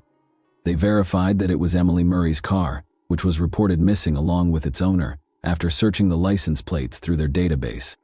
The name of the resident of the property where Emily's car was found, as well as information about the car's discovery, were promptly forwarded to the Gambier division looking into her case. The cook from the restaurant where Emily had worked, Gregory McKnight, was that person. In the past, McKnight had tried to deflect suspicion from his colleagues while evading personal scrutiny. In record time, a police team was sent to the scene and a search warrant for McKnight's trailer was obtained. 2 officers went inside to start their search because the door lock was broken. The foul stench of decay overcame them almost immediately. They located the source of the smell, a young woman's body covered in a carpet, by following it to the rear of the trailer. Emily's remains were immediately thought to be hers, and forensic analysis quickly verified this. A gunshot wound to the head was the cause of death. The weapon had been pressed against the right side of her skull, and the bullet had been fired at close range. The fact that there was a large amount of blood and spent shell casings at the scene suggested that the crime had been committed inside the trailer. Detectives now focused on apprehending and interrogating McKnight, their main suspect. Later that day, Gregory McKnight was arrested on suspicion of participating in an armed robbery, which was initially unrelated to Emily's death. But when they told him about the discovery in his trailer, he fell silent, refused to comment, and asked for a lawyer right away. Police detained him pending additional investigation, even though there was no concrete evidence at the time connecting him to Emily's death. Investigators were informed by the trailer park's neighbors that they had not heard or seen anything strange. Considering how far away McKnight's trailer was from the other houses, this wasn't shocking. The property itself was in poor condition, with rusted, dilapidated cars all around it and trash all over it. Investigators searched the area extensively in the hopes of finding more evidence. They soon discovered a small, overgrown well beneath a sheet of metal that was weighed down by a fallen tree. After draining the well, researchers found a human skeleton at the bottom that seemed to be that of a man. Other bone fragments were discovered nearby, dispersed throughout the property. All of the remains belonged to a single person whose identity was still unknown, according to forensic analysis. Police quickly linked the discovery to a 6-month-old missing person case, though McKnight's friend, a 20-year-old student named Glenn Julius, had disappeared. According to Glenn's girlfriend, he was planning to go to a party with McKnight the last time she saw him. Following the start of the Glenn Julius search, Gregory McKnight emerged as the main suspect, but according to McKnight, Glenn and he got into a fight at the event, and Glenn drove off with a few new friends. No one saw him again after that. Although they couldn't find any hard evidence to link McKnight to the disappearance, investigators also couldn't find any evidence to back up his story. Thus, he was set free. Later, pieces of Glenn's belts and clothes that were found in the well were recognized by his girlfriend. Dental records from his family attested to the fact that Glenn's remains were present. Inside McKnight's trailer, a number of his personal belongings were also found. Shortly after Glenn vanished, McKnight sold his car illegally, according to additional investigation. Associates who were also connected to an armed robbery case purchased the car. The car's license plates had been replaced with fake ones, and it had been hurriedly repainted. Authorities found the car after one of McKnight's accomplices was taken into custody. They discovered sizable amounts of cleaned-up blood in the trunk, which forensic analysis verified belonged to Glenn. This implied that Glenn had been carried in the trunk, either injured or dead. The work had been done sloppily, probably with homemade tools, and Glenn's body had been partially dismembered. The bones were deeply scratched, like saw marks. Investigators discovered an axe, a shovel, and several other tools inside McKnight's trailer. These were all removed for forensic analysis. Although unidentifiable marks were left by other tools, it was definitively established that the axe had been used during the dismemberment. On November 12, 1976, Gregory McKnight was born in a poor Columbus, Ohio suburb. He was raised in a big, impoverished family without a father, where everyone was left to fend for themselves. McKnight began stealing when he was a young boy, and at the age of 14 he first came to the notice of the police. He had committed his first deadly crime at the age of 15, a poorly executed robbery. The jury was lenient toward McKnight because his accomplices were older, and he was given a comparatively light sentence. He was placed in a juvenile detention center and given a sentence of only 6 years. After being freed in 1997, he quickly wed Catherine, who went on to have 2 children. Before McKnight saved up enough cash to purchase his trailer, the couple briefly resided with Catherine's parents, but they never made the move to their new home. Gregory McKnight killed Glenn Julius in May 2000 and concealed his body in the well behind his trailer. He then abducted and murdered Emily Murray in November of that year, leaving her body to decay inside the trailer. Catherine, McKnight's wife, acknowledged during interrogation that she had begun to have doubts about the trailer. Her husband refused to allow her to visit or even come near the property, and he often went there by himself. She believed that he was either using the area to meet potential lovers or to hide his criminal associates from the authorities. She had thought of a lot of things, but she had never thought of him keeping human remains there. The majority of the evidence against McKnight was circumstantial, despite the fact that it was substantial. The precise manner and location of Julius's death were unknown to the authorities. Consequently, the prosecution was unable to pursue the death penalty for that specific offense. Emily's case appeared to be simpler. There were obvious traces connecting her and McKnight to the trailer when her body was discovered at the scene, but there was no apparent reason for such a heinous act, and the murder weapon was never found. Emily had not been robbed, she had not been assaulted, and even her car had been left behind the trailer. Why McKnight would perpetrate such a heinous act against the young college student was still a mystery. Several colleagues attested that McKnight had consistently treated Emily with dignity. He was said to be courteous, and once he had even intervened to shield her from an inebriated patron who had mistreated her. Even McKnight declined to assist investigators. He gave no information about either crime and denied all charges. The prosecution contended that McKnight had tricked Emily into falling into a trap following her work at the restaurant. Given her kindness and trustworthiness, he may have asked her for assistance, and Emily, oblivious to the danger, was powerless to refuse. He may have shown romantic feelings for her once he was inside the trailer, but he went into a rage and committed the crime after she rejected him. A psychiatric evaluation found that McKnight was fully aware of his actions and could be held accountable, despite the defense's attempt to claim that he was mentally unfit. By changing strategies, McKnight's lawyers attempted to portray Emily as a suicidal person with severe depression, alleging that McKnight only helped her carry out a purported death wish. Emily's loved ones were incensed by this argument, but it didn't change the court's decision. Gregory McKnight was convicted of 2 indictments of first-degree murder, kidnapping, and armed robbery in 2002. He was placed on death row to await execution after being given a death by lethal injection sentence. Every appeal and clemency request was turned down.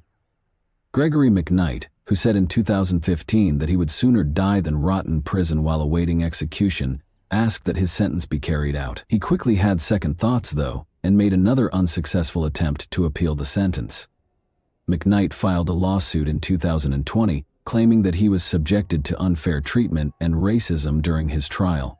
He maintained that the punishment was unduly severe because the jury and the judge were both white and had acted biasly against him. Gregory McKnight is still waiting to be executed on death row as of right now. And that wraps up today's chilling story. If you enjoyed this video, don't forget to like and subscribe so you never miss a new upload. Also, let me know in the comments what part of this story shocked you the most. Thank you for watching, and I'll see you in the next video.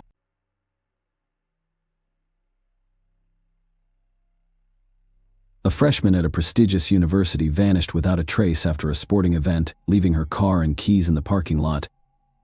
The police did not investigate the case, believing that the young woman had simply fled, but her parents and friends were aware that something terrible had occurred. The mystery remained unsolved for 12 years, and it wasn't until the end that the truth was revealed. Shannon Melinda was born on October 20th, 1974, in Miami, USA, and her parents welcomed a second daughter, Monique, 5 years later. From a young age, the girls were taught that their first priority should be to obtain a good education. This approach had a significant impact on Shannon.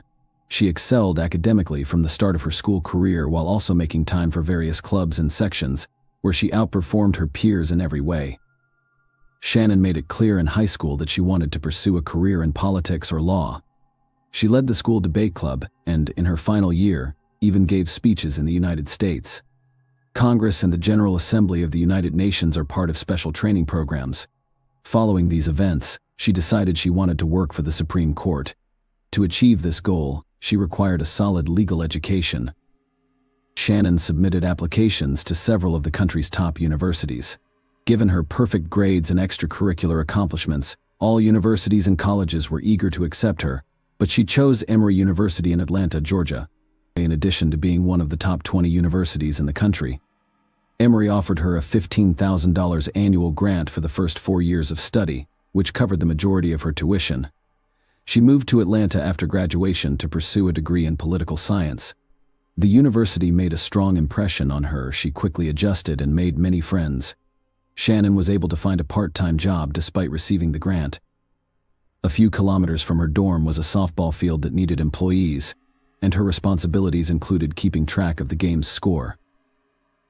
Shannon was forced to quit her job on March 26, 1994, due to an error made by her supervisor.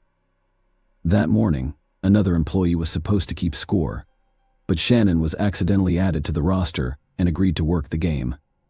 Shannon arrived at the stadium around 8:40, and her shift ended 4 hours later. Usually after work, the young woman would stop at a nearby gas station to get a soda. That day, she also left, but no one saw her again. The stadium management had expected her to return after halftime to turn in her scorecard, but she never did. Her friend and roommate, Athena, was the first to sound the alarm. Shannon's absence from her dorm in the evening initially alarmed her. She had no other place to sleep and was unlikely to stay with anyone after not waiting for her roommate. The next morning, Athena decided to call Shannon's parents and see if they had heard from her in the previous 24 hours. Shannon's parents were at work at the time, so Monique, her younger sister, answered the phone. Monique informed Athena that she hadn't spoken with Shannon in a few days and promised to ask their parents when they returned home. Athena became increasingly concerned and told 2 mutual friends about Shannon's disappearance. They decided to look for her on their own. They got into their car and drove around campus. They eventually made it to Shannon's stadium, where they were met with a disturbing discovery. As they approached the stadium, they noticed a gas station nearby and were surprised to see Shannon's car. Her parents gave her a black Nissan 280SX as a gift. When they arrived at the gas station, they found the car empty, with the keys in the ignition and the doors unlocked. Shannon would never leave her car in such a state, which added to their anxiety. Her friends called the police because they suspected something terrible had happened. Unfortunately, the officers who arrived did not take the situation seriously. They took a quick look at the car and determined there was no evidence of a possible crime. Because there was no blood or signs of a struggle, the officers told the friends not to worry. They did not even collect fingerprints from the steering wheel or doors. Furthermore, they asked Athena to drive the car to the university parking lot, which she did. The officers spoke with the gas station attendants, who confirmed seeing Shannon around noon the previous day, but saw nothing suspicious.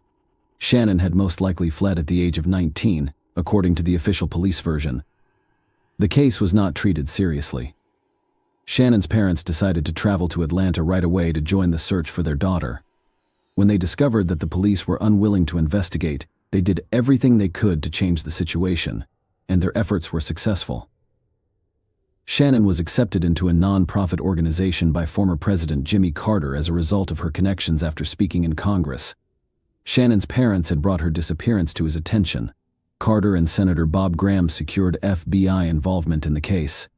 Shannon's parents flew to Atlanta and started looking for their daughter. With the assistance of other students, they printed and distributed thousands of flyers about Shannon's disappearance. Later, her father rented a billboard and announced a $10,000 reward for any information leading to Shannon's location. The young female detectives identified several suspects among Shannon's acquaintances, but were quickly convinced of their innocence. 3 days after Shannon vanished, something interesting occurred. An unidentified man called the police hotline number listed on the flyers to report Shannon's appearance. He stated that the reporters made a mistake when reporting on the young woman's disappearance. Shannon was said to be wearing green shorts on the day she went missing, but they were actually blue. Furthermore, the caller stated that he had Shannon and would keep her as long as he wanted. Despite this distressing call, law enforcement continued to believe Shannon had simply fled somewhere. This assumption persisted for several days until April 6th, when an unidentified man made a second call. This time, he called the university's counseling center to inform them that Shannon was at his residence and was fine. He promised to call later and demand her return. Finally, he stated that he would leave Shannon's ring for the police near where he was calling to confirm his statements. This time, the FBI quickly traced the call and discovered that it originated from a payphone near a Burger King restaurant in suburban Atlanta. When detectives arrived at the location, they discovered the ring in a cloth baggie wrapped in duct tape. Shannon's parents confirmed that the ring belonged to her. This news brought them relief because it gave them hope of seeing their daughter alive again. Since then, they had been waiting for the perpetrator to call back and make his demands. This event prompted law enforcement to reclassify the disappearance case as a kidnapping. The police department appointed a new lead detective, who immediately pointed out his predecessor's lack of professionalism. He said that almost all of their actions were flawed. They did not take Shannon's fingerprints and instead asked a stranger to drive her car to another location. They also did little or nothing to investigate the case, believing that the young woman had simply run away and would return shortly. With this in mind, the investigators decided to rework every possible lead from scratch. The first thing they looked for was the softball field where Shannon was last seen the day she vanished. The fact that the young woman had been missing for several weeks added to the confusion. In addition, a championship game was held on the field that day, bringing the total number of visitors and participants to over 100. The detectives attempted to question as many people as possible, urging them to recall any suspicious incidents during the game. To their surprise, many people shared the same story. The only oddity in that game was the referee's behavior. According to the players and stadium staff, he was extremely dismissive of his job and was constantly distracted, even during important events. Instead of doing his job, he kept trying to talk to Shannon and ask her out. The referee's name was Calvin Hinton, but he preferred the nickname Butch. The 33-year-old man worked as a mechanic for Delta Airlines and refereed matches as a hobby. He had a wife, taught Sunday school at the church, and appeared harmless. The detectives dug deeper and discovered that Butch had left the softball field around the same time as Shannon. After speaking with his co-workers, they discovered another strange detail the day before the game. He had asked the other umpires to fill in for him because he was supposed to have a date. They were all aware that Butch was married, but he explained that his wife was out of town for a few days. When all of his co-workers said no, he called his boss and requested to leave the game early, explaining that his brother's wife was in the hospital and they had no one to leave the children with. Butch returned to the stadium 2 hours after leaving, still wearing his officiating uniform. He went into the locker room, changed, and then left. 3 hours later, he returned to the stadium and was spotted by a colleague. When asked what he was doing there, Butch explained that he had forgotten to deliver his paycheck to the accounting department, but he didn't have it with him. Furthermore, Butch asked his colleague if he had seen where his car was parked for a man who had just arrived at the stadium. That question seemed strange. Investigators questioned Butch, who denied any involvement in Shannon's disappearance. He said that after leaving the stadium, he went straight home. As proof, he showed detectives several outgoing phone calls made within 40 minutes of leaving the stadium. He agreed to a polygraph interview, but failed. Almost all of his answers were found to be false, but they were insufficient to warrant his arrest. It was, however, enough to obtain a search warrant for his home, which was conveniently located near the Burger King where the police discovered Shannon's ring. Detectives discovered 2 additional intriguing facts. His neighbors claimed he lit a fire in the early morning hours following Shannon's disappearance. Later, Butch called his father and requested a handsaw, claiming that a tree had fallen on his car. Detectives went to his house with their service dogs but found no evidence of Shannon's presence there. However, they noticed 3 areas with overgrown soil. When they dug them up, they discovered something extremely creepy. There were dozens of women's clothing and shoes beneath the ground, as well as a sleeping bag and softball field scorecards. Experts examined the excavated clothing, showed pictures to Shannon's parents, and determined that none of it belonged to the young woman. Butch admitted he had no idea where these items on his property came from. He assumed they were left by the previous owners of the house. In the end, the police were in a difficult situation. A number of facts pointed to Butch's involvement in Shannon's disappearance, but there was no direct evidence against him. They hoped that a more thorough examination of Shannon's vehicle would yield results, but they were out of luck. Because the police did not collect fingerprints or DNA samples on the first day of the investigation, the experts were unable to locate them. However, they came to an interesting conclusion: someone had thoroughly wiped down the car, erasing any potential traces. In an attempt to gather hard evidence against Butch, one of the detectives discovered an intriguing fact. He examined the bag containing Shannon's ring and discovered that such items are not made for retail sale. He contacted the manufacturer and discovered that Delta Airlines was the only buyer of such bags in Georgia. According to the company, mechanics use the bags to store small airplane parts. As we recall, Butch was a mechanic for that company. The detectives thoroughly examined everything and discovered another tiny clue. In Butch's car, they discovered a piece of the same duct tape used to wrap the pouch. On the tape itself, the experts discovered microscopic particles of the same metal. After analyzing its composition, they determined that this compound is only used in the aviation industry.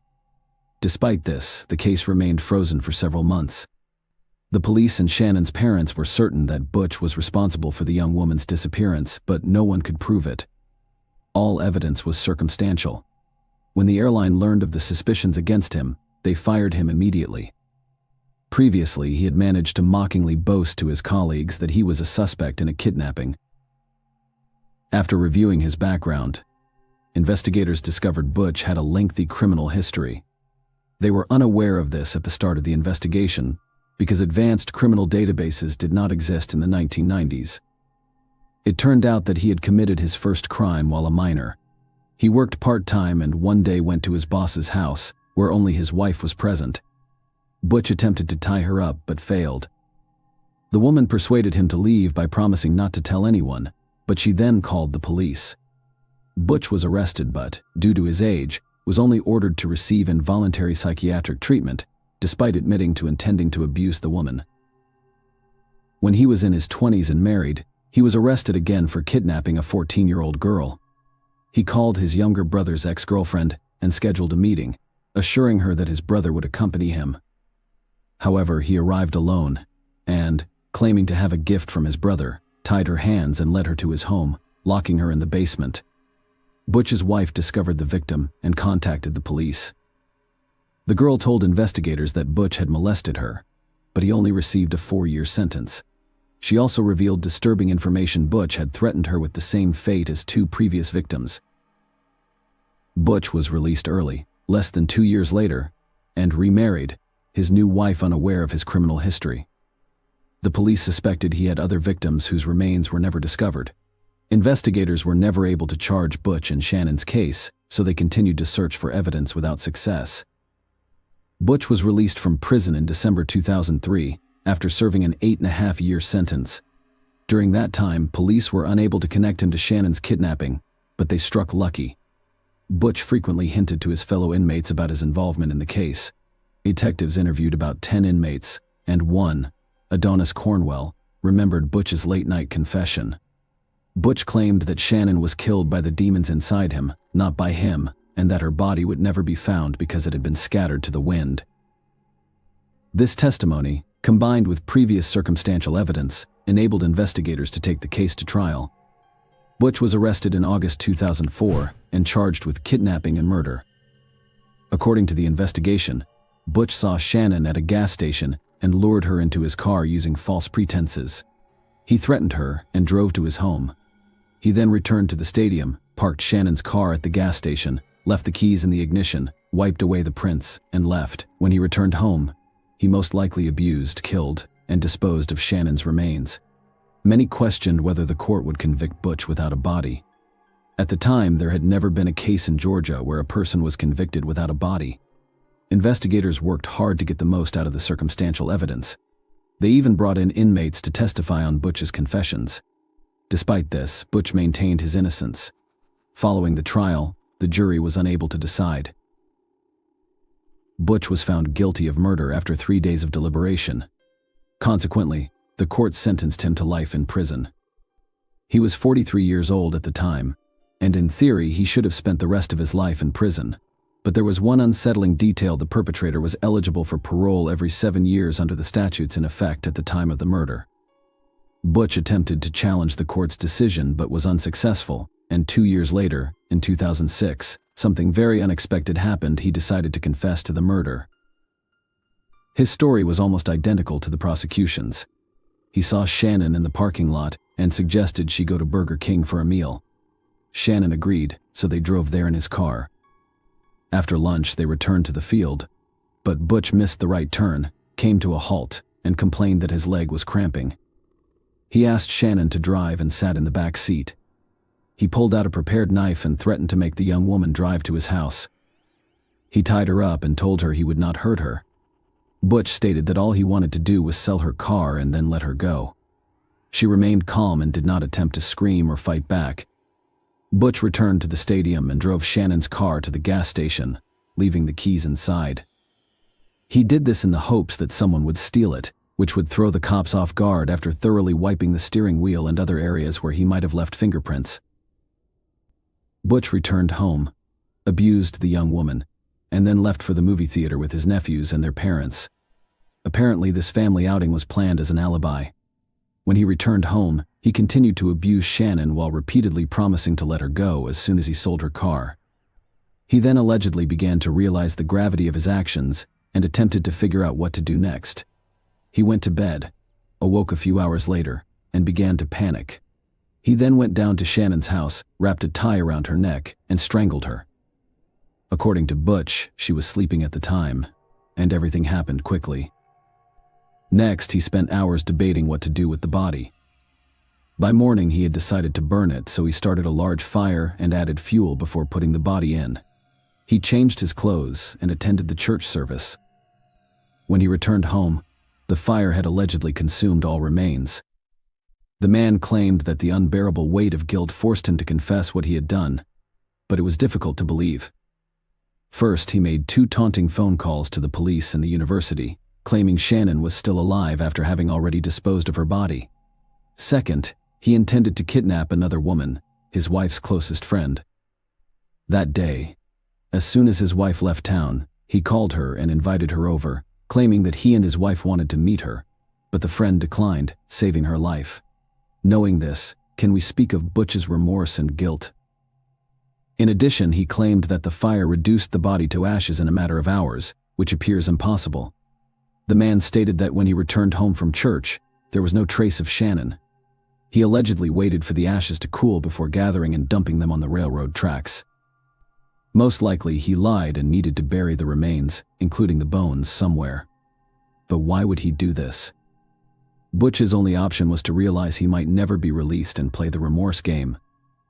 However, if he had pointed out where the body was buried, his sentence could have been altered, denying him the opportunity to petition for release. Despite the fact that experts discovered traces of fuel, he continued to insist that the fire in his house was caused by a broken vacuum. He is currently in prison, and his next petition for parole can be filed in 2025, when he will be 64 years old. Shannon's parents are still fighting to prevent his release. The only question that remains for investigators to this day is whose belongings were buried in Butch's backyard. Was he involved in the deaths of other young women? Possibly in the dozens? Please leave your thoughts on this story in the comments. And thank you for watching. Hey guys, welcome to my channel, and today we're going to take a look at another horrible case with you. Marlene Warren, 40, and her 21-year-old son Joey were occupied with their weekend in their comfortable Wellington home on May 26, 1990, when Marlene heard the bell ring. It was a clown. When Marlene believed that someone had sent her a gift, she was ecstatic. Behind the paint and outfit, however, was a murderer who suddenly produced a gun and shot Marlene in the face. Why did they pick Marlene, and who was this murderer? Watch this space to discover out. Welcome back to Mysterious Hook, friends. We are examining the Marlene Warren case today. But first, if you haven't already, please think about clicking the bell symbol and subscribe button below to join our channel. So let's go straight to the riddle, without any more ado. People who wished to avoid the crime of West Palm Beach, Fort Lauderdale, and Miami would move to Wellington, Florida, which was known as a village. Wellington hosted numerous celebrations and events all year long. A well-known event that drew equestrian lovers from all over the world, the Winter Equestrian Festival, took place from January to April. It included a range of contests and performances. Another popular event that featured bourbon tastings from different vendors and bacon-based food was the Wellington Bacon and Bourbon Fest. A local club named Mar-a-Lago used to host a number of well-known individuals, including Madonna and Bruce Springsteen. People feel comfortable and content in the town, which is a lovely environment with superb schools. Wellington has been described as a rather safe and tranquil community in terms of crime rates and safety. Wellington has been ranked as one of the safest cities in Florida and has a crime rate that is lower than the national average according to numerous polls. While everyone else was having picnics, barbecues, and parades over Memorial Day weekend in May 1990, the Warren family experienced a tragic event. The birth date of Marlene Warren is April 15, 1950. Growing up in Michigan, she enjoyed spending time on her grandfather's farm with her sisters. She loved to bake, paint, and create art, especially clowns. Her parents even had a room devoted to clowns, and the entire family loved them as much as she did. At the youthful age of 15, Marlene gave birth to her first kid in 1965, naming him after her husband, John Arns. She went on to have another child, Joey, in 1969. Unfortunately, Marlene's first husband, John Arns, passed away in a vehicle accident, leaving her a single mother of 2 children. Later, in 1972, she wed Mike, also known as Michael Warren. Marlene was 22 years old and Michael Warren was only 19. They relocated to South Florida, where Michael's family resided, from Michigan. In addition to starting to invest in rental properties, which finally generated a significant amount of revenue, Michael was hired as a meat inspector. Michael left his job to start Bargain Motors, a used car yard, while Marlene oversaw the rental properties. He sold automobiles to those without credit who were unable to purchase them elsewhere. Mike and Marlene purchased their ideal home in Wellington, Florida in the late 1980s. But Michael was arrested in 1983 for tampering with his second-hand automobile's odometers. Despite receiving probation and entering a guilty plea, he continued to operate his business for a few more years. While Marlene oversaw their rental homes, Mike concentrated on his business and spent time at the racetrack. The two led different lives. When Marlene's oldest son, John Jr., passed away in a vehicle accident in 1988 at the age of 22, sadness struck once more. The relationship between Michael and Marlene was strained after his passing. Sheila King, the spouse of Richard Spud Keene, one of Michael Warren's colleagues, was introduced to him at this period. The bond between Sheila and Michael was immediate. Though it was clear to everyone around them, they originally kept their relationship a secret. On May 26, 1990, a wet Saturday, Marlene, 40, stayed at home while Michael went to the racetrack. She was preparing breakfast for her 21-year-old son Joey, who was hosting some of his pals. A knock on the door occurred at approximately 10:45 a.m. Marlene thought it was a present when she opened it and saw a clown holding balloons and flowers. Having adored clowns since childhood, she was quite thrilled to see one at her door. However, a gun was in the clown's costume and underneath the balloons. After drawing his weapon, the clown shot her in the face. Joey witnessed the clown driving off in a Chrysler LeBaron after hearing the gunshot and running to the door. Bill Kramer, a neighbor, had also heard the shot, and Marlene was on the ground, dying. Some rushed outside, claiming that Joey's mother had been shot. Marlene was transferred to the hospital when an ambulance was summoned, but she passed away on May 28, 1990, 2 days later. Marlene was a wonderful person who was always polite, respectful, loving, and kind. Her demise, however, was regrettable. Joey saw a clown leaving after Marlene was shot, but all he could recall was that the clown had brown eyes. Joey initially gave the police a sketchy description of the culprit, stating that they had large hands and broad shoulders. Crucially, though, he did witness the clown drive off in a white Chrysler LeBaron. Michael Warren was initially under suspicion, but because he was at the racetrack, he had an alibi. Consequently, the cops focused on Sheila Keene, his girlfriend. The more they looked into it, the more proof they found that she was involved. At the time of the crime, Sheila Keene and Michael Warren were accused of having an affair. Although Michael strongly disputed allegations, authorities were examining the relationship to determine the opportunity and purpose behind Marlene's murder. Sheila had a criminal history from her childhood in Central Florida, and also went by her maiden name, Sheila Shelter. Sheila was renowned for being incredibly gorgeous, assertive, and even wild. Her long hair was frequently compared to that of Crystal Gale's. Sheila had a criminal history from an early age, which included charges of stealing and shoplifting. Her mugshot from a few years later showed her grinning as if the arrest had not bothered her. According to those who knew her, Sheila had surrounded herself with negative influences and older males since she was a little girl. Richard Spud Keene, a former member of the Ku Klux Klan who had served time for drug trafficking, was her husband. Sheila was 20 years younger than Richard. In order to be near him when he was incarcerated, Sheila even relocated to Georgia. Richard began working with Michael Warren after Sheila's husband was released from Georgia prison and they returned to Florida. The three ex-offenders soon started hanging out and doing shady things together. In one such instance, Sheila pretended to be a sex worker in order to meet a person in a motel room who had bought a car. The automobile was repossessed by armed Richard and Michael while she was inside. The buyer was also seen being held at gunpoint by Sheila, and the three of them escaped. Richard gradually slipped into the background as Michael and Sheila became closer. Sheila rented an apartment in Pine Ridge, and because Michael spent so much time there, the locals thought she was married to him. Investigators were informed by Michael and Sheila's co-workers that they thought the two were having an affair. They were immensely fond of one another and would go out for long meals. They were in fact having an affair, according to a lot of evidence. According to police documents, Michael's mother recalled an instance in which she went with him to a racetrack. She asked Sheila if she loved Michael after sensing a connection between them. Michael said that he loved himself, but Sheila affirmed that she did. At this time, Michael and Marlene's marriage was failing. Michael would come in angry after a battle with Marlene, according to a car dealership employee, and offer $10,000, 0 cents, to anyone who killed her. Michael is also reported to have stated that if someone were to get rid of his wife and never have to work again, he would make them wealthy. Michael and Sheila were both named as suspects in the case following Marlene's murder. Investigators began to wonder if Michael's girlfriend could have perpetrated the crime, even though he was the clear suspect. Since most males would shoot their victims in the heart rather than the face, the murder's character sparked suspicions. As the investigation progressed, the evidence began to implicate Sheila rather than Michael, which made detectives think that she might have had a reason for committing the murder.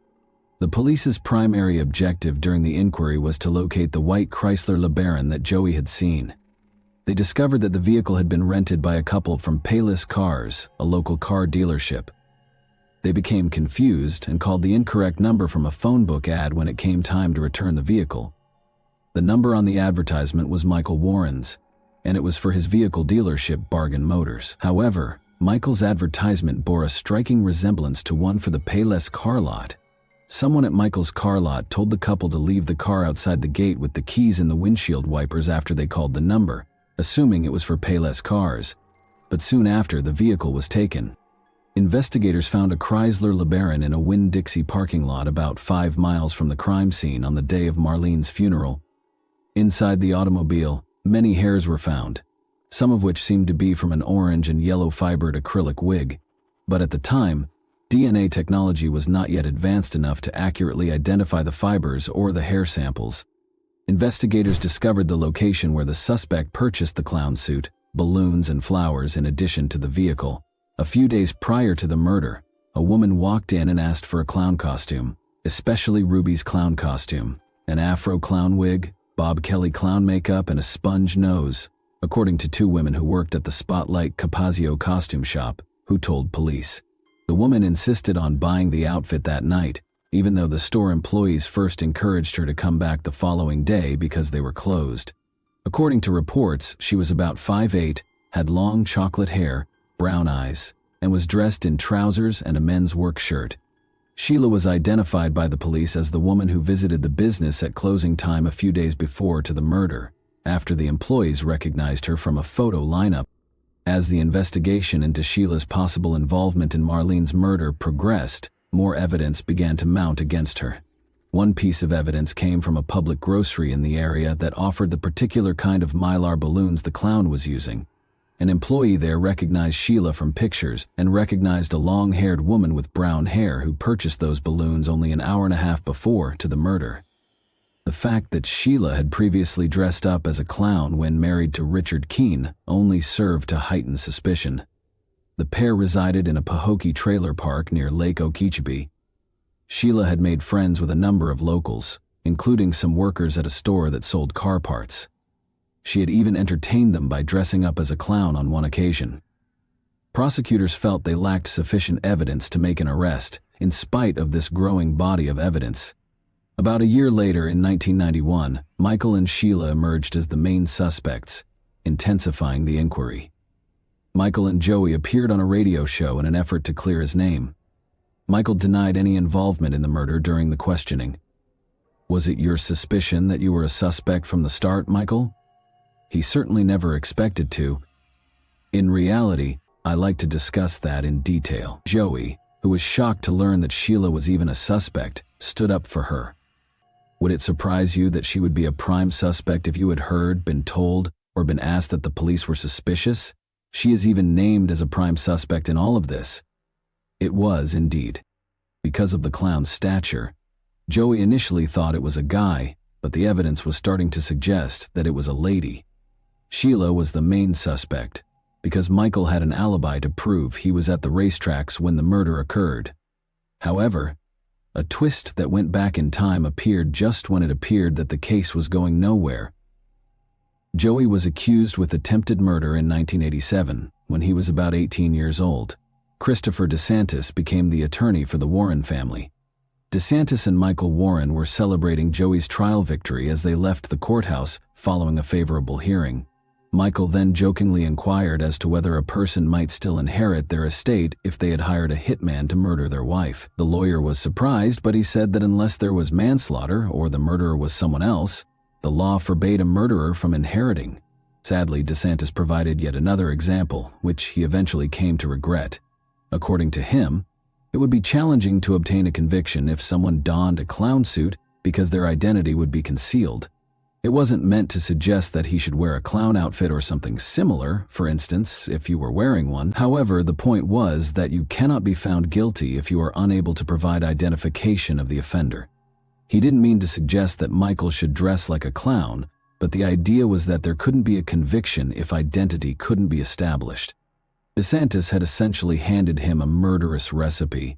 The authorities suspected that the clown figure was retaliating against Joey and his pals, so they also examined DeSantis as the inquiry into Marlene's death developed, and suspicions were placed on Michael and Sheila.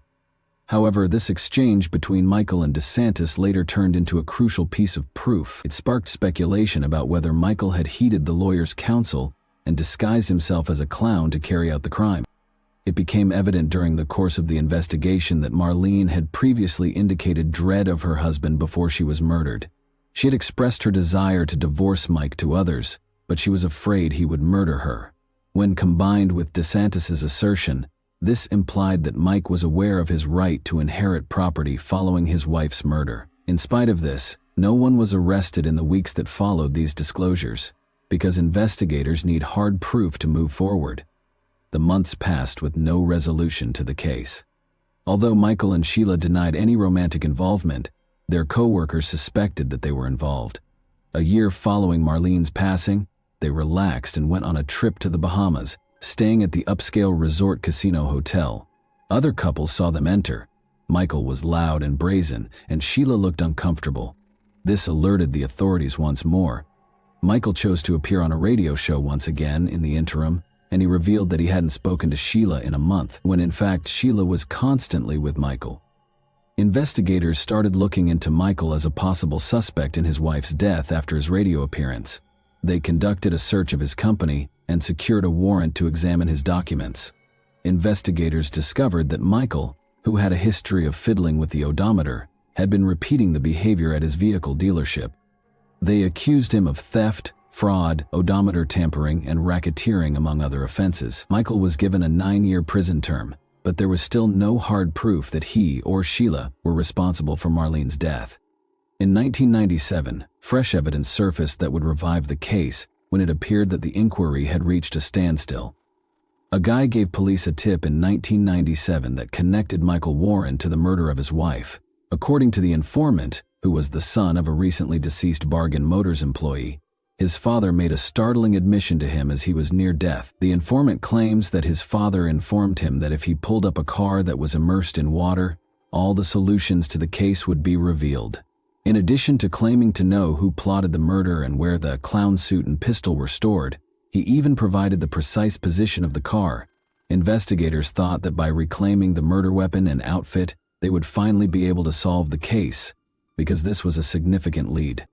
When divers were dispatched to the scene, they discovered the car, but regrettably, nothing important was within. Due to this setback, the investigation had to start over, and the case once more remained unsolved for a while. Sheila Keene and Michael Warren made the decision to wed in Las Vegas in 2002. Although the case was still open and the investigation into Marlene Warren's death had stopped, Marlene's parents were certain that Sheila was the murderous clown. Sheila was once again a top suspect when the investigation was reopened in 2013, especially because of her marriage to Michael. The Wellington clown murder is one of the cold cases that the Palm Beach County Sheriff's Office is looking into thanks to a grant.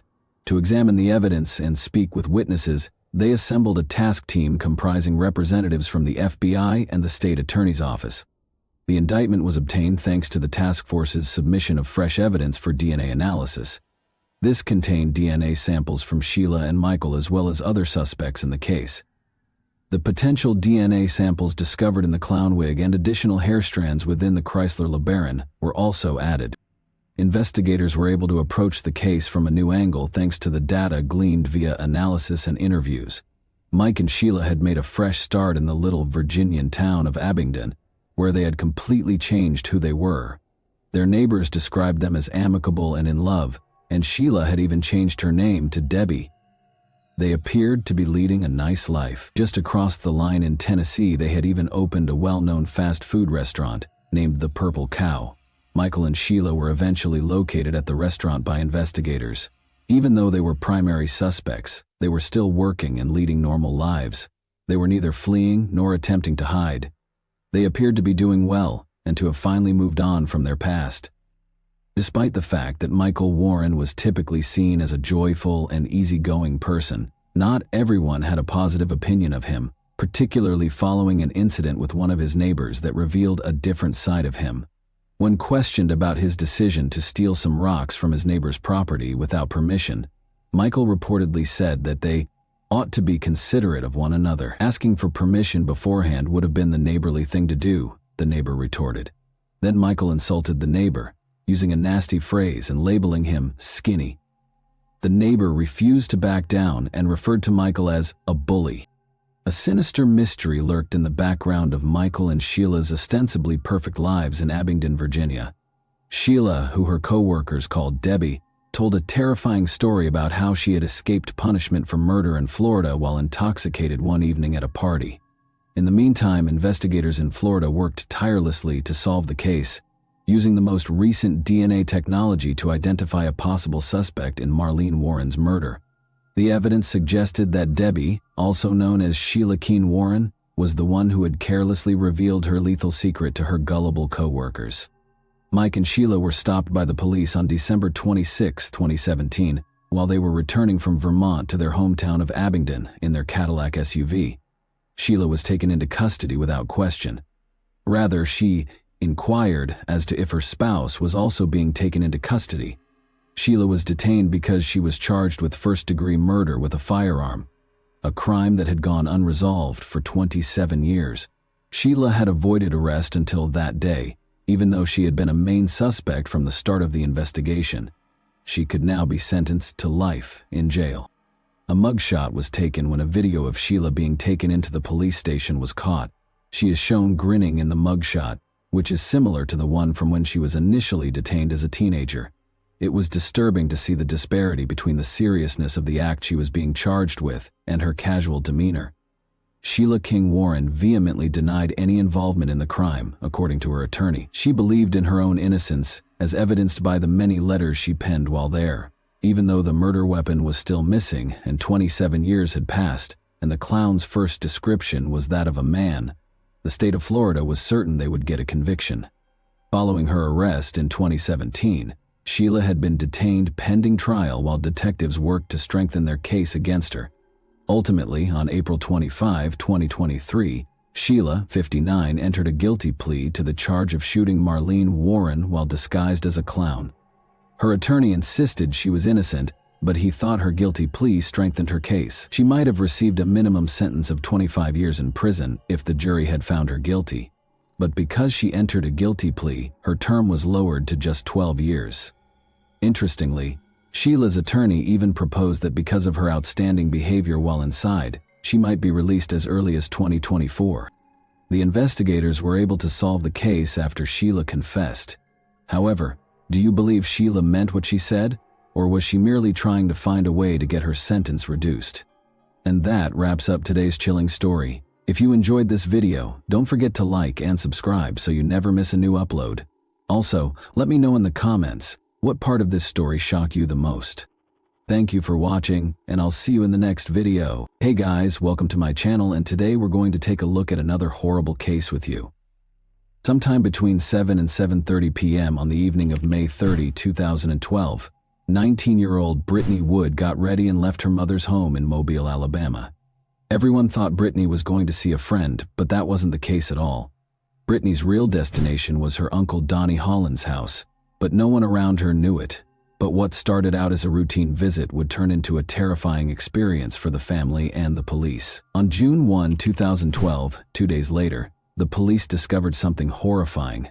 A terrifying crime scene was revealed when Donnie, Brittany's uncle, was discovered in his car with a gunshot wound to the back of his head.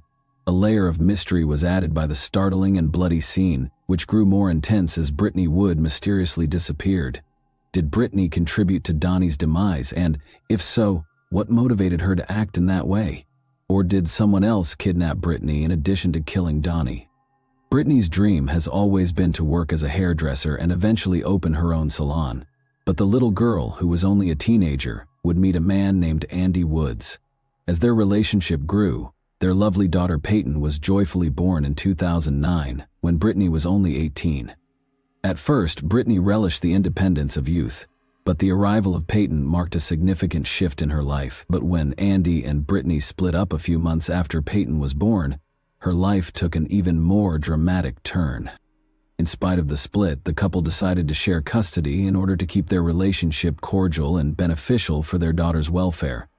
Following this, Brittany started dating and had a number of short-lived relationships. Spending time with her family, especially her brother Derek, whom she viewed as her protector, brought Brittany joy. When Brittany looks back on her past, she realizes that her turbulent experiences also stemmed from her early years. When she was a baby, her mother, Chessie Wood, and her father, Wallace Hinckley, got divorced.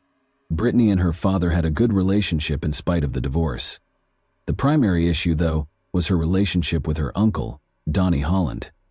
Donnie was always kind to people around him and seemed like a fun-loving guy, but his story was more complicated than it seemed on the surface.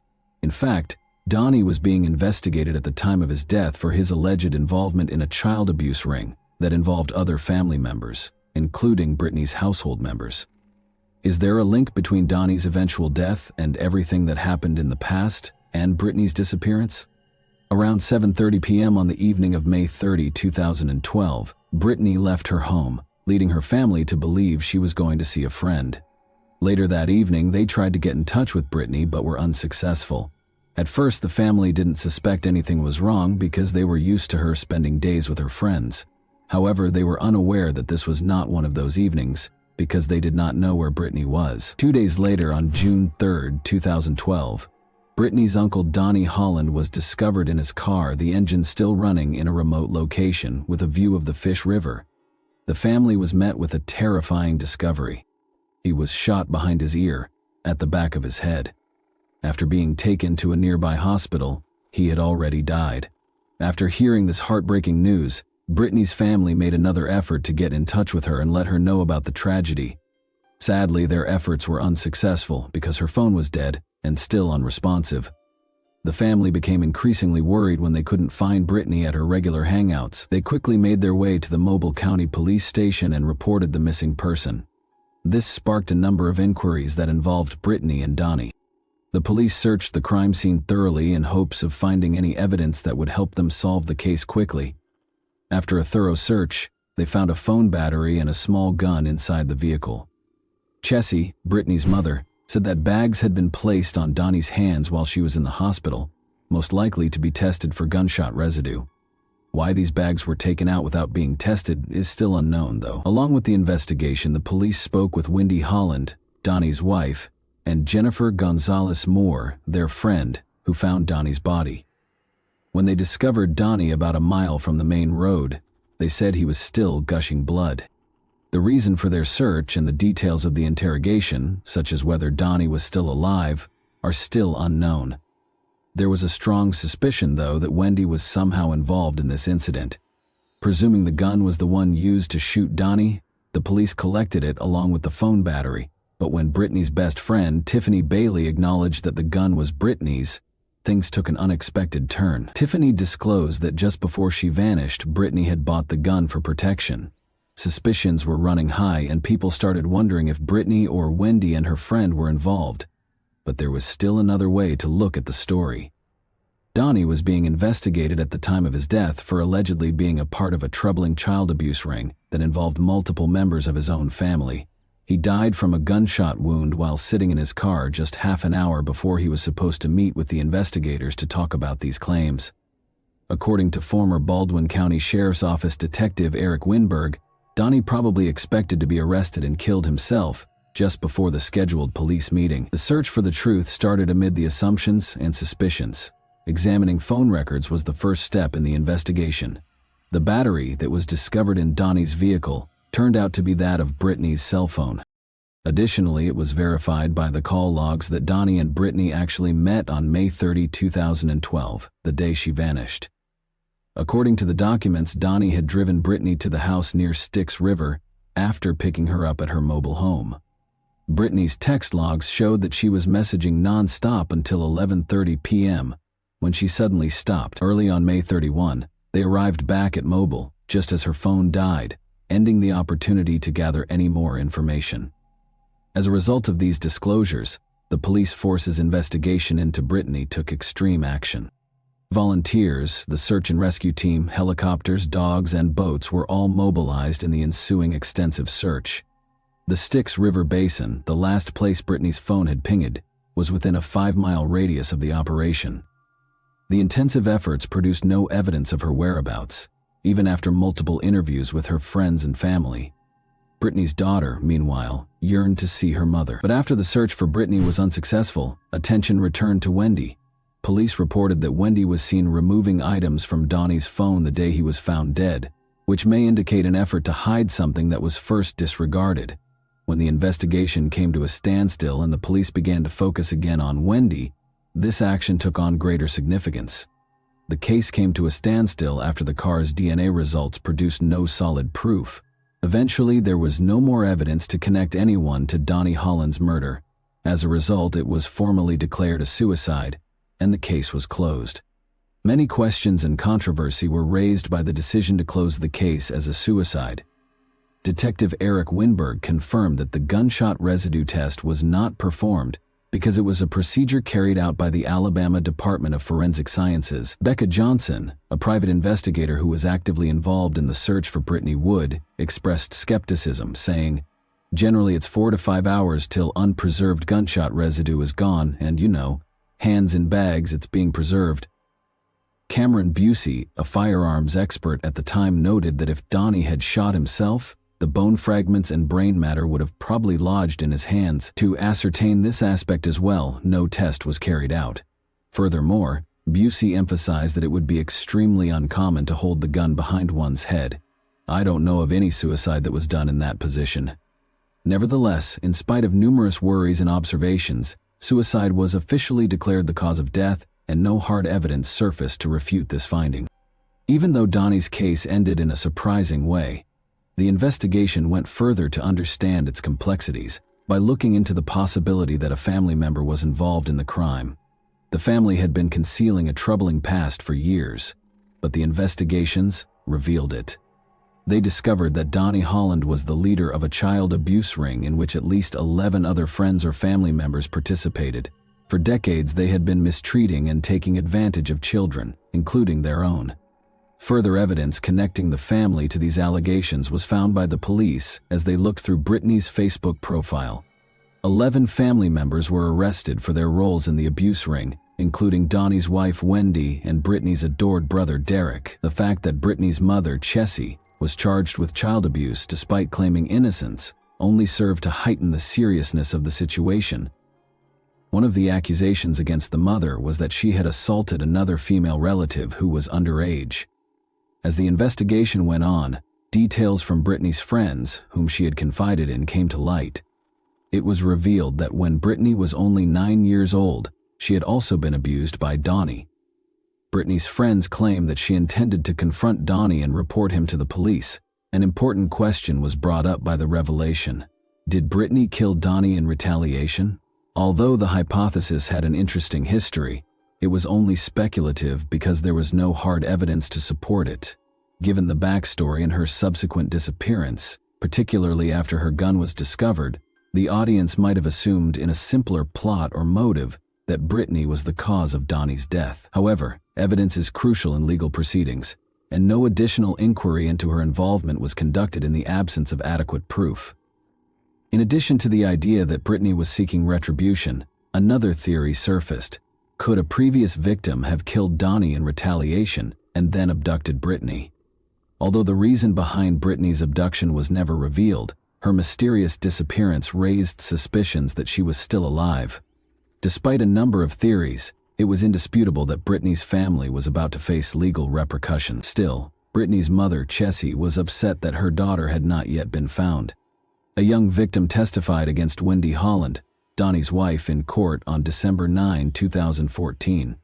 The victim's first memories of abuse by adult relatives, including the defendant Wendy Wood Holland, who was 35 at the time, were horrifyingly described in the testimony. The teenage girl testified that the relatives frequently participated in adult group activities, mentioning that Brittany Wood occasionally participated in these activities.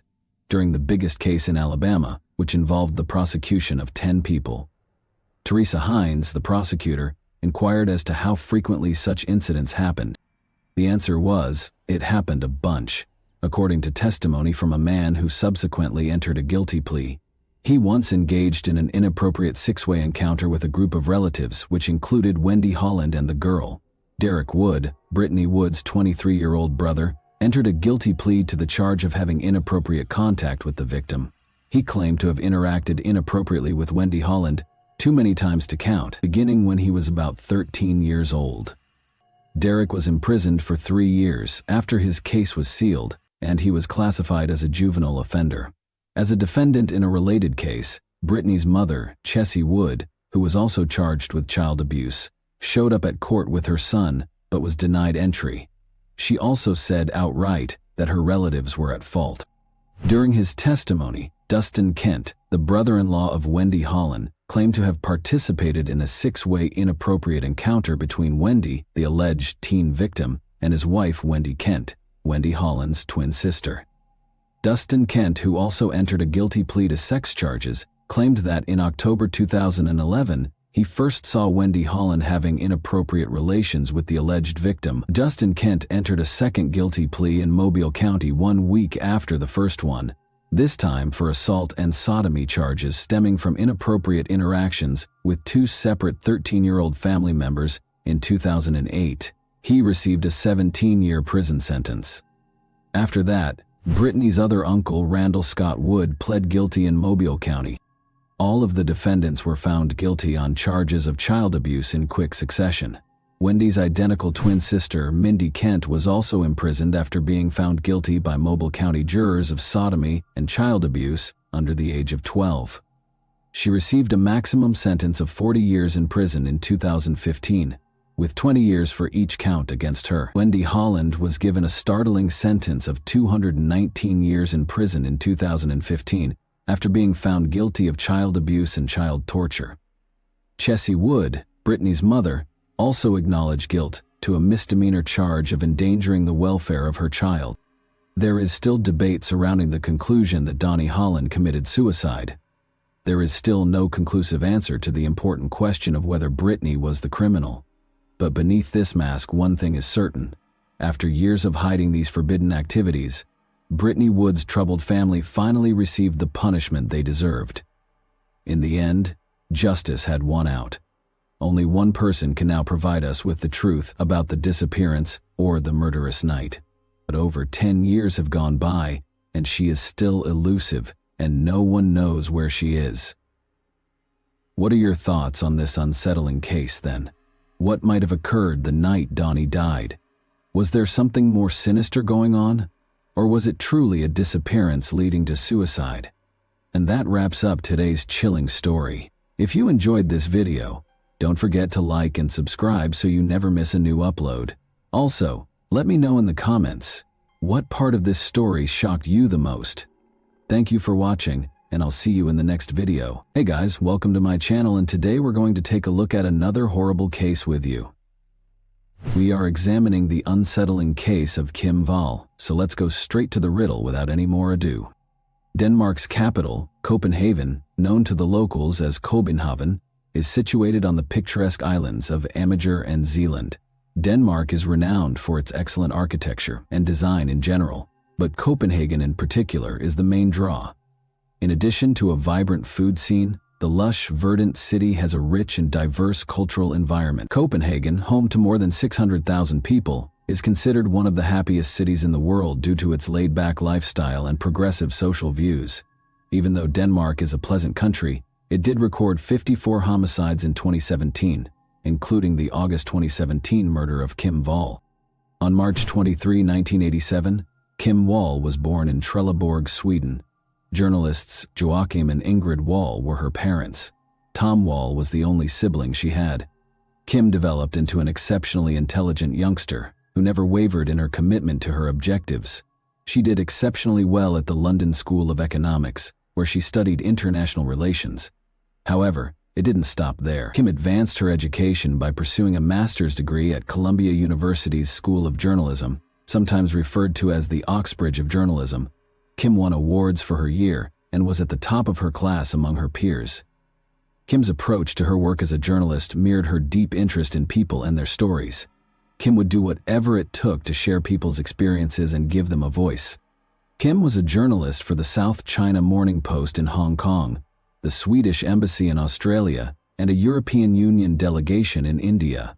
Numerous worldwide publications, including as the BBC, The Guardian, and the New York Times, have published her pieces. Kim lived in Copenhagen with her lover, Ole Stabi, a game and interface designer. Although she alternated between Beijing and New York, the two had big plans together and were incredibly in love. Relocating to Beijing, China was one of their goals. However, life had other ideas. Kim was spending time with her family on August 9, 2017, at her parents' home in Trelleborg, Sweden, so they could take their annual summer photo. Before August 9, 2017, her family had 29 photos since they had taken a family photograph every summer since Kim was a year old. Kim was also excited to get to Copenhagen because she wanted to see Ole. Before departing for China on August 16, 2017, Kim and Ole planned to host their friends at their apartment the next day to bid them farewell. Even though Tom, Kim's brother, was exhausted from working a night shift the day before, Ingrid, Kim's mother, realized that Kim's presence was an opportunity to take the family photo, so she made sure they did so before she left. They had no idea that would be the final photo they would take together. Ole and Kim prepared their house for the house party on August 10, 2017. Friends soon arrived at their flat, but Kim received a call before the celebration could start.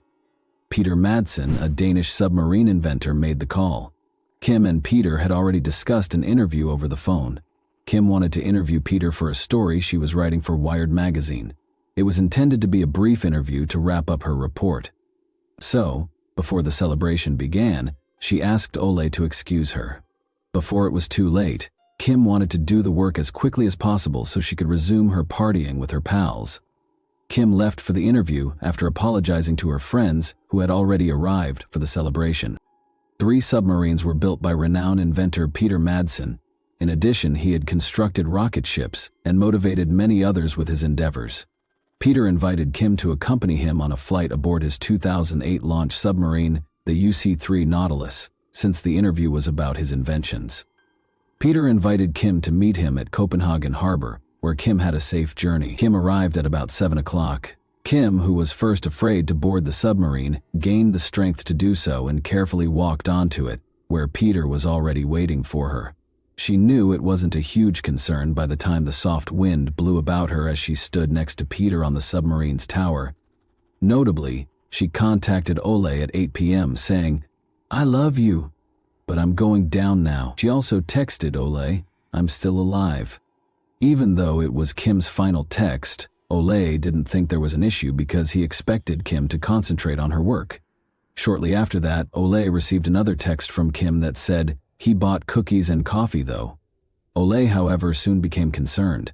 Ole was unable to get in touch with Kim, so it started to become later and later. Kim was supposed to return early as promised. He began to fear about 10 o'clock at night. At 1:43 a.m. he called the police after phoning everyone he could think of and informed them that his girlfriend had vanished. After Kim Wall was reported missing, the Danish police started looking for her. Kim was not located despite their hunt for the submarine she boarded prior to her disappearance, the UC-3 Nautilus. Throughout the night, the Danish Emergency Management Agency, DEMA, officers helped the police search the sea. They looked everywhere, trying to find Kim. In addition to utilizing cadaver dogs, the divers explored a huge area of the sea that was dark, traveling in all directions, front, back, right, left, center, and deep into the ocean. Approximately 5:31 a.m., Ole called Kim's mother Ingrid on August 11, 2017, to inform her that Kim had gone missing. Joachim and Ingrid were both in a panic and could only pray that Kim was still alive. Even after a thorough search, the police would not discover anything until approximately 10:30 p.m. The sub was discovered at a depth of 22 feet south of Copenhagen by a rescue aircraft in a harbor southeast of Amager, close to the Dragor lighthouse. Kim was not there, but the police did find Peter Madsen. Peter explained to the reporters who were on the search that a malfunctioning ballast tank was the reason the submarine sank. He added that he swam to a nearby fisherman's boat to get away after spotting it. The cops asked Peter about Kim's location because he never mentioned her in his account. He said that on the evening of August 10, 2017, just before the accident, he left Kim off at a local restaurant. When the police raised the submarine to examine it, they found something fishy. They found that the defective ballast tank had been intentionally tampered with. Additionally, investigators searched the submarine and discovered evidence of Kim's personal possessions and blood. Peter's story evolved once they asked him more questions. He reported to the police that he lost his hold on a large hatch door, which collapsed and struck Kim's head, causing an accident. When he checked, Kim had no pulse, according to Peter, and there was a lot of blood where she landed. The cops were aware right away that they needed to suspect Peter, but why? Nothing material was there to cling to. Since Kim's body had not been discovered, they were unsure of what actually happened to her. On August 21, 2017, 11 days after Kim Wall vanished, a cyclist made a gory find while crossing the beach south of Copenhagen. The torso of a human washed ashore on the beach. Following a call to the police department, they examined the torso and concluded it belonged to Kim Wall, the Swedish journalist who had been missing for 11 days. The remainder of the corpse was not connected to the torso, which had been horribly stabbed 14 times. Although Kim Wall's friends and family were aware that their loved one had passed away, they were still curious about what had happened to her on August 10, 2017. Until October 7, 2017, when divers discovered plastic bags in Kogi Bay, less than a mile from where Kim's torso was discovered, the authorities continued their quest for explanations without finding anything. When the plastic bags were opened, Kim's head and legs were within them. Metal fragments were fastened to the sacks to keep them from floating. Following these revelations, Peter was questioned once more and altered his account once more. This time, he claimed that Kim Wall passed away on his submarine due to poisonous gases. The cops were aware that Peter was concealing something because of his contradictory accounts. Because he was the last person to see Kim alive, and because he was unable to give precise information about what transpired while they were together, he was also the only suspect in the case. No one was arrested, since Peter never admitted to killing Kim and there was no solid proof to convict anyone. Nevertheless, the police continued their investigation as they were unable to operate on their presumptions. One of Peter's claims that Kim's head was struck by a hatch was refuted by the autopsy, which found no blunt trauma on her head. Additionally, the autopsy showed that Kim had been stabbed and shackled. Additionally, it revealed that she had asphyxia, indicating that she had either been stabbed in the throat or strangled.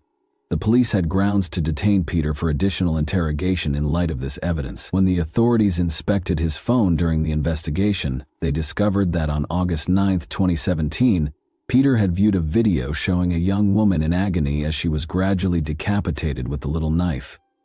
Additionally, his search history revealed that he looked up how to remove every photo from his iPhone. Investigators also discovered movies of women being killed on Peter's computer, and witnesses testified that Peter was observed practicing asphyxiation and watching videos of decapitation. The inquiry revealed that while Kim's body contained no evidence of Peter's DNA, the underpants, which were taken from Peter Madsen following the arrest, did contain bodily fluid traces. When questioned, Peter denied experiencing pleasure with Kim. Annie and Carl Madsen welcomed Peter into the world on January 12, 1971. His early years were spent in Denmark's Sabi and Hong. Annie had 3 additional boys from 2 prior men and was over 30 years younger than Carl. When Peter was 6 years old, Annie left the marriage with all of her children, allegedly because Carl mistreated his 3 stepsons. Years later, Peter moved back home with his father, who also had a passion for rockets. Peter was really interested in rocket fuel in school. He created his first huge rocket while studying chemistry and physics, and on March 3, 1986, he launched it. He based it on the American ICBM MX Peacekeeper and constructed it at his father's factory. The rocket performed admirably, ascending to a height of 100 meters before falling. Luckily, nobody was harmed. Peter lost his father when he was 18 in 1990. But he continued to explore and contact engineers. Additionally, he joined Copenhagen's Dark Rocket Club, a Danish amateur rocket club, but over time the other members lost interest in him. According to Dark members, he could activate the fire sprinkler system by only speaking his name. Although he never completed formal schooling, he did take engineering and welding classes to gain some knowledge of submarines. His passion paid off as individuals, businesses, and organizations saw his potential and provided financial support for his work and way of life. He constructed the UC-1 Freya, UC-2 Praka, and UC-3 Nautilus submarines. The Nautilus was a 3-year-long privately manufactured midget submarine that was launched on May 3, 2008, in Copenhagen, Denmark. The construction cost was about $200,000. Together with Danish architect Christian von Bengtsen, Peter co-founded Copenhagen Suborbitals on May 1, 2008. He departed the project in June 2014. Peter was in charge of the booster rocket engines, launch pad, and launch systems. Because of his inventions, Peter was already well-liked, and many people became interested in him without realizing that he was a different person on the inside. Only the murder of Kim Wall revealed who he really was. Peter Madsen, 47, was accused on January 26, 2018 with murder, assault from stabbing, and indecent handling of a corpse because of the dissection. On August 10, 2017, Peter was charged by the prosecution with binding, striking, placing, and strangling Kim on his submarine. Throughout the investigation, Peter refused to acknowledge that he had slain Kim. When Peter's trial started on March 8, 2018, he entered a not guilty plea to the allegations. According to the psychiatric evaluation, Peter was not delusional or psychotic, but rather a narcissistic psychopath. Peter was convicted guilty of all charges and given a life sentence on April 25, 2018. In court, Peter reportedly displayed no remorse. Instead, he intimidated people in the courtroom by staring at them from time to time. Because of Peter's behavior, the Wall family was once instructed not to let him pass in the courtroom. Peter insisted throughout the proceedings that Kim's death was an accident, even though he acknowledged that he had dismembered her body. He told the court, "I don't see how that mattered at the time, as she was dead." The family and friends of Kim, who never imagined that she would be murdered so near to her home, found closure in this sentence, even if Peter would not confess. They were all aware that Kim was a fearless journalist who would venture into hazardous areas to obtain the information she needed for her job. If they were ever concerned about Kim, it would be because she traveled far and wide for work, and they were all unaware that she would die suddenly in Copenhagen, where she lived. Following his life sentence, Peter attempted to appeal the decision, but it was denied. After he was caught, his wife, whom he married in 2011, requested that her name be kept secret and filed for divorce. He was hospitalized in August 2018 after being attacked by an 18-year-old prisoner who threatened to keep him there for the rest of his life. By frightening inmates with a phony firearm and fictitious explosives he had manufactured while incarcerated, he managed to break out in October 2020. He was surrounded by police in a residential neighborhood close to his Sylvester prison as they pursued him. However, because they believed he was carrying explosives, the police were unable to approach him. The cops waited for the explosive specialists to come after they were called. The cops detained him and returned him to the prison after the specialists arrived and discovered that everything had been a ruse. He had to appear in court once more for that offense, and on February 9, 2021, a Copenhagen court sentenced him to an extra 21 months in prison for attempting to flee. It appeared that the additional sentence would not impact Peter's jail term, even though he was already serving a life sentence. However, if a probation request were ever submitted, the extra sentence would be relevant. Throughout the case, Peter insisted that the death was an accident. However, the Danish tabloid Ekstra Bladet claims that Peter Madsen confessed during a documentary series in which he was secretly recorded. The show was based on almost 20 hours of telephone talks with Peter while he was incarcerated, which were secretly recorded. During one video, he is asked if he killed Kim, and he answers, "Yes." He also states, "There is only one who is guilty, and that is me." Kim's parents, journalists Joachim and Ingrid, were determined to publish their daughter's tale 3 years after her murder. They decided that the narrative would portray Kim as her family, friends, sources, and readers knew her to be, rather than the events leading up to her passing, since they found telling her tale to be therapeutic. According to Ingrid, the book serves as a means of introducing the world to Kim as a human being, a journalist, and a daughter. The book, A Silenced Voice, is a joyous chronicle of a life well lived amid a family's struggle to deal with a life being extinguished. It is a tapestry of history and present at the same time. It chronicles Kim's journey from London to Cuba, New York to Haiti, Beijing to Sri Lanka, gathering anecdotes from bylines and cherished companions along the way. It also follows the hours, days, and weeks that followed Ingrid and Joachim's awakening to the news of their daughter's disappearance and their discovery on TV that a stranger was facing murder charges. The establishment of the Kim Wall Memorial Fund, a grant intended to assist female journalists, was another development that provided comfort to the Wall family. The life and death of Kim Wall are depicted in many TV shows in addition to the narrative penned by Kim's parents. The first is Tobias Lindholm's Danish-language television dramatization, The Investigation, which depicts the case's criminal inquiry. The 6-part series, which stars a variety of professional actors, debuted on September 28, 2020. Those involved in the case investigation were consulted in order to meticulously script the series. The investigation focuses on the research that led to Peter's accusation and conviction, rather than Peter or the actual crime. Into the Deep, the submarine murder case.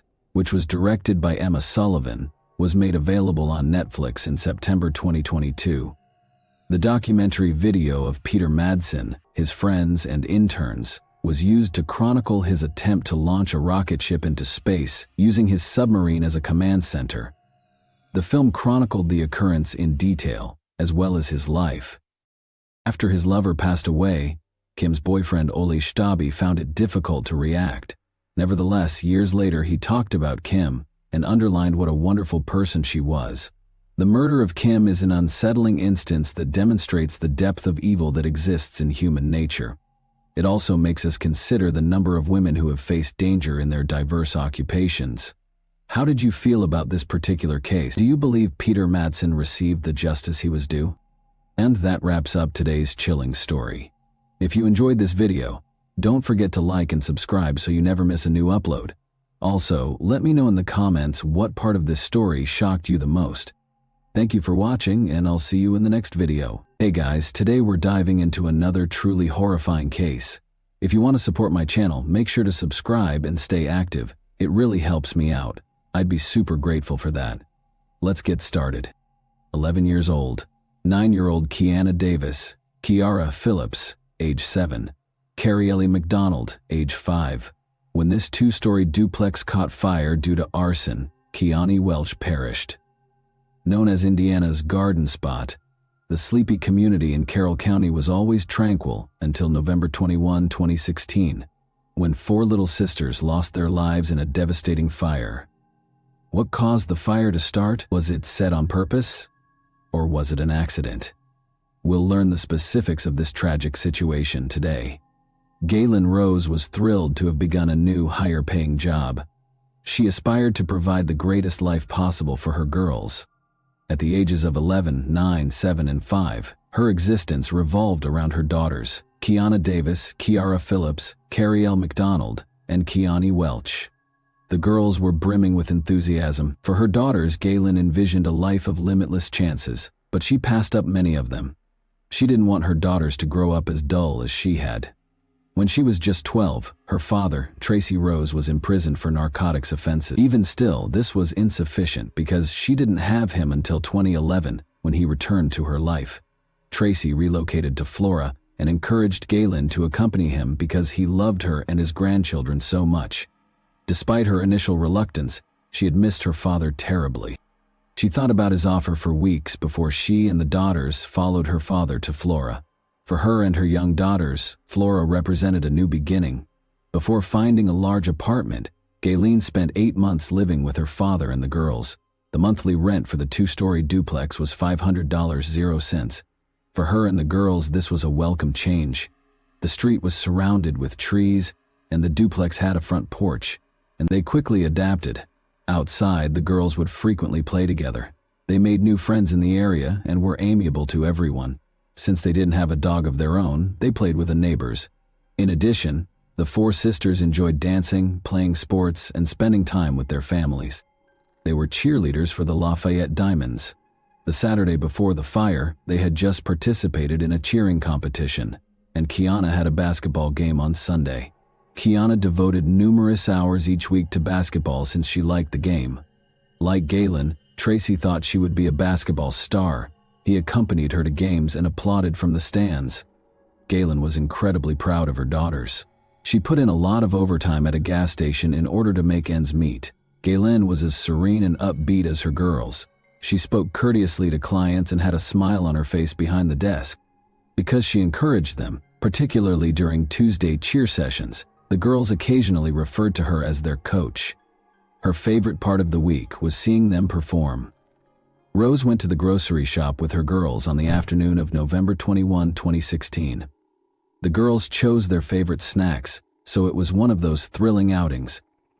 It was already evening when they arrived at their house. Around 10 o'clock at night, Rose put them to bed after preparing dinner. As they curled up under their blankets, the girls echoed, "Good night." Rose said that she was thankful for her small family. The weary mother of 4 made her way to her room. After a few minutes, there was complete quiet and everyone was sound asleep. Nobody could have predicted the next course of events. Tracy was getting ready to leave town the Friday before the fire. When he went to see his grandkids, He requested them to assist him with packing. The girls who called him Papa didn't want him to go, so they asked him to stay with them for a while. It was unusual that they asked him to cancel his trip, but he didn't make much of it, so he left anyway. A few hours later, he woke up to a call from Galen, who said that his granddaughters were dead. How did it happen? Galen was sound asleep when she heard screams coming from her daughter's bedroom, and she jumped out of bed as soon as she heard them. The flames were spreading quickly as the screams continued from their bedroom upstairs, and she tried to reach them, but the extreme heat prevented her from doing so. She was unable to speak or breathe, and the flames pushed her back from the staircase. At that point, she realized that she was saving them and that alone was not an option, so she fled the house to get assistance from neighbors. When the first 911 call came in at 3:30 a.m., neighbors gathered around the house to help the four girls while their injured mother watched helplessly. The screams became softer as time went on, and when the Carroll County Sheriff's deputy Drew Yoder, he too suffered from severe smoke inhalation. Later, Galen was airlifted to Eskenazi's burn center, where she was burned all over and had smoke in her throat. When Yoder arrived, he asked Galen where the children were, and she pointed to their room upstairs. The girls shared a bedroom on the second floor, and Yoder immediately called the county to send medics. Coughing, he attempted to climb a narrow, smoke-filled stairway, but the climb was difficult and impossible. Galen desperately steered Yoder from outside, telling him to keep climbing until he reached the girls' bedroom, but the smoke overpowered him. A few seconds later, he left the building, moaning and breathing heavily, and he hurried to the Flora Fire Department, which was on its way. Deputy Yoder and Officer Dissinger, wearing air packs, prepared to crawl on their hands and knees to the front door as the fire department edged closer. Unfortunately, the flames came towards the cops from the back of the house. Firefighters arrived to rescue the officers and 3 of the girls, and CPR was started on the girls right away in the hopes that they would be saved. Yoder yelled at them to get the fire equipment moving. While firefighters fought the fire inside the house and the medical team attempted to save the lives of the girls outside, the 4th girl was taken out of the house, and while the fire raged through the house, all 4 sisters died at the scene, with Yoder and Dissinger being airlifted to the hospital after suffering injuries. The speed at which the flames spread throughout the building shocked the neighbors, and Flora, a town barely larger than a square mile, was plunged into a state of grief, suspicion, and fear, as everyone wondered if the fire was started on purpose. The investigation began right away after rumors circulated throughout the town, and after determining that the fire originated in the kitchen, the Indiana State Fire Marshal changed the cause of the fire to arson 2 months later after finding accelerants all over the house. Investigators refused to discuss the type of accelerants they found, and days later, the state police issued a contradicting report, which raised more questions. Further investigation revealed that accelerants were only found in one part of the house, indicating that the fire started in one location. The Indiana Fire Marshal's fire investigator assigned to the Floor House fire resigned, adding insult to injury. Investigator Dennis Randall did not provide an explanation for his resignation, but this move was suspicious. The private investigator's email to state police confirmed the concerns of many, saying in part that the press release statement regarding accelerants being found in multiple locations is absolutely not based on any evidence discovered at the scene during the investigation, and the investigator, Dennis Randall, was not performing a proper origin and cause investigation based on the current procedures of NFPA 921, 2016 edition to express that opinion. Josh Ayers, Randall's boss prior to his resignation, was also Galen's landlord and president of the Flora Town Council. The resignation is bad news for Galen and her family, who think it will hinder the investigation and leave many questions unanswered. For example, could Randy's resignation hurt the chances of locking someone up for arson? It would be hard for a new investigator to take on the case with the same zeal. Will the small-town politics impede justice? The answer is not yet known, but if Galen's suspicions are correct, it would be another devastating blow to the case. It's been over 8 years since the incident, and there's no justice. They're focused on finding the arsonist. Doug Carter maintains that the fire was intentionally started and that someone who knew the family committed it. Carter also disclosed that detectives have traveled to Ohio, Kentucky, Illinois, and California for investigation. There is no justice, which leaves much to be desired, considering that the Delphi murders received more attention. Remember how Abby Williams and Libby German were killed on February 13, 2017? The police swung into action and arrested the suspect. Since then, Richard Allen has been arrested and sentenced to 130 years in prison. The arson case, ironically, is still unsolved. Police claim it is unfair to compare the two cases, saying that while they have over 80 zero tips regarding the homicide, they have very little information about the arson case. Is that the case, or are they concealing something? When reporters asked to speak with Deputy Yoder, the officer who was hospitalized following the fire, Carroll County Sheriff Toby Leesonby refused. Additionally, Leesonby declined to speak with Flora Fire Chief Todd Trent. When reporters contacted the lead investigator, he declined to comment. However, State Police Superintendent Doe Carter made a mysterious statement regarding the Flora investigation, saying, "There are a couple of pieces that we need, and those that know what those pieces are know what I mean, so I'll leave it at that." Why are the police keeping quiet? Is there something they're not telling the public while Flora residents wait for the police? It is unclear what her alleged drug use has to do with the investigation, but Galen's involvement in the fire is at the top of the list of rumors that have been circulating around town. Did the girl's mother intentionally set the house on fire? Here are the startling facts. On July 19, 2019, the Indiana State Police wrote to Galen Rose, stating that they wanted to talk about the fire and, as if that wasn't enough, that they offered her immunity over her alleged illegal drug activity. She maintains her innocence, and investigators have not named her as a suspect despite the fact that the letter was written 5 years ago. The police later expressed frustration over her lack of availability to speak to investigators, stating that she spoke to them 3 weeks after the fire with nothing concrete to further the case. When journalists attempted to clarify the offer for immunity, the Carroll County Prosecutor's Office declined to comment. They would not speak to anyone until after the investigation. Investigators also have another reason to suspect Galen.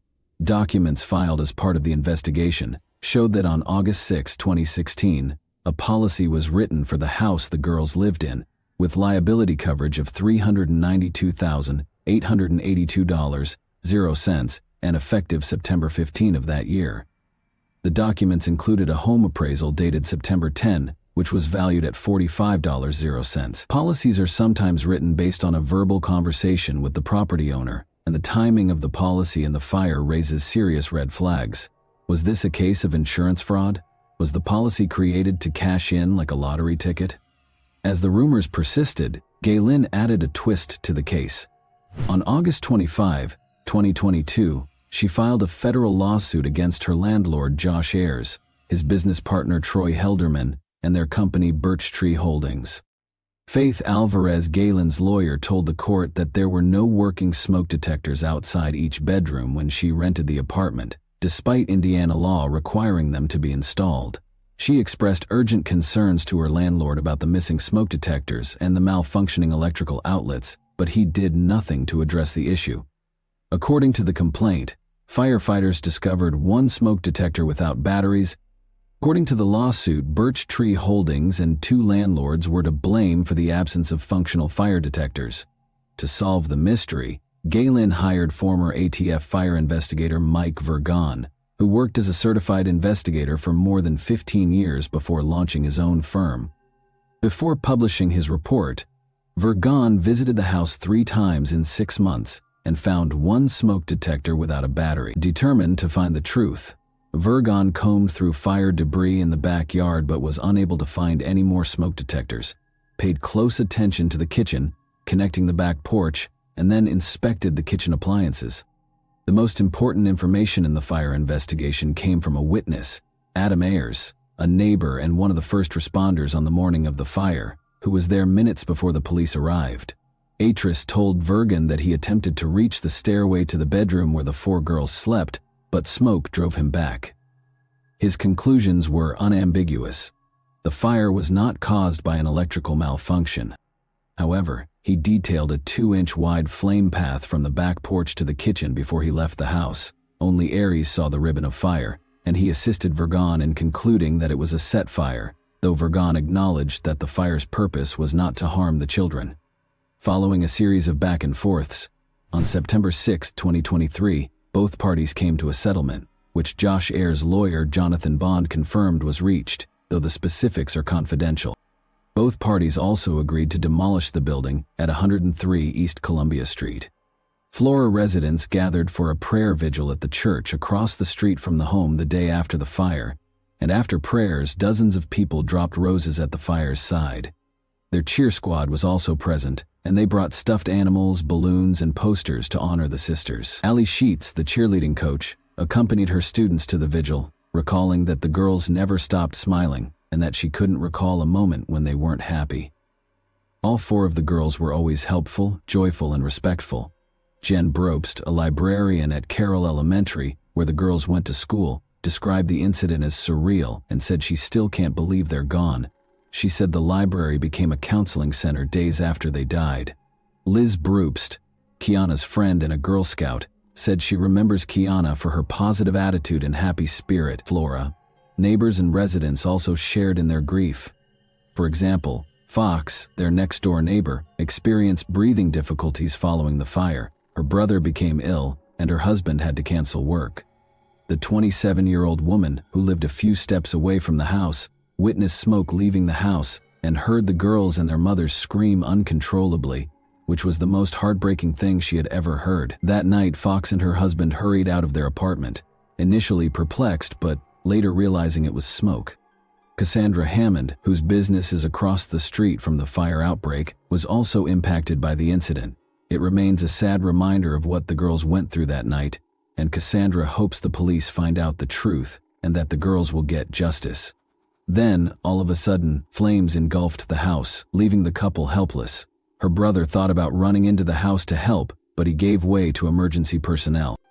Eve Gibson, another Flora resident, buried her face in her hands and sobbed uncontrollably. Speaking about the investigation, she said that the town was wondering who might have started the fire and that a family member might have done it. The Flora community fears that the killer is among them. What if he targets another Floratown home? The welcoming community has a bench with the names and ages of the 6 girls engraved on it, and each year they get together to place flowers on the porch in remembrance. Galen claims she has been robbed, and she still calls on the public to help get justice for her babies. Authorities made a heartfelt plea to the community, asking them to provide vital information that could lead to the prosecution of suspects. We need people talking to people and people listening to other people and then reporting it appropriately. Police are offering a reward of up to $5,000, 0 cents for information that leads to an arrest, and citizens can contribute to the reward fund by sending a check to the Indiana Department of Homeland Security, making sure the memo line reads, Flora Fire Reward. Galen Rose has since moved to California to recover, but that doesn't mean the girls are forgotten. Do you think the girls were involved in an accident or were arson victims? Thanks for watching, everyone. Your support means a lot to me, and you can help my channel grow by hitting that like button, dropping a comment, and sharing this video. Your engagement really makes a difference. See you soon. Hey guys. Today we're diving into another truly horrifying case. If you want to support my channel, make sure to subscribe and stay active. It really helps me out. I'd be super grateful for that. Let's get started. One of the most terrible crimes in American history will always be associated with Moscow. The darkness is still present. It will always be a part of the town's and university's history when you speak to people. In this instance, Xana Kernodle, Madison Mogen, Ethan Chapin, and Kaylee Gonzalez are 4 extremely significant names. Additionally, I ask that you recall all 4 of the names from this case. These 4 University of Idaho students were allegedly stabbed by Brian Koberger on November 13, 2022, before dawn. The knife used in the murder has never been located. This kind of knife is used for survival. Brian Koberger did not provide a plea of his own. The judge entered a not guilty plea on his behalf. The state of Idaho is requesting the death sentence because of the gravity of the offenses. His purpose was to kill. This massive marine knife was meticulously and cruelly planned. No living object, much less an innocent human, would be subjected to such treatment. The DNA recovered on the knife sheath left at the crime site is the main piece of evidence in the prosecution's case, but there is a ton of other evidence that also points to no one else that we are aware of. What caused Brian Koberger's vehicle to be seen driving away from the scene? Why, including the morning following the offense? was his cell phone spotted there 12 times. Despite the fact that the facts make the case more open than closed, the prosecution wants everyone to think that it is. The defense argues that Brian Kohberger and the victims have no connection at all, and if there is no connection, then there is no motive. And since he is a graduate student and not a professional assassin, it is extremely difficult to prove that he is the murderer if there is no reason. Moscow, which is tucked away in the center of Idaho, is known for its student-friendly atmosphere and a close-kin community that perfectly combines a lively student life. Around the esteemed University of Idaho, the city flourishes, creating an atmosphere where learning and a vibrant college life coexist. Students lived in dorms, rented university buildings, and houses just outside the institution's boundaries in the busy neighborhoods around the school. Even though Moscow was known for its academic excellence, students occasionally met with friends and family in secret. However, these meetings were usually uneventful. But on the chilly night of November 13, 2022, 4 college students were relaxing after a party when a terrifying turn of events occurred, upsetting the tranquil ambience they had expected. This incident took place in this 3-story home. At the start of the novel, 4 people are enrolled at the University of Idaho. Ethan Chapin, 20, from Conway, Washington; Kaylee Gonsalves, 21, from Rathdrum, Idaho; Zana Kernodle, 20, from Post Falls, Idaho; and Madison Mogan, 21, from Coeur d'Alene, Idaho. Zana was a junior, while Ethan was a freshman. Madison and Kaylee, meantime, were both university seniors. The oldest of 3 triplets, Ethan James Chapin, was born at Swedish Hospital in Seattle on a beautiful Tuesday night, October 29, 2002, at 4:43 p.m. Maisie, who first lived in Olympia at Summit Lake, arrived a short while later at 4:44, and Hunter at 4:45. Before moving to Conway, the family lived there for the first year and a half. The kids went to Conway School, where they played cross-country, basketball, and soccer and got a great education. At Conway, Ethan enjoyed playing basketball with his brother while wearing their team uniforms. After that, Ethan started attending Mount Vernon High School, but the COVID pandemic interrupted his regular on-campus education. After moving to Idaho with his siblings and working at Hills Resort, Ethan tried to return to school at MVH&S, but his studies were still impacted. Before starting their internship at the University of Idaho in August 2021, they returned to the Hills Resort in Idaho for a summer job after working at Tulip Town during the tulip season. To leave off their 3 children at college, Ethan's family set out to travel to the University of Idaho. Maisie joined the Kappa Alpha Theta sorority, while Hunter and Ethan joined the fraternity Sigma Chi. Ethan has managed his academic obligations, participated in intramural sports, and enjoyed a lively social life since starting his studies at the University of Idaho. During this time, he continued to be passionate about sports and fell in love with Zana Kernodle. Born at Kootenai Health Hospital in Coeur d'Alene, Idaho on July 5, 2002, Zana Alexia Co. was raised in Post Falls. Her skill as a gymnast distinguished her early years. From an early age, Zana demonstrated her abilities during her time at Post Falls Middle and High School. She participated heavily in soccer, volleyball, and track until she graduated in 2020. She worked at Texas Roadhouse and attended school.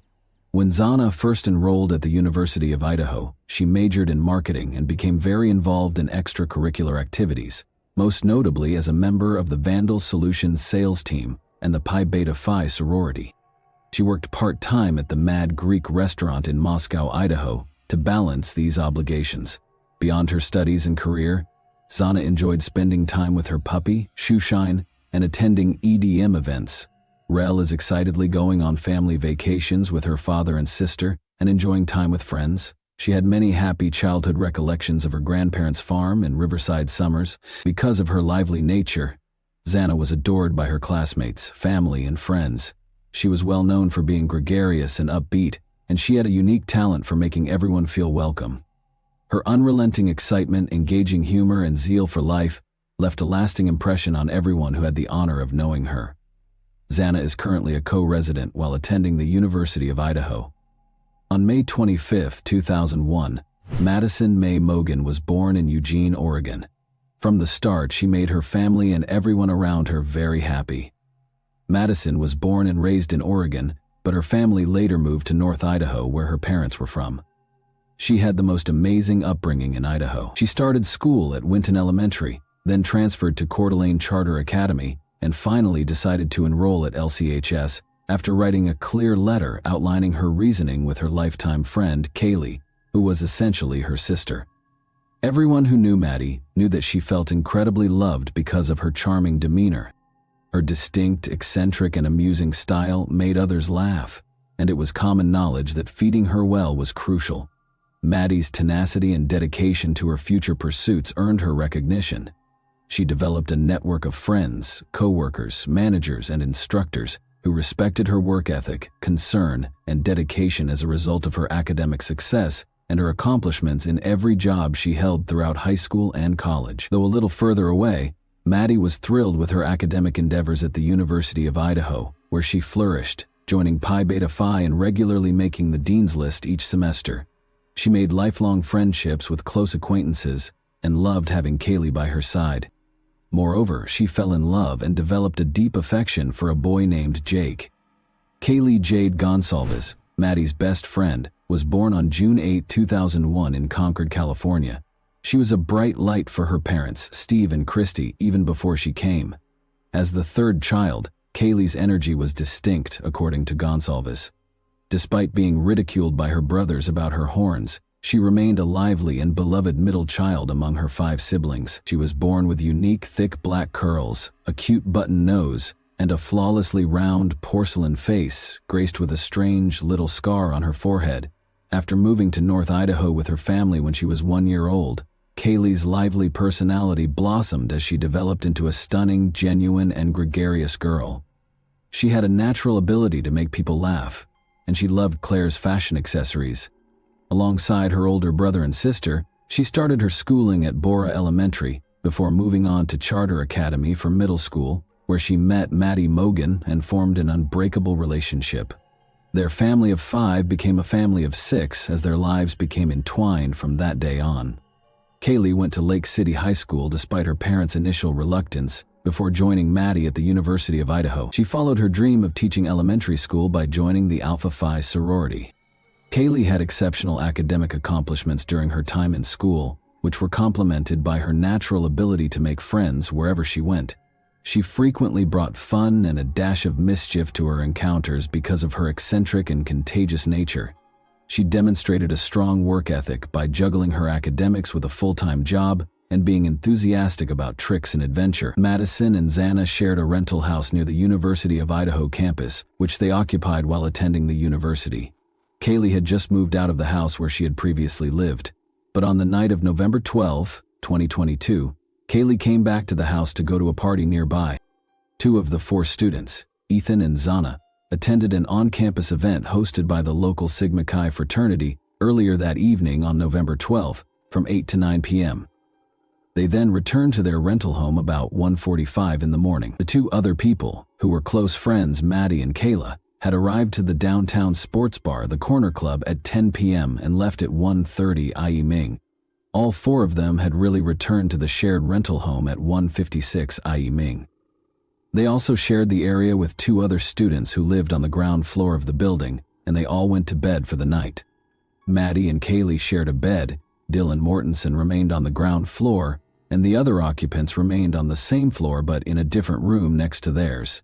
And early on November 13, 2022, Xana and Ethan slept together in Xana's bed.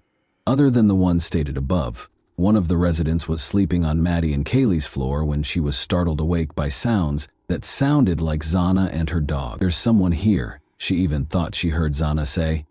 Dylan, who was on the ground floor, opened her room door twice to look into the strange noises she was hearing.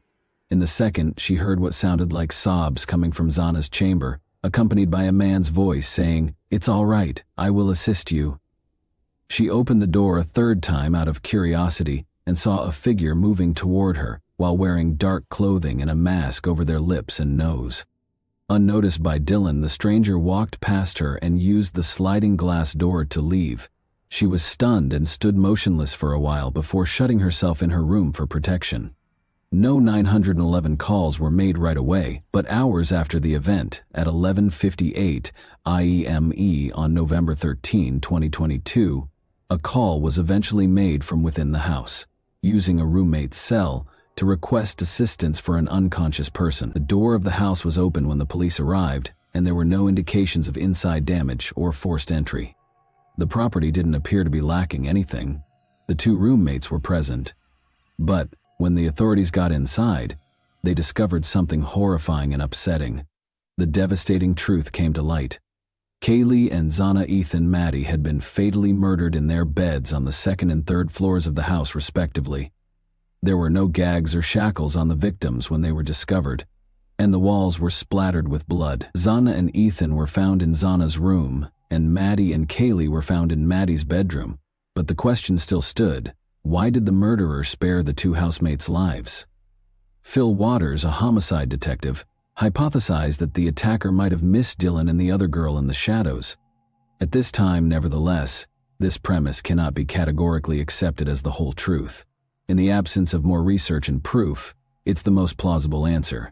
Concerned about one of the victims on the second floor who they thought was asleep and unresponsive, the surviving roommates had called friends to the house. The 911 caller's identity was kept secret, but the authorities confirmed that the caller was not considered a suspect in the sad event. That specific piece of information appears to be complicating your work and igniting numerous conspiracies. That's right, there are numerous conspiracies in existence. A great deal of speculation exists. However, we must address the fact that the police discovered a live-streamed video on Twitch by the Grub Truck, a food truck situated near Friendship Square 4 blocks south, throughout the course of the investigation. The video showed Maddie and Kaylee talking and grinning at 1:41 in the morning. They got their food and left 10 minutes later. Between 2:26 and 2:52 AUMIE, MM7 attempted phone calls were recorded from Kaylee's phone to her ex-boyfriend, a fellow student, who was initially thought to have taken an Uber ride home covering a distance of roughly 1 mile. In addition, Maddie made 3 unsuccessful attempts to reach Kaylee's ex-boyfriend between 2:44 and 2:52 AUM, all of which ended in unanswered calls. After looking into these calls, authorities came to the conclusion that the person who answered the missed calls was not connected to the crime. After Xana's cell phone data were forensically examined, it revealed that she was using the TikTok app around 4:12 in the morning. Furthermore, security cameras installed next to the house recorded a dog's whimpering, a loud bang, and repeated barking starting about 4:17 a.m. Investigators came to the conclusion that the terrible murders occurred during a window of time that was thought to be between 4 and 4:25 in the morning. The institution decided to discontinue courses for November 14 in the evening after the unfortunate events of November 13. Additionally, they organized a candlelight vigil that was originally scheduled for the evening of November 16 on the lawn of the UI administration building, but was later rescheduled for 2 weeks later. Investigators first said that after the day of the deaths, there didn't seem to be any immediate danger to the community. James Fry, the head of Moscow police, changed the conclusion 3 days later, saying, "We cannot say with certainty that there is no threat to the community." Fall break was supposed to start after November 18, and classes would resume on November 28. However, many residents and other Moscow residents were skeptical of the police's initial assurances and worried about their safety, so they started to leave the area early on Thanksgiving.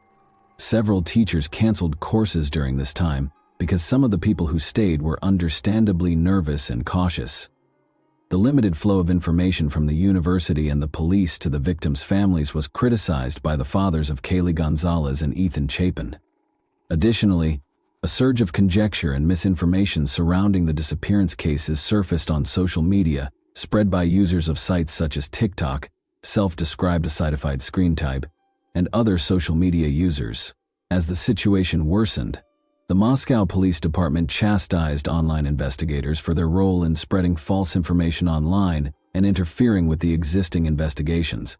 They emphasized the speculative character of the information circulating without factual confirmation in a news release released on December 2, which was spreading lies and escalating community worries. The 4 victims suffered many stab wounds, including fatal ones to the chest and upper body, according to autopsies performed by the Latter County coroner on November 17, 2022. The extent of the wounds suggested that the attacks had been carried out with a huge knife or one quite comparable to it. Furthermore, at least one victim had defensive cuts on their hands, which may indicate that they attempted to ward off the attacker, and it's possible that additional victims did the same. It is disturbing to think that the victims might have been attacked in their beds while they were asleep. Nevertheless, there is no proof that the terrible deaths were caused by assault of any kind. None of the victims were discovered gagged or tied, yet the coroner categorically ruled all 4 murders as stabbing homicides. There has been no recovery of any weapon despite extensive investigations. Authorities believe that the crime was committed using a thick bladed knife by the culprit or perpetrators. According to the description given by the surviving roommate who had reported the suspect, the man was an unknown man who stood about 5 feet 10 inches tall. The roommate pointed out that the suspect had an athletically built physique but was not very muscular, highlighting the person's characteristically bushy eyebrows as a standout aspect of their look. To aid with the gathering of possible evidence, law enforcement officials issued a public plea on November 19, 2022, asking for any camera footage taken at the residence the night of the sad incident. To encourage students and others to provide the police with any pertinent information, a phone tip line and email address were set up. The Moscow police chief revealed at a press conference on November 23, 2022, that they had received multiple tips, including one indicating that Kaylee may have had a stalker. However, at that time, law enforcement officers were unable to identify any person who met the description of the possible stalker, nor were they able to verify or validate the veracity of that accusation. The public's response was significant. By December 5, 2022, with over 2,600 tips sent by email and over 2,700 phone calls. Through these specified tip lines, an additional 1,000 submissions for digital media were received. Later, on December 24, 2022, the investigation team revealed that they had received an astounding total of at least 15,000 case tips from the public and other sources. At first, the authorities did not rule out the idea that the sad tragedy was the work of multiple perpetrators. Authorities said they thought the incident might have been targeted. They had not, however, been able to ascertain with certainty if the aim was the house or its residents. On December 15, 2022, the police said that they will examine documents pertaining to over 22 fifth-generation Hyundai Elantras built between 2011 and 2013 after receiving a large number of public tips. Video proof indicating an Elantra in the vicinity at the time of the terrible event was obtained from local surveillance film. The investigators noticed that this car had driven past the residence several times on the same path. Investigators also obtained another surveillance tape that showed an Elantra driving past the victim's house 3 times, starting at approximately 3:29 a.m. The Elantra then drove back to the house a 4th time at 4:04 a.m. At 4:20 a.m., the same vehicle was seen driving out of the victim's neighborhood. After a few days, the investigators were able to identify the owner of the Elantra as Brian Koberger, a local who had taken it to the Pocono Mountains in Pennsylvania for the holidays with his father. The police stopped him and his father for tailgating. On Interstate 70 west of Greenfield, Indiana, Brian Koberger was stopped by the Indiana State Police once more for speeding and tailgating throughout their trip. The FBI, however, denied claims that they had given the Indiana State Police orders to make these stops. When investigators looked further into Koberger's whereabouts, they found cell phone data showing that on November 13, 2022, at around 2:47 a.m. in Pullman, Koberger's phone had stopped connecting to the network. It then reconnected at about 4:48 a.m. near Blaine, Idaho, which is close to us, Highway 95 south of Moscow. Evidence is irrelevant. What matters is the absence of evidence. In this instance, he is the only suspect because his cell phone was off for a very specific period of time during the period when 4 individuals were killed. That's significant. Additional mobile phone information showed that almost 5 hours after the fatal event, on November 13, 2022, at around 9 in the morning, Koberger's phone made contact with a nearby cell tower. Police also gathered information showing that between June 2022 and November 13, 2022, his phone got at least 12 pings from the cell phone tower closest to the house, but that wasn't all. Investigators also gathered a DNA sample from the crime scene, which did not match any of the victim's DNA, in addition to this evidence. A brown leather knife sheath that was located on Maddie's bed contained this DNA. Authorities found a partial match with a person who had a family link to Koberger, by using a public genealogical database. Following up on this lead, police were able to link the DNA evidence to Kohberger by comparing it with DNA recovered from the trash gathered from his family's Pennsylvania home. Investigators then followed Kohberger outside his parents' Pennsylvania home. Kohberger was often seen putting trash bags in a neighbor's garbage can while wearing surgical gloves during surveillance. When Kohberger was discovered awake in the kitchen, he was wearing latex medical gloves, shorts, and a shirt. It appeared that he was gathering his own waste and placing it in different Ziploc bags. The objects that were recovered from the garbage were then taken to the Idaho State Laboratory for additional examination. Authorities also discovered throughout the inquiry that Kohberger had cleaned his car with great care, paying close attention to the outside and inside to make sure no spot was missed or left dirty. The arrest of 28-year-old Brian Christopher Kohberger on December 30, 2022, revealed extensive information regarding his personal history. In Albrightsville, Pennsylvania, detectives from the Federal Bureau of Investigation detained 28-year-old Brian Christopher Kohberger on a murder warrant. Born in Albrightsville, Pennsylvania, on November 21, 1994, Brian Christopher Kohberger grew up there with his parents, Michael and Mary Ann, and two sisters, Amanda and Melissa. Prior to his arrest, Kohberger had a minimal internet presence. His academic interests were mostly in psychology and criminology, which was consistent with his family's preference for education, particularly in psychology subjects. After completing Pleasant Valley High School in 2013, he enrolled at Bartonsville's Monroe Career and Technical Institute, but left after just 1 year. In 2018, Kohberger earned an associate's degree in psychology from Northampton Community College in Bethlehem. Following graduation, he was hired as a security guard in the Pleasant Valley School District, where his mother had been a temporary substitute teacher and his father had been a maintenance worker for a long time. In Pennsylvania, Kohberger's prompt action during a co-worker's medical emergency at work attracted local notice. But prior to this, he experienced bullying at school because of his weight.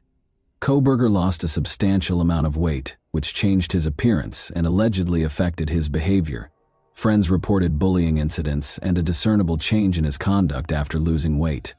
Manipulation in his social circle. A number of friends claimed that Kohberger struggled with drug misuse, beginning with marijuana to deal with bullying from teenagers and progressing to heroin addiction. He reportedly sought rehabilitation after high school, continuing his education with an associate's degree, and later pursuing higher education at DeSales University in Center City, Pennsylvania, where he excelled academically in psychology and criminology. You might have been a little strange or a little off, but other than that, you'd never expect someone to be involved in a quadruple homicide. After earning his master's degree in criminal justice in 2022, Kohberger went on to attend Washington State University for a doctoral program in Pullman, Washington, with the goal of becoming a law enforcement officer. However, while he was a teaching assistant, he was disciplined for his bad behavior and negative views toward women, and emails between Kohberger and Professor John Snyder showed that he was repeatedly warned about his conduct and professionalism. Finally, on December 19, 2022, a month after the killings, Kohberger was fired from his teaching post at WSU.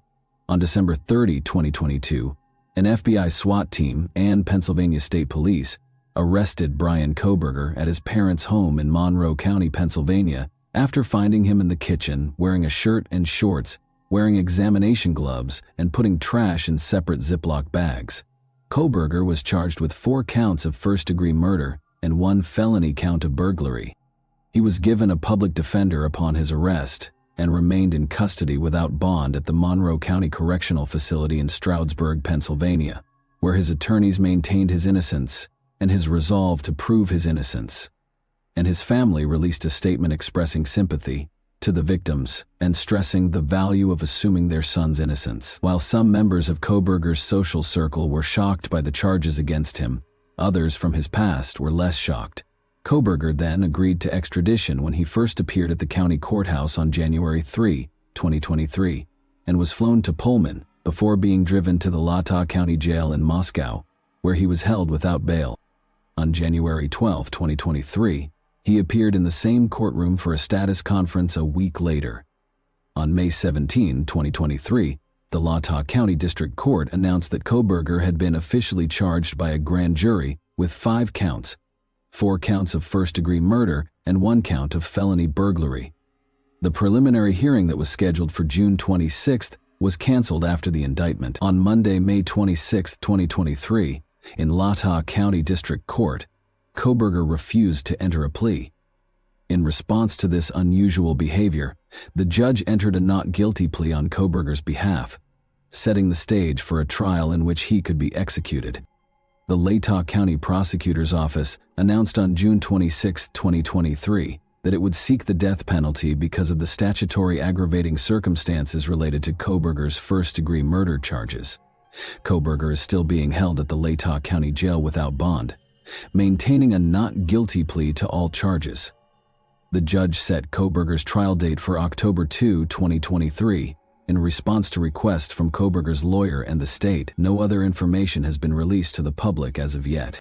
The question of Kohberger's motivation for carrying out this horrible act, however, is still unanswered. Law enforcement officials believe that Madison or Kaylee were the intended targets of his attack, but no significant clues or evidence have been found to support this, leaving the case unsolved. Therefore, do you think Kohberger was responsible for the deaths of the 4 students? If so, what could have been his motive? What kind of justice do you think would be appropriate in this case? The prosecutors have reportedly asked to move Kohberger's trial to the summer of 2024. Thanks for watching, everyone. Your support means a lot to me, and you can help my channel grow by hitting that like button, dropping a comment, and sharing this video. Your engagement really makes a difference. See you soon. Hey guys, welcome to my channel, and today we're going to take a look at another horrible case with you. This apparently calm woman was 23-year-old Omaima Array Nelson, who had recently learned of the death of her 56-year-old husband, William Edwin Nelson, also called Bill. She didn't seem to be able to take it all in. But everyone was in for something much darker than they had anticipated. She chose to go far beyond what a human could imagine on Thanksgiving Day, November 28, 1991, when the day, if only she had stopped at killing her husband, investigators would soon discover a much darker truth than anyone had dared to think. In the back of everyone's mind at the time was the fact that it was one of the most horrific crime scenes they had ever seen. Did they think they would find another Jeffrey Dahmer? An unsettling investigation into a murder that would forever haunt Orange County began on December 1, 1991, when a desperate call to U.S. Emergency Services was placed. According to Omaima Nelson's friend Jose Escovel, his friend killed her husband after he allegedly mistreated her, and he was now offering him $75,000 to assist with the body's disposal. The police sprang into action, eager to learn the truth about this heinous accusation. Officers discovered suspicious trash bags in Omaima's red 1975 Corvette when they found her driving her husband Bill's car. After Thanksgiving weekend, Bill Nelson, as he was known, had not shown up for work and had been reported missing. As Omaima silently watched, they pulled over and went through the things she had in her car. They discovered something disturbing in the car, which they later discovered to be human flesh. Omaima was taken into custody right away for questioning after this startling discovery, and she appeared to be completely cooperative. She denied right away all of the information that Mr. Esquivel had given to the police. She admitted to officers that she hadn't lived with him for very long and that she didn't know how to contact him. Although she appeared helpful, her responses to questions were a little odd. Following that, the investigation took police to their Costa Mesa, California apartment, where they discovered a scene that would go down in true crime history as infamous. Bill was there when they walked into the apartment, but not in the way they had expected. They appeared to be entering a slaughterhouse. Beneath stacks of cardboard boxes were suitcases containing Bill's remains. On the floor, the police found a broken table lamp, a heavy clothing iron covered in blood and human hair, and human flesh and organs wrapped in bags. Officers discovered Bill's bedroom in complete chaos as they carried out their somber search. The mattress was covered in blood, and the bedpost was splintered and torn off. The freezer held the most startling discovery: Bill's head, wrapped in tinfoil, with stab wounds visible and evidence of deep frying. 2 of the bedposts were also found to be blood-soaked and broken, suggesting that Bill had been brutally murdered and bound. It is by far the most gory crime scene I have ever seen. The horror increased in the bathroom. Skinned and carved, Bill's torso and chest hung over the bathtub, allowing the blood to seep into it like it was in a butcher shop. They had castrated his body. Police entered the kitchen and discovered pans and pots with what looked to be stew left on the stove. Bill Nelson's hands, soaked in the mixture and covered in bruises, were among the turkey meat and vegetables. He had apparently been bound tightly prior to his murder. Bits of his hips, a grim take on Thanksgiving leftovers, were mingled with cranberry sauce in the trash can. Unfathomable horror was depicted in this horrific scene as investigators sought to understand how such a tragedy could occur within what was supposed to be a loving marriage. The case's terrifying details would later be compared to fictional horror stories. The condition of Bill's dismembered body prevented the police from determining the cause of death right away. Although the officers were positive it was Bill, they dug deep into Omaima's past to be absolutely certain and to solve the mystery of this heartbreaking murder. They were about to make one of the most unsettling discoveries of their professional lives. In 1968, Omaima Ari Nelson was born in a small, destitute farming village in southern Egypt, close to the Sudanese border. She was one of 16 children born into a traditional Arabic family, and her early years were difficult and traumatic. From an early age, she experienced physical and sexual abuse at the hands of her violent and irascible father. At the age of 7, she was subjected to the horrifying custom of female circumcision, which further exacerbated the wounds from her early years. She was in excruciating pain all the time after this procedure, which turned intimacy into a terrifying experience. As she grew older, her mother made the painful choice to leave her father and relocate to Cairo, the city of the dead, an Egyptian city notorious for its houses erected around cemeteries. Omaima had to deal with more difficulties in this depressing setting. In addition to impairing her capacity to build close relationships, the suffering she went through left her feeling extremely vulnerable and afraid. Notwithstanding all of the difficulties, Omaima developed into a young woman of remarkable beauty and vitality. By 1986, when Omaima turned 18, her life had taken yet another unexpected turn. Roger Stainbrook, an American oil worker on contract in Egypt, was introduced to her. She fell in love with him because she was drawn to him in the prospect of starting over. Despite her initial reluctance, her mother ultimately agreed to the cross-cultural relationship, perhaps out of concern that no Egyptian man would take her in. Omaima accompanied him to Texas, USA, in search of freedom and better prospects. There, however, she would only face yet another difficult chapter. Their marriage ended soon after the fissures in their relationship became apparent. Omaima, still a teenager, was left stranded and alone in a foreign city, with no one to turn to and only a rudimentary understanding of English. Omaima took on odd jobs like waitressing and nannying because she was desperate to make ends meet. But these weren't enough. At one point, she attacked 2 security guards who caught her stealing in a department store, and she even ended up getting briefly arrested for robbing a pharmacy. She also worked as a model part-time before realizing that her beauty could help her survive. She played a dangerous game to survive by luring men in and captivating them with her attractive appearance, only to rob them when they were most exposed. Omaima would place men in precarious situations, restrain them, use force, and take their belongings.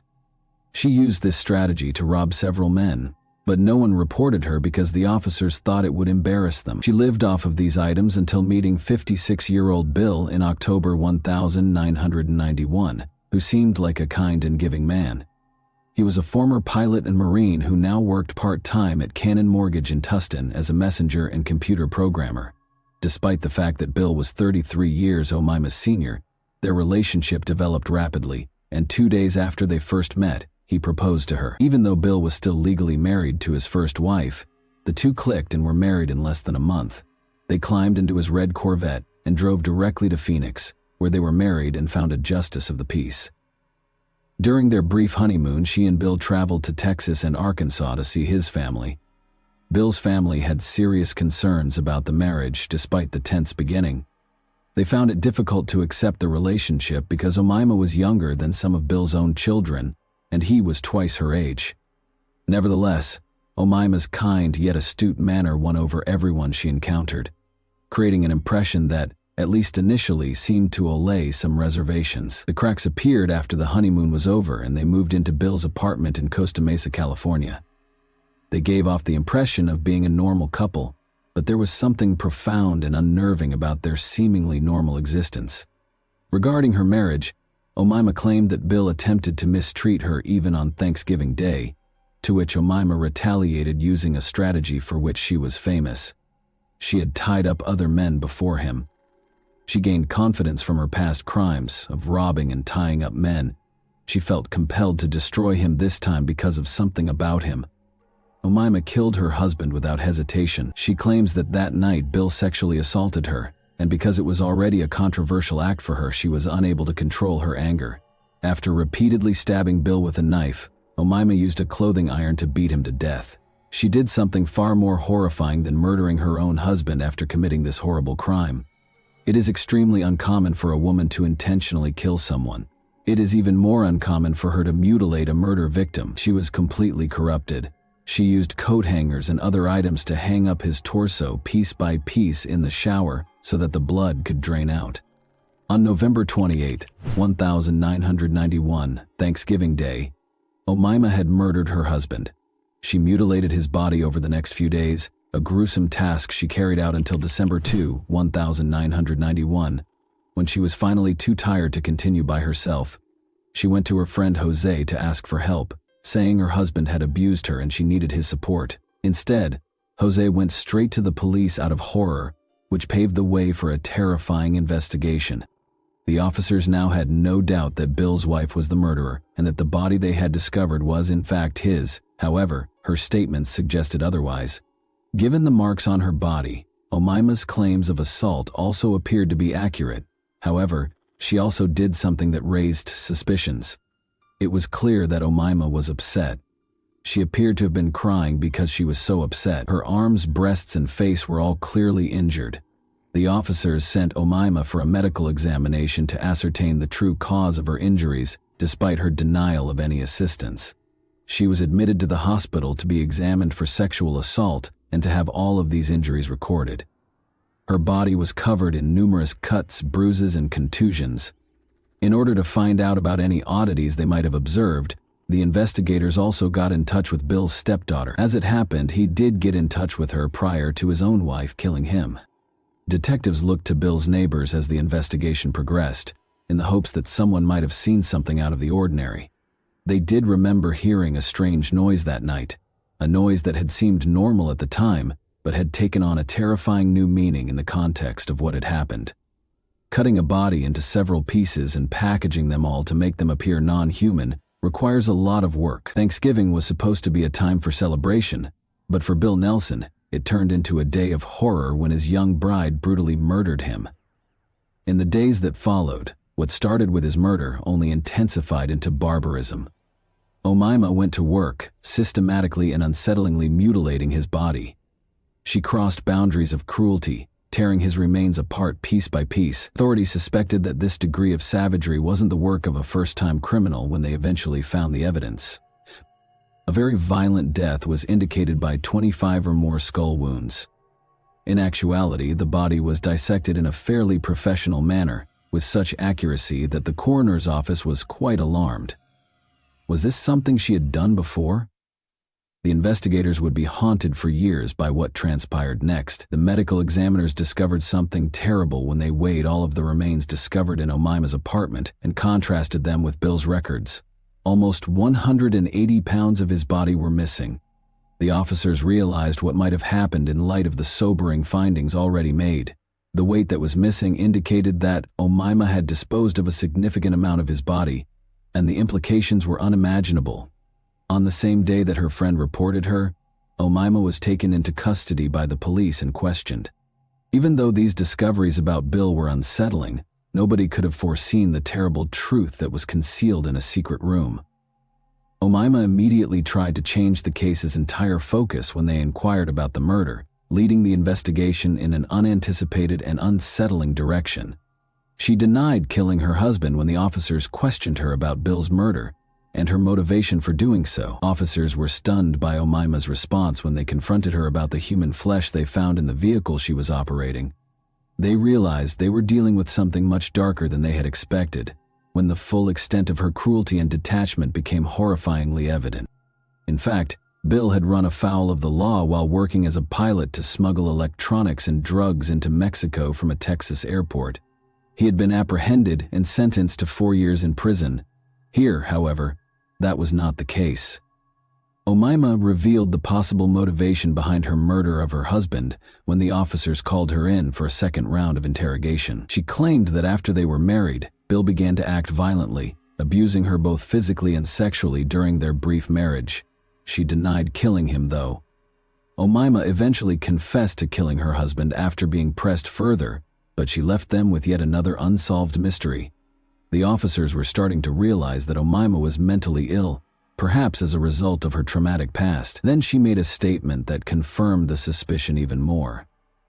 The officers could tell from her demand that Omaima either had real mental health problems or was feigning them in order to get her sentence lowered. The fact that this was not the first time she had done this further confirmed their suspicion that she was merely making up her psychotic condition to get out of paying the penalty. When her medical report was received, these conjectures took on even more tangible form. Between Omaima and Bill, it was evident from the report who was the aggressor and who was the victim. Her hands, legs, and feet all had cuts that were typical of someone who had mutilated a human body. Additionally, the report disclosed that Omaima was not coerced into having sex. Everyone was horrified by her psychiatrist's startling assertion, which made them all question their loved ones. Omaima was accused of killing Bill for money, first-degree murder, cannibalism, and evidence of premeditation. Nothing short of a media circus was the trial that ensued. The public's morbid fascination was captivated by the graphic details of the crime. On December 1st, 1992, nearly a year after Bill Nelson was killed, the trial got underway. She even stated in court that the hallucinations were what caused her to do this and that it was her mind playing tricks on her. She stated that she was unable to remember anything about the murder, including the exact moment it occurred. But a different story about her was told by Robert Hansen, her ex-boyfriend, whom she had also contacted on the day of the murder. In addition, Omaima's psychologist provided testimony supporting her mental health. She described how her delusions were getting worse. The defense never claimed that Omaima was not the murderer. Rather, they emphasized that she committed the crime as a result of her abuse at the hands of Bill and her hallucinations. Omaima claims that, in an effort to get away from Bill permanently, the voices in her head told her to dismember her husband's body, in addition to urging her to kill him. According to the ancient Egyptians, you will not enter the afterlife if your body is dispersed. She then sliced him. She was making sure he wouldn't be there if she made it to the afterlife. She wouldn't, however, say why she cooked him. She boasted to her psychiatrist that nothing was sweeter than her husband's taste, and that the ribs were the best part. Instead of him, she wanted his money. She didn't have to eat him, though. Omaima insisted repeatedly that she had no intention of killing Bill. However, the prosecution pressed for murder charges, and on January 12, 1993, the jury found her guilty of second-degree murder. Following consideration, she was also found guilty of attempting to rob Robert and assault with a deadly weapon. In Chowchilla, California, Omaima, who was 24 at the time, received a sentence of 25 years to life in the Central California Women's Facility. A true crime story that remains one of the most unsettling cases in California history, Omaima R.A. Nelson's story is one of tragedy entwined with horror. She was even likened to the well-known serial killer Jeffrey Dahmer, with approximately 130 pounds of Bill's body still missing. The officers speculated about what might have gone wrong on that fateful day, even though Omaima never admitted to the main details of the story. They hypothesized that he and Omaima engaged in a voluntary bondage session. She most likely wanted money or access to his wealth, which is why she tied him to the headboard. Californians were relieved to see Omaima R.E. Nelson safely imprisoned, as it meant that one less dangerous person was no longer on the streets. Omaima, however, fought to be released from prison. When she applied for parole for the first time in 2006, it was firmly denied. Unfazed, she tried again in 2011, but this time her request was quickly denied, much to the relief of investigators, who thought her release would only increase the risk. She shouldn't be released on parole. She poses a serious threat to society because, since her incarceration, She has been engaging in the same behaviors that she did before. At the time of Mr. Nelson's passing, she married a man she knew. At the time, he was in his 80s.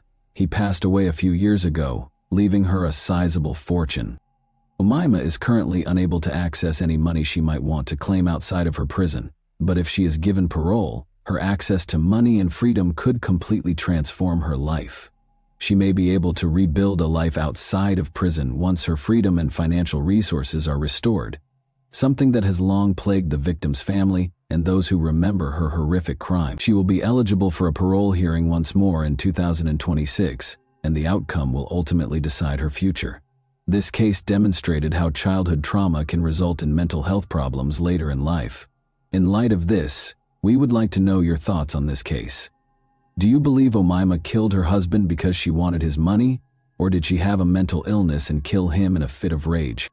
And that wraps up today's chilling story. If you enjoyed this video, don't forget to like and subscribe so you never miss a new upload.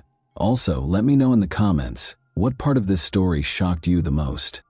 Thank you for watching, and I'll see you in the next video. Hey guys, welcome to my channel, and today we're going to take a look at another horrible case with you. Jasmine Block, a 15-year-old from Alexandria, Minnesota, had 1 month until the start of the new school year on August 8, 2017. She was having a great time boating with her friends during her summer vacation, but by nightfall, Jasmine was suffering from a headache. Sarah, her mother, suggested that she take it easy and wait for the pain to subside. Jasmine laid down after taking her mother's advice. Sarah had to leave for an urgent family matter at 10:30 p.m. Before leaving the house, she made sure Jasmine was okay and would attempt to get some sleep. Knowing that Jasmine's older sister and her boyfriend were at home gave her comfort. 3 hours later, Sarah found her younger daughter gone when she got home. To her surprise, the top portion of the pajamas she was sleeping in was on the floor, and Jasmine's phone, keys, and bag were all at home. She had also lost 2 pairs of shoes. At first, Jasmine's family thought she had just gone outside to get some fresh air in the hopes that her headache would go away, because she had never left a note before. She wasn't in the house, though. Because her daughter was terrified of the dark, Sarah was certain that she wouldn't flee, especially at night.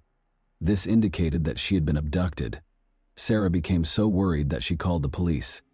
Hundreds of locals and the police joined the search for the missing teen in the days that followed. Posters asking anyone who saw Jasmine to report her whereabouts were displayed everywhere. The young girl found herself in the worst nightmare imaginable as the hunt for Jasmine went on. A family friend named Thomas Barker visited them that evening on August 8th while she was trying to fall asleep despite having a headache. Since she was a young child, Jasmine has known Thomas Barker, the 32-year-old father of her best friend. The youngest of his 6 children was born only a month ago, and he was married.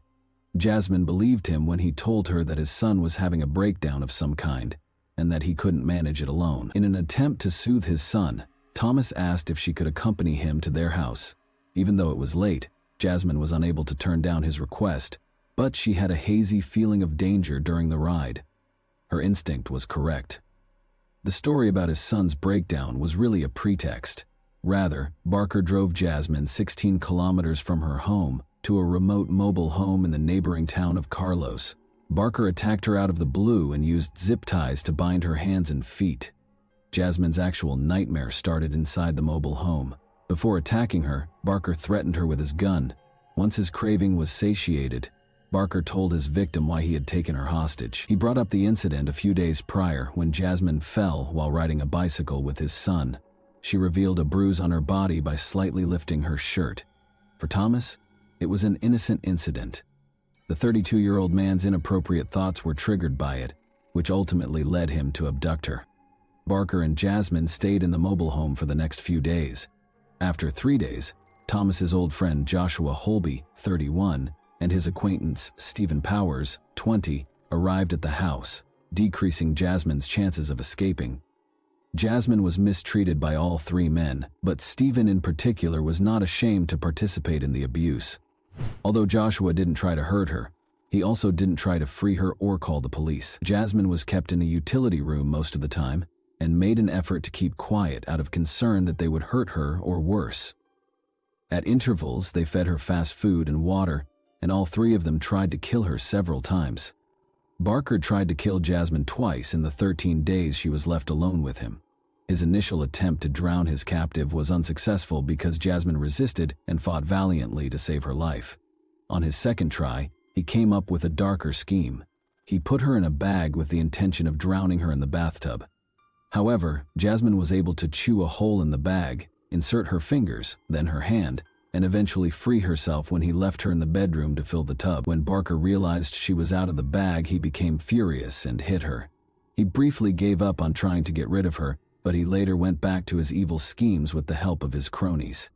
Stephen helped Barker attempt to drown Jasmine on the third attempt. He taped a sock shut after jamming it into her mouth, but despite both men's best efforts, the young girl was fighting for her life with great vigor and they were unable to overcome her. Joshua, the heaviest of the kidnappers, sat on top of Jasmine after the criminals realized that drowning her would not work and sandwiched her between two halves of a sofa bed with a pillow over her head. They had a very clear idea. They wanted Jasmine to choke, but she persisted in struggling, kicking, and fighting, so this plan also failed. Jasmine's fifth and last attempt on her life took an odd turn. Threatening her with a knife, the men made her stand on a number of stacked buckets, tied a noose around her neck, and fastened a rope to the ceiling. However, Thomas told Joshua to untie the noose because she might die after he unintentionally knocked over the buckets, causing them to roll on the floor. Evidently, the men found it difficult to cross the boundary of taking a life, even after all their efforts to get rid of Jasmine. Thomas later told Jasmine, dejectedly, that he was only doing this to avoid being caught with her because he was afraid of going to jail. The mobile home's door was unexpectedly knocked on almost a month after Jasmine was kidnapped. A policeman was circulating the neighborhood to ask about a theft that had nothing to do with the kidnapping. The policeman left after the three suspects, who were all inside the house at the time, declined to answer the knock. The criminals realized they needed to find another hiding place immediately following the officer's visit. After placing Jasmine in a sports bag and escorting her into their vehicle, they let her exit the bag. In an attempt to find a new place to hide the girl, they first went to a number of cornfields before setting up camp at an abandoned house in Grant County. Jasmine feared for her life at the hands of Barker and his cronies, and by this time she was certain that they had no intention of letting her go alive. But good fortune was on the girl's side. She had an opportunity because of the kidnappers' negligence and the forced relocation to a new location. The previous day, the men had come across a police vehicle while driving and quickly threw some illegal substances out the window. They made the decision to look for those substances at the new location and had to purchase supplies for both themselves and their captive. They left Jasmine sitting in another car, thinking she wouldn't go anywhere, and told her they would be gone for approximately an hour. Thus, Jasmine was alone for the first time in 29 days following her kidnapping. After waiting for approximately 5 minutes after Thomas's car had driven away, she plucked up the courage to get out and hurriedly jumped out. In the hopes of finding assistance, she hurried to the two closest homes, but they appeared to be deserted. She didn't even think twice before jumping into the water when she spotted a house across Thompson Lake. In order to swim more quickly, she removed her pajama pants and shoes. When she got to the opposite shore, she saw Thomas's car as she crossed a field and came out onto the road. Jasmine hurried to hide in the grass, keeping low and trying to control her labored breathing so she wouldn't be noticed. She was so relieved to discover that she had erred in putting someone she had never met before behind the wheel. Jasmine ran across the street and across the field to a house close by. On Tuesday afternoon, local farmer Earl Melcher was meant to be at work, but he had to go home because he had forgotten his tools. He saw something strange in the distance among the grass before he got into his pickup truck to return to work. He thought it might be a deer grazing his field from hundreds of meters away, but when he saw it was a girl, he turned on his car and headed in her direction. When Jasmine heard the car, she rushed to meet him. The man was astounded by what he saw when the girl arrived at Earl's pickup and opened the door. In a single breath, Jasmine exclaimed, "Call the police! I am Jasmine Block and I have been abducted." But Earl had already seen the girl's face on posters around town, so he knew who she was.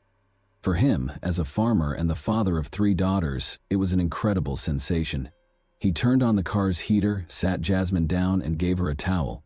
He was going to take her to the hospital when he called 911, but the emergency dispatcher advised him to wait for the police. When the police got there, they saw an absolutely unbelievable scene. Jasmine yelled, There's that car, as Earl assisted her in getting into the sheriff's assistant's SUV. That car is there. Incredibly, Stephen Powers was just by their house at that precise moment. The suspect was immediately pursued by one of the officers, who jumped into his vehicle. Powers was taken into custody following a comparatively brief pursuit. Shortly thereafter, Joshua Holby and Thomas Barker were captured. Jasmine's family thanked the brave farmer who just so happened to be home on that fateful day in the days after she returned home. Earl received a reward of $7,000 from the police for helping to save the girl. "Thank you, Earl," said the police chief, praising his actions. "This world is a better place because of people like you." To which Earl replied respectfully, "Anyone could have called 911. I was in the right place at the right time by chance." Earl already knew what he was going to do with the reward money. He gave the money to Jasmine and her family and invited them to lunch. He clarified that, although the sum meant a lot to him, Jasmine's family needed it far more than he did. Their family and friends were shocked to learn that Thomas, Joshua, and Stephen were the ones who had abducted the girl, even though they had previous criminal records. According to Thomas's sister, she couldn't fathom how her brother, who has cerebral palsy and uses a walker, could have managed to kidnap a teenager. She added that she helped with the search for the girl, and that Barker's wife and mother even went to the house where he was keeping her, but they had no suspicions. Thomas Barker was given a 25-year prison sentence for his actions toward his son's friend a year after the kidnapping.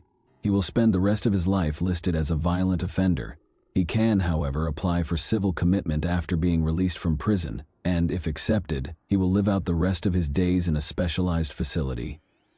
Stephen Powers will spend 8.5 years, and Joshua Holby will spend 8 years behind bars. Even though the girl managed to get away, the 29 days that the three men held her captive had a profound effect on her. Never again will she be the same. Her words, "None of us will be." She has trouble sleeping because she fears nightmares, and every time she closes her eyes, she sees the faces of the kidnappers. Jasmine finds it difficult to trust people these days, so she withdraws from them. "Fortunately," acknowledged Sarah, her mother, "the world is not without kind people." Jasmine had the chance to visit a post-traumatic stress disorder specialist in Texas to try out novel therapeutic approaches. She brought 2 gadgets home from the meeting that have been effectively assisting her in managing her PTSD symptoms, anxiety, and nightmares. In addition to these resources, Jasmine says she has found comfort in talking to friends and creating art as a way to express herself. She is getting better every day. In order to support other girls who might have gone through something similar, she made the decision to share her story. Jasmine smiles and responds that she just wants everyone to know that she is doing well when asked if she has anything else to share. And that wraps up today's chilling story. If you enjoyed this video, don't forget to like and subscribe so you never miss a new upload. Also, let me know in the comments what part of this story shocked you the most. Thank you for watching, and I'll see you in the next video. Hey guys, welcome to my channel, and today we're going to take a look at another horrible case with you. On February 26, 1984, a neighbor living below Susan Agin's apartment at 3412 Ocean Harbor Drive in New York called the Nassau County Police Department with a worrisome report. When the authorities arrived on the site, they discovered something very terrible. Between the bedroom and the hall, they discovered the lifeless body of Susan Agin, a mother of 3 who was 41 years old. In an even more horrifying discovery, the police also found Susan's 17-year-old son Richard's lifeless body in the master bedroom. Richard may have been the one who committed these horrible crimes. What could have motivated someone to carry out this unimaginable tragedy? Today we're exploring the horrific and puzzling double killing of Susan Agin and her son Richard Agin, which rocked the country in 1984. Let's get started without further delay. With its magnificent waterfront residences and expensive properties, Ocean Harbor Drive is a charming coastal highway that is tucked away along New York's shoreline and radiates elegance and peace.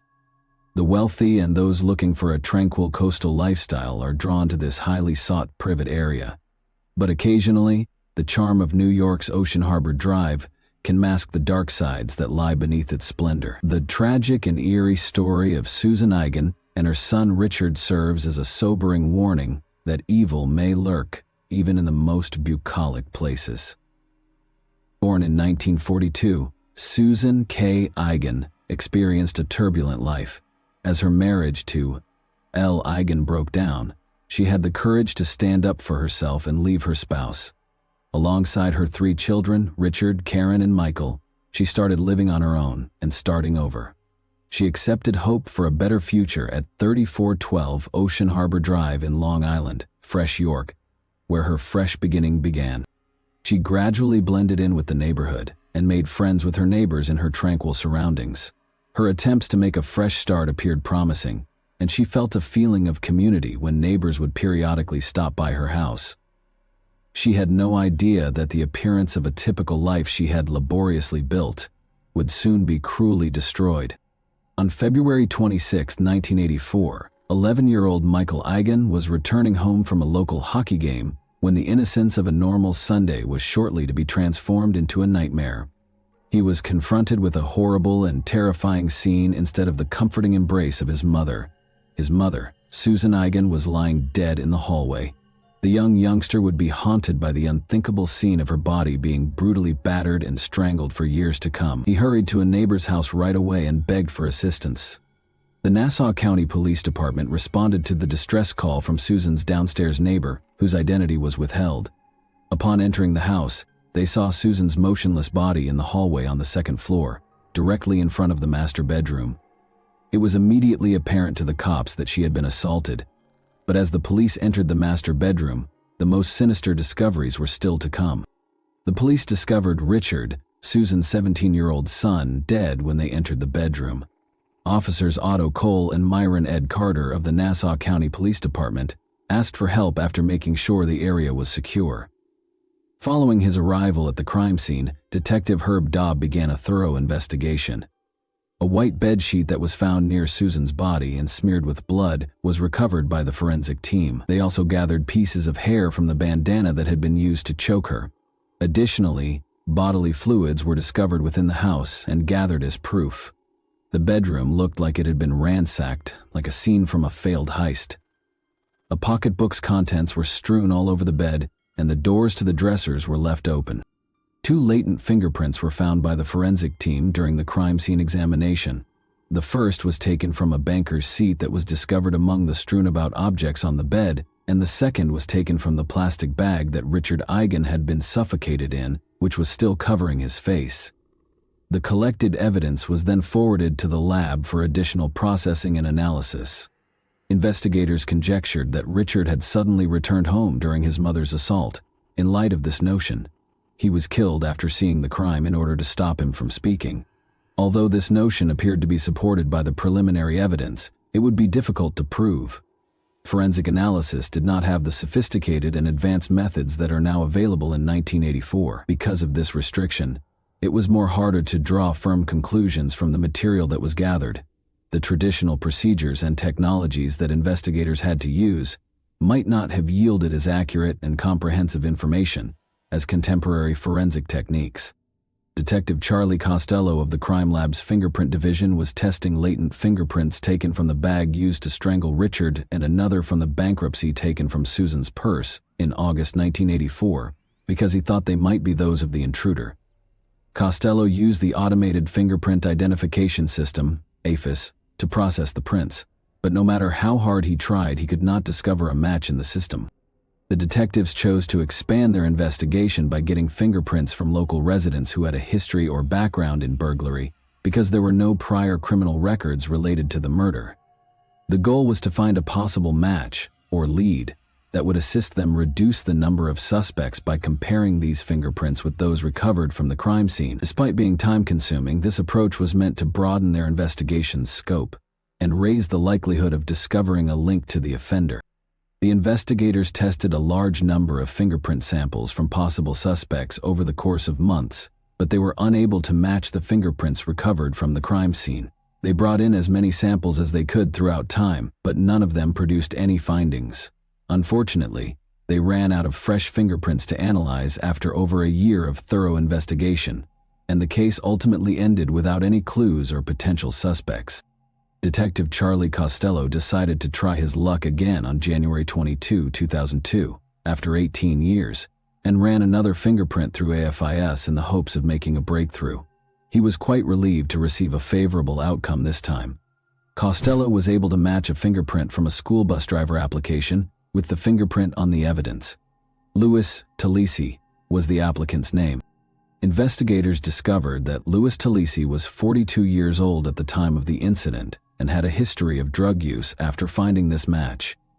Detectives were cautious and patient, choosing to obtain more tangible evidence before making an arrest. After Louis Talisi was named as the cold case's lead suspect, in order to identify body fluid stains on the evidence gathered from the murder scene that would otherwise be invisible to the human eye, McCarthy used an ultraviolet beam in February 2002 for DNA analysis. McCarthy collected the fluid successfully and used it to recover a partial DNA profile.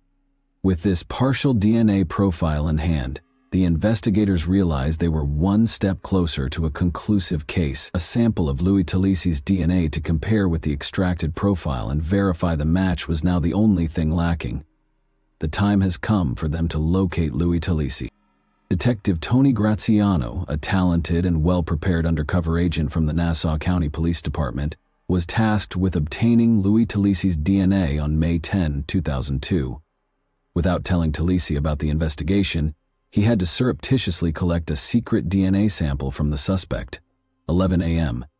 Detectives Graziano and Sergeant Guido began their investigation by walking through Louis Talisi's home on May 10. This walkthrough was intended to help them become acquainted with the house's layout and collect any information that would be helpful when they spoke with Talisi. Detective Graziano took the initiative to build a relationship with Talisi after the walkthrough. In undercover operations, developing rapport is essential, since it helps you win the suspect's trust and confidence during the encounter. In order to establish a relaxed and welcoming environment, Graziano conversed with Talisi on a variety of subjects. The detectives were conscious that they needed to handle the matter tactfully and make sure Talisi didn't know what they were really trying to do. Gaining Talisi's trust sufficiently to get a secret DNA sample without arousing suspicion was their aim. Detective Graziano and Sergeant Guido continued their informal tour of Talisi's house, and Talisi smoked a cigarette while they spoke. They then went out onto the street, where Talisi finally threw away the cigarette butt without thinking anything was wrong. Their carefully crafted scheme was going according to plan. Sergeant Guido recovered the abandoned cigarette butt in a discreet manner after Talisi had left the area. Detectives Guido and Graziano lost no time in heading straight to the crime lab.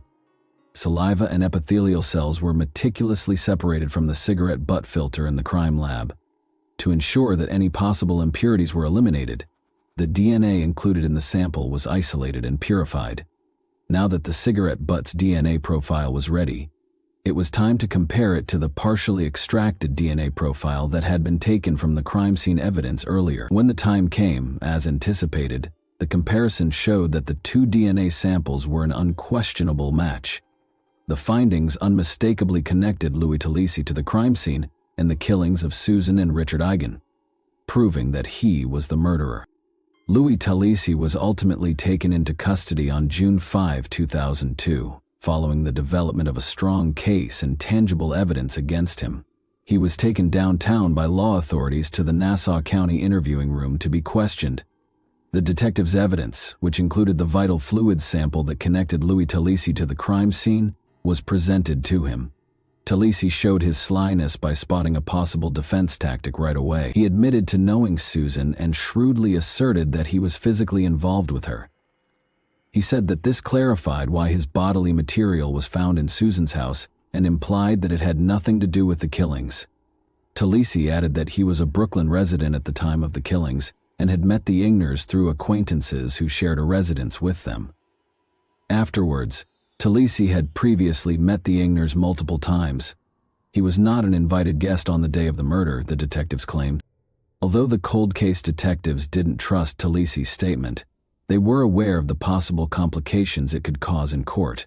They knew it was important to handle it carefully. However, they had one more piece of information that was crucial, a trump card that, if used properly, would prevent Talisi from fleeing. 2 hair strands, obtained from the bandana used to strangle Susan Eigen, were turned over to DNA analyst Terry Melton on July 3, 2002. Melton then used the hair samples to create a DNA profile. comparing this freshly acquired DNA profile with Louis Talisi's pre-existing DNA profile. The Eigen double murder case was turned over to the Nassau County District Attorney's Office following the conclusion of the investigation and the development of a compelling case against Louis Talisi. The team led by the district attorney went over the evidence and got ready for the trial. Trial proceedings started when the case was added to the court's docket. For Susan and Richard Eigen, Assistant DA Robert Biancavilla created a painting depicting death that Talisi fashioned. Louis Talisi refused to admit to the killings in spite of the growing evidence against him. Michael Washore, his defense lawyer, presented a plan to raise a reasonable doubt in the jury's mind. Washore offered an alibi to refute the prosecution's case by claiming that Talisi was trying to have a family get-together on the day of the killings. Washore also raised the idea that other people who knew the Eigners might have committed the crimes in an attempt to disprove Talisi's involvement. Louis Talisi had the chance to make a brief appearance in court during the trial. He acknowledged the great loss experienced by the families of Susan and Richard Eigen and offered his sincerest condolences. He did, however, continue to stand by his claim that he was innocent of the crimes for which he was charged. In his speech before the court, Susan's son Michael Eigen described a disturbing memory that had plagued him ever since the killings. He described an instance in which he and his adolescent companion ended up on a boat with Louis Talisi 4 years after the horrific events. This unexpected meeting happened after Michael disclosed that Talisi's cousin lived next door to him. Michael's testimony indicated that Talisi seemed distressed, smoking and drinking, and spoke extensively about himself and his apparent sorrow in life. Michael proceeded to speak to the jury in the courtroom. Behind him, poster-sized pictures of his brother and mother. He talked about how the defense's representation of his mother during the trial had a profound impact on him. By bringing up other possible suspects and alternate situations, Louis Talisi's defense lawyer had tried to raise a reasonable doubt. They had so presented a skewed and unfavorable image of Susan Eigen. During the sentencing portion of the trial, 3 additional victims' family also spoke to the court in a stirring and poignant courtroom scene. Richard's father and Susan's ex-husband, Al Eigen, turned to Louis Talisi and told him bluntly how devastating his actions had been. He said the killings were the most horrifying crime he had ever seen, tearing a family apart. No term, Al Eigen said, could ever make up for the loss they had suffered. Nevertheless, he pleaded with the judge to give the convicted murderer the harshest punishment possible. He spoke with the sorrow of a parent who wants justice for his son and his beloved ex-wife. Susan's brother Eugene K. also spoke to the judge in tears, finding it difficult to express the profound hurt caused by Talisi's heartless behavior. He cried and inhaled deeply as he pleaded with the judge to take into account the defendant's extreme callousness and cruelty when deciding on the proper punishment. Karen Eigen, Susan and Richard's sister and daughter, was unable to attend the sentencing in person due to an emotionally stressful event. Rather, Wendy Woods, her closest friend, read a moving speech on her behalf. By stating that Karen had essentially lost her childhood on the day of the tragic occurrences, this comment demonstrated the profound impact that the killings had on her life. In her statement, Karen voiced her confusion and incredulity that someone who was capable of such horrible atrocities could continue to claim innocence while on trial. Robert Biancavilla, the assistant district attorney, made a strong argument against Louis Talisi. He claimed that Talisi intended to rob the Eigeners specifically to fund his cocaine addiction. The prosecution's argument states that Talisi entered the Eigeners' house with the intention of stealing money and valuables. But when he found Susan Eigen inside the house, the break-in took a terrifying turn. During the robbery, Susan was brutally attacked by Talisi, who then killed her.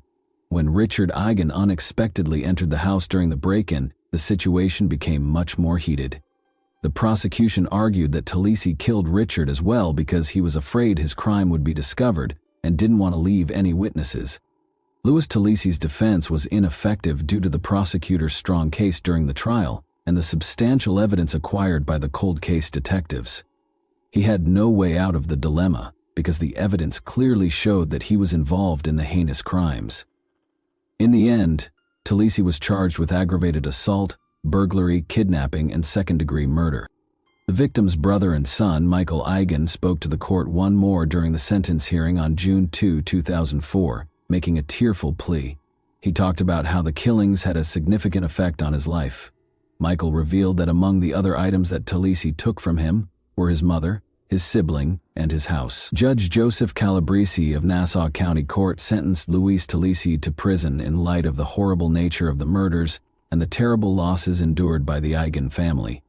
For the 1984 killings of Oceanside mother and son Susan and Richard Eigen, the judge imposed 2 consecutive sentences, ranging from 25 years to life in prison.